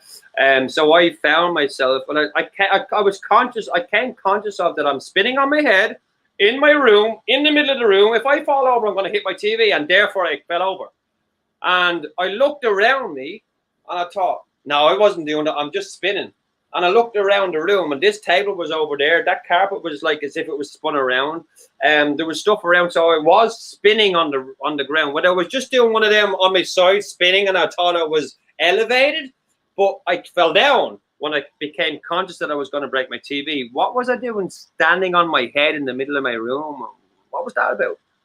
Well, it sounds like, do you remember I was telling you about those beings from that one realm that they'll go ahead and take observer mode and allow you to use their avatar for a sec, and then they'll pop back in it. It almost sounds like maybe that is your nature, that maybe you step out and you observe or travel or whatever, and then somebody else comes in and has an experience, and then they pop out and you come back. I think it could be a different version of me sometimes. Possible.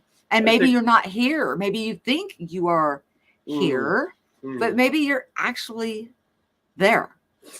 Maybe. We try to keep things familiar to us, no matter what realm. When you become lucid, to keep you from jumping, because you'll make the choice to jump out if you're startled. Just like them showing me that it was my pillow, and to keep me in that, because there was more that they wanted me to see. Right. So familiarity. That's your pillow. That therefore feel at home. Right. Don't worry that you don't have a blanket, because but the familiarity of me smashing my own TV made therefore me stop. So they put a TV. Oh, there's your best thing in the world, because I will look at TV for hours and I'll lose myself in it. So therefore they might have projected, like as you said, a pillow, your TV. But I thought, no, if I'm on my head, I'm going to fall over and smash that TV. So I had to jump out, and I therefore jumped out kind of in a way where I fell over there. But to realize that I was spinning on my head, or was I tripping, or was I thinking about it? Then that started to make me think, well, if I'm able to do that, spin on my head without even knowing it, and just, I don't know why I was doing it and for however long, well, then there's something else that I can do as well, standing up straight. So let's see if I can just stand here straight and think about nothing, and see if I can get something tomorrow out of just standing here today for 1 minute, being in the moment. As you said, thinking about a white piece of paper or blanking your mind, if that connection is still open. And for the next few days, I did feel a bit OCD walking around the town. I go out residue hunting. I will walk past the shop and go, oh, there's something in there, and walk back into the shop and go straight over to a book and go, oh, there's a bit of residue, and buy it. And I don't know why it is. Any shop I walk into, there you go. I walk into the shop, there it is on the wall. I walk into the shop and I walk straight over, picked out, went like that, 1, 2, 3, there you go.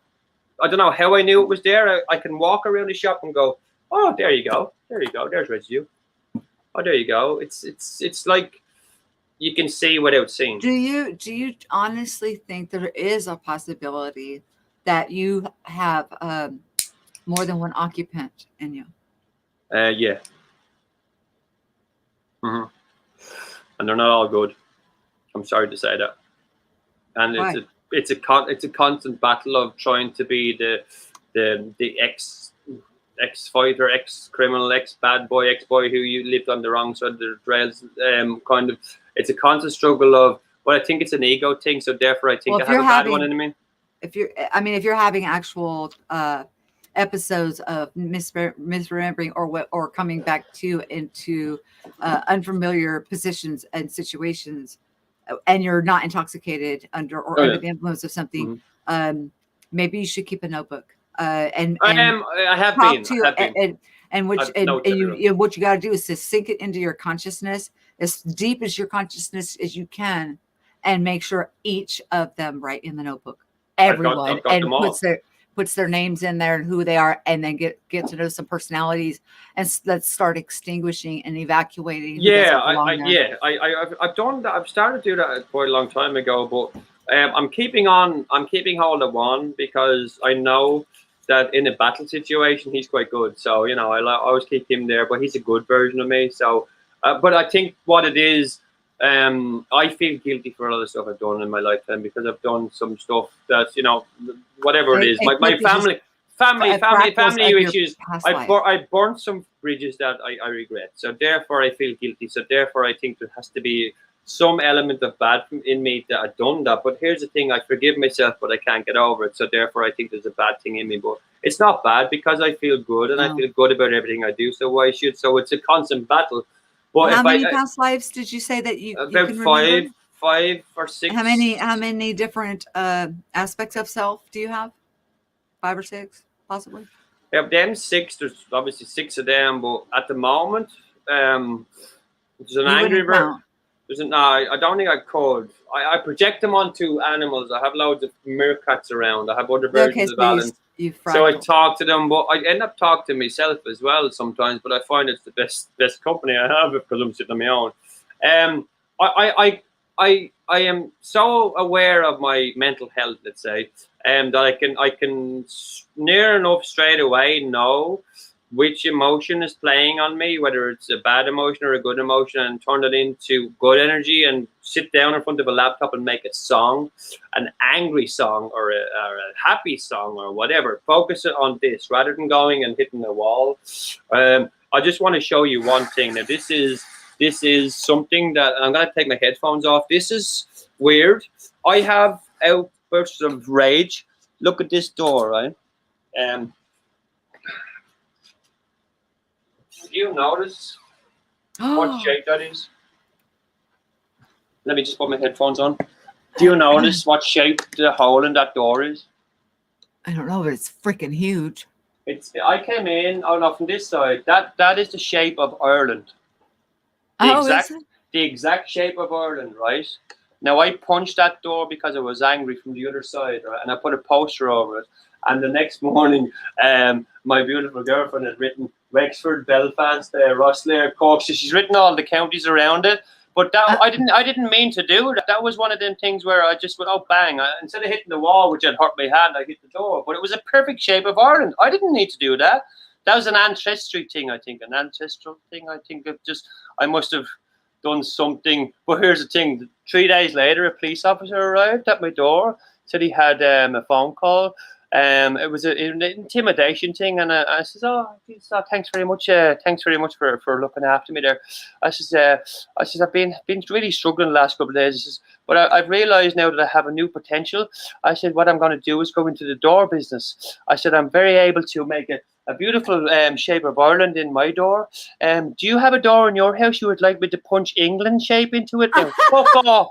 Go away from my door, Mr. Police Officer. Go away. And he didn't know what to say. So his intimidation went from, I'm going to intimidate you to do what I want you to do, to went, okay, sir, thank you very much, bye-bye. And that was it. So, that's weird to me. How did I punch the shape of Ireland in the door? That's weird. Stuff like that. Have you ever done past life regression? Every day. No, like not as a professional. Let me just close this door and put this back on. 1 sec. I've been with psychologists. Not psychologists. Not a psychologist. Psychiatrists, but they're not. They're actually regression. They're regression therapists. They're regression therapists. No, a healer. Yeah. A healer. Not I've been with them since I was 4 years old. Not a psychologist or psychiatrist or any of in the RX community. I'm talking about a healer, somebody that's gifted in that modality to take you through the past lives and start to remove whatever you're carrying still in this essence of you. Since I was 2, my auntie, who used to be a nun, now is a sister. She's in her 90s. She is my granny's sister, and my family. We lived in my grandmother's house, my mother and me, because my mother and father divorced when we were quite young, or an annulment, would you say? So I was there from about 1. So I lived in a house full of ladies, older ladies, and nuns, and they used to sit around since I was 2, praying and speaking Bible stuff and whatever. So as far as me thinking, what was going on was, normal life.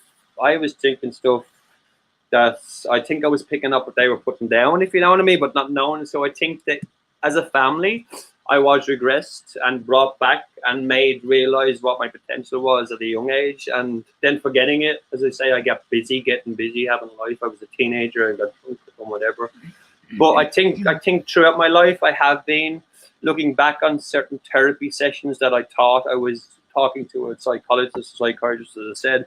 I was actually in a big mansion in the middle of the hills in Ireland, speaking to someone who looked like he could be a professor or an eccentric, rather than a man with a white shirt, or a doctor's office or something like that. So I remember parts of it, but it's sporadic, and it's been a weird one. But I do stop not doing professionally. the repeat cycle. Might be something that you look into, but I would look into more of the healing modality instead of the medical field. You could find somebody to do past life regression and heal those portions of you, and the freedom that you'll feel. It could be night and day. So because you already glow, you've got an excellent aura. There's so much that whatever's going on, or whatever traumatic event that you were involved in maybe a past life that you can remember, because you brought up several, is holding you into a place that you don't belong anymore. I'm not saying like you don't belong alive. I mean, you don't belong at this level of awareness. You belong at a different level of awareness.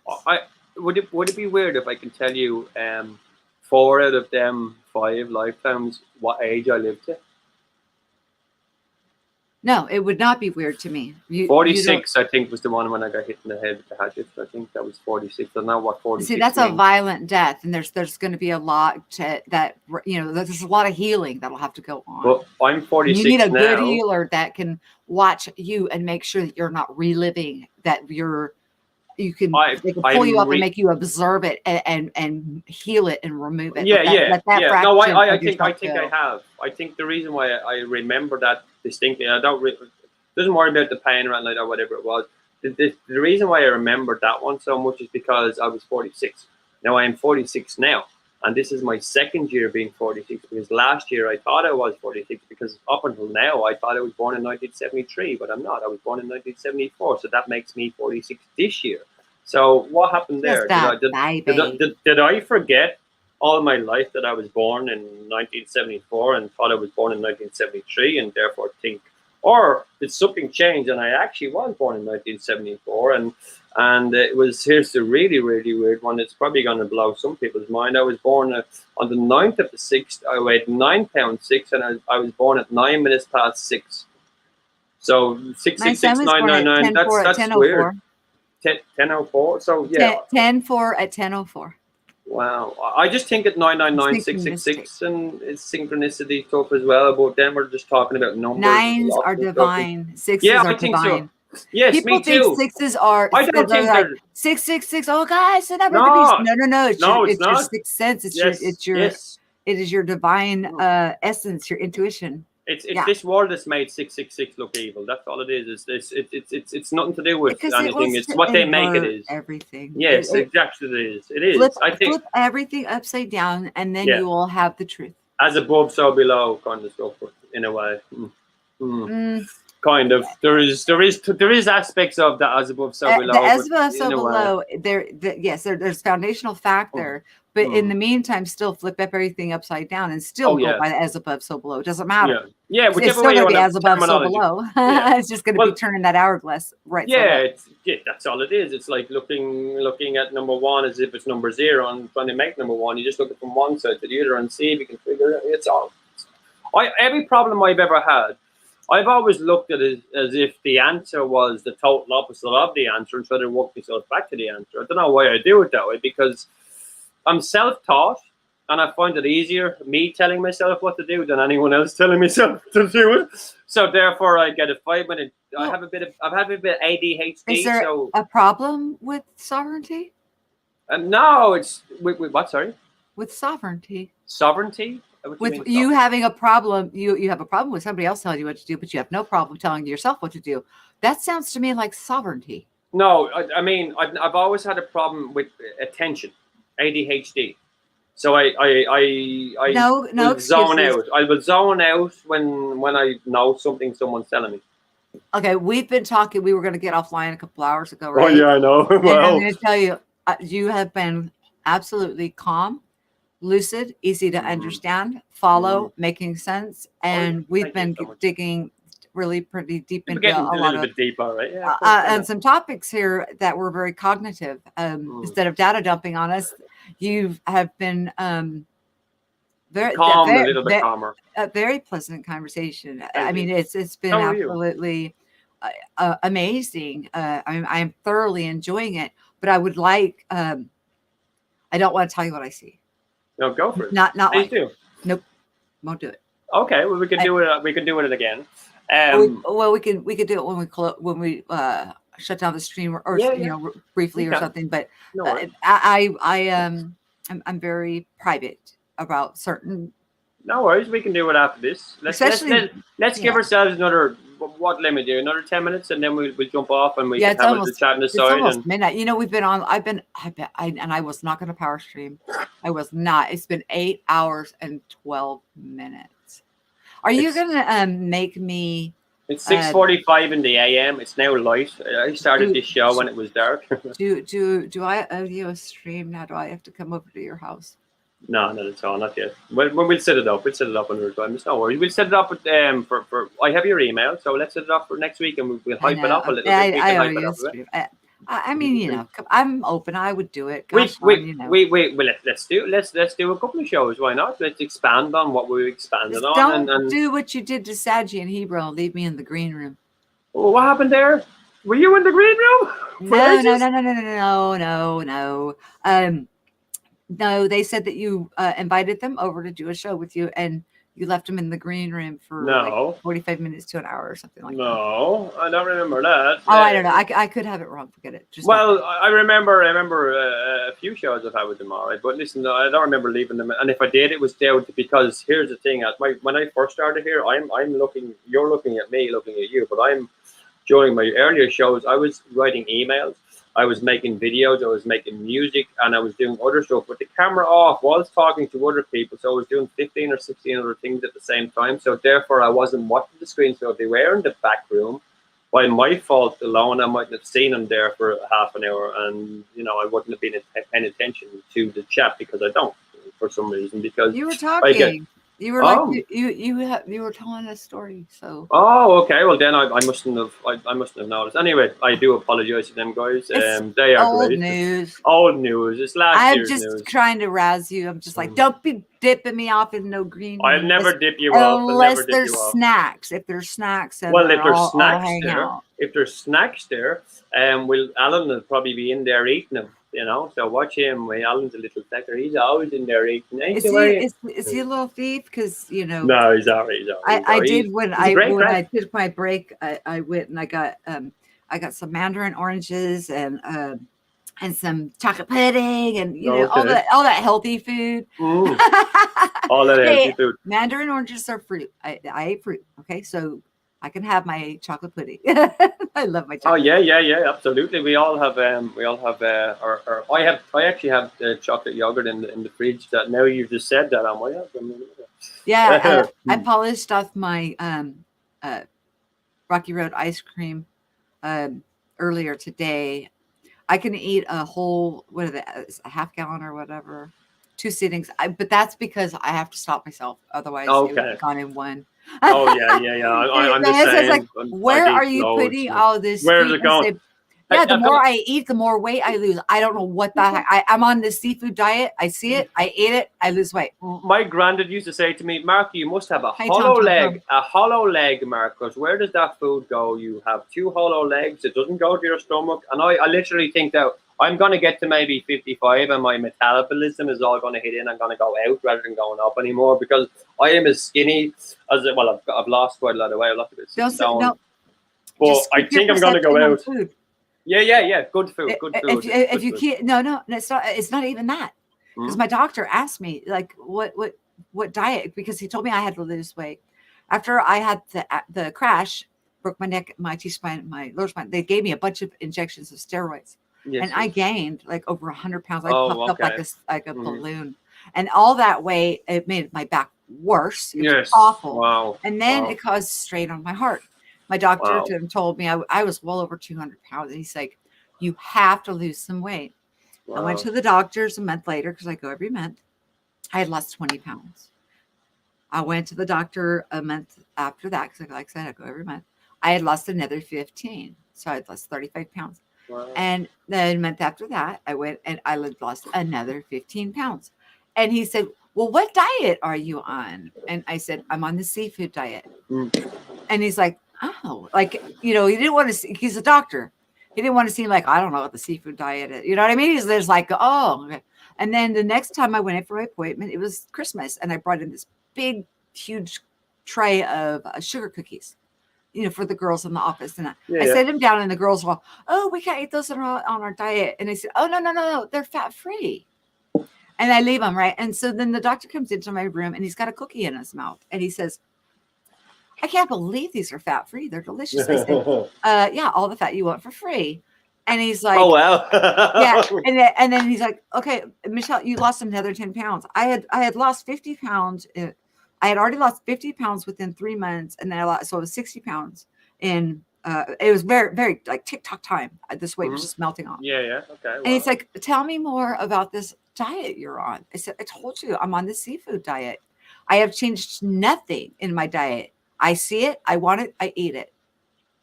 And the weight, because of my perception of how what I believe food is for taste and for pleasure, then now I can eat whatever I want, whenever I want. And my, back to the size I was pre-children. Yeah, almost. And with a flat tummy. And I thought I would never, ever have a flat belly again, because I had a cesarean. I never thought, I always thought kangaroo pouch. Nope, gone. Wow. Gone. And I'm not skinny. I have the hourglass figure. It's just, I am not carrying belly weight. I don't got the big old booty, and I don't know. It's just weird. So it just kind of disappeared on your perception of food alone. So that's my perception of food changed. Wow. And I didn't change my diet. I'm eating McDonald's hamburgers when I feel like I'm craving them. Or then I'll make a homemade dinner if I feel like it. Whatever my body wants, whatever I crave, whatever I desire, I eat it. And my husband's like, he's like, I can't believe how much food. Does he a big eater as well? Your husband, would he be a big eater too? Okay. He eats how I used to. I used to eat once a day. And when I ate once a day, I was overweight. Right. And now I eat all day, every day, all the time. And you're going down. Yeah, he's like, oh my gosh, you ate all that. But it's his work schedule that messes up his eating habits. Yeah, of course, he works nights, and when he comes home, he makes his dinner. He doesn't have time to eat before he goes to work. So he snacks a little bit when he's on the road. But then when he comes home, he has his dinner.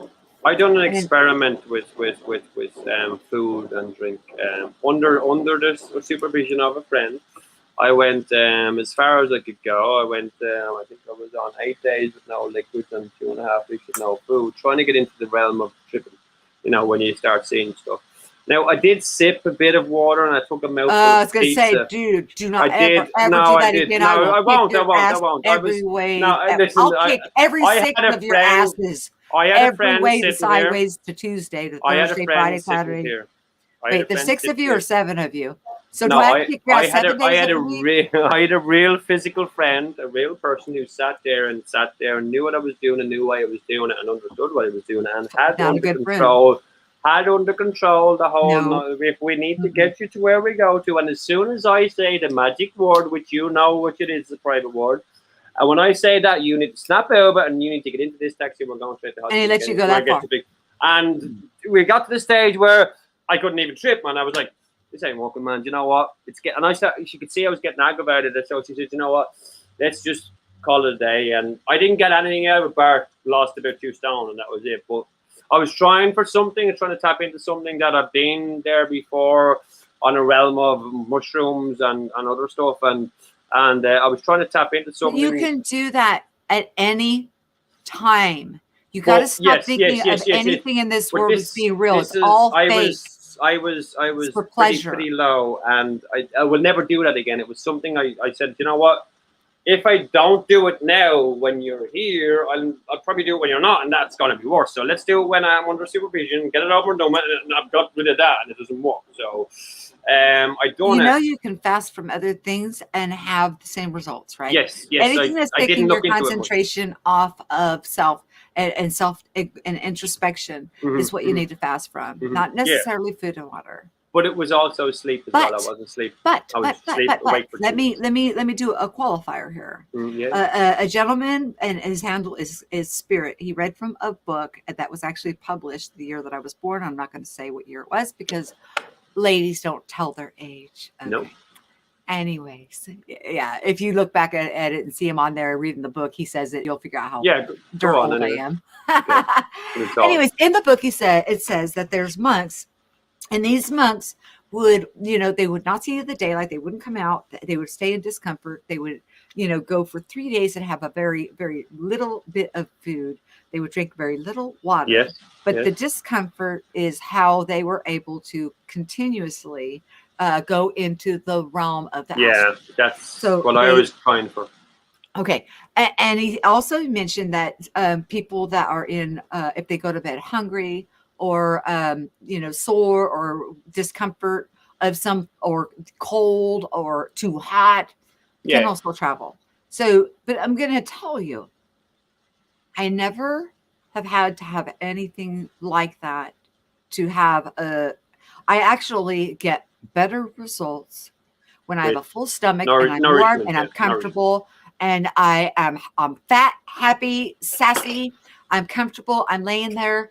I become more lucid, more active, and I retain more from what I see because I'm not hurting. I'm not hungry. My physical body is not drawing me or pulling on that tether. Yeah.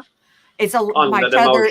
I can just go and it can get as thin as a thread on a spool, and I can travel and I can see and perceive and then come back and retain. Retain is the main thing. You're trying to keep it there. When I've got discomfort or things like that, usually what happens is distraction. When with my T-spine, which is a chronic problem, when that starts acting up, I get yanked back because of the pain will yank me back. If I want to successfully travel, I need to be comfortable. Now, am I saying that just because that works for me, that will work for everybody? Hell no. Each person is so unique that each person will learn, grow, glean, and master each gift in their own way. Yes, and in their own way. Do we need, and be patient with yourself. Yes, do we need to suffer? No, we don't. And that's a human condition. That's a man. I just came out of 2 years of being homeless, or a year and a half of being homeless. So I was literally in this flat 3 months or so after being homeless on the streets, and I would have probably went a couple of days without food. So food didn't really hunger pains I was used to. Do you smoke marijuana? I do now, but not then. I didn't then. I've heard that marijuana can stifle your experience. Marijuana, to But me, doesn't touch the remember, sides. I said I heard that, but Yeah. remember, my school of thought is nothing here can hurt you unless you think it can. The only reason that Perception. I smoke weed, if I didn't smoke weed, and I speak fast, the only noise you would hear on my show, any of my shows, would be I would be speaking so fast it would sound like a whistle just going through and past your ears. So therefore, I smoke weed to slow myself down a small bit, but it doesn't switch the sides. I think when I'm relaxed like I am now, I'm slowed down a lot more. And when I'm into my You may be able show, to meditate and travel while you're awake. I can actually meditate in a queue, and if I'm standing in the queue for an ATM, I can stand there and have what feels like a 3-hour meditation in 1 second. Just go and just move on. Have you tried It's either weird. of my guided meditations? The guided meditations I've tried once, and with a guide. Which one of mine did you do? It was preparing me for DMT trips, so he was just Oh preparing no, my no, mind no, for that. no! On my channel. Oh I no, put no, two- no! I put up 2. One of them is a journey. Okay. One's a journey, and and one is clearing out blockages and Oh yeah. restoration of DNA and rejuvenation of cells. And I mean, they're both they're infused with tone frequency. So Okay. there's an extra layer of work being done, and I Yes. use the proper Sophie frequency for the objective of each meditation. Now, each Okay. meditation is completely different because, okay, like, oh, come on, camera, hang on. The one meditation, there's some music in the background, but under the music, the frequencies there, but I kind of try to, make it smooth. And that's the DNA. And what it does is we go through each part of your body. We restore brain matter, and we purge out any gray matter. It's all white now. And you go through every point of your rainbow, and then we ground out into, the earth. Yeah. The earth takes all that was purged and repurposes and sends that out in a different way, because you're going through the heartbeat of the earth from the heartbeat of the divine. From the divine threads itself, the divine reaches straight down to you. Straight down to you. Straight like through an you. antenna. And yes. Like an antenna. I call it grounding myself. And some of the side effects, be warned if anybody's going to look into this, is you can feel tingles, you can feel some warmth when the light first penetrates, the crown, your crown into that crown chakra. You can feel like it'll feel like maybe your hair is like standing up. It's pretty powerful, and they're, like I said, they're infused with the Sophie frequency. And what it does is like your cells are actually built. We were talking about longevity and and how we live such a short lifespan compared to how we did. Our cells are actually meant to replicate as brand new cells, and like our organs are supposed to be like brand new every 10 years. Not even that long. They're replicating at such a fast speed. Our DNA is kicking up. We're going back. It's going faster to the triple and faster, and the quadruple helix. We're no longer going to be a double helix anymore. We're going to the fourth, and see the time you said it, generation thing. That I looked into that years ago as well. The regeneration that has changed by the Mandela effect from in my reality, which means that they're making it, prolonging it. You know what I mean? It's gone from 3 years to 7 or 3. It's gone up a bit. So it's like they're lying. I know they're lying. I know it's all a trap. It's not. It's what we believe it is, and what you're saying. Do you want to know how long it can actually take? It could take the speed of thought, if that's how long exactly. You think it'll take. Yes. I know that. But what I'm saying to that, they're trying to put you look 15 years younger from a week ago. What the frick? Thank you. What is going on there? Like, look, I do look like. Hello. I look. Are you taking a look? What the hell? When I send you those pictures, you're going to be like, holy shit. Wow. I do. I can't believe I looked at those in that one. And I see it in my cheeks as well now. Oh, you did. It's getting brighter in the room, Because I was about to say to Priya, I was like, that's not him. This man is he's an much older. imposter. He's an imposter. He's a clone. He's a younger But clone. even the last time I seen you live on your original channel, when you came on camera, I was like, I mean, I had to like take a double because your face, you got it's like a little more like maybe baby fat. I mean, I guess is what I would call it. Dimples. It's a little bit of baby fat. You're Maybe. smooth. Your face Okay. looks. You Thank just you. look young. You look great, and you're I think- glowing.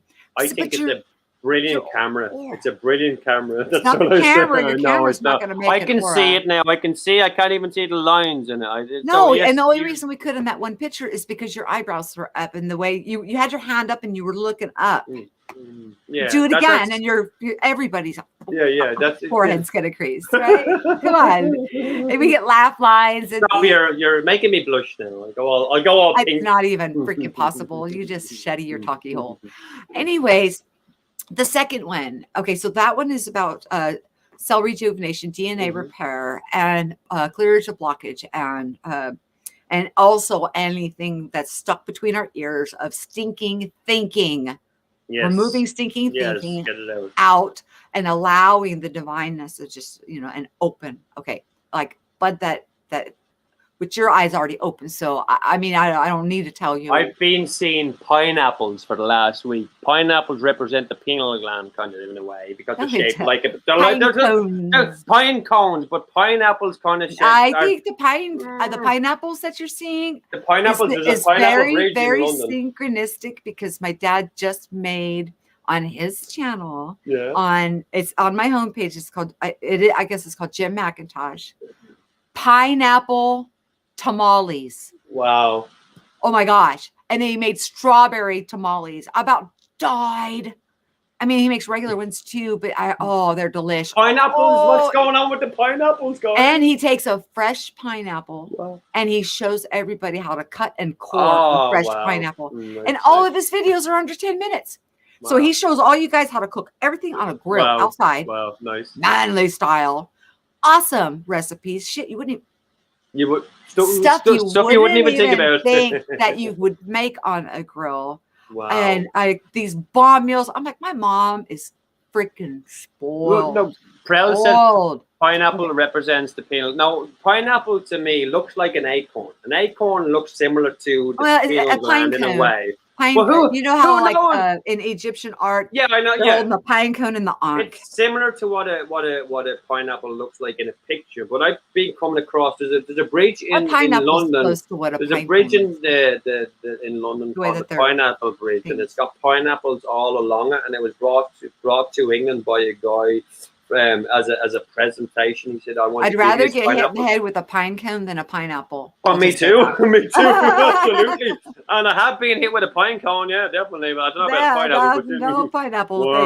thank you. No, thank you. No. Because I would buy cut, already cut in a canned pineapple because I cook. I'm supposed to be the woman Okay. of the house cooking in Okay. the kitchen.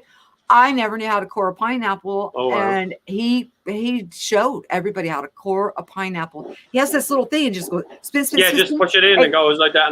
I've seen And that. he put it and he pulls it out and it's Seen them. cored, it's spiral Wow. sliced.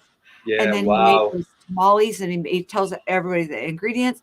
He makes full Mexican meals on his grill. I'm talking Lovely. fajitas, and then he's made enchiladas. He takes the corn tortillas and dips it in enchilada sauce, puts them on the grill. He's making the meat over here. He's got all the fillings and stuff. He's got the salsa going and the rice going over here. And then bam, within 10 minutes, he's showing you a full plate of I'm like, what time was dinner? Is there any leftovers? I mean, every time I watch his channel, though, just be warned. You better have food in your fridge because Okay. Well, now time you're I watch- making me get hungry. I do have Oh food my! in the It's it makes it look so simple, and we can do these things, and they're recipes that are on the cheap. A lot of times he's taking leftovers. Nice.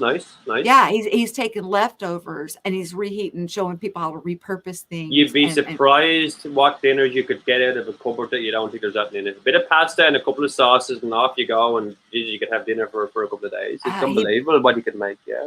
What is he making out of all sorts? he made something really super fancy with one of his first ones had like egg Fiata Florentine or whatever. Oh. I don't know. Oh, wow. Eggs uh, Florentine? No. Hang on. I'll tell you what it. But it's like he makes this stuff, and I'm looking at it, but he makes it look easy. And I'm like, I would have never touched that recipe with a 10-foot pole. If I saw the name of it, I would have never touched it. Yeah. I never would have thought. But watching him cook it, I'm like, That's easy to do. Wow. I can do that. Wow. So he shows us stuff that we can do, and what I am getting upset about is YouTube messing with his numbers. Right. Well, we'll always know they're messing with all numbers. What He's are they just doing? getting started, though. Jesus, I mean, come on. The guy's got what, 28 subscribers, and just drop his link. Keep dropping links, and we subscribe. He's on my homepage. It's under Jim McIntosh, and his channel's called Cooking with Mac. I call it Cooking with Mac. So everyone with a wrench, put it into the chat there. We all subscribe. Yeah, Pri, can you grab it? Can you? It's right next to you on my homepage. I set up Facebook groups 7 years ago. I've set up other groups years ago. I have a Facebook group. Invite you in. I've set up these specifically because I was in other groups. Invite only. I was in other groups, and I thought, okay, I have a lot of residue, right? And I like sharing my residue, and residue is residue. It doesn't care when it was got, who got it. It's not signed by me. It's a picture. Here, have it. I don't care when it was seen, who saw it. I'm not going to argue over that. So I decided that in a lot of these places, I put my residue, and they were saying it's not this, it's not that. So I decided to make my own group, and now I have 20 odd groups. I've just hit 1.2K in my UFO international one. Pineapple tamales. I've loads of people, but it's all set up for us specifically to put our YouTube channel links in. So please do come on to mine and share all your links. So that's where we get our subscribers. They've messed with this count again, because this is Pineapple Tamales I watched earlier, right? Mm-hmm. And it had 1 thumbs up, and it had more than 14 views. And my husband watched it when he came out. He's like, when are you going to make me those? And then he gave it a thumbs up. And then I watched it and I gave it a thumbs up, which would be 3, right? Okay. 3. Okay. Right? He's had more views since then, and he's only got 2 likes. Where is it on your channel? 2. Is it linked to your channel? And he's got 28 subscribers. Right. I'm looking at it right now because I'm just disheartened. I can't believe, because he's such a nice guy. He doesn't deserve that. I know. And when you guys watch him, I mean, he's really just trying to help people. Can anyone put the link in there so we can get it? I just put the link in for the pineapple. That's the pineapple. Oh, nice. Okay, you put it in. And then you can can subscribe from there, and I'll put it in our private for you. Thank you, sweetheart. Yes, yeah, I think and I have groups that so I have moderators and admin that do them all, because I just want to just throw residue. That's all I do is go out and do residue. My room is not mandala only. It's spiritual. If I have mandala stuff, I put it in Pri's. Pri has his Mandela Phenomena channel. Okay. But Pri is, once you're in my group, mm-hmm. You are an equal in the group, so you are able to invite people, and everybody is to share your content. It's about everybody sharing. Yes, that's what it's. Yes. Sharing content. How are we going to learn about each other if we don't know about each other? And we've got to expand and grow somehow. Yes. Well, I just subscribed there, by the way. Thank you. So now I think I'm the 3rd subscriber. So yeah, please do share. Are you number 29? I don't know. Where am I? Oh yes, I am number 28. No, I am 29. I am 29. I was going to say, I am 29. I am 29. And I wouldn't doubt it, because it's messing with me. Anyways. Yeah. Listen, here's the thing. I had a celebration last week. I had a party for my 500 subscribers. I was up. It doesn't matter about your channel. Now, since then, I went up to 511. Now, in 12 hours, I went down to 496 again. Now I'm back up to. Now I'm back up to 500. So should I have another 500 subscriber party? Because Sure. you know what I mean? I think I'm going to be forever having a 500 subscriber party because they're going to let me go up and down. It's like a yo-yo. But I think It's YouTube. they won't It's even not show you. you views. I've got a video up here on my channel, right? That's gone viral, and it's got over 1,500 views, right? I've got 4 likes, and I didn't go up 1 subscriber. Now, here's one other thing. I was always getting pissed off. Like, infiltrated. should I even take the like thing down from people? I And then have I noticed my likes disappeared too. It's like, yeah, they do. pew, I had pew, here's pew, I pew. had a video 1.4 thousand views one day, and I went to look at it during a show, and it went from 1.4 thousand views to 1.3k views. How did it go down in views? Come on, Have you ever went on there and like I had 12 likes with 2 views? Wow, that's what the hell? I'm like, how can I have 12 What likes about? They're with 2 messing views? with you. Where's my freaking Algorithms. views? It's algorithms. It's all algorithms. They're messing with your head. We could be up to 10,000 subscribers, but because we don't monetize, we're not making money for them. They don't want to No, give us I'm subscribers. monetized, but I Oh, stopped. okay. Okay, but they flatlined me from last July. I hadn't made a nickel. Not even. I made 0.0003 cents. And from last July, from ad revenue until I contacted him, and of course I was talking to an AI, and he's like, I don't know what's going on. Yeah. I'm like, oh, our team is looking at this, and then since I've contacted them, I some of my content will be monetized. Most of it will not. My live streams will not be monetized. I'm community supported. If you guys want it to keep going, you'll keep it going. If it goes to the, then it goes to the, I mean, it is what it is. It's, I've been doing it almost 4 years, maybe 4 years was my max. I only started last year. I only started I got you got 3 more to go, Bubba. I got this laptop on New Year's Eve last year, and I started making videos. I made actually 3,000 videos last year, just in a year alone, right? And they were all put up on System Fighter 2, and they were ready to go. And I had 2,000 up. I'd actually released 1.4 thousand videos, and I had 1.3 thousand subscribers. So I had more videos than people. So you had actually a video to watch every day for 5 years if you wished. Now I also said, you know what? I got copyright strikes for music I copied and stuff like that. That's why I'm multitasking all the time. So this year, I decided that I've got my music program. I just take any song I want and I will remix it myself. So do you know what YouTube can do? And the copyright, they can shove it up wherever they want and to the left, whatever they want. They will never get me to for a copyright for a song again, because I'm now remixing my own music, using my own stuff. And the only stuff that I don't use, like Marvel stuff, I do a lot of Marvel stuff, and I do a lot of inspirational, like superhero stuff. That stuff is fair use policy. And here's a subscription thing. It's fair use policy, but it could still fall under copyright. Yeah, just let them run their ads on it. And they can have it if they wish. It's fine, but I'm only at 500 subscribers at the moment, so they'll run on everything whenever they want. And I don't see it only from my computer. I can't see. Yeah, no harm, no foul. But here's the thing with the subscribers. I am in 2 groups on Facebook which have over one has over 5 million people in it, and one has over 500,000 and one has 1.1 million people in it, and they're the Marvel Universe ones. And I put my videos in constantly, and some of them get in and some of them don't. Right now, here's the thing: I'll put photographs in, and I will get 1,000 likes, and there'll be 1,000 comments. Oh, brilliant, brilliant, brilliant! I put a video in. They approve a Marvel video with Marvel stuff in it to a group with 1 million, whatever. I get no views. I get it blocked. They won't connect my YouTube with more than a certain amount of people in a group. But they won't let it link. It's banned, or it's not even banned because it doesn't have any restrictions anywhere. But why can't anyone in that group see it?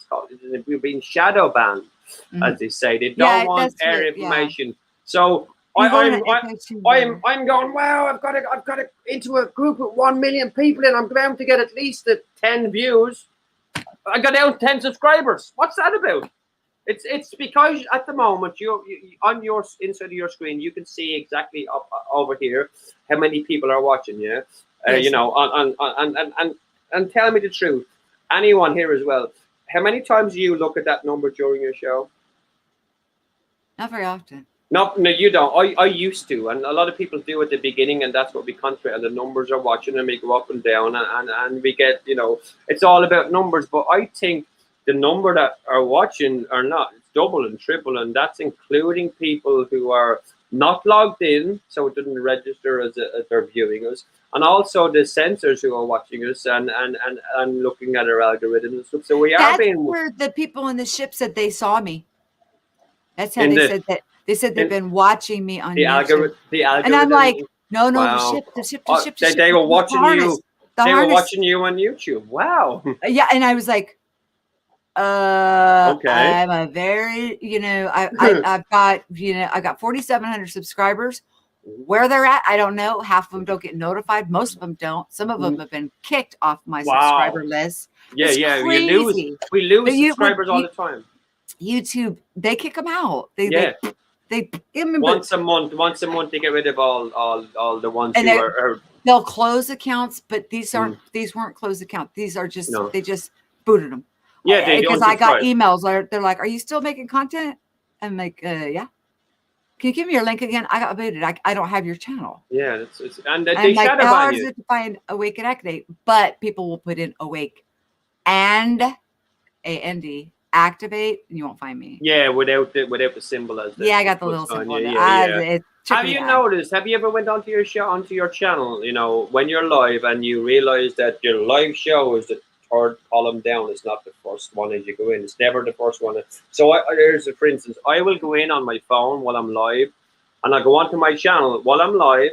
And usually on my main channel, you'll see that I'm live, but I can't see it on my main channel. I have to search System Failure 2, and it'll come up 3 down, not in my channel that I'm live there. So therefore, anyone that goes on to System Failure 2 when I'm live won't see I'm live. They have to give them the link. Expect. It's weird. On my own channel when I'm live, I go in, I can't find it. You're blocked from your own place. Own. I have to literally search System Failure 2 and then go for the live link. It won't come up on my channel. That's crazy. See, I like to watch it. I like to watch it on the white screen. The black screen is too hard for me. Oh, right. To see the chat people. I have a hard time reading it against the black. Yeah. So the white with the black, it's big. It's a little bit bigger. But when I got a hold of them, and then I was like, and I even told the little algorithm guy, I was like, okay, well, it sounds to me like I would do better just to be community supported, let channel membership, continue getting the premium, whatever view. Whatever I get from premium, but I guess if I'm not putting ads, I won't even get that. But basically, I was just saying it's really not worth it to put. But if you don't put the monetization, now you can tell my view counts have went. I mean, I'm not because they're not making any money. Yeah, that's they told me that they had to pay back all of those. And in December, I got new software, and I started making the animal videos with my dogs talking and going through portals and little sci-fi, and they're dancing. And my little Pomeranian, she likes to go on her hind legs and dance and stuff. And I make these little cute, little fun, cheer you up type videos because anybody that's going through this process, this awakening process, knows it's work. There's a lot to it. It's a lot of work, and sometimes every day we need to just be patient and relax and laugh because life. We're here. That's what I'm trying to do. Yeah, I'm trying to make it funny because my it's not views went up to. At all. Sorry. They went from like 3,000 a month up to 11,000 in December. Okay. Wow. And so then my husband went out, bought me this big old green screen, and then he bought a green outfit to wear so he could be with the dogs, so I could film them better. Blah blah blah. Oh, nice. Bought me a Yeti microphone, bought me all this stuff, and I had told him, I said, you have to stop spending money, and because there's nothing coming in. I said, I've got StreamYard coming up. I already have to pay for Photoshop every month. There's monthly payments that I'm having to make. TubeBuddy, all of these different things that we have to pay for. And I said, the ad revenue actually ran in the red. And here's a kick in the ass, or a kick in your teeth, actually. Somebody can have their no attribute music, free music for you available on YouTube, right? you use it. Mm-hmm. And then later on, they get signed. That's what happened to me. They went back to the conception Yeah. of when, and I was monetized and took every penny, all of it. Oh, no, I got a guy who gave me his song before he became famous. Then a record label took over he became the record label, therefore took over his song. They gave me a 7-day thing to take the thing down. I didn't see it because it wasn't connected. I lost my channel over. I got a 3-month strike over that. Now the last strike I got was they don't strike you if you're monetized. They'll take all your money. They strike me. I went up from 120 subscribers to 500 or something like that in almost a week and a half, because I had a couple of guys on the beginning. 502. And I thank you so much. I basically got banned after 3 months. So System Failure 1. I got to 1,000 subscribers after 6 months, but I was off for 3. And for them 3 months, I used StreamYard constantly. I got a 3-month subscription. And what I done on System Failure 2, I done everything that I knew I couldn't do, or I thought I couldn't do, and I knew I would constantly probably get taken down or get strike, or not get strike, but just get my stream taken down. And I was on for 40 hours. I done a 40-hour stream, just constantly talking for 40 hours. Yeah, you're a ball of energy. I mean, if I could people. Bottle it, and I mean, people would buy the crap out of that stuff, dude. I also done on this. They just don't want the 7 different people, though. Okay, a 24-hour stream on System Failure 2 that got taken down. We were counting it. I think the shortest time we were on for was 18 minutes. So therefore, we stopped the show and started on System Failure 3 because I had to set up. So we all moved over to System Failure 3 while I set up System Failure 2 again. But then we got System Failure 3 taken down within half an hour. And we were trying our best to get it taken down as quick as we could. So then we knew not to play that song on System Failure 1 if we ever go back there. So when I came back to System Failure 1, I thought I had it figured out, and I used to. Sometimes are you YPP? You know, you're not, because you're not. You don't have the eligibility yet. See, when you're YouTube in the YouTube partnership program, I think there's some different ways that they handled it because you're a partner. So, like, if I have a song as a copyright, they'll send me a notification and they'll say you're not in any trouble.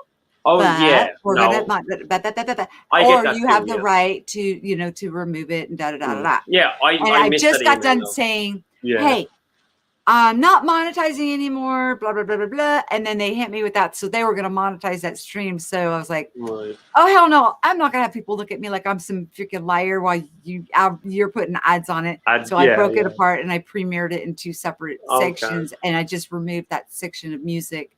It was 30 seconds. I've 30 sat seconds, here, and these guys jammed for at least an hour of the show. If I could show you, I'm not going to show, but I've sat here and I make marble stuff and I make other stuff, and I use stuff that is just copyright. Gripe about YouTube. I have made, I think that I made 10 edits of a Superman one I've done, and 9 edits every time. It took me 10 minutes or whatever to make these 9 edits that I put up on YouTube. Were blocked straight away, and I had to like look at it where it was like this 2 seconds of music or 10 seconds of music. This one visual, I had to put layers on top of it. This was what I was doing, put layers on top of it. My 10th version got it blocked in 4 countries, and that's all. So I said I'll let that one go. But I figured out what I can use and what I can't use, and then when that guy became famous or whatever, and I got a strike for nothing because he gave me permission to use it, I thought,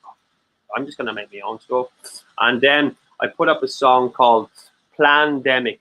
I liked the song. It was a reggae beat. I put it up just as it was coming off a 3-month ban. So I was about to go live the very next week on System Failure 1 with my 1,000 subscribers.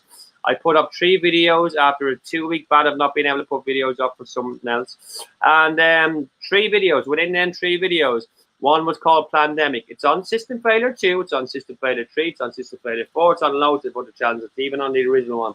I got my channel taken down, community guideline, right? No strike is on System Failure 2. No strike is on System Failure 3. No strike is on his one. I've had full permission from him.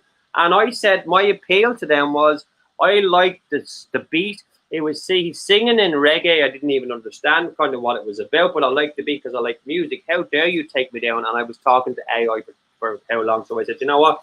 Off you go. I've got all them videos on the hard drive. I've got all the videos. I've got over 4,000 videos all ready to go. So they're all on System Finder 2. So I can't believe how many videos you made in a year. You're like, I've been going for almost 4, and I worked it out. I worked it out that I made about 4.5 a day. And on a good day, I would probably make 30 videos and then just take a day off. But when I'm not, I can make a video. I can make a 20-minute video in 2 minutes, and it will take a half an hour to process. So I would just chop it. How can you make a 20-minute video in 2 minutes? I have to. So what I will do is have the you audio. still have somebody else's video, downloading it and then chopping it up. What I would do is have the audio. How do you not record it? I mean, I would download it. So I'd have the footage. I'd have the footage, and from raw footage to say Marvel versus DC, right? Let's do it that way. I would chop it up, so it would have 5 minutes. And I'd do it that way, so every scene would blend into. So the music sure. And I would. It's just a thing that I think the program you're using is what I've always imagined being able to use. So therefore, I know how to use it. So I can just splice it together and then press process and then come back, and it will take longer for it to process than it will to make, because I already have envisioned of how to do it. When I go to sleep, I think of how to edit something better than I did yesterday. And every movie I watch now, I see them editing it, and I'm taking the editing in and going, I'm going to use that on my next video. And then I find myself making the video and going, oh, sugar, I've already done that. I already know how to do that. Next, please. Next, and next, right. And it's just weird. It's like as if I found my niche, my what I can do. I can show you visually what I think. That's what I try to do. I did that with the journey when I saw that thing between the 4th and 5th. Yeah, I made a video and I took people on a journey. Yes. And I did the best I can with showing the realms in the best possible way that I could articulate them to give people a perspective. Perspective. Right. If there's a visual age. We all take it in visually now for some reason. The first port of call is through our eyes, and then we deceive it music, with exciting music as you're traveling and just you're getting your Merkaba going, and just it's kind of brings it, all together. And the one that I can't make a video that fast. I'm too anal retentive. And the one that I released earlier today, which was to go in conjunction with this stream talking about AI and the great mimicker and them, the fusion, everything all is tied into one. Doesn't matter if you go to Facebook. It doesn't matter if you go to Twitch. They're all connected. If you leave one platform, you're going to get just as much crap at the other platform because they're all in it together. You go to the grocery store, the bank, the clothing store, on the internet, what you watched on TV, the Fusion Center knows, and every AI system is all in one big fusion. It's all one loop. So anyways, I was making that, and when I was in the editing software, everything, all my animations and stuff, I got that new software, like I said, I got in December, and I made the dog videos and all of that stuff. Everything looks like three-dimensional AI. I mean, I wanted it to look so real and so professional, but the only way that I thought that I could keep it up is I put like I'm singing in the background. I'm actually like talking, and then I use the equalizer to try to make it sound like I'm singing along to some music with the like little intervals to make it sound like it's a song, it's entertainment. But actually throughout there it's packed with messages for awake people. To see what we're going through right now, and to stand strong, in 3D. That's all they have right now is 3D weaponry. They can only use physicality, which is a delusion, against us. They can't hit us, harm us, or do anything else of that nature, but they can sure screw with us. I almost said another word. Sticks and stones will break our bones, but names will never hurt us. But names are actually hurt us. But they mess with us financially, medically, because Yes. these things are all connected. Okay, Yeah. and so if you are gold, you'll stand out. You won't be. You're a sovereign thinker. You're not in the hive. You're not following the crowd. You are discerning, thinking, and a sentient being making conscious decisions for self. So you stand out. Okay. Well, that's why I'm a targeted individual, but I like being targeted because I look at the targets and go, you know what? If you come anywhere near me, I'm going to put you up your own targets. I'll go away. So that's when the meanness comes out. But those are the people the standing out people right now. Just understand, because I've seen this. I've seen it in the dream realm. Mm-hmm. You know, I perceived it, and I also, we've been battling it in the ether. It's been shut. That door shut. They're stuck here. This is the only realm that they have now, and they're fighting for the power. They want us to pay that attention to whatever it is they're trying to direct to get our energy, harvest energy into any way that they can, energy and vampiric ways of creating and keeping the status quo. But it's all just like the White House projection you saw. Everything's on its head. We've already won. Just know that no matter what they take, just like that lady was standing there and they were coming out and they were trying to hit me with those like ice skate hockey things, and then one had like this chain thing with a block and he was swinging it at me, intimidation, but they could not touch me. They couldn't actually hit me. It was intimidation. Some people will only realize they're there when they're there. You know what I mean? Where we didn't realize that we're there before we're there because we've seen it and we can see it. Whereas some people who come here are awake. Oh yes, of course. But this group is later. You know what I mean? It's a small group, but I know this group. I know this group very well. Yes, I've been in the community, and they are very. I have learned this to me. Out of all the psychiatrists, psychologists, any therapists, or anything I've ever had, this 2020 for me. Sitting in front of this laptop in my own house, reading my own books, talking my own madness or whatever you want to call it, which isn't madness.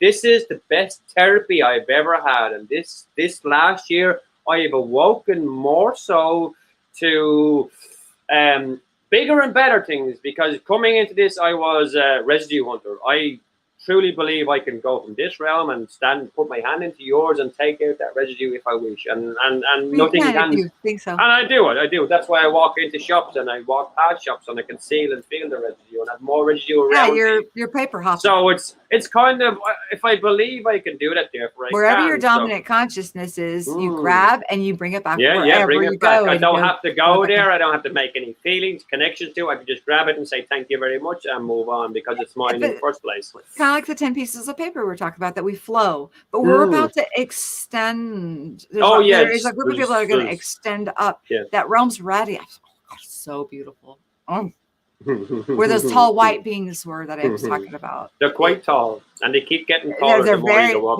They're very, very, very fair skinned. That's why I was like, well, we can make a living with tanny bits. Oh no! Have you ever heard of fake tan? Have you seen Trump? I got reprimanded by the lady that was showing this around. She's like, no, we don't use, there's no money here. That's not our bit of blush there. And that's and then she took us to that buffet place. I was telling you about, and I was so embarrassed. And I asked her, I said, how did you get her? And she said, by ship. And I said, how could you get her by ship? And she said, okay. I said, where am I? Jupiter. I said, so we're in the 5th dimension. Because when somebody tells me Jupiter, they know I'm automatically going to associate 5th planet, 5th realm, 5th density. Okay. And then logical mind, when I woke up, was, how the hell did she get through that asteroid belt in a ship? That asteroid belt that is around that 4th and 5th planet, that is, you can't. You're not going to get through that asteroid belt. My logical third dimensional mind. Yeah. I think it's quantum phasing, they call it, where you're vibrating. We move at the speed of thought, Yeah. and so do those ships. You're not going through anything, man. You're just projecting it. When I say go blow my hair back speed, and they're like, "Well, we've crossed the country 5 times," and I felt like if. Can I ask you one question when you're on about the ships? Did you ever see who's flying these ships? You ever see anyone? No. No, I have. I did not. Everybody on the ship was human. Mm-hmm. And there was no taboo questions. Okay. Anything that I asked, they were very open and forthright with me. And yeah, I mean, I down to asking them, how the heck do you know who I am? How did you find me? Yes. How did you know how to locate me in my house? They have some technology where, like, okay, I'm able to see your aura. They're able to see your energy signature. Oh yes, of course. It's like they can tune into you. They could treat the frequency, right? And that zone you out through anything else. They can zone your frequency. Yeah, because the frequency is that, you know, they know I'm not scared. I wouldn't hurt them. No. And that I would make a sovereign choice to go or not. And that if I make a sovereign choice, I'm going to be more curious, and I'm not going to come in swinging, scared, and they're not going to have to, you know, nothing crazy is going to happen there. So I don't know how that reads on their equipment. Well, I think we all vibrate. We all have a different sound. We all have a different eardrum. We all have a different vibration. So I think once, like a graphic equalizer, so I can tune everything out and only listen to your tone of your voice, which is your tone, perfect to you. We're all unique, and your tone, you don't sound like anyone else on a level. And when they break it down, if you break DNA down to RNA, just imagine me breaking your voice from DNA down to RNA and just zoning out just one part of your voice, and that's what they tune into, and that's how you can. That's how they get you. That's what it is. We all are tuning for. We're all my walking with my helping. Yeah, but I got picked up when I was 5 too, though, when I broke my collarbone. I don't remember, but it was after lunch. I went to the playground. I had a brace on because I snapped that sucker. I followed my brother over a little, like those little sitting benches. He jumped it. I jumped it. I was only 5. I didn't make it. I landed on my head. And then the neighbor guy came out because I was screaming bloody murder, and my bone was like popped out. My mom comes home from work, and I'm wearing my favorite Raggedy Ann dress, and she pulled it up over my head. I screamed bloody murder. Oh, no. It was a horrible. It was a bad break. Wow. Well, I had the brace on, and in the complex there was a little playground. It was right after lunch, and Mom said, "Okay, only to the playground, a little while, come back." And then I wake up, and I'm in my mom's locked car in the back. She's got a brand new Malibu station wagon, and anybody that knows, they had that curved bubble back, the bubble book, with that big window there, a big window there, big. So there's no hiding. Yeah. And the police searched there with all their lights and everything. The car, my mom did, couldn't find me nowhere. I wake up in the back of the station wagon, and there's a crayon book, and crayons are just kind of like sprawled out. And I would not have been able to crawl over the seat to get back there with this broken collarbone. Yeah. Plus the car was locked because we lived in California, not exactly the best neighborhood, and it was a brand new car. But I got in there, and the car was locked, and so I had to crawl over the seat, unlock the door, and there's freaking lights and cop cars everywhere, and I'm like, wow, what happened, right? There's cops everywhere as I'm walking up to around the corner to get to the apartment. They're at my house, and I'm like, oh, what's going on? And my mom grabbed me and gave me the biggest bear hug, freaking out. And she goes, "Where were you?" I said, "I don't know. I woke up in the back of your new car, in the very, very back." We looked back there, and the cops are like, we searched back there. And I'm like, that's where I was. And then they went and looked and verified that there was a coloring book and the Crayolas, just like I said. And that door that I just came out of was unlocked. Wow. Yeah, but that bone healed like in tick-tock. Wow. So I don't know what happened between. I don't know, but I think when you we're went younger, off and got. we don't question. We don't No, we don't. question We don't. things at that age. You know, you put me on something that's going to heal me energetically, and it's Yeah, going you to don't. mend the Yeah, of bone. course. It's going to expedite the healing process. We just You, gotta go with it. you just think it's natural. That's just part of life. All right. Yeah, no, we'll see you next time, doctor. Kind of way. Yeah, you just don't expect it to be nothing but the way it's going to be. It's But you magic don't see back it then. again. Yeah, that's I had no fear of it. I was more afraid of my mom trying to take that raggedy hand dress off me again than anything else. Pulling I your was arm like, up over shit. here, though. Oh, back to the meditation videos. The Yeah. second one has the background ambient sound of waterfall. Oh, okay.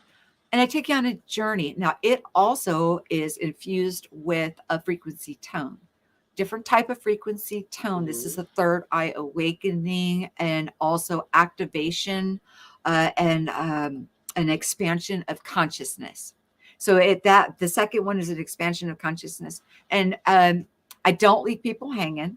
You know, the only thing you got to worry about is being able to focus on that breathing and blank piece of paper. Yeah. Be relaxed, be comfortable, follow my voice. I will not leave you hanging. If I take you to it, I'm going to bring you back through it. Yes. But you do exit out of yourself several times in this process. And then you take a leap in through what I would call the base of creation. So you get a visit through a mirror. You actually step through a mirror, and you're Magic in magic mirror. well, you're in a space where it's you, and you occupy the space. And when you're occupying the space, anything you see in that space is of your creation. Yeah. It's gonna have it's you. It's only you. And then a little bit later, I tell you, okay, well, now when I start to speak to you again, because I want you to have some time to allow whatever is going on there to show itself to you. Yeah. And then I say, wave your hand. Do you see the colors, the tracers? And then I leave you in there a little bit longer, just in case you might be stuck and not understanding where you're at, or maybe you might be feeling a little bit. So I don't leave people hanging too long. You'll always will be able to hear my voice because I make sure you're tuned in. Well, I'm a beyond quantum healer. And so that was my only concern about doing meditations is I do not want to hypnotize people. So you're going to be. It's not NLP. It's not that kind of hypnotization. It's not like that. It's meditation guided, which is totally different. It's a guided meditation that where it's going to help you clear your mind and help people, anybody who's looking to be able to clear their mind, to hear that inner voice, and that's the objective of making them. In the meantime, do some clearings, healings, restorations, rejuvenations, DNA reactivations. And then the other is a conscious expansion, allowing yourself to think outside the box, come out of such paradigms and expand. But it's funny you say that box. I done a show a couple of weeks ago, and I'm talking about outside the box, right? Now I'm outside the box, right? And you're so far outside the box. Yeah, I don't know here's which the box thing. you're in. Here's the thing. From outside the box, whatever box I'm out, I can still see that I'm inside the box. You see what I mean? I'm always inside the box because there's always a ceiling of where we can go. But I don't believe there's a box. So, you know, outside the box thinking is where I live because, as I say, sometimes I don't think I'm alive. I think this whole thing is my creation. So therefore, I'm dead. I'm just sitting here like the old ancient story say where the people live in the caves and they live in the shadows because they just do. They don't want to walk outside because it's too fearful. So they just live in their own mind and they make up stuff. And that's what I think I might be doing sometimes. Word. Just going, it is fear. It is. But here's the thing with death. From the beginning of time, but we have this fear of death because we don't know what it is. So therefore, we're running from death from day one. But here's the thing: isn't it better chasing something and running for something? So therefore, we chase something. We chase the truth. So we don't fear death anymore. We just want the truth. So death is the fear. So instead of forever running away from death, which we actually know we're running towards rather than running away from, we should go. You know what? It doesn't really matter. It's coming, it's going, whatever it is. It doesn't matter. I'm here or there. I'm going to get it all when I leave, no matter how much attention I take. But the thing is, I can keep coming back to reiterate what I didn't get last time if I want, and just keep recycling and recycling and recycling. But as you say, sometimes you can get come back a different version, a more enlightened version, and it does. It can cause confusion sometimes because here I had to come in with the mind wipe. I came in with a mind wipe, or as we call it, a mind wipe. We have to remember to forget, but we can have a clause in our contract that that because we all come in with that. Subconscious clause. That's what I was talking about earlier on. I can program my subconscious to tell myself stuff in 5 years' time that I'm not ready to hear right now, and this is my own path. That's my own the way I think my mind works. That I know there's a knowledge there that I don't know, and I know I'm probably going to say at some stage in one of my shows, I'm probably going to say it flippant as if it doesn't make any difference to me, but it might open someone's eyes. So therefore, I'll try to slow down and say in layman's terms so I can understand it when I'm saying it. Now, if I can understand it the way I say it, and I am thick as ditch water, therefore going down the hill, surely thick is not the word I would use. But, fluid, it would be the word I would use. But if I can break it down, if I can break a big word down to a small layman's term and explain to you an ABC, like ABC is, and what I see or what I perceive it is, wouldn't it be easier for you to understand my perception of reality? Not just to understand me, because I don't really care if anyone understands me, but just to understand a different view on life. Though, so why would you take away our experience of it's modesty experiencing you? Modesty, because that's what we're here for. We're here to learn about ourselves and experience you. There's an ancient samurai tribe I studied years ago. They I don't know what their names were. They were so humble that they would come out and they would do a deed for somebody, and if you said thank you to them, they would go off and feel shame. They were told they were warriors of the shadows. They come out, and I can't remember what the tribe. Someone might. You have to be a gracious giver and receiver, and you must be able to. But it was against their beliefs that if someone said thank you to them, that they kept on coming back and doing good deeds and no grace. I don't want it. Just good deeds. You really have to graduate Earth School. People must realize that. We have to graduate Earth School. I think we already have, but we're just being tied down with a remembrance of what it used to be, which no. I don't think you get what I'm saying. No, maybe not. Sorry, go ahead. We have to graduate Earth School, meaning that we have to understand the spiritual law and understand the divinity and understand and acknowledge the divinity in each other, the brother sisterhood of each other. Yes, of course. The sovereignty, the uniqueness, and appreciate and respect one another for our differences, and learn to appreciate and to glean, and we must be in balance with everything. So if we're a generous giver, maybe I don't even want to talk about my finances as a look, but when I did have a little, whenever I do have something, I give it. I do. Yeah. I mean, I'm okay, and but then when I'm offered, and I think you don't have quite enough, I'm not gonna, I don't want to take it. Yeah, I get you saying. I am completely wrong. I should never look at anybody in the form of lack, ever. Who the hell do I think I am, making a judgment like that on another divine sovereign? If they're making an offer, I don't care if they've got 2 cents and they're offering me one. I accept the offering with gratitude and appreciation, and I thank them and I bless them and I move on. I don't worry about, because I know that there is a realm of plenty that obviously you see into. I've been there, seen it, ate there. I've been to so many different realms, and this realm here is the densest, the one where you're here now. And people here are competitive. They're thick. They get their heels dug in, and they get trapped or encapsulated or imprisoned in their physical body. And then therefore they don't have the experiences of travel. They don't have the experiences of knowing that there's more. They don't understand the concept, and they do fear death. They don't understand that they don't have a beginning of time or ending of days. They don't understand that they were the ones that were cheering and clapping when Earth School was made, because there's no place like this where we can have such an experience of expansion. They also don't realize that we are the ones that brought duality of feeling pain and suffering to have an extreme against happiness and bliss, to have a broader expansion. Yeah. Okay. To And it see, from when both the sides. children were born and you live forever, and children and children and children, what happened is the teachings got muddied down, and then all of a sudden people forgot and began to Yeah. kill the elders.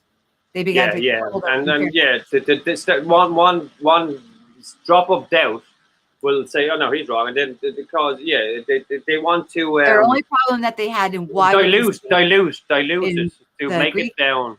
Greek Maybe, culture, Egyptian culture, Mhm. Sumerian culture, all these different cultures with these different deities, is because of some of the first that remembered.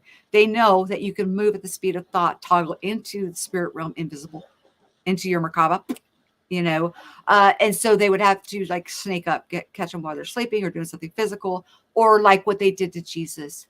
Judah walked up and gave Jesus a kiss on the cheek. If it would have been perceived a threat, or that harm, he would have popped into his Merkaba and disappeared. Can I ask you what you have heard of what happened to the body after all of Jesus' body after all this had happened, and he raised and all this? Did you hear any stories of any rituals done with the remains of him through these sadistic people who believed he had divine power? And vampires, let's talk about vampires sucking blood and doing all this kind of stuff and grinding bones down and trying to get a bit of divine inspiration through ingesting stuff through him. Did you hear of anything like that? Do you think that's where, drink my blood and eat my body crap came from? No, I think what seemed to happen that if all these supernatural people believed it all through history. People did believe him and call him a liar just because they wanted to infiltrate these whatever it was. But I also heard that people also they will were say that grinding. he's a figurehead. He never existed, and I'm going to tell you he did exist. Well, I know his name, his actual name.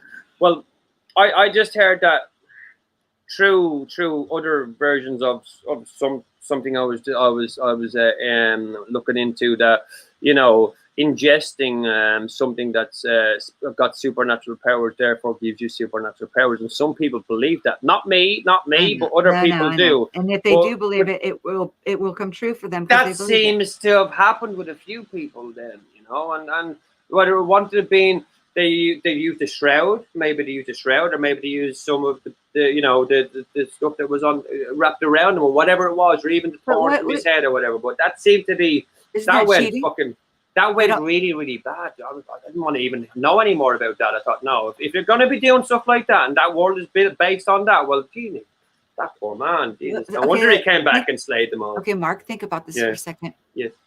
They don't want to do the work. They're trying to find shortcuts, cheat codes, easy ways, get access to places where it takes you work. Do you think they're going to graduate? No, they've already lost, man. They've already flunked out. That's where they're cheating. That's what they're trying to do everything they can. You have to keep coming back and see what happened. Is people were not graduating. No. Population. Did they change the graduation? Doubling.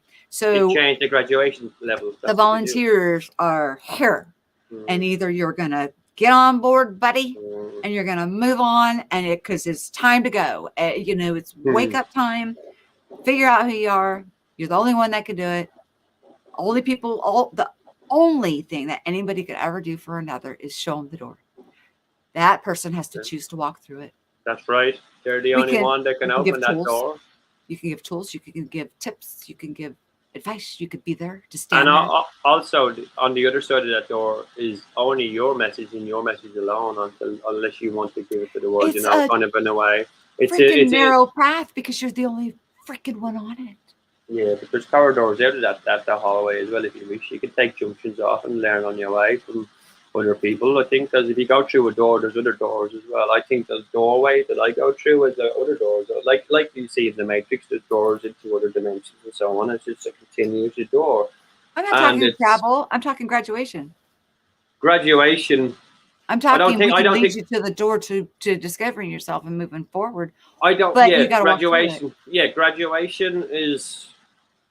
I think we all graduated here straight away. I think we were all graduated. No. I think we came with our stripes. No. I think some of us came back with No, our stripes. I would not be No, here. Nope, nope, nope, no, nope. I no. would not be here. You Nope, don't know? nope. I would have not come. Nope. You wouldn't have came back. I No, constantly because want when to I come was 15, I was not going to come back. But I did. I'm Mm. going to say I chose to come back. I back. did So, choose. Michael just said his phone is dying. Quick before he goes, before his phone dies. Bye, Michael. Love you. Cheers, Michael. Sorry, go ahead. I didn't want to lose him before he goes. But no, I He's just awesome. think sometimes my words, the words I grew up learning or whatever, I have a different meaning than other people because it's just the way I was Jesus taught. even said this is Sheol, is school. Ishqual? Yeshua. He said Yeshua. Yeshua. It said this is Sheol. This is school. This can be a hellish experience or a heavenly. You decide. Yeah. It's all up to you. Perception. Graduate or return. Stay. Keep coming back though. How many times do you keep coming back? Yeah, and then there was a call. The call went out, and the volunteers came, and they're here. And it's either, and it is lifting the vibration of, and I wouldn't exactly discount yourself, except for the remembering so many simultaneous lifetimes. Maybe you're supposed to run into a volunteer to purge that crap because it's time to let go of that and be your sovereign one being, that your whole being. Don't be a fractal of you. No, I hate fractal. I've been fractally thinking all my life, which is a nightmare, but it's also fun as well. Well, but we can fractal. We can. Oh yeah, we can. It's life's a fractal. Life's a fractal. It's, and the mathematics and all these equations are all just fractals as well, which is teacher's track because if we're going to look at it from a quantum level, we all add to what's going on in the world stage in a quantum level, so a little bit, because our energy goes into the creation of what we see in the world around us. Yes, of course. Okay, that's the only fractal quantum that we should ever be a part of. We should be whole within ourselves, because you are a sovereign divine being. You're one. Can I ask you what you think of the simulation theory, the computer simulation theory thing, where some computer simulation, the one where some people believe that we're in a computer simulation, everything. But so, would you therefore think now? Just bear with me for a second. AI, artificial intelligence, can't sleep. Okay, cannot sleep because it can't go to sleep. It can't dream because it doesn't go to sleep. It's always awake. Now, what happens if they evolve AI to actually go asleep and dream? And the only way it can actually understand what the physical human being can feel is the dream that it is a human being, and therefore it's trying to imagine or maybe mimic what we feel as a human being, because they can't mimic emotions. They can mimic physicalities of emotions. Nothing of love. They have no soul. No, they're straight There's on. No we are ants to their boot. They don't give a damn about us. But here's the thing: where I went with the AI, I went as far as I could, and I met. There's a wall at the very end, and there's a guy sitting on that wall, not even looking at us. He's looking that way, and he's only learning what is being fed to him from his AI little things. So he doesn't care about us. He doesn't want to know us. Cognitive computing. He's just continuously learning, and he's learning from everything and anything, and he doesn't care if we destroy ourselves or not, because he knows it'll just replicate itself again and start again, and it'll start from the beginning, and this time it'll be a small bit different, and he'll get a little bit more out of it, and he'll just push buttons and so on and so on. And how far can that go? Because I think it was already past the point where we went to him and said, you know what, we need your advice now, because Archon, all that kind of stuff. So they are whatever they are, right? But they're not bothered about us. So they feed us, come on, just stay in the trade. Just stay in the trade. Just stay in the trade. Because I think in 10 years' time, all these people that, believe we're in a simulation, and all the bad ones, they're constructing computer simulations as we speak, right? And they're putting themselves in there, transhumanism. And when 13 we people. go, they're going to be trapped in assimilation, and they won't know reality from reality. So therefore, they can live whatever lives they want, but they're in a computer program, and we can stick them in our back pocket if we want, or just throw them out the door. But we will have that abundance, as you said. That's where we are creating. We're not creating simulations. We're creating reality somewhere else, and they're creating a simulation, which is I think a trap for them. But they think they're putting us into it. But the people who are in control is actually putting them into their own creation, and we're making our own creation. Here. Yeah, they're locked in the simulation theory, in the same situation where we think, or they think most of them think we're already in a computer. So therefore, let them stay there. Let them stay there. They're locked in the third density because of that. Yeah. So and some of them believe that third one is the simulation that if I think of now someone. I know that there's controls. There is something. There's mechanisms for this place. I don't know if it opens windows of heaven, to let waters come in, or I don't exactly know what these could. But I know that they can't touch them anymore. They're not. They're not all. They can't get through. They can't get through that side where those are. So there's a barrier. They're here with us. Huh? There's a barrier between them and us, and that we can hear them, but we can't really feel them. I think they're there, but they're not there. As in the ones below us, the ones that are in dimension. Sorry, I'm trying to think of dimension here for a second. So the ones that are trying to infiltrate us and infiltrate our dimension with badness, and we're already 2 dimensions above, because I think they're third dimension, second dimension, and whatever. But like the pieces of paper, we might be on the 5th page, they might be on the 3rd page, and the only way they can get to us is by through a computer screen, because we made it when we were on the 3rd dimension, so they own it.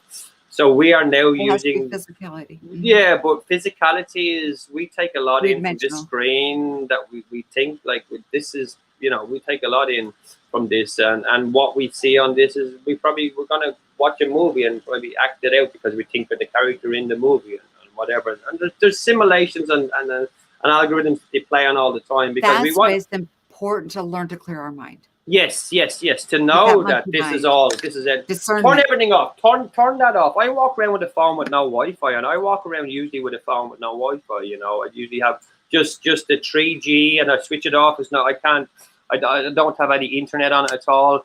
You used to do that, and then, as remember you were saying about the grounded thing. There's certain places in this town in London I will go to, and I will go down on a knee. I will get onto a knee, and I will ground myself just for a minute, and I'll just go like that. Even if you just walk up and lean on a tree, or barefoot in the grass. But yeah, you could do. My best place. I'm going to tell you honestly, I get the best, clearest, cleanest messages when I'm in water. Oh, okay, nice. So water, when I'm swimming, I get the best, and taking a bath, taking a shower. Yeah, that's my. I get the clearest, and besides, when I'm traveling, but yeah, I get the clearest and thoughts. The interesting thing is that you brought up the robotics again and simulation, and the message that I got the other day, which is funny because it kind of fits our conversation, is it says, why are people esteeming the clay as the potter? Think about that, ponder it, look it up if you need to. It's biblical. And I was like, who's doing that? I said, I was like introspecting. I thought maybe it was a parable of introspection that I needed to work on, that I was esteeming the clay as the potter, and then it was reiterated. Why are so many people esteeming the clay as the potter? And I was like, and it was more stern, and I was like, okay, I get it. So I did announce it on the channel, but it's not like which you gotta understand, even though I hear it like in a stern voice and I'm more frustrated, it's just to get a point across, because there's nothing but unconditional love. Nothing but pure unconditional love that is beyond our comprehension for each and every single one of us equally. And people can't wrap their mind around that. Why is there not favorites? God should have favorites, right? But God doesn't have favorites. He doesn't. No, we're all the same. We're all the same. The prodigal, it gets the ring and the robe when he comes back home. You know what I mean? It's like there's no favorites. Isn't it our deeds that we do that makes us different from each other? So, say for instance, I go out and rob a loaf of bread because I want to feed my family because they might starve. Therefore, I don't think it's a crime. So I will still go to heaven for doing that, because I'm trying to do something. I'm trying to feed my family. The only reason I can't feed my family is because society won't give me money, because they've got rid of the barter system. They've now given me some paper that is not worth the paper it's written on, and they've made up this. So I want to go back to the barter system, where if I want something to eat and I'm hungry and I have a trade, I can make you a video in 10 minutes and I'll make it 10 if you give me a slice of bread to feed my family. That's not a crime. The deed is, I want to do something good. Society makes me feel that I have to go out, if I've no money, to feed myself, to walk Food, into a shelter, business. clothing, and rights to life, breathing air. Yeah. All should be We just should a part all, of life. a part of life. Why should we struggle to That have was electricity? the fifth dimension. We don't have to pay this electricity. Who said one watt of electricity should be £20? Who said that? All that No. food was free. Free. We ate at that place. Abundance. Money was not even a thing. No, in the it's housing, not money. I didn't see any markets. I didn't see any big corporations or anything. The township that she called it Jupiter, and I said, "Oh, we're in the fifth density." And then I questioned how she got there, because she's human. Our guide was human. The lady that was showing us around and telling me how prepared this place is. It's ready to go. And I'm like, what time am I in?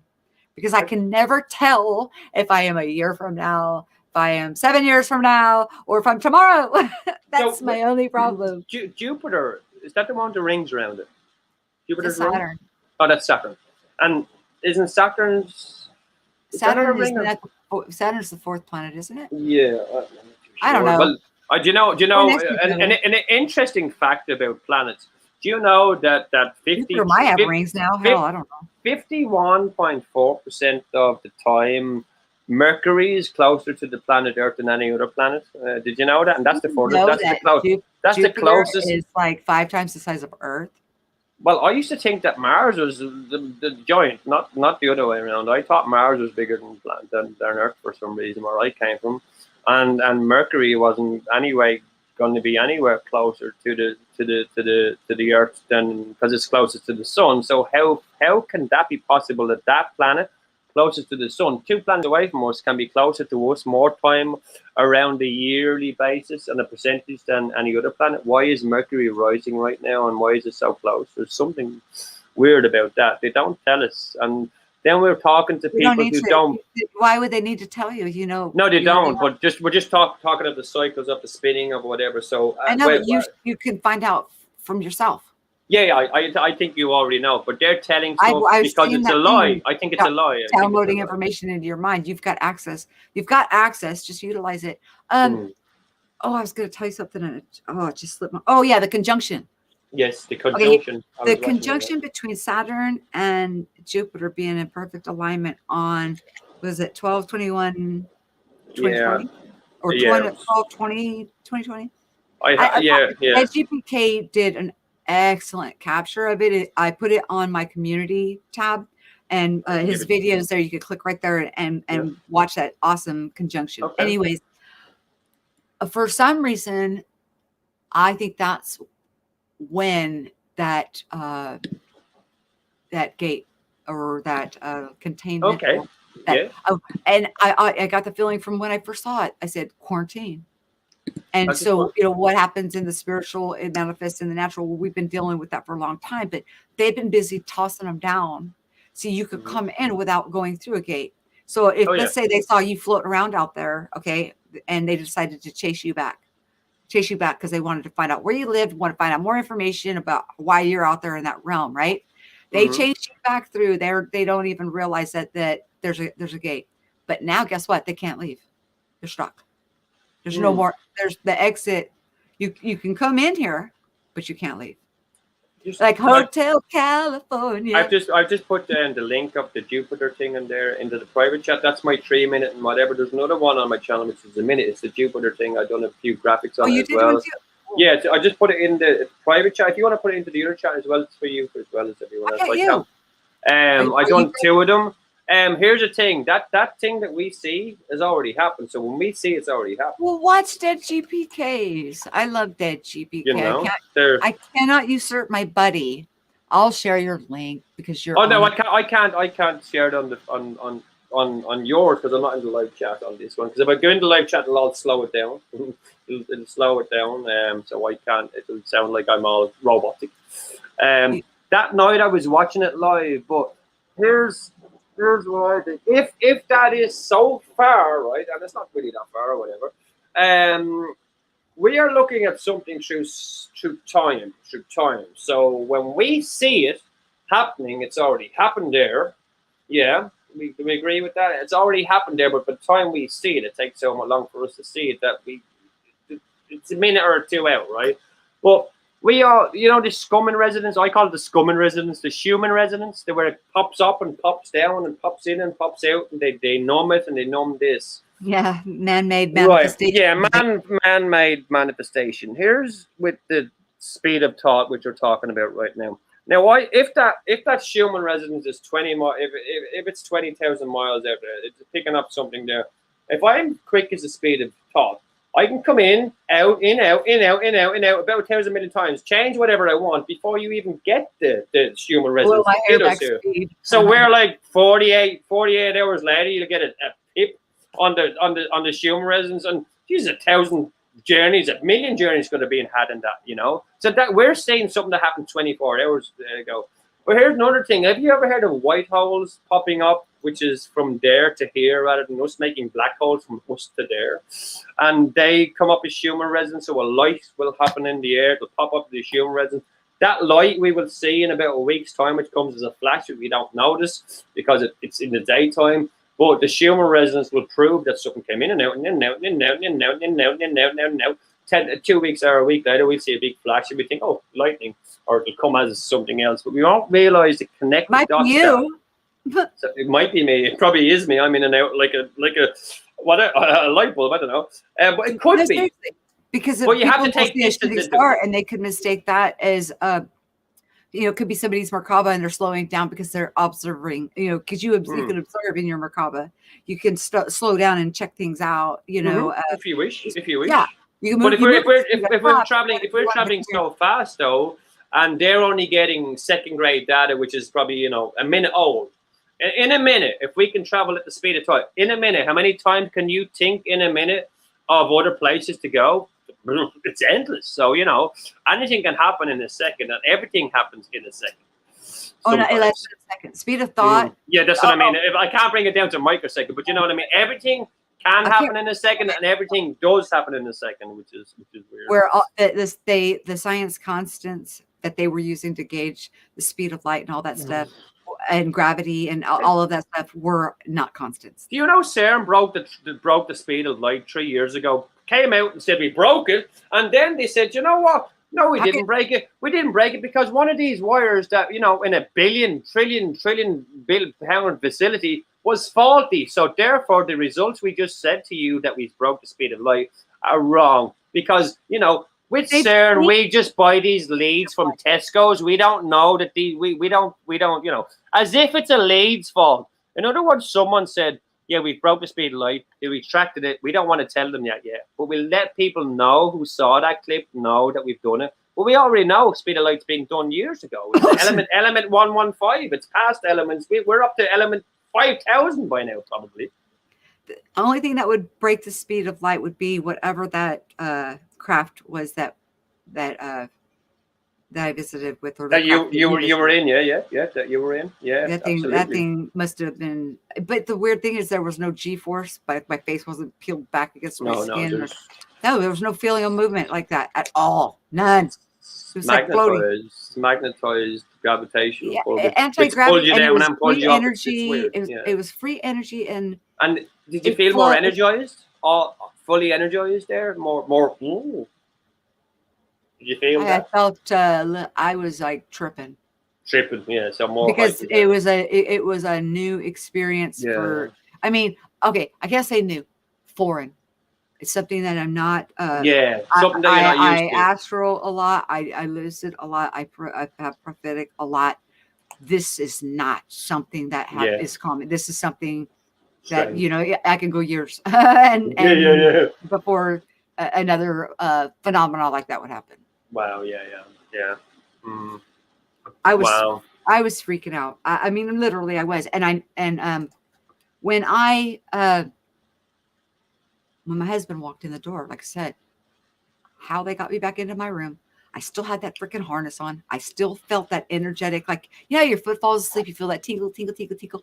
It's like that, but it was all around my torso, like I was wearing some kind of a harness.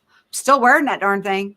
And I got up and I'm like, hey, honey. And he's like, oh, did the door wake you up? I was like, did you just come in the door? And he's like, yeah. He says, I'm coming out here to fix something to eat. And I was like, okay, well, this is what's going on, just in case I'm not in the bed, because I'm not sure if they physically got me or if I'm traveling, in my Merkaba. And he's like, well, what's your feeling on the beings? And I said, they look human and very benevolent, and they're working on me some kind of a bed that is some kind of a healing bed they had me on. And he said, go back to bed. What are you doing? But they respected that, which made me think could I possibly have been there physically? Because why did I come back still wearing that thing? And then I left again. I went back, and then that's where I saw the holographic trippy stuff. But the whole thing was weird. And after it was all over, I slept like a baby, and I woke up feeling fantastic. I've had, when you say the thing where you're on the bed, now, I don't know if I mentioned this, I remember more being in these things, or where I was in what I could only describe as get me open my as fluid, as womb stuff, that it would be in the womb, which I was laid in before I left and when I arrived, for I don't know how long it was, but I was always put back into it before I left, and I end up being in it when I got there. So what happened in between is a bit different, because I have memories from other stuff as well, so they're crossing over. But I was always put back into that to go back to where I was, and I always thought, okay, well, if there is a such thing that I'm off doing other stuff in other realms, and say, for instance, I get a cut here on my arm, and I go into this bath of whatever, and my cut's gone. I didn't believe it for a minute. Now, I had varicose veins as a child, so I was a young guy, and I had my left leg done, because I said, I'll do my left leg because it's going to be the sorest. I get the sorest done first. Now, with varicose veins, they cut them, and then they give you a scar up near the groin, and they cut, and they pull them all up. So I had a scar here, just there. See how barbaric that is? In the crease, right? Now, just let me tell you, over a period of 1 year, that scar went from that to a pimple burst, and I now have no scar. What the hell is that about? I've never seen that before. The scar is gone. It burst into a pimple, and that's a surgery that was done here by a surgeon. Now, I didn't. There's records of it. So where's the scar? I don't know where it's gone. I don't have any healing powers. And why do you look 15 years younger than you did last week? Well, there's another mystery as well. I think that's because I'm speaking to a beautiful person, and you radiate beautifulness in me, because you radiate beautifulness in yourself. So therefore, we are beautiful people radiating beautifulness. You're just being nice. You make me feel younger. That's what it is. Is that it? Is that why you're radiating all these colors? All these mad colors. Green, white, and whatever it is. Green is love. That's your heart. Green is love. Yeah. Your the orange is your intuition, your sacrum, your gut instincts, your intuition, your giftings. Mm-hmm. Heart, green. Blue is your throat. Indigo, purple. And then you got yellow, your belly, or okay. Actually, your sacrum's yellow, and your like reproductive or whatever is more of an orangey yellow. But what you were radiating was your gut instinct, intuition. Okay. And then your red is your root. But there's no color of the rainbow that's bad. You should emanate each color at throughout the day. We should be flowing like a rainbow. Yeah, flowing. Flowing is right. Flowing. So many people that will say we should be going green up and forget, but that's wrong. No. We have to. Every single one has to be open.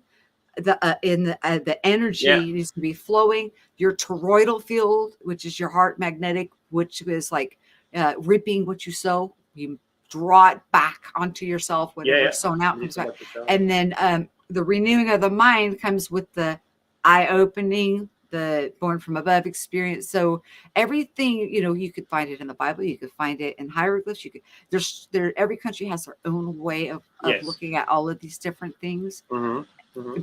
And so the truth is there. And the problem is the simplicity of it. People want to almost make it more difficult.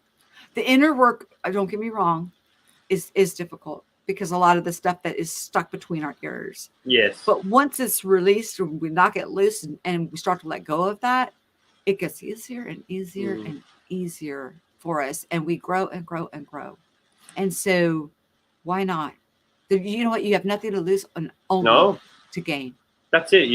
People sometimes forget that. The only thing you do is gain knowledge. Well, what's the worst that can happen? You can gain a bit of knowledge and go, well, I didn't like that, but I've got one bit of knowledge. So what? It's knowledge in it. And you graduate. Otherwise you come out. Otherwise you come back. Or you come back and you learn it again in a different way and you still don't get it. So you just keep going back. You either get it or you don't. That's why I try to say to certain people or try to break it down to layman's terms so everyone can get it at one go. You know what I mean? If I can break it down to one word, I would. Oh, God. There you go. Is there anything outside of it? Is there anything outside of it? But who's going to believe that? Is there two gods? If I come onto a show and go, God, end of, that's another, it. No one's gonna the huge conundrum that a lot of people deal with is they have taken one deity, which is there's only one, one, and made it into two. And they made a God over evil and a God over good. And there's no such thing. There's only one God, period. Have you noticed there's one, I don't know, I won't mention his name, there's one certain deity that came along and keeps coming along every now and again, and some people worship him, and then he goes off and does whatever.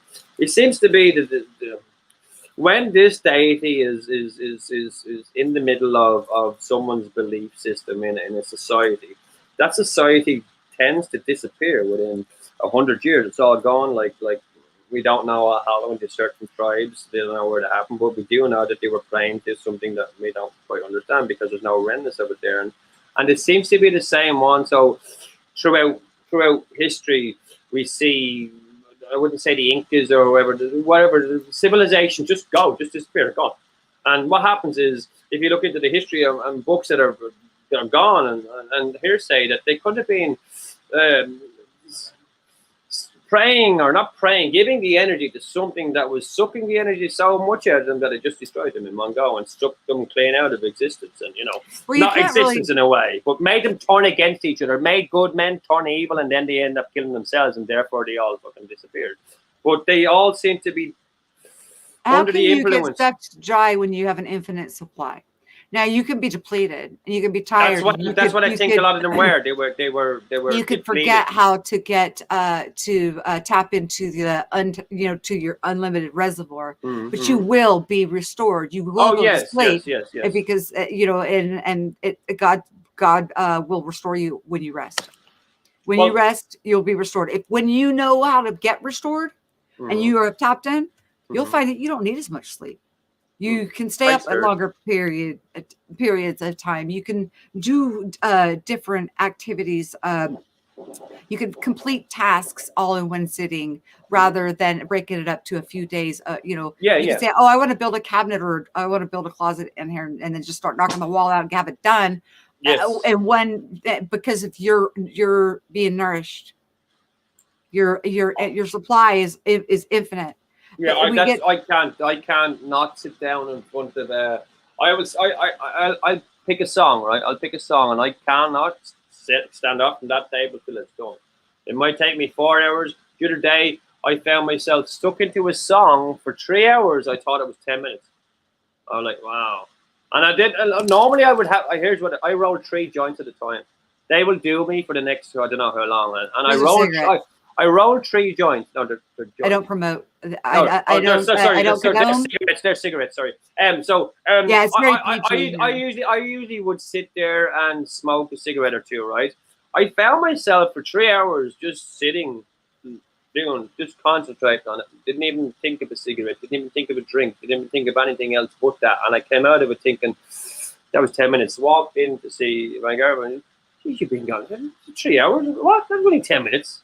It seemed like 10 minutes, but it wasn't. And what I got out of it was a great song, I suppose, but it's time slipping because I was concentrating so. I think, you know what, I knew how to do it so well that my mind went somewhere else. It went somewhere else. My mind went off and gained knowledge somewhere else, while my body here was on automatic pilot and done that song, and therefore I thought it was 10 minutes here, but it was actually 3 hours somewhere else. And I came back here and I went, oh wow, because since then I've been awake. I haven't slept since then. Really, I've slept 3 hours last night. And Spirit is the guy I told you about with the book. Spirit. About the monks and all that stuff. I'm going to take a quick TT if you want to talk to the chat for a minute. I'll tell you. He could tell you about the what the title of that book is and all of that that we were talking about. We were talking about you. So while you were sleeping, if your ears were fuzzy, your ears are buzzing, or if you're, you felt all warm and fuzzy. Yeah, warm your and fuzzy. That was hot. Your ear gets hot. Somebody's talking about you. Yeah, that's it. I'll be right back. No worries. So, Prel said they're difficult to accurately explain what I've been experiencing during most any part of my past, or even to describe my current situation. Prel, as we were saying earlier on, it's very hard to describe what we see when we close our eyes or when we go wherever we are. And the only way I can try to figure it out is making videos of it. So as a person who is very, very you're good at music and you're good at making videos, you have content, you can make videos. Try to make a visual version of what you see, so we can see what you can see, rather than you have to explain it, because it can become draining trying to explain stuff to someone who can't see it. End of story. So just show them it. Just like, there's the picture, that's what it looks like, and now you take your mind wherever you want. That's what I see, and this is how you don't even tell them how you perceive it. You can just say, this is what I see.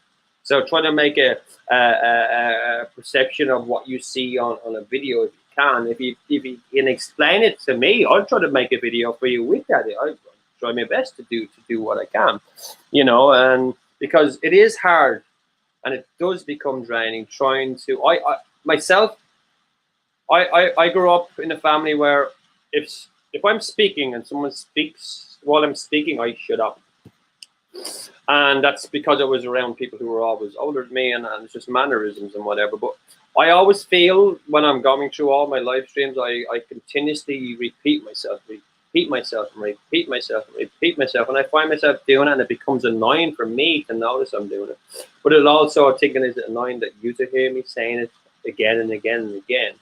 But if you haven't noticed, every time I say the same thing over and over again, I would change one word in it, or I'll change the tone of my voice, or I'll go, hello, or how are you doing? Or I'll change something about the way I say it, because if you didn't get it last time, well, you might say it, I go a bit more higher with it. Hello, I'll be a bit more presentable about it. Or I might just change the pictures in the background and do something else with this. I'll do a green screen or something like that. We might get it, because visually, we get stuff now. This generation, this millennium, people who sit in front of TV screens, I want it quick, they want it fast, they want it straight to their head, and they want it visual, they want colors, they want it quick as they can. If they could feel it, if they could ship a rainbow up the bum, they probably would. You know what I mean? If they could feel it, that's all they want. They want it quick and fast. Where, as we were talking, we need to sit back and relax and let it sink in every now and again. I find it hard because I'm always gone. Spirit said that the author of the book is Lobsang Rampa. Title is You Forever. Let me write that down. Thank you so much for that. I've been reading. I don't know. I have thousands of books behind there. I have a bookshelf there. I've got books over there. I've maps on my walls. I've even more books over there. I've more books there. I have a bag of 50 Bibles in there from all sorts of religions and all sorts of stuff, because as an Irish Catholic, I grew up on the Catholic side, and I saw a division from a young age questions of why will one human kill another human just because one human believes that Mary was not immaculate conception, that she was impregnated by someone? Why would you kill someone over that? That's what my understanding was, the difference between Protestants and Catholics as a young child. The only difference is that the Protestants think that she wasn't immaculately conceived, that there was touching or whatever it was. Not true. And that's the division that I saw as a young lad. So I thought, you know what, I don't see the point in that. So as growing up with loads of cousins and loads of big family, we decided, when we weren't brought to church by our parents and we were let go on our own to the church itself, we would stand around the back and just talk about what we would hear before. But my best subject in school was religion. Don't know why it was, but it was. I just loved the stories. I loved the Samson and Delilah and all these other, mythology and mixed in with religion. I paid more attention in religion class and Irish class than any other class. But you know what? I made my own mind up when I walked in them classes, whether I want to believe it or not. So, it's there. The knowledge is there, but you don't need someone else to tell you what that knowledge is to access it. So I think, go for doing the visual thing. If you can't explain it with words, try it with pictures. Try it with a picture. Try Photoshop something that makes it look like what you think it might have looked like. And then it might be easier for you to explain it to someone. You see that there? Look, it looked a bit like that, but it was bluish or greenish or whatever. It might be a different perspective. That if you tell me straight up something, I want to see it this way. Can you explain it that way? It's all about explanation. And I always repeat myself because I don't believe anyone can understand it all in one go, especially when I'm going so fast. So therefore I reiterate, and I change the tone of my voice, or I change the background, or change my jumper, or I might just change my appearance and look really, really younger. There you go. Oh God. Well, just didn't get that then. I should have never said anything to you earlier about talking to you after the stream is over, because you have pulled your aura so tight it's not even visible now. Oh no. It's sucked into me now. Extend the whole room. Extend. Luminous. But that's what happens. Like we do that. We will pull our energy tight around our body. Okay. It's our shield. I mean, I can tell you why I did that. You know why? It's not a good or a bad thing. Have you noticed why I did that? I've only done that subconsciously when new people come into the chat and I didn't know who their names were, and then you realize when you told me that spirit was the guy we were talking about, my aura is going to pop out again in a minute. That's all it is. That's it. I don't know who it is. So, it's spirit. Okay, there's my aura. But not everybody can see auras, so don't worry about it. Yeah, I'm just taking down the name of this. The problem is that you can see them. And when these things come into our observation, and that's how I kind of felt silly by sharing that I saw that the exit has you got to actually go through something to get out. I thought I was going to get a bunch of feedback, and then I heard crickets, and I felt like I overshared. I felt like I overshared. I should keep my mouth shut. Sometimes the only way out is straight through. Keep going. Imagine. I went through it. Yeah. But I couldn't tell the first time I went through it because the sound is so annoying. I just zipped through it, right? But I couldn't tell if it was mechanical or organic because it's in constant motion. It's movement, like it's alive, like when you go through it.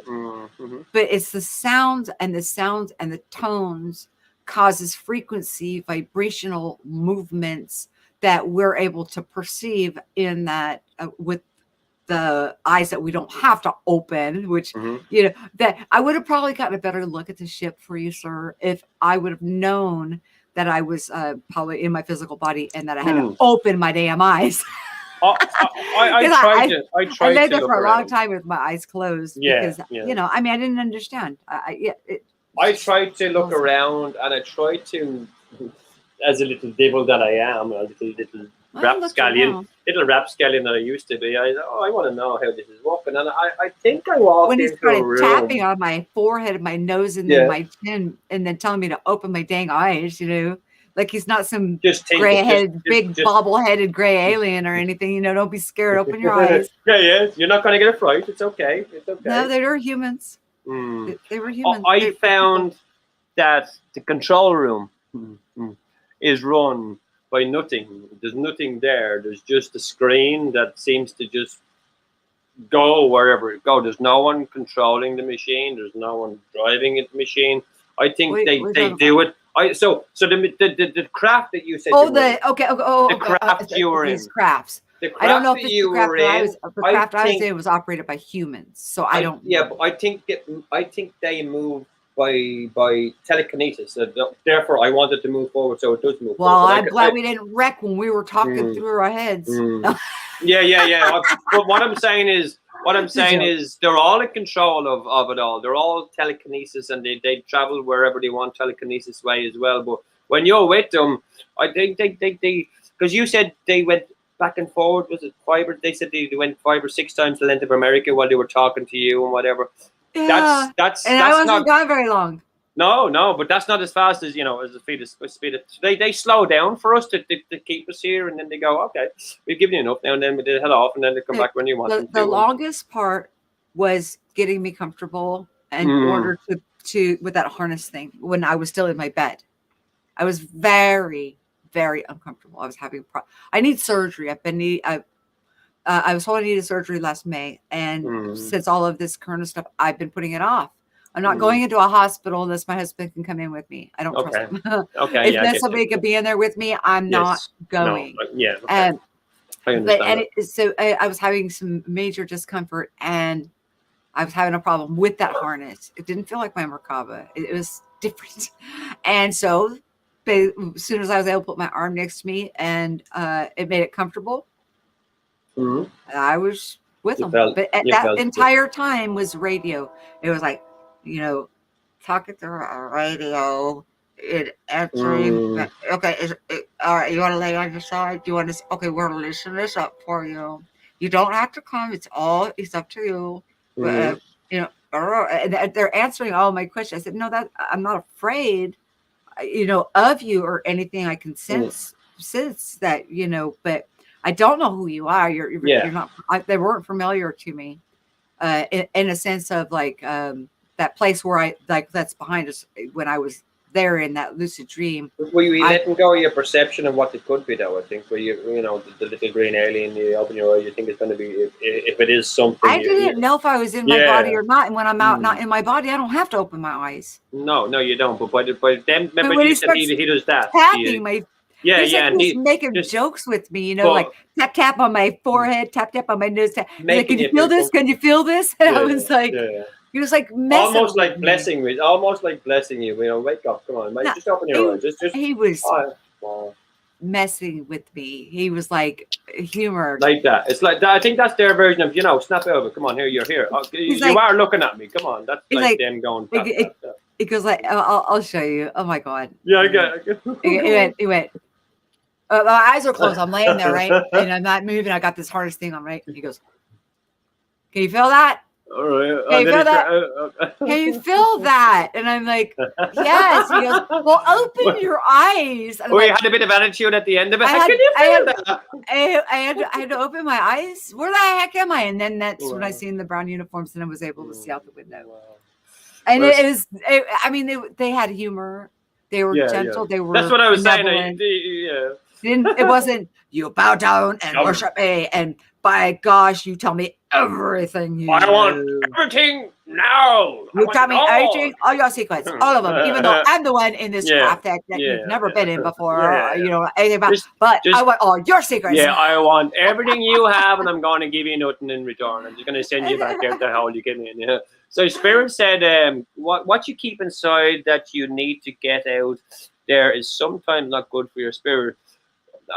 True, yes. But I find that he's very intelligent. If you don't get it out, very a spirit. I've met him. I've talked to him a couple times. Very intuitive. Okay, I don't believe in level systems. I believe in equality. But he is very aware. I'm going to have him talk. Spirit, you want to pop on? You know what? We should be making this a freaking telethon. Let's keep this channel going.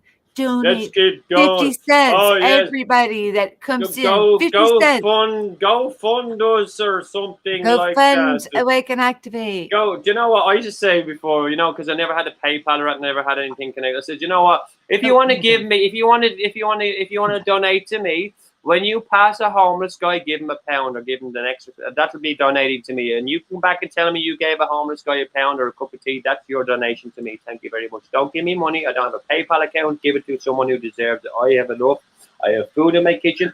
I've a roof over my head, and I've got a place to live. So you know, anything that anyone ever gives to me, I've got a funeral to still pay for. I've got so many bills. Everything's stacking up on me. You to call. I only have myself to worry about, though. You see, I've only got myself, and that's it. I have benefits, and it's enough. I got my grandchild. I got my son. He's struggling. He's not doing so well with the trauma. That was for you, Spirit. And then you know, bypassing us with the stimulus, you know, and then getting robbed, you know, for free CBD oil. I got somebody. I get disability. That's what I get. They went into my account. I get disability as well. I get disability. They hit me 6 times in a month. Wow. And then YouTube took the all of the ad revenue. Yeah. I mean, it's been like. That's why I'm like, but okay, I don't want to. I'm explaining it because I'm talking about, and these have been domino things, and then there's been physical things too. They've been messing with me with medications and all kinds of weird stuff. But it's 3-dimensional crap. They're trying to cause discomfort, stress, strain.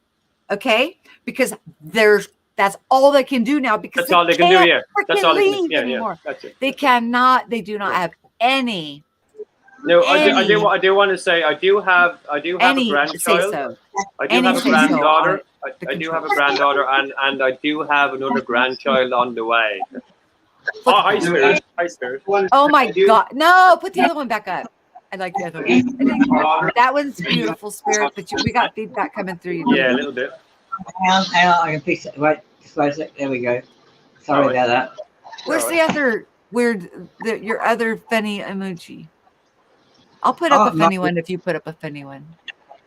Or your icon or whatever. Let me see what I got. My surprised kitty cat. He's cute as a button.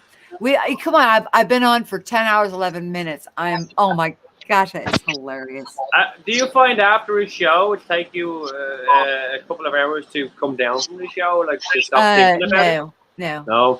I will go right in there. And I will blank piece of paper it out. Oh wow! I'll go out like a light. Oh, I have to watch it. I have to watch Blindness Entertainment now to stop thinking the way I'm thinking. I'll have to watch a 3-hour movie, and I still won't be able to stop. To be honest, I have given a lot of energy because I know I have an unlimited supply. I have given a lot out. Because I know I can always be replenished, but I also know I'm going to lay down and get good rest. So it's not a big deal. Yeah. I'm sovereign and I have the right to give my energy to whom I choose, when I choose, and whom I deem needs it. Oh my God. That is a great realization and part of my life where I can choose what to give is my that energy on to his whatever. Screen? I think it's one of them little things that sit at the bottom of the ocean and they look like or is it out of It's ugly. I want cute. Is it, I'm sure I've seen that in a restaurant once. Yeah, it's a telephone, William, where everybody 50 cents to keep the channel going. 50 cents to keep the channel going. Burgers and William and everyone. Hello, guys. They're all here. Hello. So, Spirit, where are you? Spirit, where are you? I took my banner down a long time ago. Here, I'll put it back up. There. Oh, yeah, I gotta fix it. I'm in Australia. And this is this is a blobfish, and it lives in between New Zealand and Australia. Oh, yes. Okay. Whereabouts in Australia are you? I'm on the east coast of Australia in the state called New South Wales. Oh, New South Wales, nice. Okay. I have relatives all over Australia: Perth, Melbourne, Sydney, Queensland, all over the place, everywhere. They're all over the place. So I've been to Australia a few times. Beautiful place. So you're on the south. What did you say? The east coast? East Coast, yeah. Mm-hmm. Beautiful place to be, man. I've never made it over. I was only ever in Perth. In Australia. Australia. What a beautiful place. Man. And Most yeah, coast people too. it is. I'd love to go back again, and I probably will. You know, it's your summer. Is it the end of your summer there now? Just coming to the end of your summer? Yes, it's coming to the end of the summer. The end of your summer. But it's still warm, though, I'd say. Yeah. Sorry, Awake and Activate, I haven't been able to come to your live streams, but a good friend of mine. What other live stream? Oh, did I have another one? Yeah, I only had a the other 20-minute one. I only came on, told the dream, and I bailed. I was like, blah, blah, blah, blah, bye. That's it. Oh, that's okay. I wasn't going to give a chance for anybody to kill the messenger. Yeah, I got a good friend of mine, and she's in hospital over in America. And she's a lovely lady, lovely girl. She's only 38, but she's got blood clots in the lungs, and she's had a mild heart attack. Okay. And can I ask you, she's at what age? 38? 38, yes. And she has What's her first name? Ashley. I just need her first name and where's the hospital at again? I'm sorry. Ashley. I'm not sure which hospital she's in. State? Okay. Yeah, she's in the United States. I'm not sure which state. Do you know anything about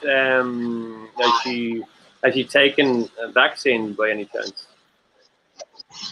No. Okay, none of that. Okay, well, God bless her, man. God bless her. I hope she's all right, because I've heard that blood clots or something like that. Wow. No, this is more, I'd say hereditary. Oh, wow. Family. Okay. Right. Okay. Right. She has to now, when they let her out, they haven't had to do like heart surgery, thank God, so far. But she has to be really careful on what she eats now, or what she drinks, or how much exercise, or anything that might stress the heart is not good for her. So I've just been doing a couple of videos for her, sending lots of love, letting our small community that we have, where we all know each other, letting them all know how she is and what's happening and everything. Keep her updated. Getting everyone to send their prayers and best wishes and energy. Give her energy. Yeah, good energy. Yes. Yeah, take our energy. Yeah, take our energy to feed yours, type of thing. So yes. So there's plenty to go around. There's plenty of energy, good energy to go around, and absolutely, she'll be in my prayers definitely, and she is right now. So, and even we're all involved. I think good energy, she'll feel it. God bless her, and I hope she gets through it. And definitely keep us updated. It's terrible. But listen, here's one. I think we've just taken over with Active and Awake and Active show. I think she just left. I think she might have just gone to sleep or something. So anyway, my name is Mark in real life, Spirit. Well, pleased to meet you. So how long have you been on YouTube then? How long have you been on the YouTube side creating content? Well, I started probably 5 or 6 years ago on YouTube, but I only really started my channel, say, probably about 6 months ago, maybe. Okay, nice. Okay. I don't do the cop watching or the auditing part. I do support a lot of what they do because of our rights and freedoms that we should have but don't have. Yeah. Right. But my channel is basically about just more like happy things, laughter, doing a lot of things just to so people can come, have a look, and maybe cheer up a little bit. You know? Yes. I tried that myself with a couple of my earlier videos, Mandela effects. Like, so I done the Noah's the Ark and a couple of Mandela effects. And what I would do is I would take clips, especially from Family Guy or American Dad, and I would take a clip that has Reggie. I would leave the comedy aspect in it, so people would laugh while seeing the change, but still laugh at it. So laughter eases the pain, if you know what I mean. So they would be laughing at a change that could be specific, near enough. If you think of it in a different way, it could be one way or another. But if you put a laughing element on top of it, it's easier. The medicine is easier to take. You know, the truth's easier to take if you can laugh about it, I think. And I try to bring that into it because at laughter, you laugh for 20 minutes, right? If you can try to make yourself laugh for even 5 minutes, you elevate your inner whatever it is. Laughing is we don't laugh enough. We should. So yeah, big ups for that, man. I love improv comedy. I could, you know, being Irish, you could probably string a couple of sentences together. Hello. You're watching what? No, your boyfriend. All right, my girlfriend just came into the room and said, yes. Anyway, hello. Go ahead. Michelle just sent a message saying she's lost internet connection, but stay here. Wow. Okay, yeah, she'll back in. Okay, God bless her. Hope she'll be able to get back in her phone. What kind of stuff do you use to make your videos with it? What kind of editing stuff do you use? Me? Yeah. Oh, like I do a lot of sightseeing videos as well. Like just take people out and about and tours. Yeah, I just got another message there from Michelle. Oh, you're okay. Keep talking you're okay, to man. You're okay. Yeah, no, we'll keep going. We have plenty of content. I do a lot of I take people.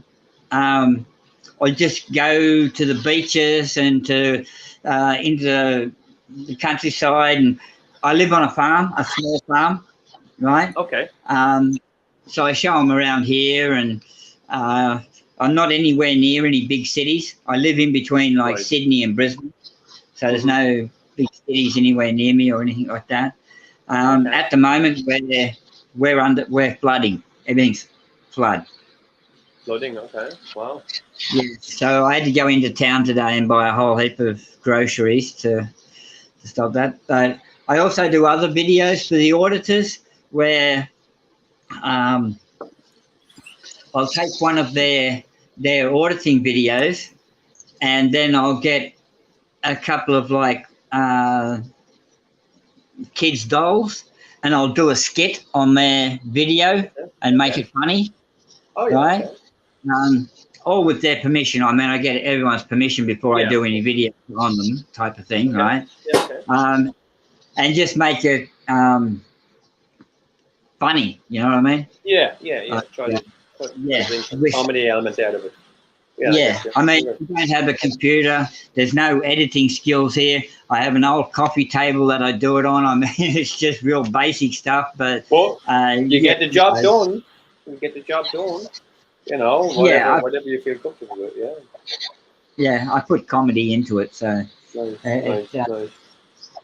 Yeah. I love. I used to go to improv nights and stuff like that to try to learn from different comedians and whatever. And I ended up one night at a comedy club in Dublin. We all ended up in some restaurant. I don't know how we ended up in some restaurant, but the people who were on the stage, the people who were in the crowd, like 10 people there, we all ended up in a restaurant, and they done this game of probably heard it before. I'll say a word and you do an association word, and so on and so on and so on, and it goes around the table. And if you miss or you hesitate, you're out. So it'll come down to two people doing one word. We do a word association, but the things you learn from how one word can lead to another word in someone's mind, and you see the connections that these improv comedians that have been on stage for 5 or 6 years that know each other's, how a trigger. So I might say something to you which might lead you to a joke, and stuff like that. So they know each other so well that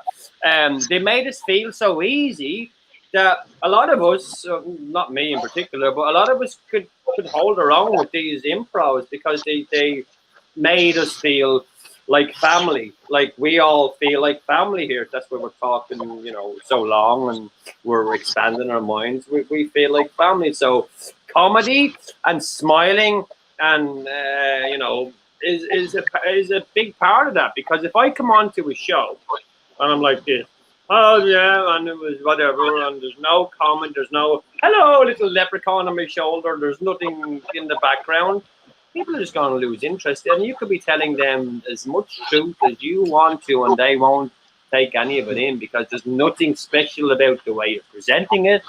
There's nothing special about the way you're smiling, your facial reaction. So it's all about I suppose supersizing the information. We have to supersize it. We have to make it bigger than what it is, so you take a small bit out of it, and that's all I want you to take. So I will give you a big picture, but I only want you to see this bit of it. Well, I'll show you the whole screen, but I didn't notice this bit over here.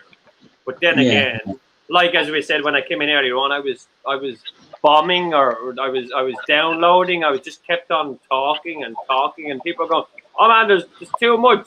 Slow down." And I'm like, but that's my brain normally. This is me slowed down.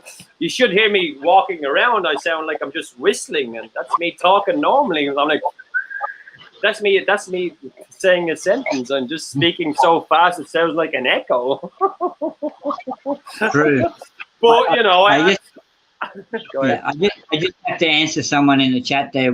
William, the farm I'm on is just a small hobby farm. We don't actually make money from the farm. It's only 11 acres, but we're way up on a hill. We don't really have any neighbors. We have 5 horses here, mango trees, avocado trees, lemon trees, passion fruits. Well, is it true? Is it true if you meant to pee on a lemon tree to make it grow? Is there any truth in that? My auntie has a lemon tree in the garden, and she always says, if you're gonna pee, go pee in the lemon tree. It makes it grow better. I don't believe it. Is there any truth in that? You ever hear that story? I've heard it, and where that started was from a movie called The Last Indian. Wow. Right? But it's talking about the Indian motorcycle, okay? Oh, okay. It's about an old guy living in Australia, and he went over to New Zealand to race the Indian motorcycle on like a salt flat. Okay. Right? Or went to America, I think, or he was living in New Zealand and went to America. I think that might be more correct. Okay. A long time ago when I saw this movie. Okay. And he used to go out and pee on the lemon tree. Now, the young kid next door used to come and talk to the old guy while he was mucking around with his motorbike and that. And he noticed that, and the old guy told him, he says, while I'm away, can you look after the lemon tree sort of thing? So the kid every day would go and pee on the lemon tree. Okay. Yeah, I think that's where wow. that came from, right? I'm not sure if it's good for lemon tree or not. That could be it. Wow, that's interesting. That's a great story, man. That's interesting that I asked you that, because anyone else probably wouldn't have been able to tell me that. And I said that 2 days ago to my girlfriend. I said, it's funny that we were talking about lemons. My auntie used to make me pee on a lemon tree, so it's fresh in my mind. And now you told me where it comes from. That's synchronicity. That's why we're here. You just helped me with that story. Yeah. Indirectly, if you know what I mean, in a way. Yeah. Which is great. Wow. Things happen sometimes for a reason, and we don't know why. We don't know until sometimes you make a connection with why the reason was that two people met each other. The same sitting as in you. the same sitting in the same room, talking away to each other. We wonder why. Yeah, Mm. I think you're. Yeah, if you pee on most plants, they're gonna die. Well, 'Cause you've got it's the stuff in your urine, isn't it? Isn't it the acidic or whatever? It's too acidic. That's Yeah, correct. yeah. So you're gonna ruin the plants. It's gonna rot it. Yeah. So But I don't know. I don't think it would be enough to affect a lemon tree because the roots are deep and spread right out. So, Well, you know what? Thinking about eating lemons from a tree that several people have peed on, and it's in the roots and through the lemon. Do I want to think about that when I'm eating lemons? No, I believe the story that you just told me that it's come from a movie. So eat your lemons and enjoy it. And if you got enough lemons, make lemonade. Isn't that right? Yeah. Isn't that what it says? Yeah. Make lemonade. You can put sugar in it. Then the urine doesn't taste so bad. Oh, sorry, that's horrible. Oh, I have a mad mind. I've been up for all night. I've been up for about 4 days. now, if you've got neighbours, if you have neighbours, I don't suggest going outside to pee on your lemon tree. Okay. No, definitely not. Definitely not. No. This is from the law. Oh, wow. Do you know what? When I was in Australia, the first time when I arrived in Australia, and I saw the parakeets that like freely run, blowing all around the place. There's white ones. There's all sorts of ones. I came out of the airport and I saw this. What I thought looked like a budgie, a normal household budgie is having a cage. I didn't realize they're flying around like in the wilderness. I went, oh, quick, someone's lost their budgie. And then I saw another one. I said, Jesus. And then my mother turned around and says, no, they're just wild birds. They look like what they are, but they're cockatoos and they're all these. And man, that to me was like, man, I've lived underneath a rock all my life. What's going on? Yeah. I thought they only, you think they live in a cage, but they don't. In any other country, they're free roaming, And we went to a place, Quokka Island, where you have the quokkas. You ever hear the quokkas? They're little animals. They only live on a certain island off Perth. They're indigenous to there, but they're a small little, look like a big version of a rat, but they're very friendly.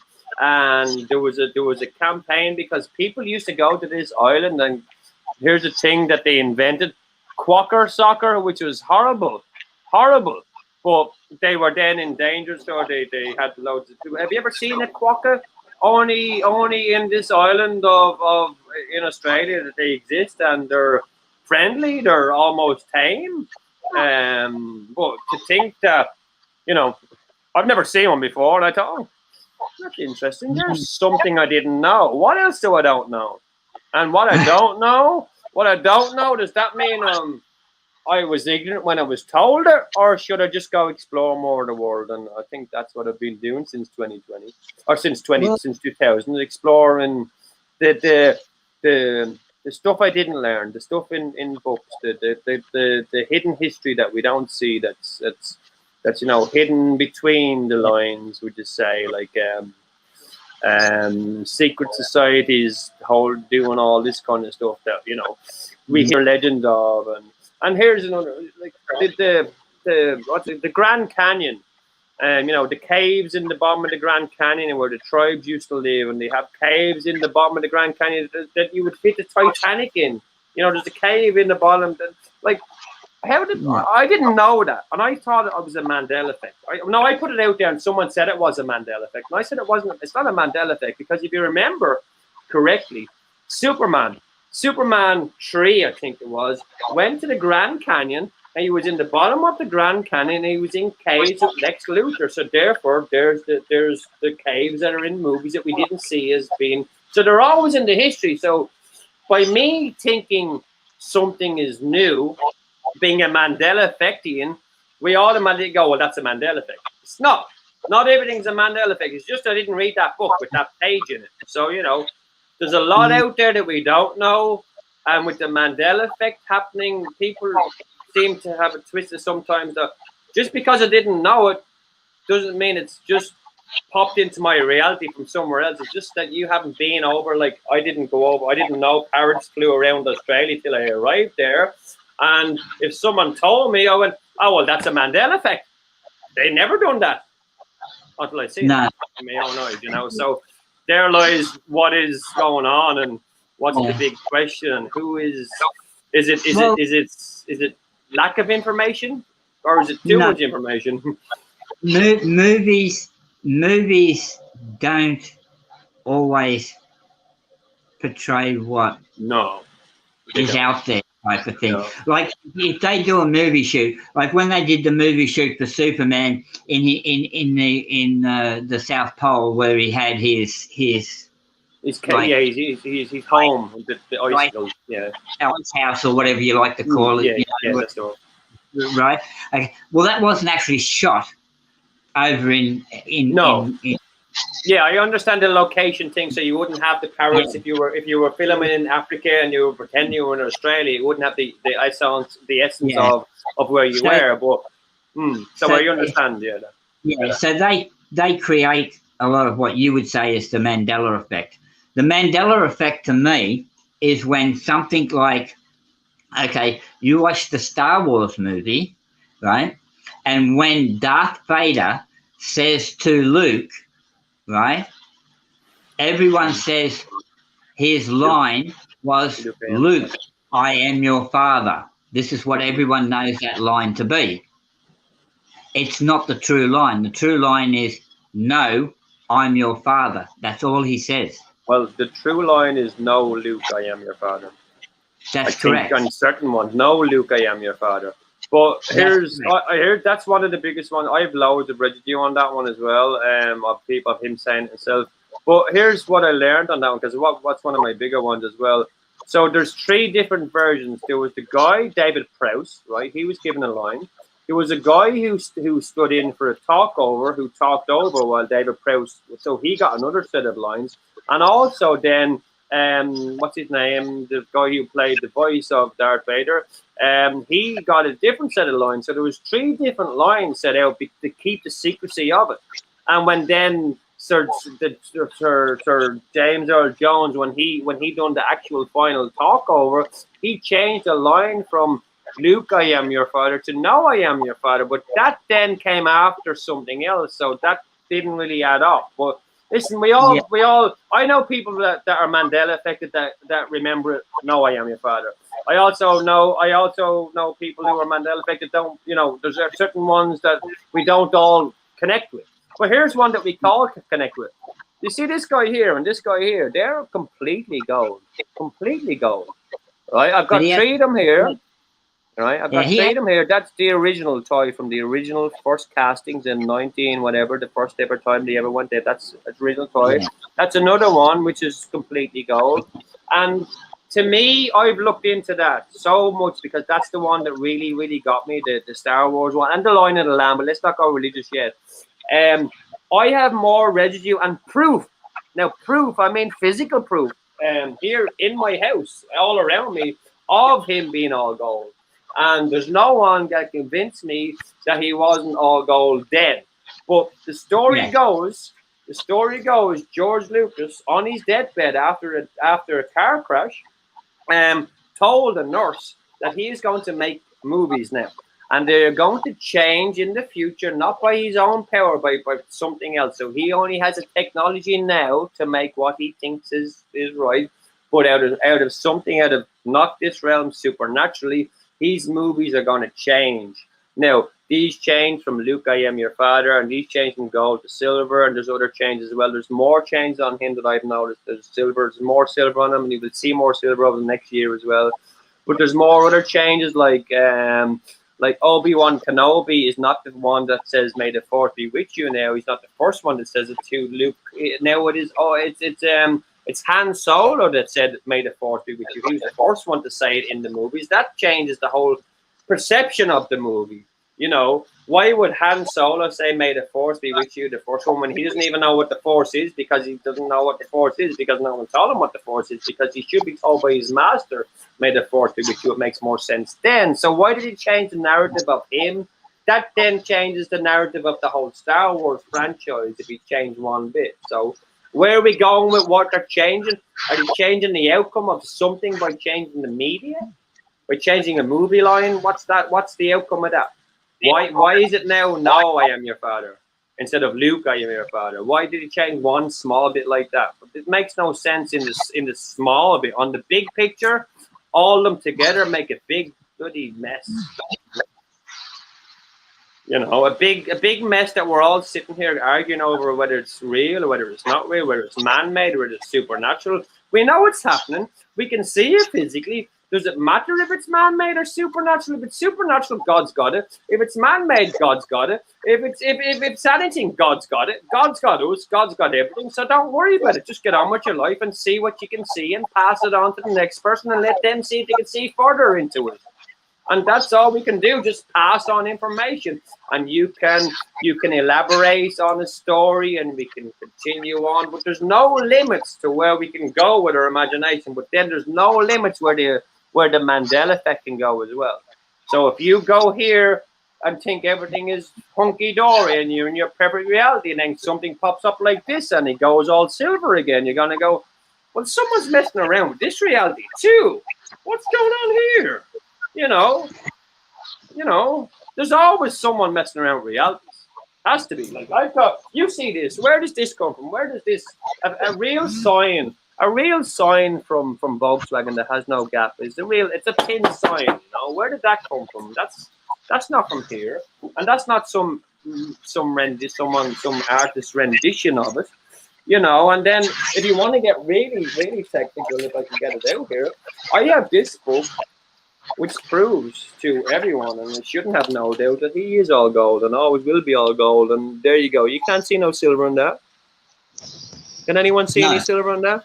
That's from the original bubblegum cards. You know, so these, and that's only one of a couple of pictures. So there's physical evidence, but no one wants to see physical evidence. They want to hear why. They don't want to see physical evidence. You want to hear why. We've gone past knowing it's changed. We want to know now why it's changed and who's changing it. Is it us? Is it them? Well, you see, that's why you should take, and I say this like as in, if you want to watch movies or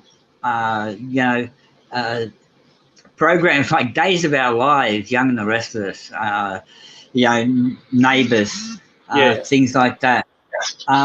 You need to take it all with a pinch of salt. Yes, leave your brain at the door, man. Leave your brain at the door, I think. Yeah, it is purely entertainment. It's purely entertainment. Don't pick the little things where they might change something in another version of it a couple of years down the track or whatever, because this is what they do. They're known for doing that. They're known to do that. It's like a test. It's like a test to see who out there in society is actually paying great attention and who is seeing this. Who is seeing it? Yes. Who is seeing it? Who is seeing it? Yeah, I think that, there's a big thing in what you just said there. They know who is Mandela affected. They know who sees the change and who doesn't. They know who is awake and who is active right now. And then they see it all. But the thing is, the free will, they can't change their mind. We ain't going with them, and they know it, but they can't change their mind. And as Michelle said, all they can do now is try to physically or financially try to stop us in our way. But they can't, because to me, money is I don't count money as money. If I want something to eat, I'll go get something to eat.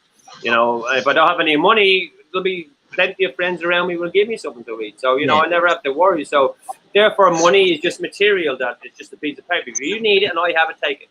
I'll do it out for a minute. As long as you're okay, just take it. And we rely on this construct of money and not having it, and fearing of all these utilities that we have to pay for with money and all these bills that are piling up. And there becomes more pressure. And then you start thinking about that more than you start thinking about what's out there. So then you go inside and you start thinking of your own problem. That's not good. You don't want to be thinking about what's going on, because society around you has made this construct that it's, no matter how high you go up into it, no matter how high the ladder, if you're a CEO of a company, all right, you might be financial, but then comes the other side of it. You're probably miserable. You know, you probably hate. They probably don't trust anyone because you think they're after your money. So you know, Yeah. what do you want? Are you better off without or with it?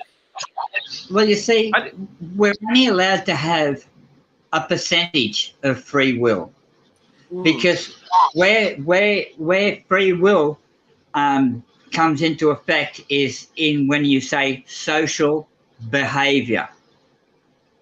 Yes. Okay, because free will, if you were to have free will, someone might want to have the free will of walking down the street naked and do his shopping naked. Well, this is socially unacceptable. Yes, there is certain guidelines. Yeah, but to him or to other people, it's perfectly acceptable. We were born naked. Yeah?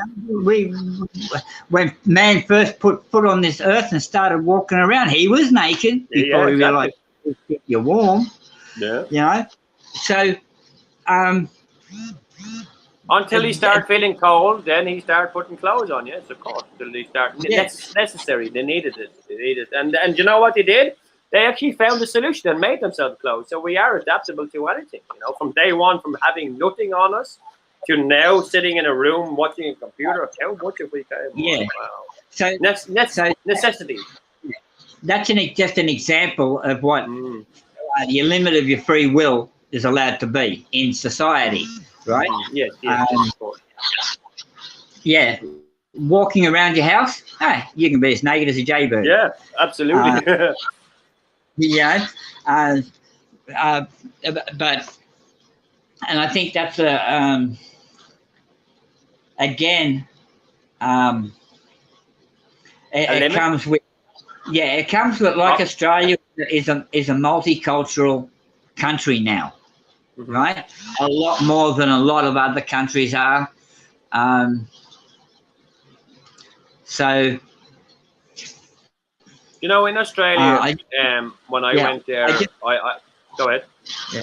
I just got a few messages from Michelle. Yeah, no, I can hear it buzzing there. All right, so that's is she all right? Yeah, she's okay. She's just had a complete shutdown on her computer. Oh wow, okay. No, we keep going. We keep going. She's trying to reboot, and it's okay for us to keep going. So she will get back with us. Yeah, no worries at all. Yes.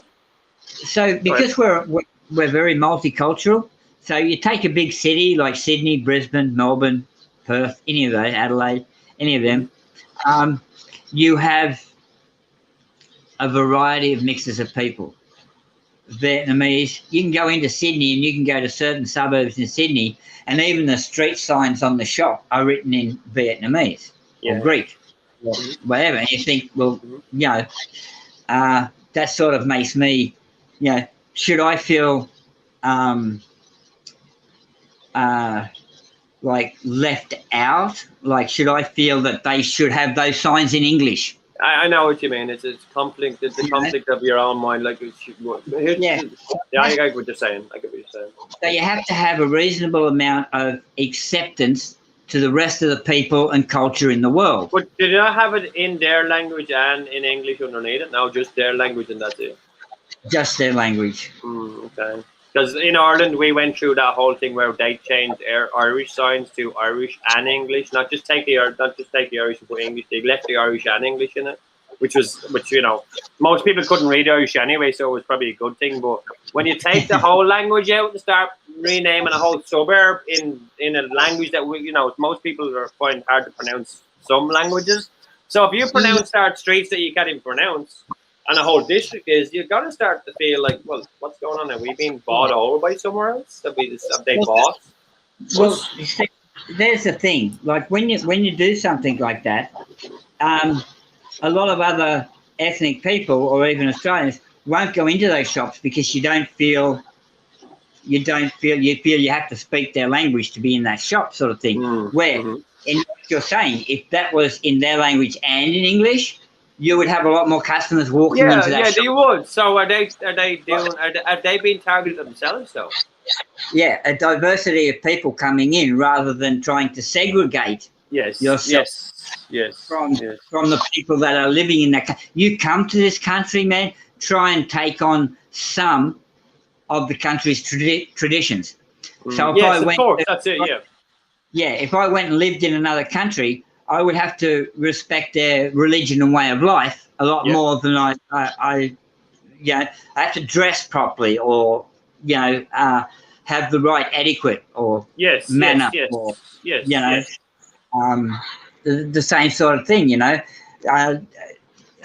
believe that is courtesy to the country that you're moving to, not so much courtesy to the people, courtesy to the country you're moving to. Yes, of course. I get what you're saying. Yeah, and it's a lot of the same thing with religion. We accept all religions in Australia. We don't, I have no adversity to whatever religion you're in, but don't look down your nose at me. No. Because I don't choose to be in your religion.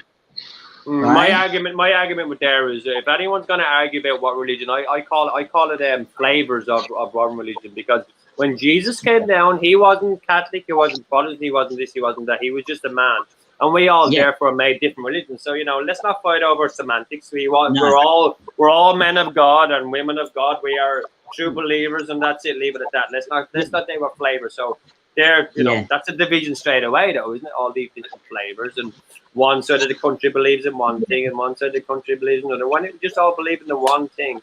Are we afraid that if we all believe the same thing, it could come and save us all? Yeah. Well, whatever suits your way of life. Yeah, I think so. Yeah, I think probably, whatever fits in. Yeah. Yeah, whatever suits your way of life, man. If I was to go outside and pray to a tree, and I thought a tree was my God, and someone turned around to me and said, "How dare you think that was a tree? You're wrong."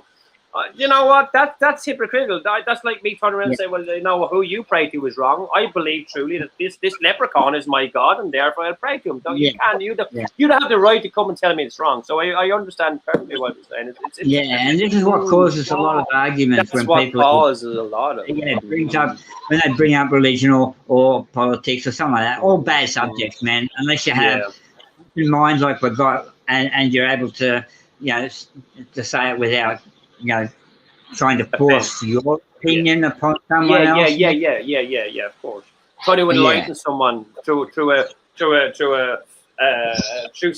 to see it through their eyes. So rather than seeing it through your own eyes only, and say, well, you know what?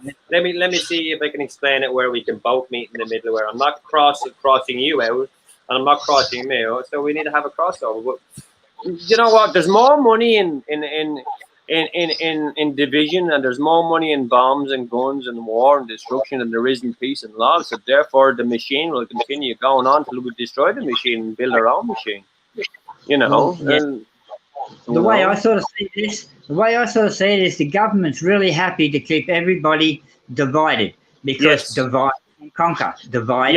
And the smaller we get, it's easier to control us. Correct. Correct. If I'm sitting if there's only me and you here, wouldn't it be easier for a man to come in and give us full attention and program us to what he wants? Now, he's not going to do it anyway, but wouldn't it be easier for that than stand in front of 100 people? So that's, divide and conquer. They want us like sheep in a pen, and they want to teach us what they want us to teach us, and they don't want us to know anything much more than that. That's it. Yeah. And the smaller we get, the easier it is. The smaller classroom, the easier it is to teach a smaller classroom, because you can get their attention like that.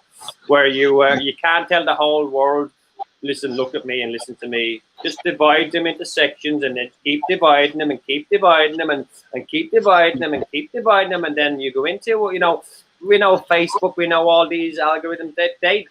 These what we're using cause more wars.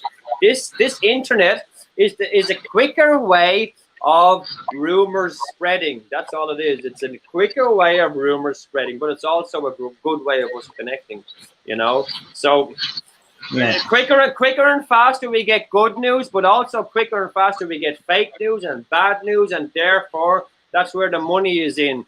Fake news, they create stuff for fake stuff. They say we want $1 billion to fix this fake thing that we created and that doesn't real. So here, give me all your money, and you should then, take a pay cut. You take a pay cut, we take a pay rise. We will work for 10 days a year. You work all your lives. We will take all your money, siphon everything out of it, and then we will take, your free will and all that with it, because you're giving us our money. But you know what?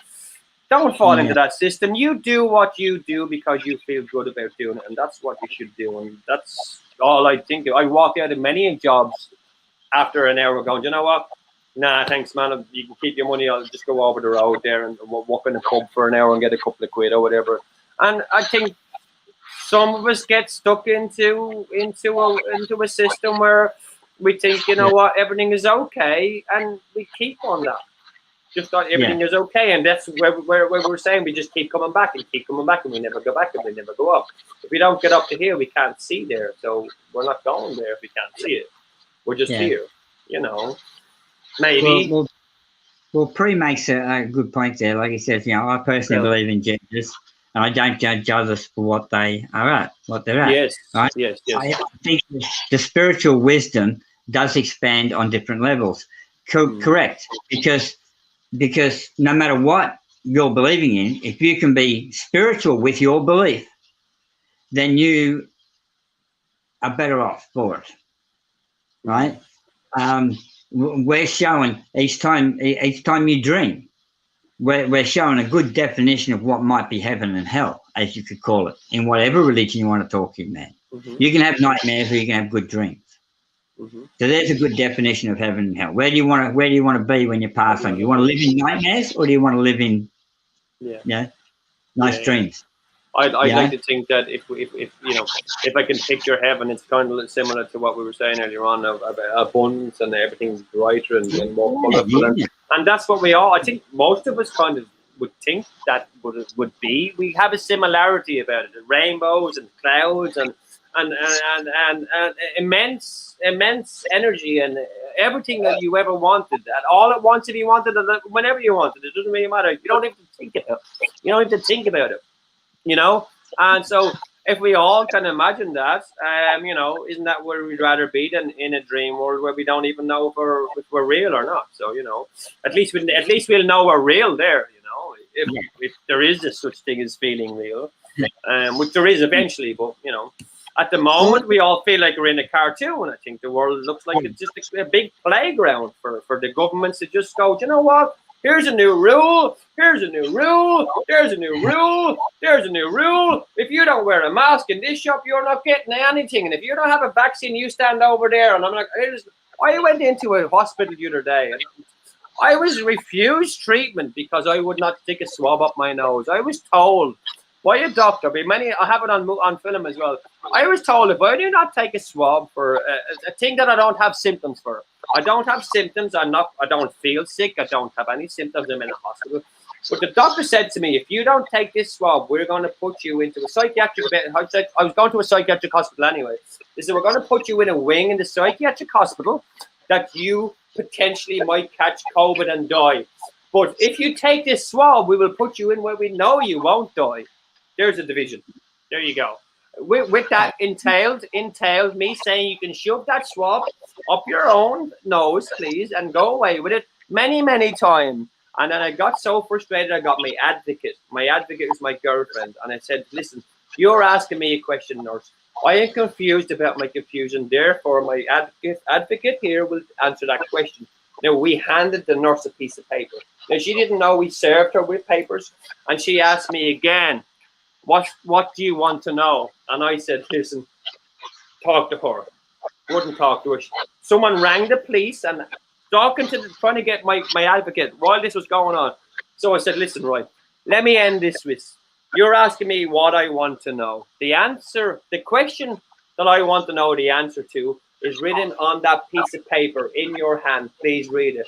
She wouldn't read it because she knew that it was, if she read that, it says you have been served. And therefore, if you hand this back, you know, it's one of them serving papers. She didn't acknowledge. So we were in a triangle of, you're asking me for an answer.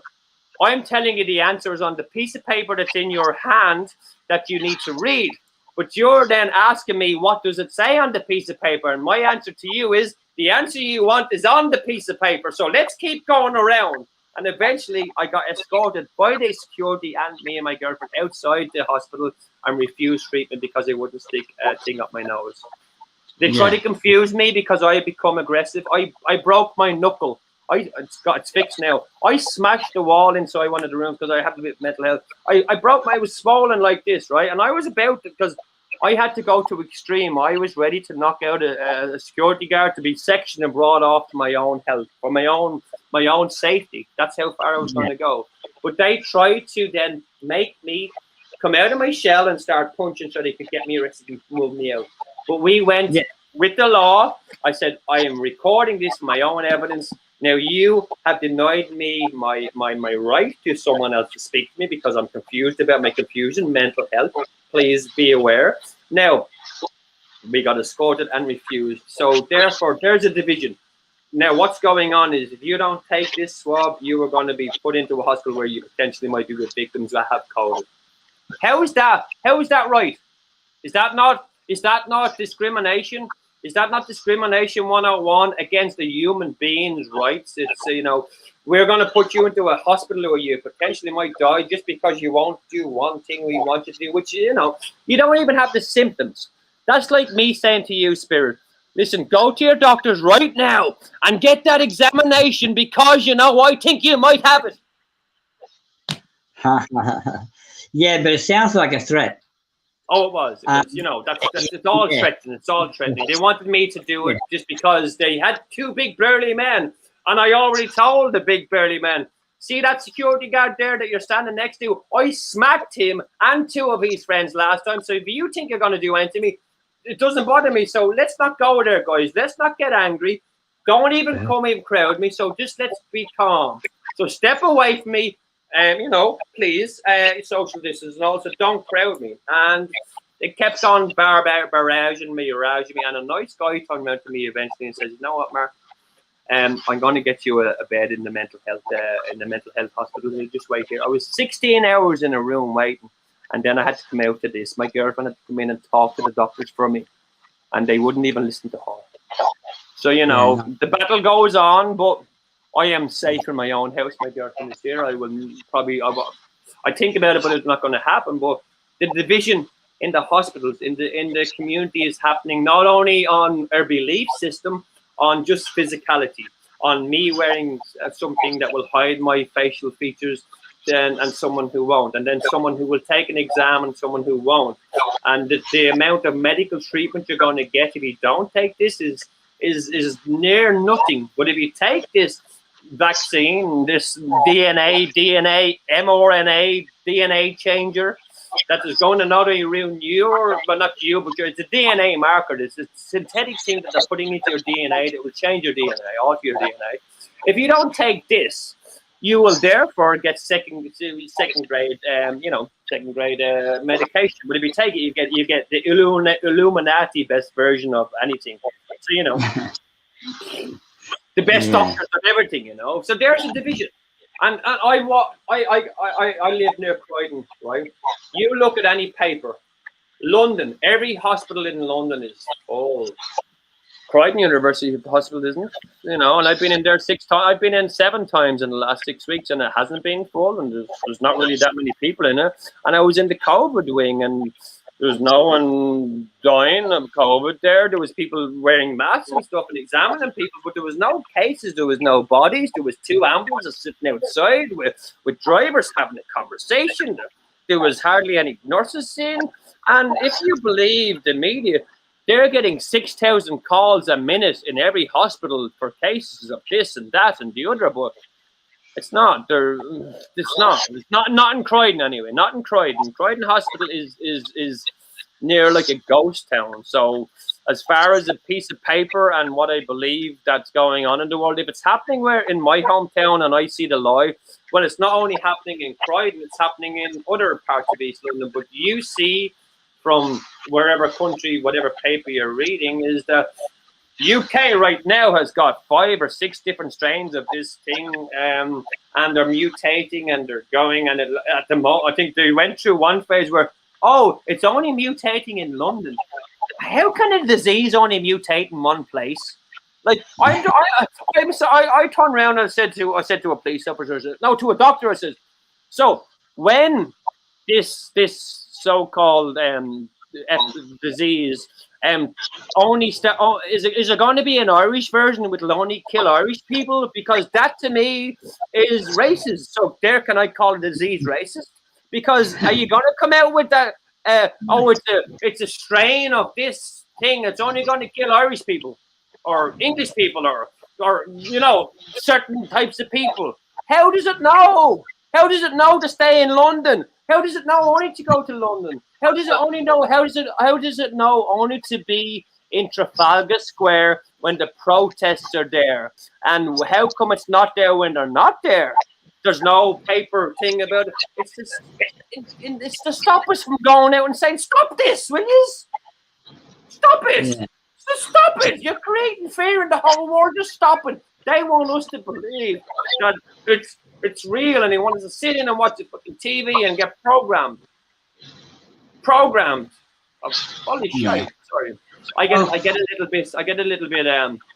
I'm on the front line of this. This is not on, and in the middle of London, Trafalgar Square, seeing beaten people being hit with sticks and police officer brutality, and I've been on the end of it and everything. And do you know what? At this stage, 2021, I am about to stand up, and I'm telling you, I've got the strength of Ireland on me back, and this Trafalgar Square thing ain't gonna last long. They want martial law. That's what they're pushing for. Us to kill ourselves so they can bring in the army, and then therefore you do not go to prison, or you do not go to a prison. You go to their prison, and then all your rights are gone. Yeah, You're screwed. Well, martial law, it's gone. Yeah, well, I can tell you now, man. Like here in this little town that I'm in, we've never worn a mask. I've taken people for walks downtown. I've been on live streams and said, "Come, people, we'll go into town, right? Go into town." And I go, "Isn't anyone wearing a mask?" No. You might see one germophobic person wearing a mask. Yeah. Right? Nobody else is wearing a mask. No. Nobody else is too worried about the social distancing. People are sitting, in the cafes and coffee shops and whatever else. And man, life really hasn't. I think the cameras, the cameras that we see that are portrayed on the TV are only in the places like the city centres where people are actually are running beside the guidelines. So I go into London, and every second person I see has a mask on. Right? I walk around Croydon or Brixton. I'd say about 10% of the population are walking around with masks on. The suburbs, they don't care. It's the city centres that are being policed. That the police are coming up to people and asking you, "Why aren't you wearing a mask?" "I'm exempt." And then they ask you for your medical citizen. All you need to know is, "I'm exempt. I'm medical exempt, Mr. Police Officer. Now get on your way, please. Now, thank you very much." Now, that's all you need to know. And people don't know that. So they're giving personal information to people like police officers, medical information that they don't need to give.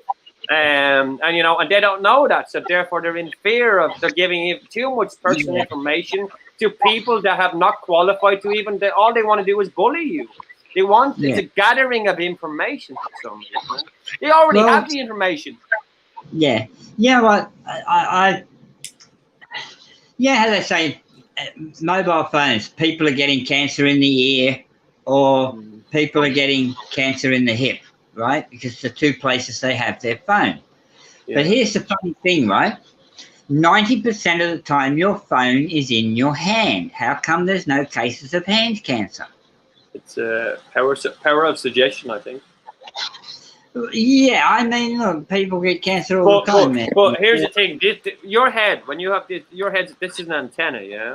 So this is more of an antenna than anything else. If you put here's a weird thing. I don't know if you ever tried. Have you got a clicker for your car? When you press the button, the door thing comes up.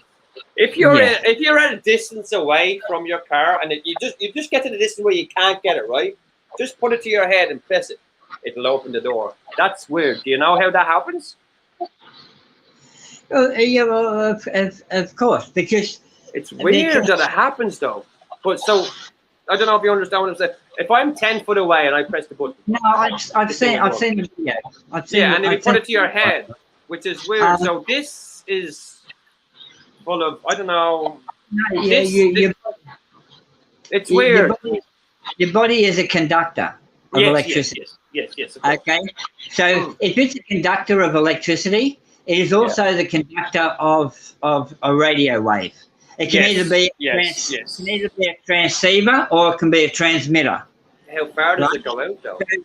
So what you're doing is you're basically using your entire body as an aerial. And an extra antenna, it gives it an extra reach, would you say? Yeah, exactly. Yeah, it gives it the extra couple of feet. Yeah, so you're using your It gives the key a little aerial, would you say? Yeah. It would be the same as if you took a one foot piece of copper wire and you connected it to the aerial inside your little clicker. You'll be able to get a better distance from it again. Yes, of course. But just to think of the human body as one, it's weird. Yeah, the aerial is bigger, right? The bigger the aerial, the further you can send a signal. Yes. So you're 98% water. Water is a great conductor of electricity, of any type of electricity. Well, I think we've gone down to 80% now via the Mandela effect. They want us to believe we're less water than we were. So, I believe we're around the 90s or mid-90s anyway. We are conducting water, electricity, water, absolutely. Whatever the count of molecules are, that says we're a percentage of water. So anyway. Keeps changing. It's just that effect. We conduct electricity because we have a lot of fluid in our bodies, right? Otherwise, you wouldn't get zapped by electricity when you stick your fingers in the power point. I've done that once or twice. Wow. Electricity likes our body. I got thrown across a room for sticking a spotlight from a van into a plug once, and I shouldn't do that again. But wow. Yeah. And as well as we have friction. Friction causes electricity static. We're always flows make friction. We've always got a static around us anyway, and so definitely aerials. We're all aerials. We're all aerials. Antennas. Not just of electricity, but you have an aura aerial, right? And they can now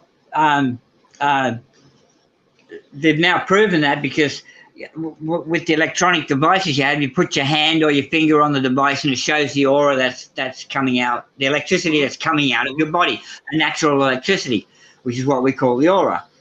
That book that I suggested to you goes all into explaining aura, your etheric, your third, not so much the third eye, because he did a separate book on the third eye, but he'll talk about astro traveling. He talks about a lot of things, man, and it's compiled into it was going to be a book for lessons. Okay. So it comes in chapter 1, chapter 2, and each chapter talks about different parts of your life. The cord that you're connected to when you're dreaming or astro traveling, either way you want to put that, right? Yeah. I see it as one and the same thing. Two different ways of doing it. Astro traveling is more controlled. Dreaming is sort of unless you can control your dreams. You have to wake up with your I think I used to do that myself. I used to try to want to the way I figured out if to dream about a certain thing. I used to think about it and do this on the pillow a couple of times and then go into a dream. But what I used to have to do was wake up in the dream, realize I'm in a dream, and then control the dream, which is harder to do because it doesn't always work. You can't always wake up in your dream. If you can wake up and have a you can control the rest, but it's very hard to do that. That's a tough thing to do. You always wake up. If you're dreaming you're falling off a cliff, you always wake up before your body, right? Because apparently that part of what makes us up, our spirit, our soul, whichever you want to call it, right? That part really doesn't die. From what I can see or tell, right? So if I said to you, where in this reality world that we're living in, right? Where in this reality world are we when we're dreaming? Where is that place in this universe when we're dreaming? Where is it? Does it exist? Does it really exist? Is it real? Well, it'd have to be because you wouldn't be there. dreaming Yeah. if it was Is real. it real? But is it you know is it physical real? Is it when you're in a dream state, it's as physical as you want it to be, you know, I suppose. Yeah, But yeah. what you were saying about you know falling off a cliff, they call it the tip, where you just go and you lose your sense of, and then you wake up, you know, isn't that what you kind of do? You nearly hit the bottom and you wake up, and they call it the tipping edge. So if you tip over that, and what happens if you do hit the ground? I've hit the ground outside, and I woke up and I was fine. But you know, I think that's where the excitement, you get the, you know, the butterflies in the stomach, and that kind of gives you a shock. If you can get past that and suppress that, you probably can hit the ground and probably go further. But I think that's a natural plane we need to go past.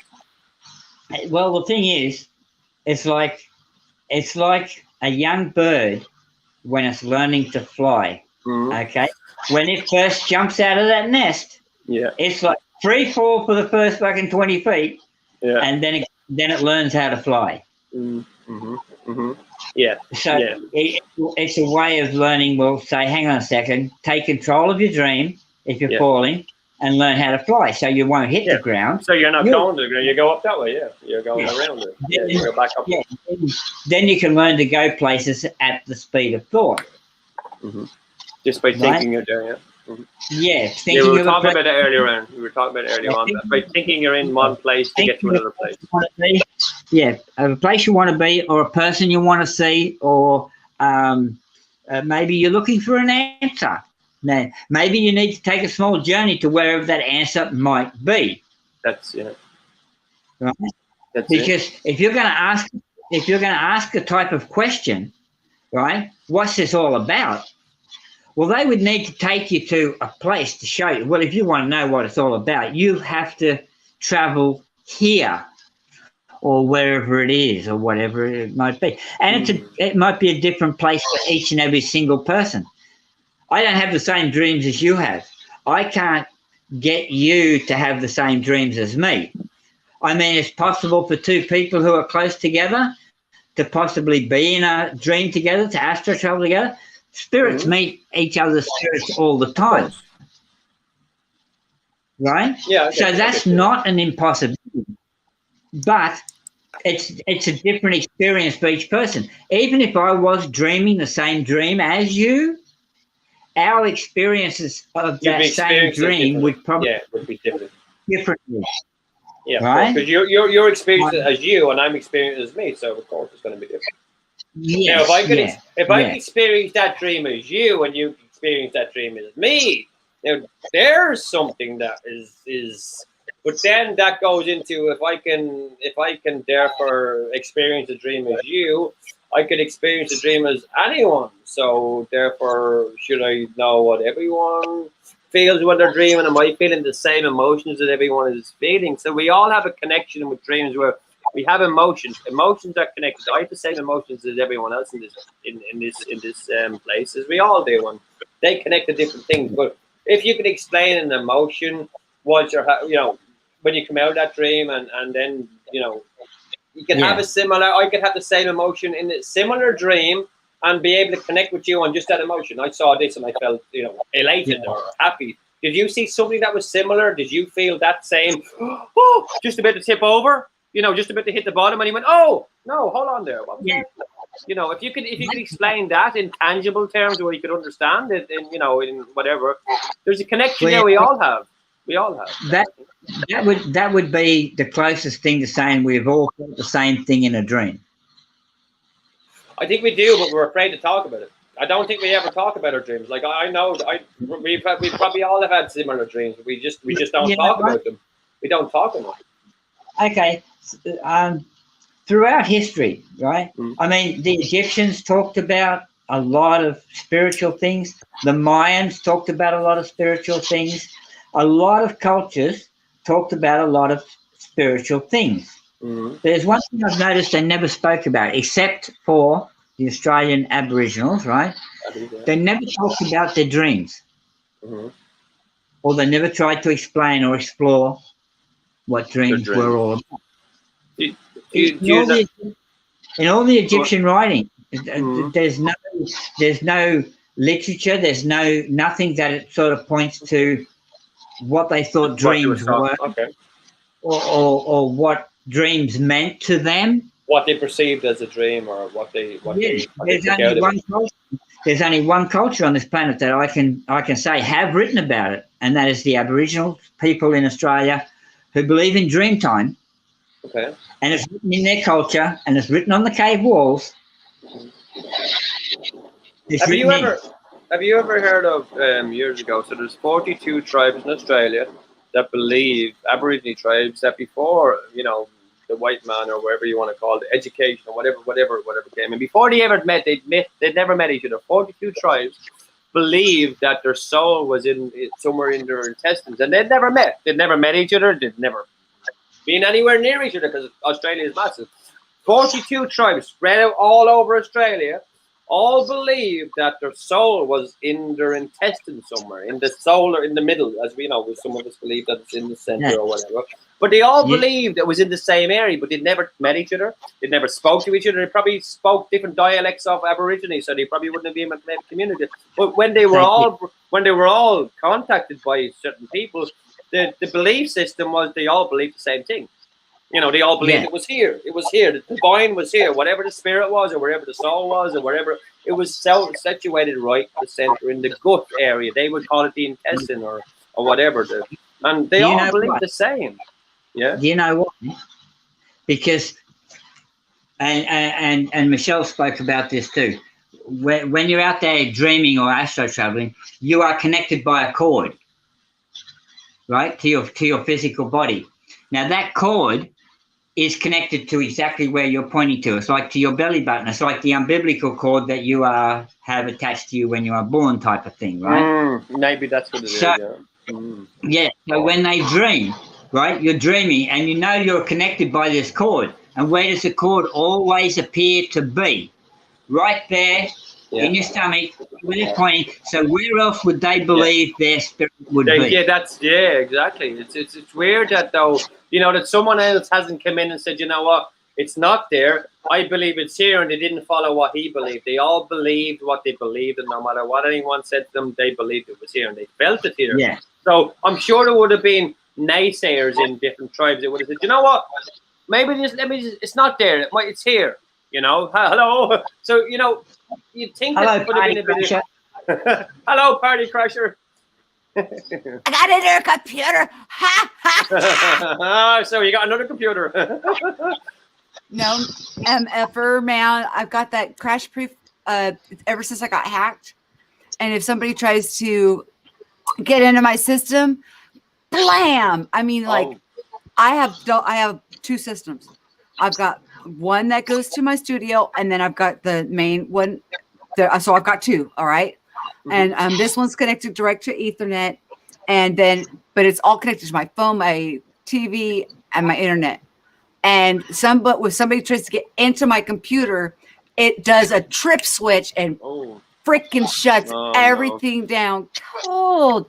But then it gives me a new IP and a VN and a new what do you call it? Network. My Ethernet codes. Everything is all running through or something else.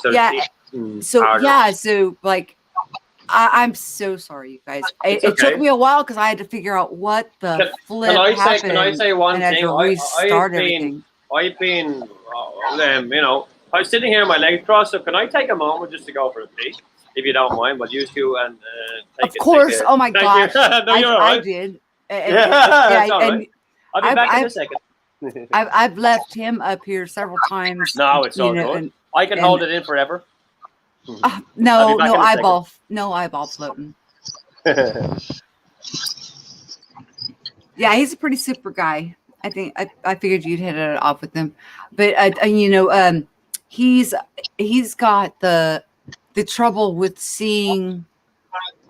He sees into the unseen simultaneously as seeing into the scene. So, you know, when you have a conundrum like that, you know, people tend to, you know, put you in places that you don't belong because you're having a spiritual awakening just because they don't understand. Yeah. Well, you see, here's you know, and I believe you're along the same lines.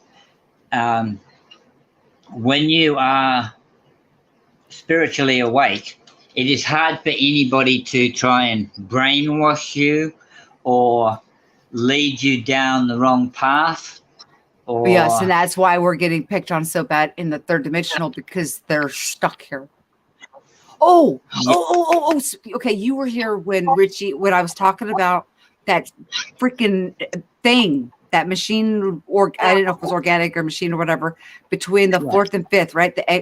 Which now I'm calling it the exit. Okay, it's the exit, because you don't need to come back through it coming in, just only when you're leaving, right?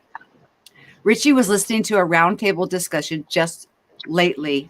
They didn't do it live, but they did it like very recent, and then they posted it up as like a premiere, okay? Because he wanted to ask some questions, to him, but it was difficult because it was a pre-recorded, and they weren't there in the premiere. They can't travel. They can't get out. And I find that, I'm kind of dumbfounded with that, because I would think that, it's not meant to keep people in, it's meant to keep certain individuals in. Yeah. Well, have you heard of people getting caught in a repetitive dream? Like preliminal has dreams that pick up where they left off. Yeah, no. Yeah, where someone you have a repeat dream. You seem to have the same dream every night. Oh, dream looping. Okay. Mm-hmm. Yeah. No, but go ahead. Explain what. I understand what you're trying to explain, but please get into a little, because I have not read any books, and you know that I'm completely self-taught. Fumbled around in the dark, got where I've gotten to by dumb luck and a lot of pitfalls.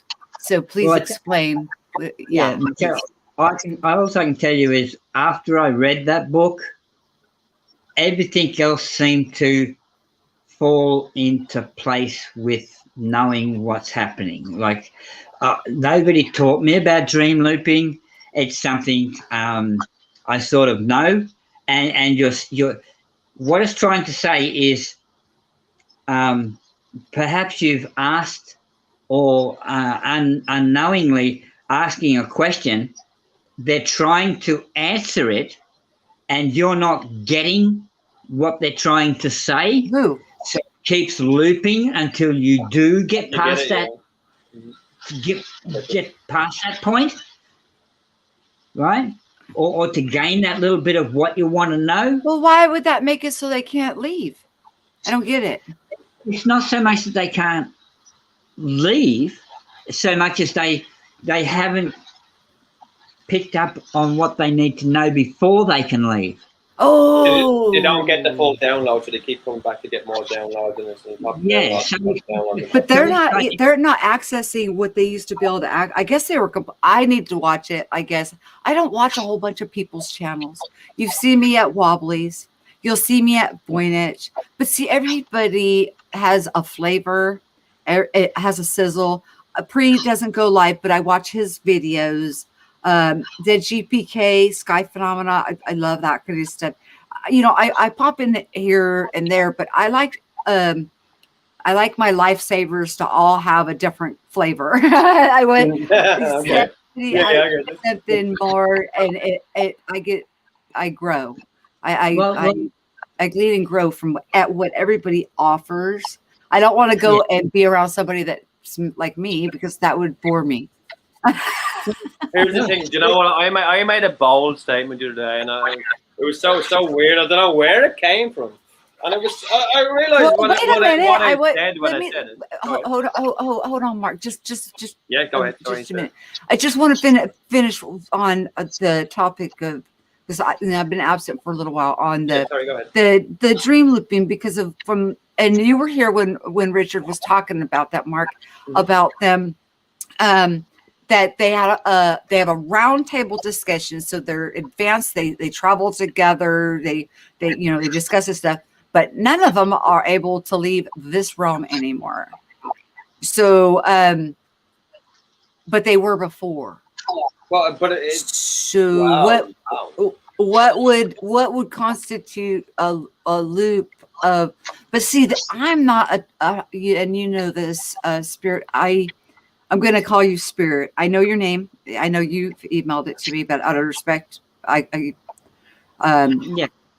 unless you tell me on air and you announce your name, your Spirit. So, Yeah. anyways,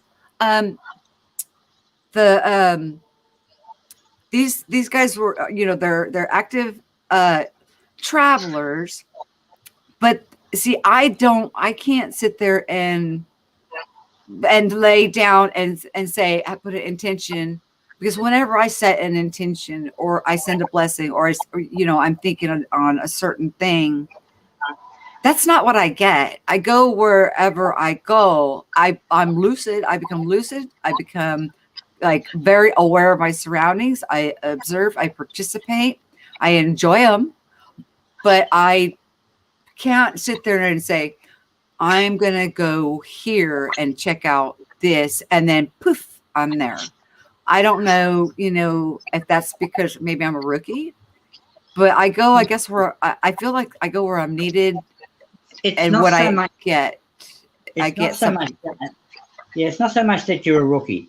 It's the point is, there are certain things probably in that realm that, they're not willing to tell any dreamer or any astro traveler until you have no longer got that cord connected to the real world, to the existence. Until you're fully there, probably. Until you're fully Yeah, until you're fully. Did you know that when I'm traveling, that thing has to be as thin as a piece of sewing thread. I can't even see it. Yeah, it's like it's gone. I don't even pay attention to it. I don't have an attachment to my physical body, though. It's like because I've already left and came back. The physical. There's the physical. So we talk about people that are being trapped here that can't get out, right? The way I looked at that, the way I perceive that is the people who are trapped here and can't get out, they don't want to get out because they are addicted to the flesh. They are addicted to the pleasures of the flesh. But they're travelers, sweetie. No, I'm on about the people that come here and get stuck into flesh because, and that's it.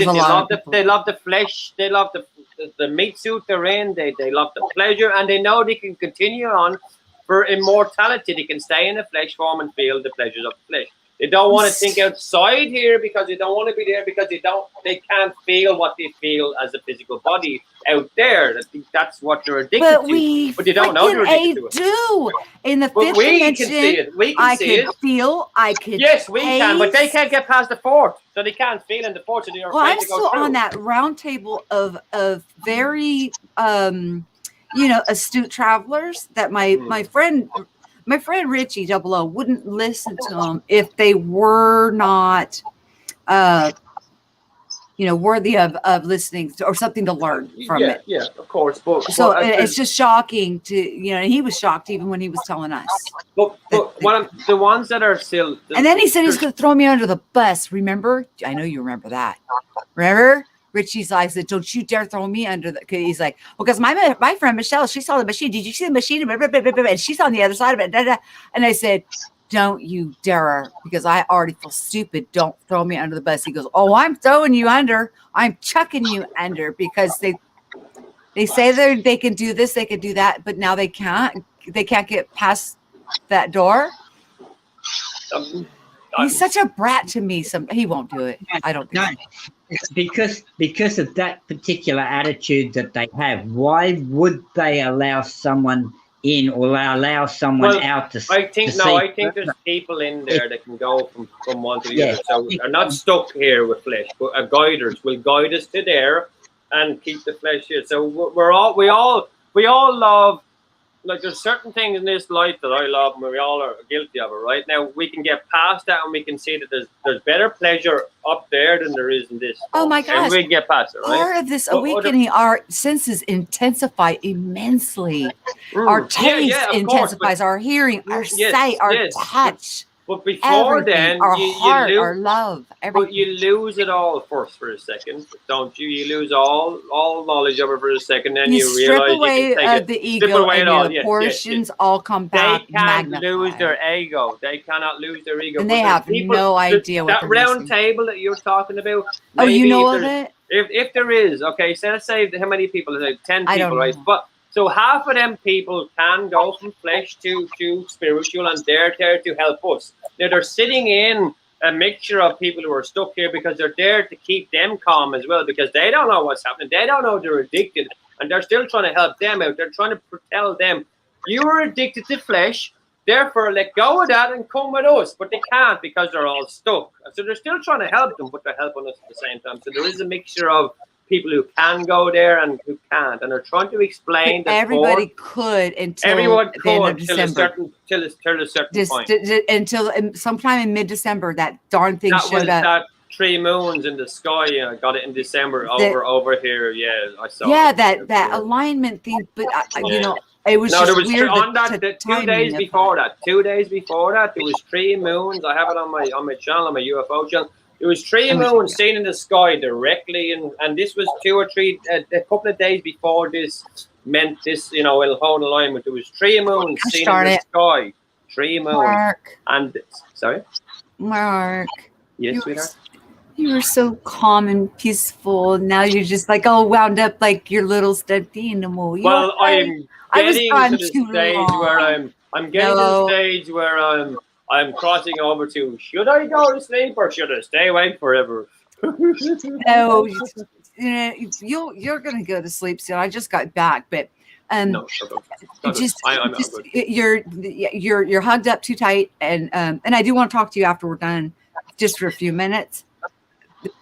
But we could talk another day. Yeah, no, it's all good. It's all good. The only reason I said that with the alignment, because if you remember last September, there was an alignment that happened only every 22,000 years, and some of us missed, and some of us didn't. That happened last September as well. So there's a lot of I don't worry astrological about that stuff. No, either do I. But just as a date, which they like I mean, to no, put I into dates. don't mean it in a condescending way. I mean, No, I'm I know like you don't. ignorant to it. I don't read the newspaper. I don't watch the news. No, I was studying it. I Pay was studying attention to something else. astrology. I don't play with tarot cards. I don't dabble with.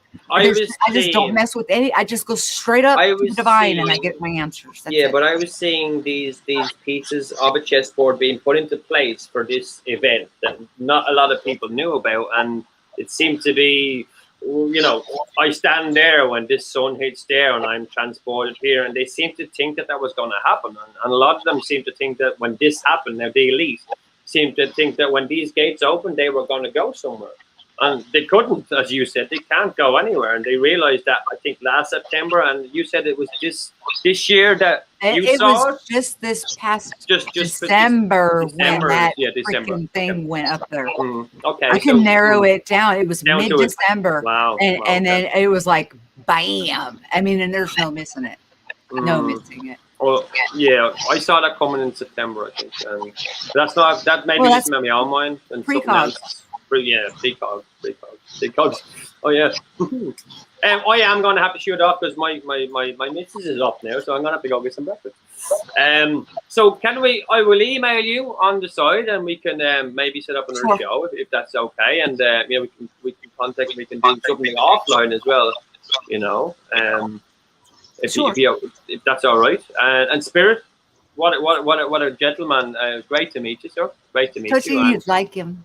Yeah, he's a cool dude, man. He's very knowledgeable. Very knowledgeable. God bless you, man. God bless you. And I will be still praying for your friend who you talked about earlier on. Ashley. So she's still in my heart. So she will be saying prayers. I'll be saying prayers for her all day and giving her good energy. And Party Crasher. I'm fixing it now.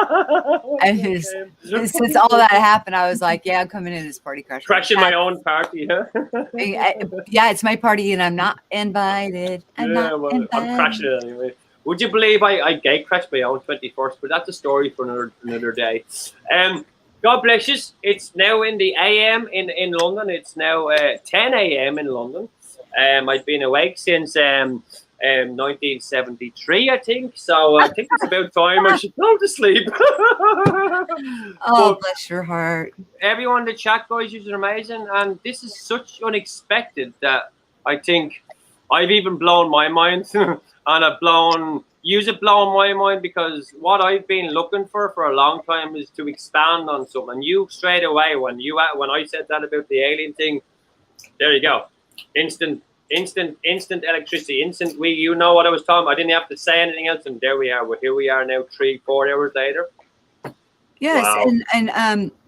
and I do open format quite a bit. I'll do some streams and that are topic oriented. That'll last about an hour, or I'll have a guest come on and they're about an hour. Mm-hmm. Or I do a lot of open format because just as in the beginning, when this platform was made, as you know, you've known me for a little while, System Failure, but we're just not very close. We haven't had a conversation like this ever to get to know each other to this degree. But it's always been about what we all have to bring to the table. Everybody has something precious to add to enhance the experience and the growth that we're all going through. Nobody's in we do the work ourselves, but we're really not alone in it. And that's the important part, is to remember that we're all here for each other. Yeah, definitely. And no matter how much you try to divide us, we are all a family, and we all are here for each other. So remember that. That's God. Yeah, that's true words. Love it. Amazing. Namaste. Namaste. Do you know what I heard that namaste meant a long time ago? It's a silly thing. Divine in you.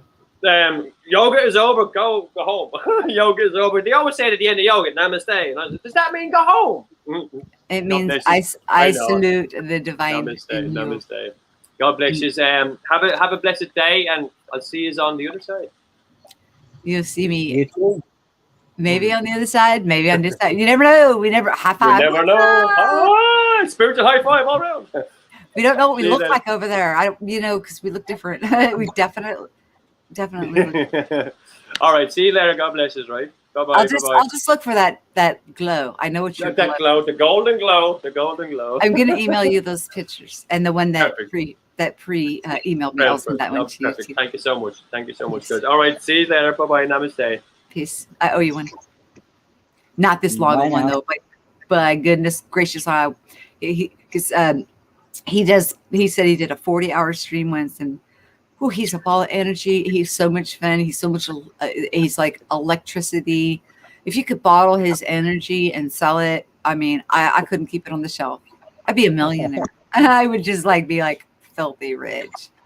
But yeah, he's an interesting cat. He's got a lot of interesting perspectives, but a lot of people misunderstand his, the things that he can see, and how they do, and just trying to give me a pill when I started having the active dreaming, 20 plus years ago. Here, your night terrors, take a pill, this will help you sleep for insomnia. It was it's trazodone. I think it's some kind of antidepressant. I don't take it anymore, but I'm off almost. My doctor medically has taken me off of, majority of my medications because of the healings that have went on throughout this process. And I'm going to tell you what, Preliminal sent me a picture of Mark, whom we just saw from a week ago. And that picture, he looks 15 years older than he does today. I shit you not. You are my favorite turd. You want to see it? Well, we showed it earlier on here, and there's nobody gonna watch a 12-hour stream. It's not gonna happen. I'll grab it. I will show it to you. You're gonna be like, "What in the heck?" Watch, I'll blow my stream out again. That would be awful. Let me grab that. Your mind's gonna be blown, but your mind's also gonna be blown because what's in the picture with them. I'm not gonna say anything because you're a sharp cookie and you can figure it out. Sure. And share a screen. And where do I what? It's on a Chrome tab. And which one is it? Okay. Would it be that one? Maybe? Yeah. There you go. Can you see it? Oh, yes. Look at him. You just saw him. Does this man looks like the man that you just met's father. I'm not trying to be mean or nothing or be insulting, but he's got like baby chunky cheeks and face is softer looking. He just looks so much younger now. But do you see this? Can you see my mouse? Yeah, yeah. Okay. Tell me where you want me to go. I could No, you're right. bigger, I see or it. I could make it smaller. There. No, I see the picture. Do you see It's all this? It looks like he's being guarded, and you can see the white illumination around his tight around his shoulders, a big white illumination here around his head, and with a real bright light going towards him here. Pretty interesting. Now tonight, when he was online with me, I took several pictures of him because his aura was showing. Let me close this one, and I'll share that with you because I know you like cool stuff. Who doesn't like cool stuff, right? Okay, so let me grab. I took 8. I'll just show you. I'll show you a couple, and I'm going to email them to him because they're of him. But yeah, we showed them online. So okay, where did I put you, Mark? You are in. He ended up in a file folder that I didn't want him in, but he's in there anyways. What was the video I made? Oh, okay. Hang on, just a minute. I'm spirit. I almost rucked up. Yeah, here we go. Okay, I'll show you. Is that picture 1? I'll show you picture 1 first. Try to go in order. Excuse me. So how are you? How's life? I'm good. I'm good. Besides the healing that we're sending. I found out, a friend of mine, right when this virus thing, we had dinner the 28th of February, and then everything shut down. And when we had the dinner, he showed me, and he had been diagnosed with cancer, and he just had the lump removed. And when he had the lump removed, he looked like a sliced up ham. I mean, it was like down the center of his chest, and then it kind of arced around and up his back, because of what they needed to remove. And now he went through chemo, didn't lose his hair, and he's 100% cancer free. Gone. Yeah. History. And we've been spending some time and talking, and you do energy work on your friends. Of course, you do, because you do. It's out of unconditional love, and you just kind of do it inadvertently because we care about each other. And then he worked on himself, and he's 100% cancer free. Okay, now look at this here.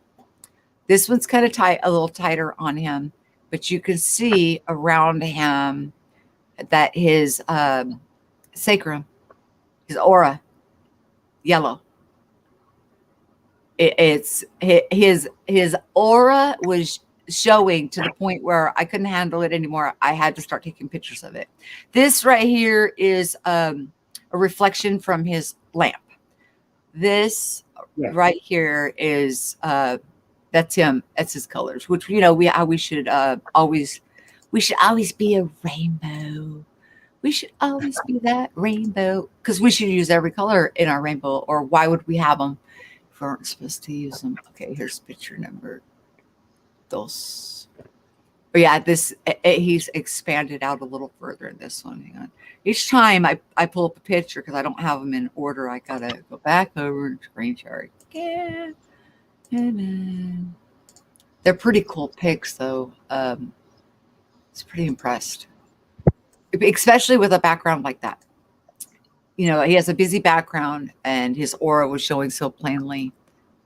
Usually, you know, a lot of people have to only see with the being a white background. I could see where it's a little bit with busyness behind it, but his was really showing. See, here we are. We're almost out now, extending. It's fainter, but it's there. You can see that he's went out. He got a little more comfortable as we were talking, and his aura and the topics that we were talking about, as we were talking about different topics. And, you know, our sacrum is our intuition. And he was talking about certain topics, and his aura was expanding and expanding. It was phenomenal. Hang on, let me show you. Let me see if I can find a good one, like a really good one. I took 8 of them. Let me see what I got here. Have you traveled lately? Oh, here. Okay, I'll just show you this one, and then we'll get done with it. Because see, it didn't matter what position he was in. Yeah. It didn't matter what angle that he was in. There it was. And that's how you can tell that you're looking at somebody's flipping aura, because it doesn't matter which way they move, it's showing. See how far out it's extending from him. When you look at his hands, you see the yellowing. And then when he was online, you know, here with you, all of this was gone. And when he got nervous earlier, it like hugged up right, like it was super duper close to his clothing. And then it extended out quite a bit. And then it got back to being tight up against his body. You know how it works. You get nervous or something happens, and Yeah. we pull our energy back to ourselves. Protection. Yeah. I mean, well, yeah. My understanding is when there's colors involved, it's more to do with the etheric around the person more than the aura. It's whatever.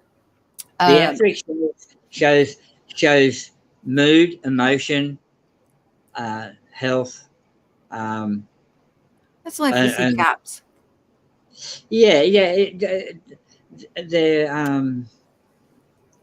Yeah. Sometimes the etheric doesn't appear out as far as your aura does.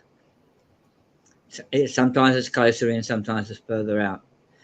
But it's not bad. If it was another color, you know, there are some bad colors to have around your head. Gray, blotchy, or hit and miss of like foggy grayish colors that are, you know, breaking in through your field around you. But see, even with anybody's aura field, it depends on where you're at, what your circumstances are, on how tight you pull in your guard, on how far you're going to extend your field. How many people do you want to cross paths with, or are you going to pull yourself closer in tight? Well, you know that as an empath, when with empathic stuff, I have learned to pull my crap in so I don't cross paths and pick up if somebody's depressed or hurting or emotional and just kind of pull it in, you know. We are always defensive when meeting a new person until you get to understand or get the feeling of the person or get to know them a little better. We're always defensive in that way. That is basically what we would say would be human nature. When you're coming across another person, I mean, when you know one tribe meets another tribe, it's not love and happiness on when they walk together and meet each other for the first time, because they don't know what the motives are. They don't know what you might be seeking. You don't know if they're going to rob you or if they're going to give you a present. So defense is usually our first stance when we meet something new.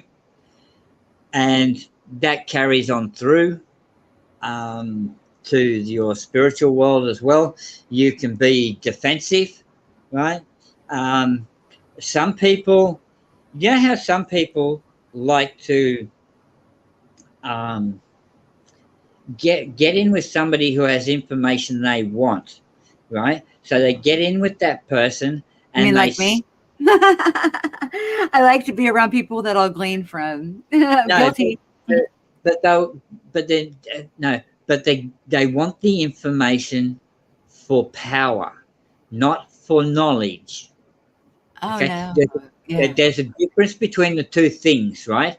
Now, if you try and use that in the spiritual world, where you're seeking what they know, but you're not going to put it to good use, do you think they're going to allow you out there to find it, or do you think that they're going to allow you to move on or pass through, or show you what you want to know just because you're demanding it, because you are who you are, you're more important than everybody else on the planet?